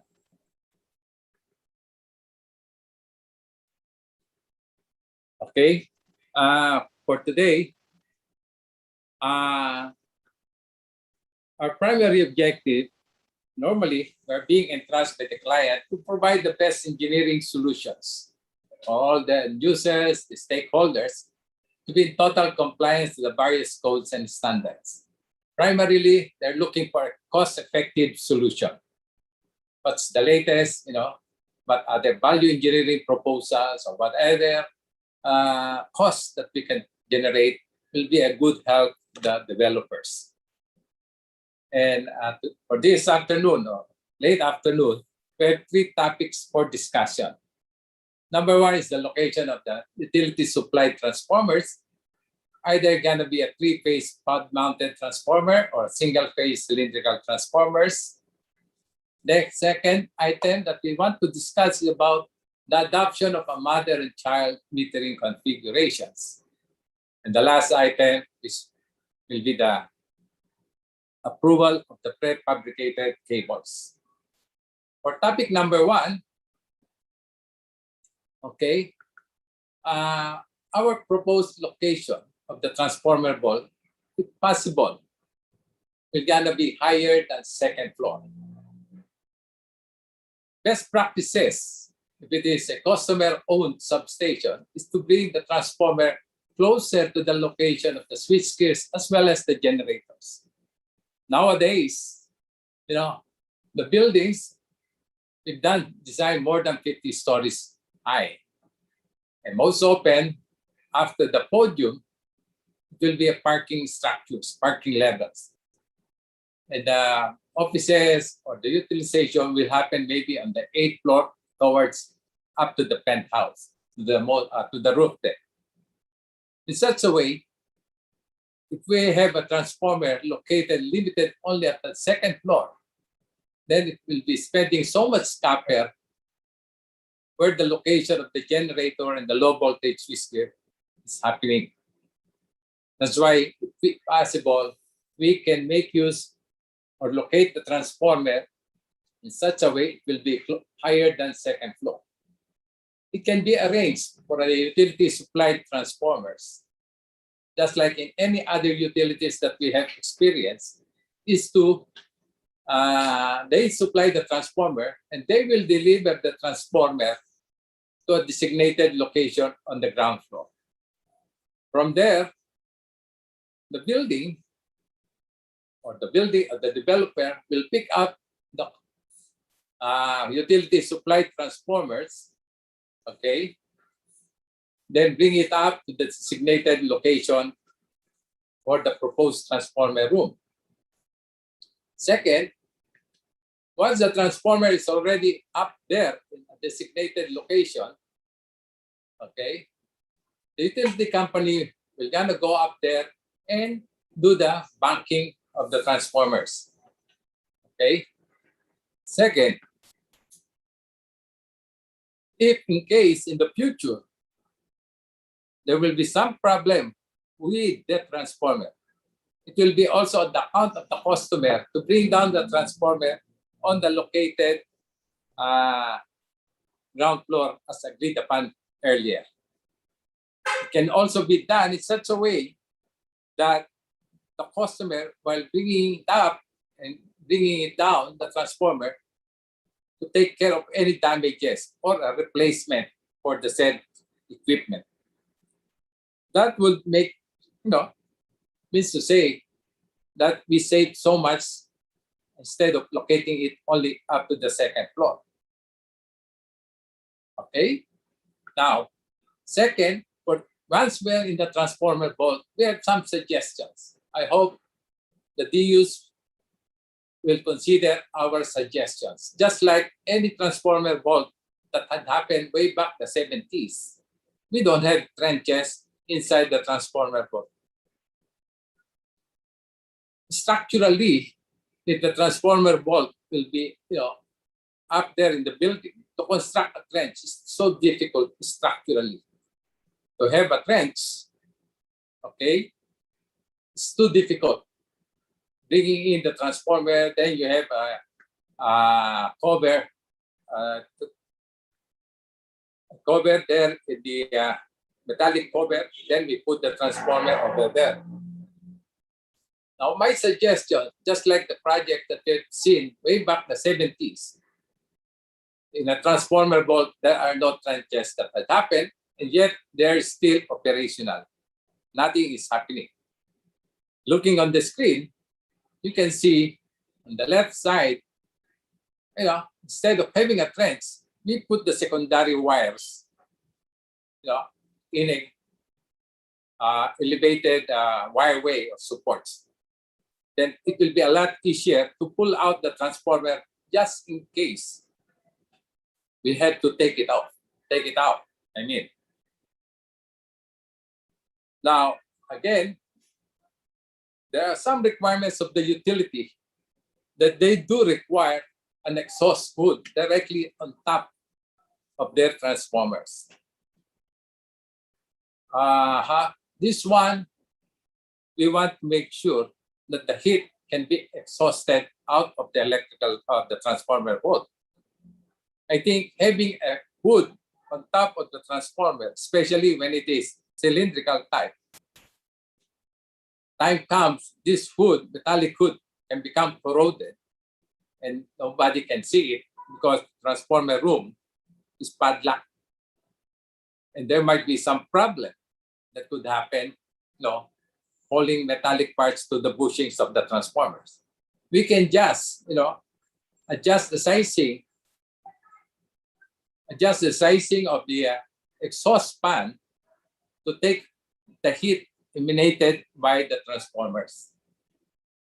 So with this, there's no problem, or we will be worry-free of any falling metallic parts on top of the transformers. Okay? With this, I think it will be a lot safer that the exhaust fan will be rated in such a way to take out the heat. Now, on the right side, you can see pad mounted without any hood on top of it. But there will be an exhaust fan to extract the heat. Another issue for the transformer or the DU supplied transformers is the use of the number of conduits and the wires that's being set up by the utility. We try to make sizing based on from 300 kVA to about 2000 kVA at 400 volts secondary, three-phase. Take a look. We made some analysis here that the ampere rating, considering it's being forced air at 130% of the full load, you can see here on the graph what's the full load current of each individual rating of the transformers. Now, we try to make a uniformity of size of a 250 mm squared with an ampacity of 380 amperes rated at 30 degrees C ambient. And we're getting down the line the number of sets of wires per type of transformers. Now, using again a uniform size of 110 mm diameter conduit, these are the number of quantities that is more than enough to cater the respective capacity of different sizes of transformers. Now, I know the utility has some concern of adding more sets of conduits.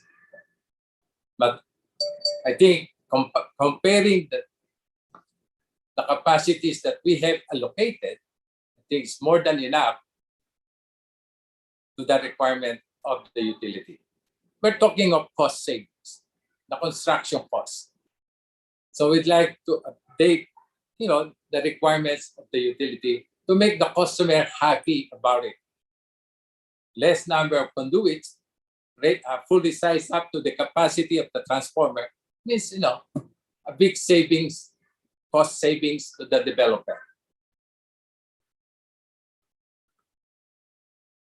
Second, from the experience that, from time to time, being on the site always, we'd like to make use of the terminal lugs that will be used both for the connection of the cables to the bus bars. In our suggestions, and from the practices that we have encountered for so long, the use of a crimping type, terminal lugs, two-hole, long barrel, we really recommend this type of terminal lugs rather than the use of a mechanical terminal lugs. Why? because of the very positive connection.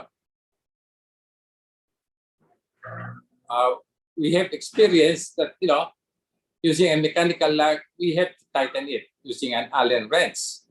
But for the crimping tight terminal lugs, we are very sure that, using a long barrel, multiple grip, provided we have a hydraulic crimper with a proper size of lugs for the corresponding size of cable.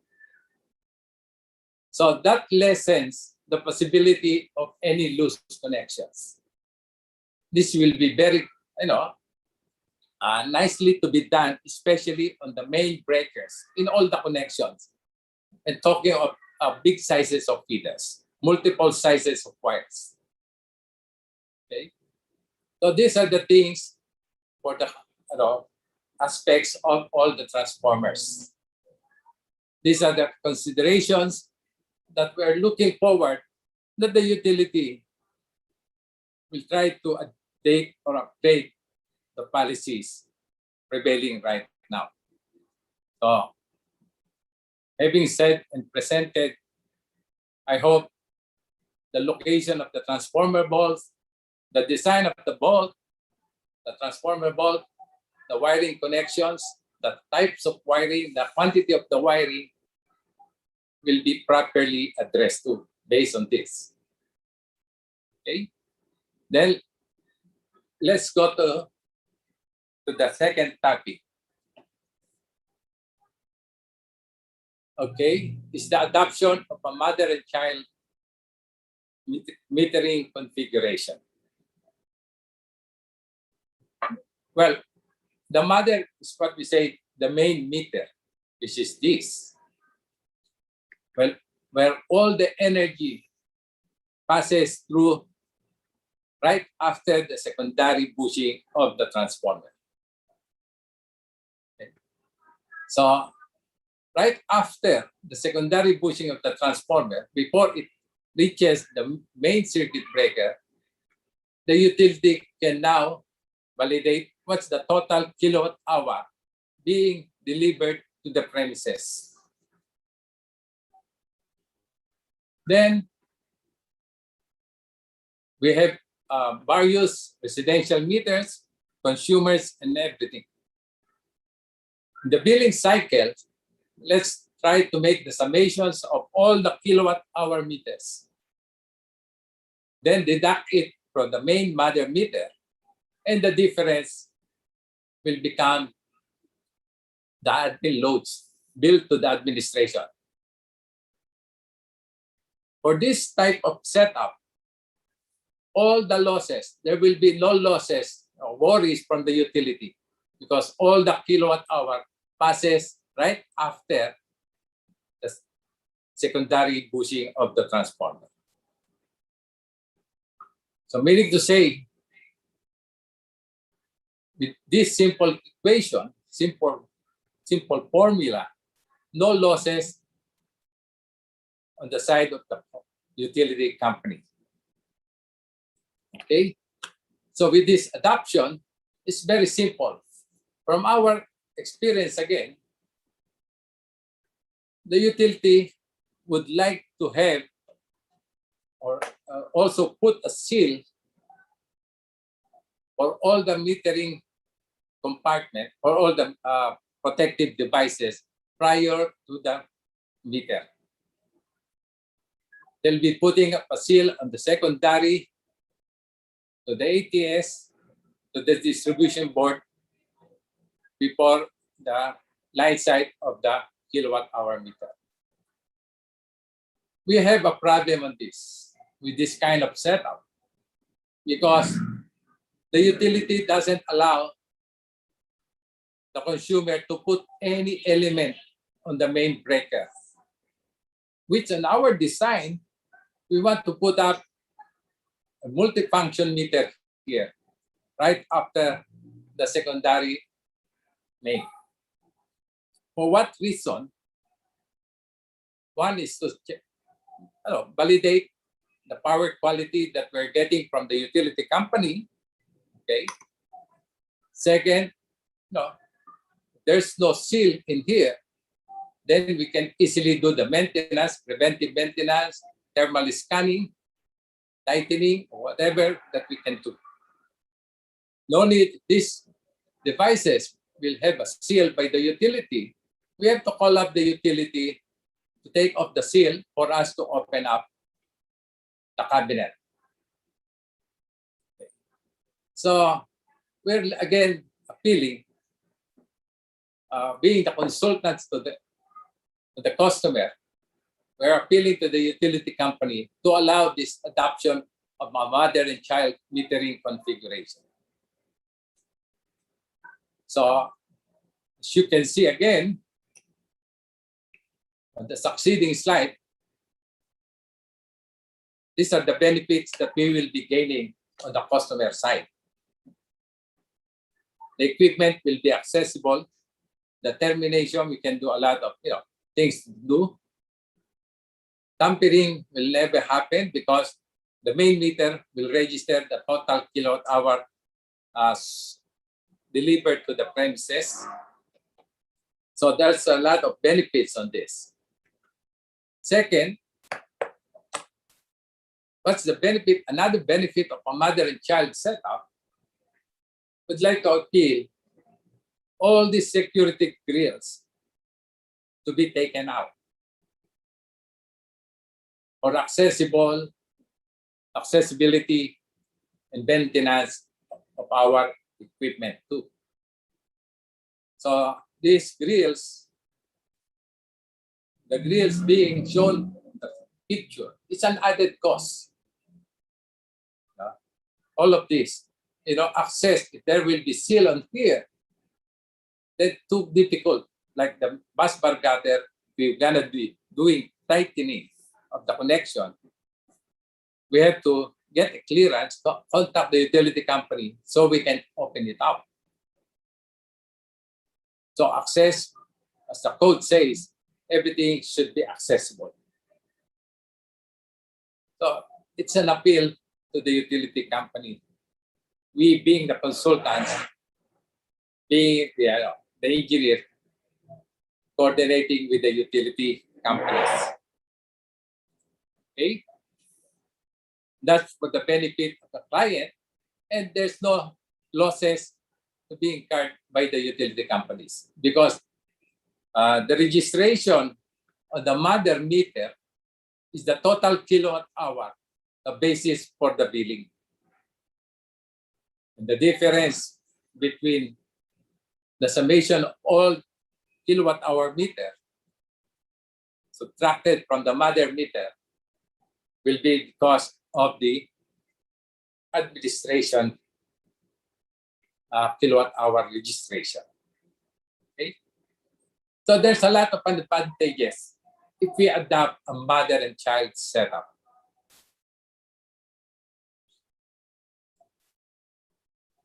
I hope all of this presentation, short and simple, can be easily validated by the utility companies. Should there be some other concerns, we're more than willing to make a thorough discussions. Because of the shorter period of time allotted in the presentation, and we have extended the period. Okay, and we limit the presentation into 3 items only. The last item will be the use of a prefabricated cables. Okay, perhaps this prefab cables is getting popular nowadays in the industry. Okay, what is a prefab cable? Prefab cable is a prefabricated in the factory. You get the main cable, then you have the connector here, then a branch cable. And the main connector is, must be properly, produced, complete with inhibitors. Then once it's totally crimped, multiple crimped, so to make sure that the connection will be solid and firm, then encapsulated this is a machine press molded covering. So this type of connection, what we have done before in the central Philippines, down south, this is a watertight connection. I have a client, when we make this, when we introduce this type of wiring method, okay, they have a good way of doing an R&D, as they say so. A research and development, in my own thought, but to them is a research and destroy. The meaning of the R&D. What they did, okay, they energized this prefab cable, put in a power of 230 volts, and put a load, submerge this cable in a drum of water, a 200 liter drum, put a water, energize the cables end to end with a load for a week. And they bend the cables just to make sure that the connection is really watertight. So they were able to assess it. After a week of submerging this type of cable, there's no problem. They measured the leakage current. Nothing had happened, no negative effect. So that's one way they did accept this type of cable.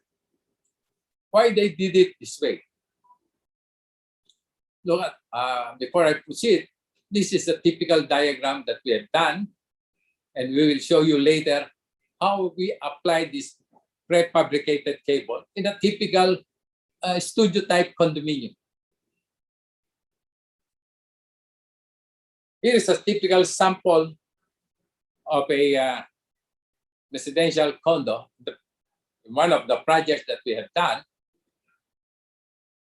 that we integrated the prefab cable inside the chase of the plumbing, where plumbing, pipe protection, water, sewer is located. We have here a diagram or a mock-up sample. You look at the drawing here. Here's the pipe chase that we're talking about. And here's the detail of the chase, the pipes inside the chase. We got the sewer lines, then we got fresh water line, exhaust and everything. Then we have the power, the prefab cables as the riser. Then we have the kilowatt hour meter here. In fact, this meter is a dual source metering. Okay. Then for the utility, they anticipated that they can measure the kilowatt hour electronically. Then they have a data cable traversing and collecting all the information out of each individual kilowatt hour meters. Looking back on the chase and the location of the panel board, this is a very good suggestion in the layout that we're still observing the 1/3 cup rule or the 3-meter rule. From the chase going to the panel board, it's just here. This is a studio type. Then left and right. So the tapping here is out there. Then one of the circuits gonna go there. That's why the 2 meters are located inside the chase. Okay. Now, what's the benefit of having this branch cable integrated in the chase? Very clear in the slide that you can see no horizontal runs of cables traversing in the corridor. For the developer, the projects that we have done, it's very advantageous to them because it's a space saver. Okay? Then on the corridor, you'll not be forced to have a drop ceiling.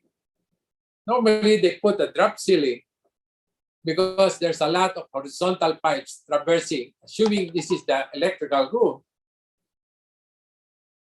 there's from the meter center, it will be traversed individually to the residential units. Okay? Then, that lessens the eye source to the corridor, along the corridor. That horizontal pipes, power and auxiliary, will no longer be there. Right? Nice thing, especially if the building is designed to be a flat slab or even a conventional way. Still, when you go into the corridor, you don't feel, it's a high, the effect is high ceiling because there's no drop ceiling. You have an increased height in a way because of the removal of the drop ceiling. So in a way, the electrical has been designed, improves the architectural and visual effect in the building. A lot of them appreciated this type of wiring technology. Right?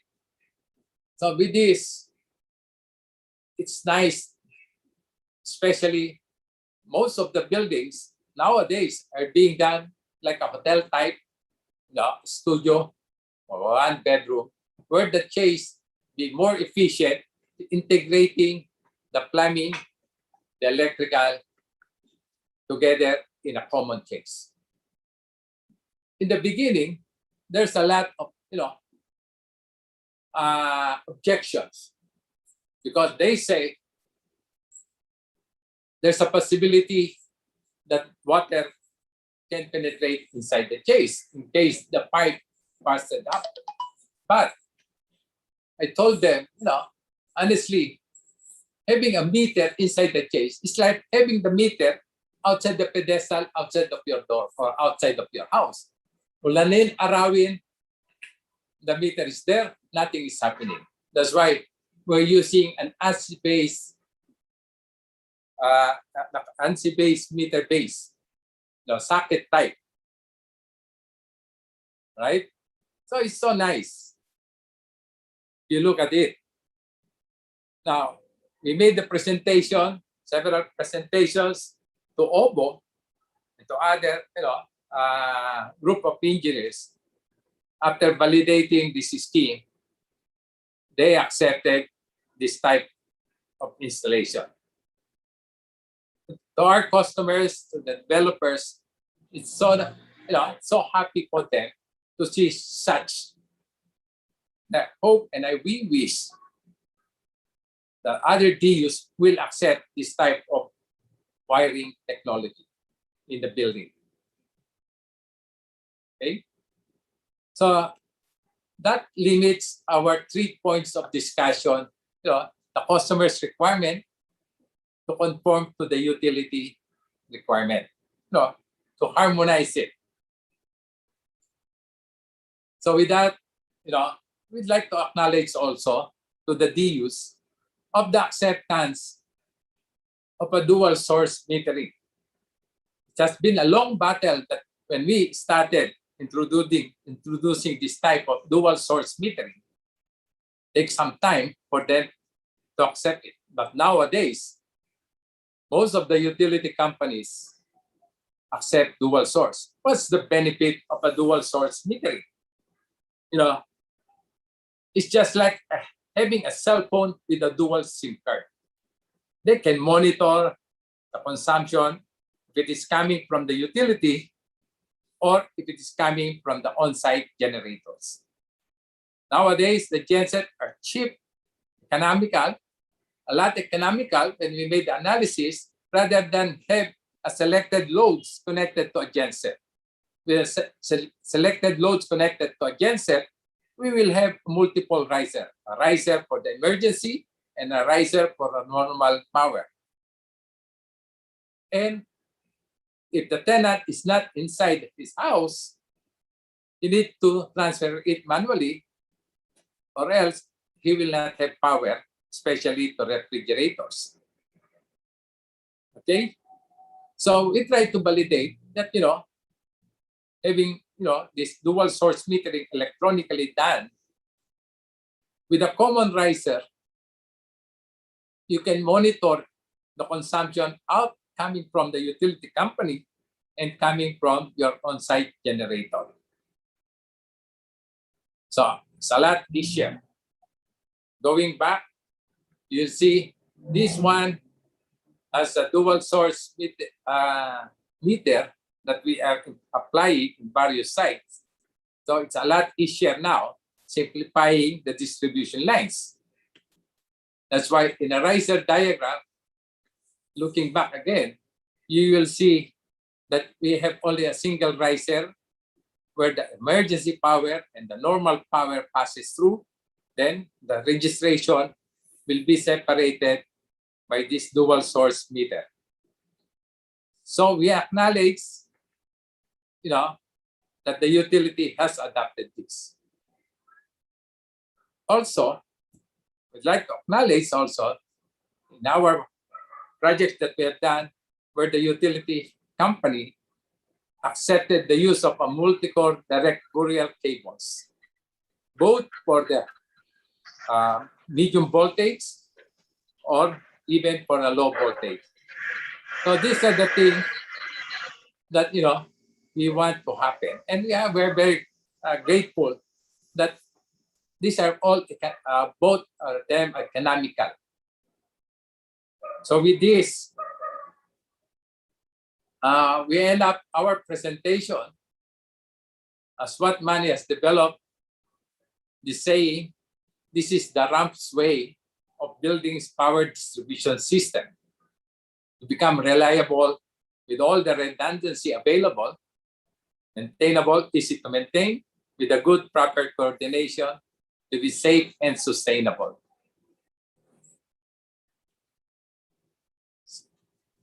And in the closing, we'll never stop making innovations. Okay, till next time, RA Moica and partners, all the team, say many, many thanks for all the development that has been accepted by the utility company. And we are here to stay and keep on making innovations. Thank you very much and have a nice day. Thank you.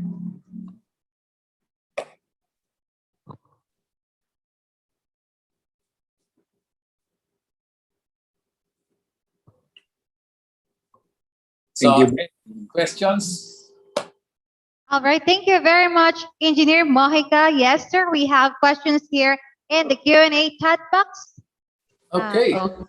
Uh, I hope I can answer it. okay, sir. The DU would only like to place one. Oh, I'm sorry. So one question from Sir Randy Vinegas. We had already some child meters on our LBSG load side. We are primary metered by Meralco. Is that okay? Come again. I didn't get you. We had already installed some child meters on our LVSG load side. We are primary metered by Meralco. Is that okay? Well, I think they have to work it out with the utility company because especially in the new ruling of the ERC, all the residential loads has to be metered by utility company. And all transformers has to be supplied by the utility company. If they're metered, they can work it out in such a way to convert the primary meter, into main secondary meter on the secondary side of the transformer. So the child meter or the residential, the other meters, it can go to that equation that we have developed, the formula.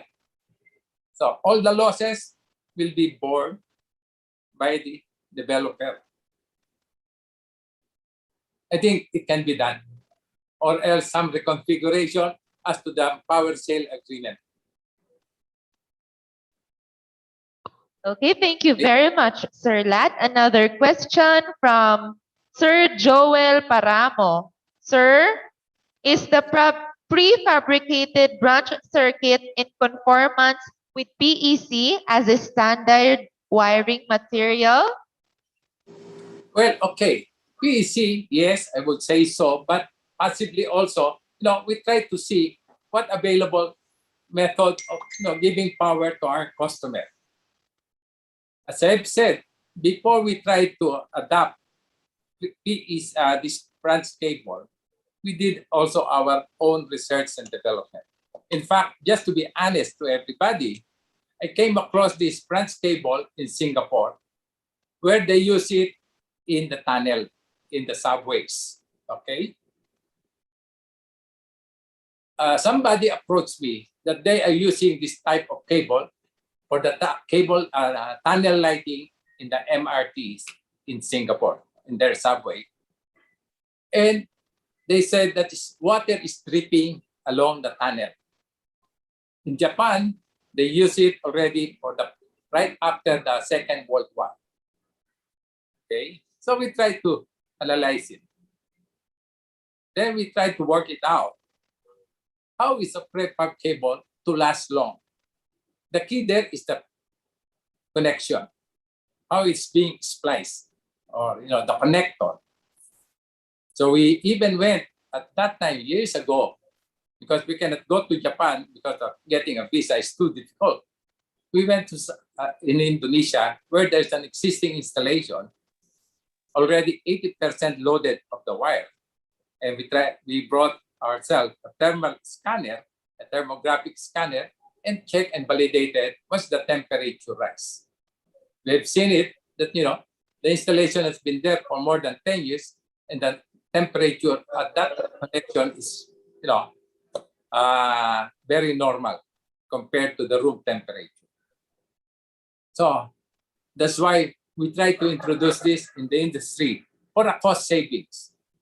And at the same time, if it is being done in Singapore in the tunnel or the tunnel lighting, it came into my mind, we don't have yet subways in Manila, but we have riser shafts,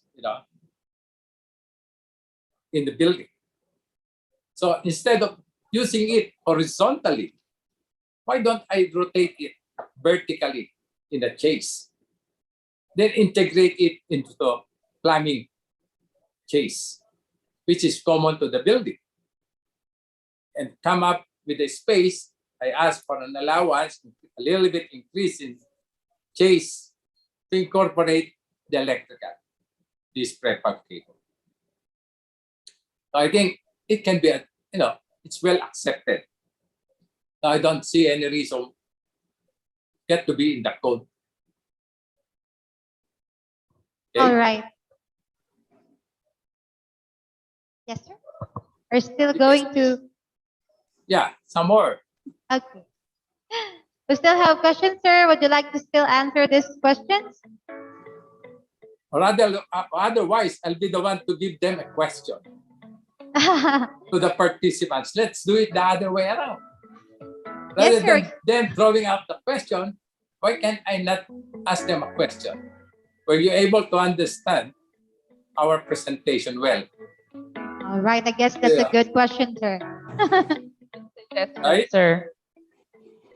Okay, sir. What will be your question? And let's check if there are still many active participants who will answer in the chat box. Okay. It's like this. In a mother and child, if we adopted a mother and child, do you think there will be losses in the utility side? Where the mother meter is the controlling registration of the kilowatt hour meter. So there's the first answer from Sir Mark Gerald, no daw po, sir. And Very the good. rest answered no. If there are losses, there's a little from Sir Santiano again. No. No, based on the presentation from Alan Whale. No losses from Jupiter Jr. Okay, Sir there's no Noel, losses. Okay, there will be no losses. I think the utility must accept this type of mother and child metering configuration. Being the practitioners, my co-practitioners, the attendees, after hearing our presentation, I think let's clamor for the utility to accept this type of metering concept. Okay, sir, since most of the answers from our delegates are no, so definitely, sir, nakikinig po sila sa inyong presentation. Oh, very good. Yes, I'm sir. so happy. I'm so happy about it. Yes, sir. At this point, we will now present our certificate of appreciation. And we would like to congratulate RA Mojica for their 34th anniversary, of course, last March 2021. Congratulations po on your Thank you very anniversary. much.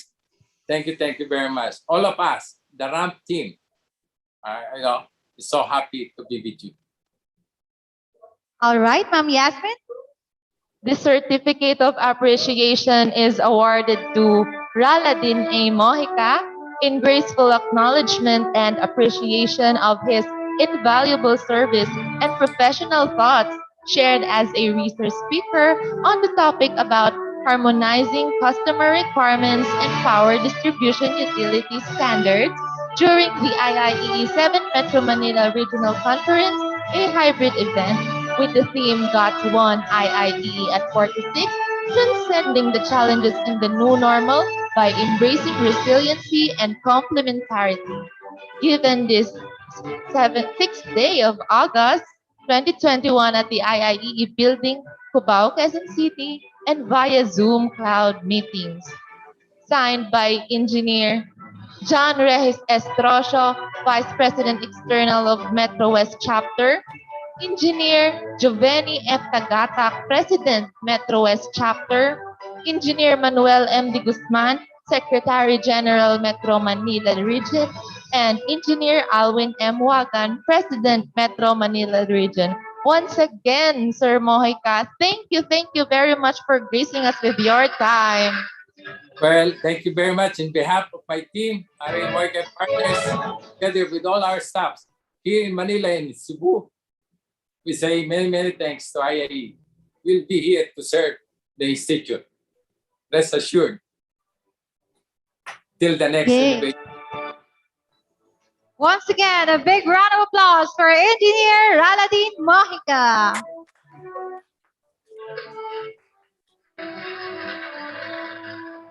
So before we proceed with our raffle draw, we would like to invite all our delegates that you can still visit the booth, the exhibit via Event Hub. You can check the chat box. The link is sent by Miss Angelian, our marketing head from the IIE National Office. So feel free to visit their booth until 6 p.m. And now we will proceed with our raffle promo. But before that, I want to show you once again the video for our grand prize today.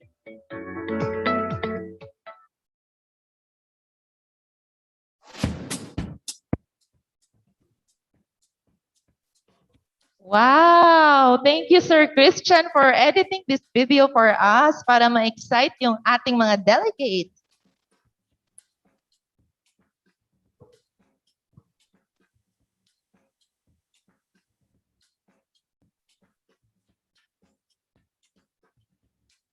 Wag daw paunahan mag-type. Yes, sir. So this is the second foldable bike that we will be giving away. Yesterday, may nanalo po ng ating naunang foldable bike. Yan. But before we will give this foldable bike, magbibigay din po tayo ng 3 t-shirts, 3 event shirts. Ayan, so pwede nang i-mine at syempre, mamamine nyo lang yan kapag kayo ang nanalo. Thank you very much, Sir Christian, for this beautiful Ruleta na lang edit. daw lahat. Mahirap daw mag-type.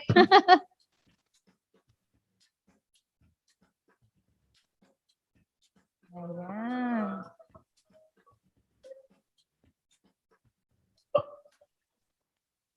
So we will now check the Roleta. Roleta time, sabi ni Sir Romel Rivera. All right, we will now have our a comment from Sir Jimuel Opolens Tissima. Swerte yung malakas yung oras sa raffle daw. Ayan, so for our first winner! Hindi pa po ito bike, mga sir. T-shirt pa po muna. Consolation. So, konting dasal lang muna. Huwag masyado itodo yung prayers. The first winner for our event shirt, 7th IIEE Metro Manila Conference Limited Edition event shirt. And the winner is Richard Cruz Calaya. Okay, Congratulations! so let us check kung nandito si Sir. Wala siya sa Zoom Room 1. Checking on the second room.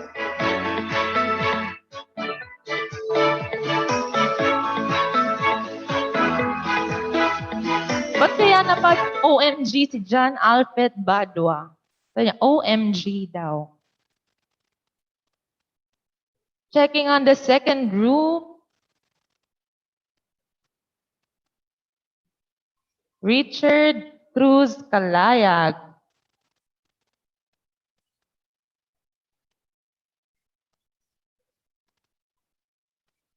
Okay. All checking. right, wala daw si Sir Richard So Calaya. Sir Calayag is Congratulations, Richard Kalayag.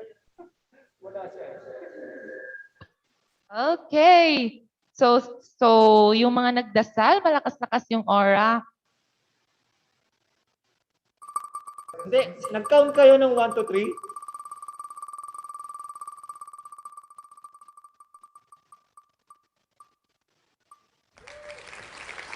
So Sir Raul Doble Latoja. Checking on the Check Zoom on room. the Zoom room if Sir Raul Latoja is present. Dapat po meron time limit. Sa sobra po kasing dami ng nagchat-chat, sir. Minsan po, matagal pong lalabas All yung, right, yung ayan. message. Congratulations, Sir Raul Doble Latoja. You won unlimited. Yes, nandito po si Sir Latoha. So, confirmation lang kasi baka concern din po ng iba. Dapat daw may time limit. So, yung reason lang po natin, sir, kasi sa sobrang dami pong nagchat-chat, minsan matagal pong lumalabas yung message. So kahit nakapag-message po siya kaagad, ayun, carry on na daw po. Nag-explain po kami. Nag-explain Ayun po. talaga tayo. Second winner of the t-shirt. Ayan, excited na sila, kaya iroleta na daw. All right, for the next winner. Okay. Roll it. T-shirt pa rin po, hindi pa po yung foldable bike. Dapat po may nagmo-model. Congratulations, Tawagin natin si Marvin Sir Alan. Benito. Tawagin natin si Sir Alan. Ito po yung t-shirt. Okay. Ayan, yung ating shirt. Oh. Sinong magmamind sa model? Ayan, may humamon. Yan, May pwede nyo na pong humamon. i-mind yung mga Oh, model. Ayan.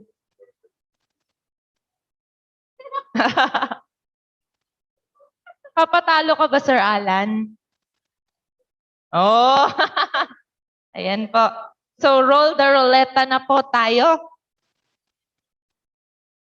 All right, confirm. Congratulations. Okay, nandun po si Sir. Second winners. Magkano daw po yung t-shirt? Parang may tumatanggap na, sir, na hindi mananalo. Pag bibili na lang daw sila, sir. Okay. Opo. So, next winner, the third winner of our shirt, bibili na lang daw sila.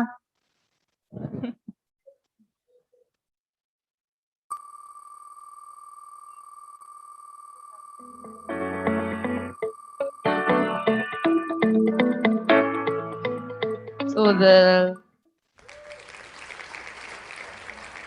Sir John Axel F. Marasigan. Sir John.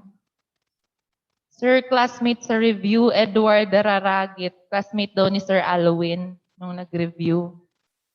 Sir John Alex, while confirming kung nandito si Sir.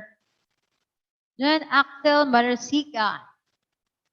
Wala. So, meron pang isang siswertehin. Wala po si Sir John Axel. Second room. Ayun, wala po si Sir. So next.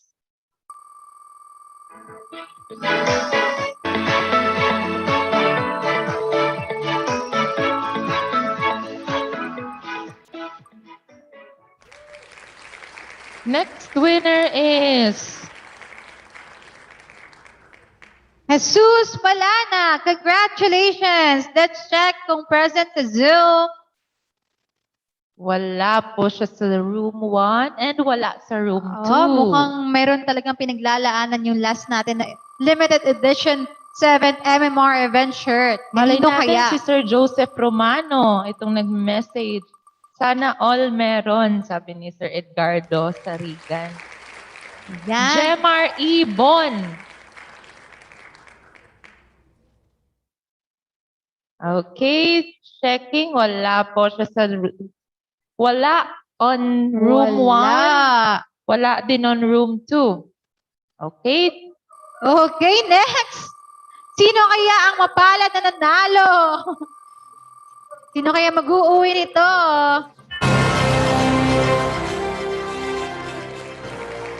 Joseph Ray! Nandito si Sir John Axel Marasigan. Ayan po si Ayan, andyan pala siya, Sir sorry. John Axel Marasigan. Siya yung third winner natin. So, may extra. So, 4 shirts na lang. Wait lang. So, ayun. At saka kung nandito si Joseph Ray Anyosa, makaka-receive din po siya ng t-shirt. So, just confirming. Sir John Axel, okay po. Nawalan lang daw po siya ng internet. So, sa inyo pa rin po ang inyong limited edition shirt. So, just confirming if nandito si Sir Joseph Ray. Ayun, na-late lang yung present ni Sir John Axel. Sir Joseph Ray, room 1. Wala. So, room 2. Wala. So, ayun, 3 na po yung winner natin. And now, kailangan natin ng mas malupit na pagdarasal kasi foldable bike na. Pwede ba ipakita ulit, sir, yung bike na mapapasa kanila? Yung bike, pa-share po natin ulit para mas lumakas yung dasal ng ating mga delegates.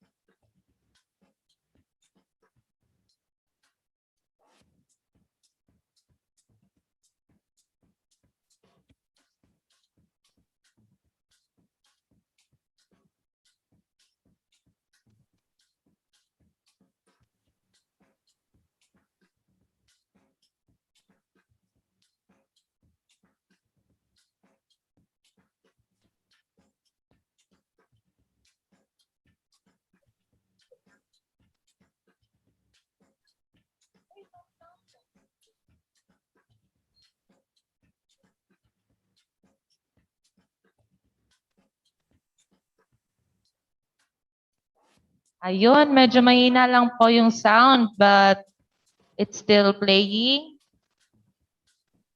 Sabi ni Sir Archibald, siya daw pinakauna nag-react. Sir, hindi po ganun yung mechanics natin. Sorry po. Ayan yung foldable bike natin na grand prize for today.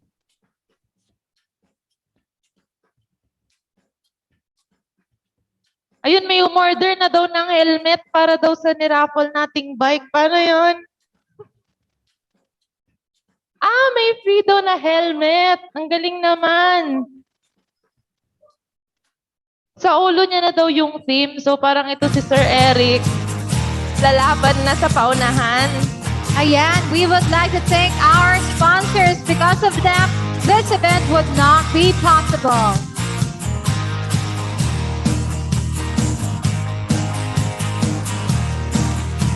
Thank you so much. to our beloved sponsors.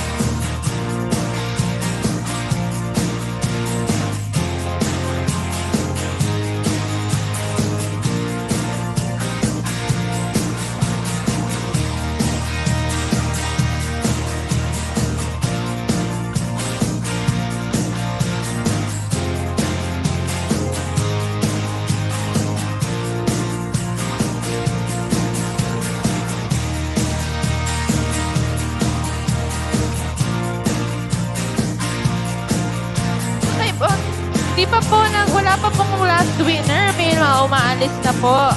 Wait. We're just thanking our sponsor, sir. Di pa po na-announce yung winner.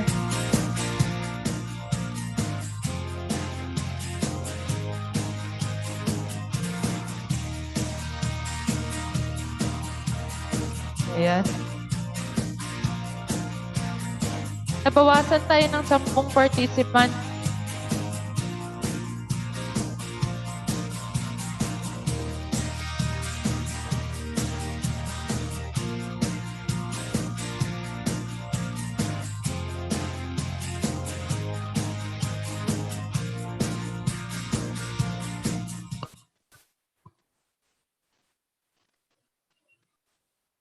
So thank you. That was our sponsors for this event. So malaking pasasalamat natin sa kanila. Kaya natuloy ang ating event na ito. So for our grand winner for today,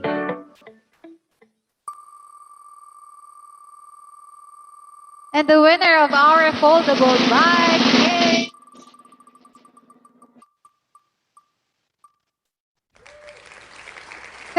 congratulations, Michael Ilarte!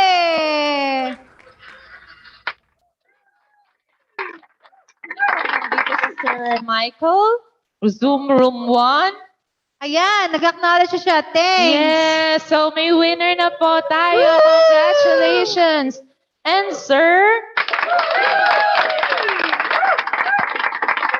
to our delegates, huwag po mawala ng pag-asa dahil bukas, isa pa pong foldable bike and full stock ang magiging grand prize natin.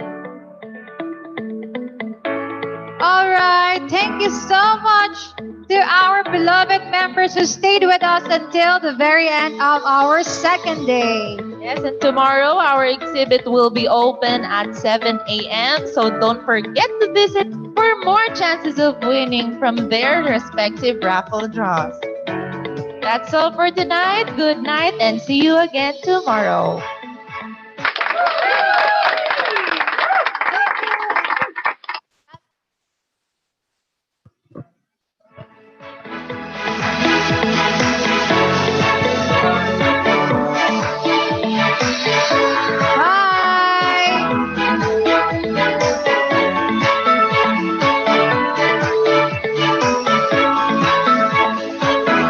So picture taking with our panelists. Yes, our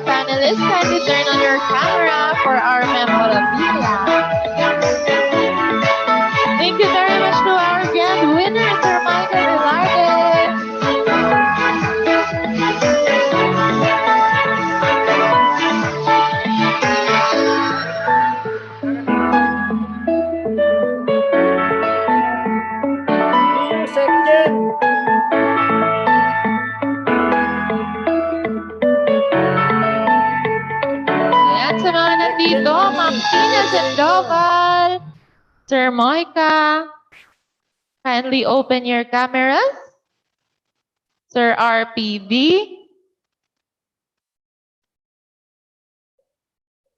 mag-i-screenshot tayo, sir. So kindly open your... Sir Arwin, representative from Panasonic, Sir Jeff. Phelps Dutch, one of our sponsors also. Sir Cyrus Canto, Sir Orlando Villapania. If you're still here, kindly open your cameras for our photo op. Sir Jaime Mendoza.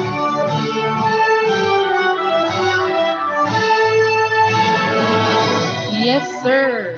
So 1, 2, 3. Smile. So, stay smile lang po dahil hindi natin alam kung ilang page tayo mapipicturan. Second page, 1, 2, 3, smile.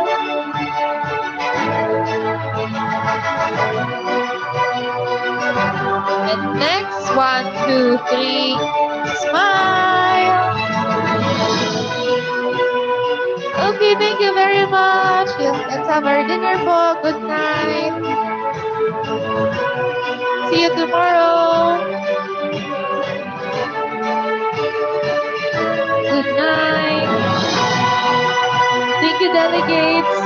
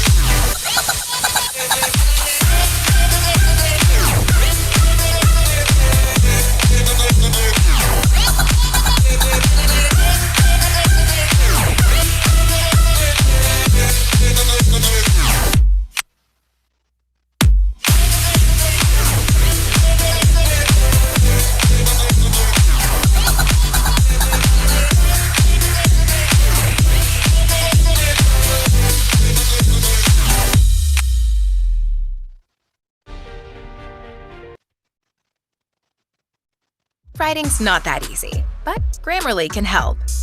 This sentence is grammatically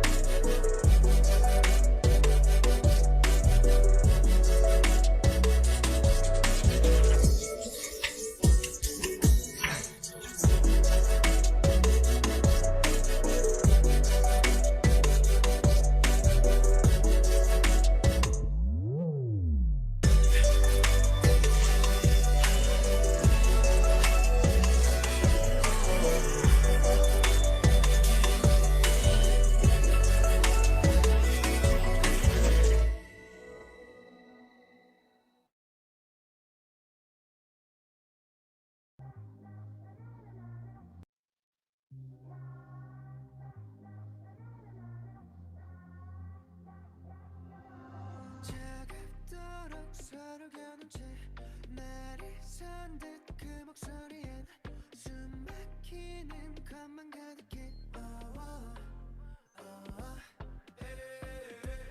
눈을 가린 채로 그렇게 굳게 닫아보니 서로의 마음이 애써 외면하는 것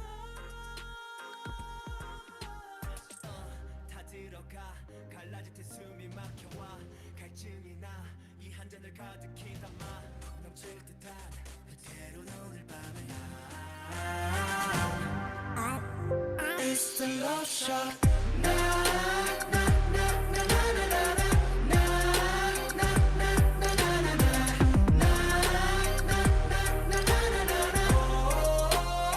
It's the love shot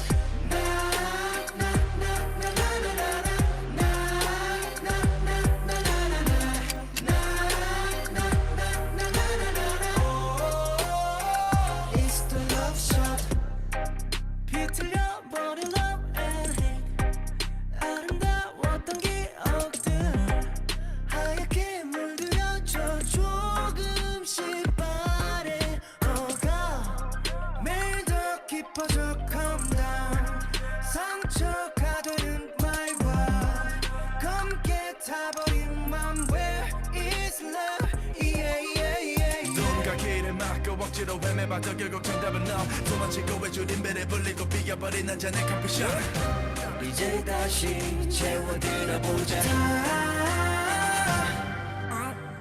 It's the love shot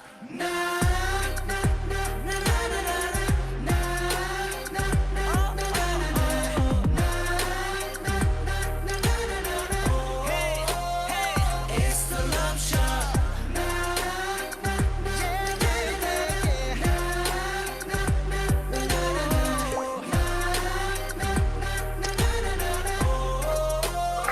It's the love shot People come and people go 세상에 멈춰서 너와 난 무뎌진 감정들에 서서히 익숙해져가 심장이 타 내 말을 다 갈라질 듯한 믿음의 난 너로 적셔 틈을 채워가 꺼질 듯한 내 맘에 불을 붙여놔 Yeah It's the love shot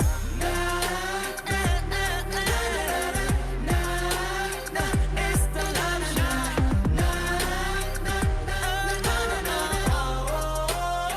It's the love shot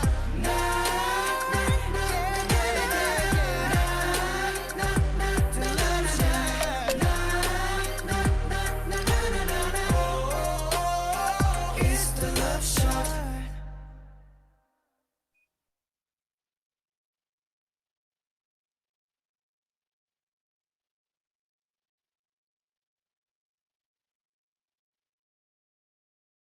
Good grammar and spelling.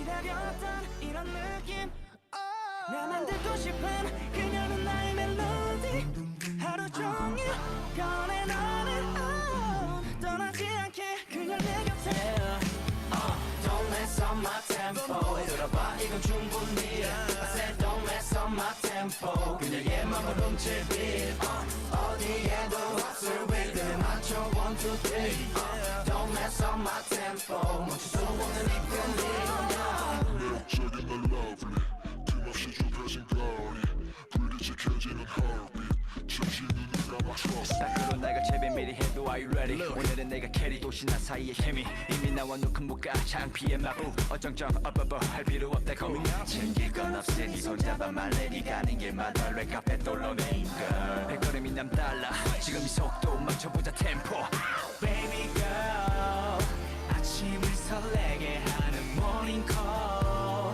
매일 봐도 보고 싶은 맘인걸 지금부터 나와 let's get down 모든 것이 완벽하게 좋아 So don't slow it up for me Don't mess up my tempo 들어봐 이건 충분히 I said don't mess up my tempo 그녀의 맘을 훔칠 beat 어디에도 없을 rhythm에 맞춰 1, 2, 3 Don't mess up my tempo 멈출 수 없는 이 feeling 주위 둘러봐 lovely 틈없이 좁혀진 거리 너에게 맞춰진 heartbeat 하고 싶은 대로 tease 여긴 내 구경꾼 test me 혼자 있기 어색하다면 보내줘 message 나 유감이 flexing 주위 둘러봐 날 보는 들러리들 소리에 대한 Gatsby Hold on I'm doing alright baby girl you don't know 지워 내 머리 위에 물음표 내 사전에 없는 내 라인 너는 이미 자연스럽게 맞추고 있어 내 tempo Baby girl 내 어깨에 살짝 비든 그대의 아련한 향기가 다시 내 맘에 손 떨어지면 멀어진다 이대로 난 영원하고 싶다 So don't mess up my tempo baby Don't slow it up for me Don't mess up my tempo Don't mess up my tempo Don't mess up my tempo Don't mess up my hold Don't mess up my tempo Don't mess up my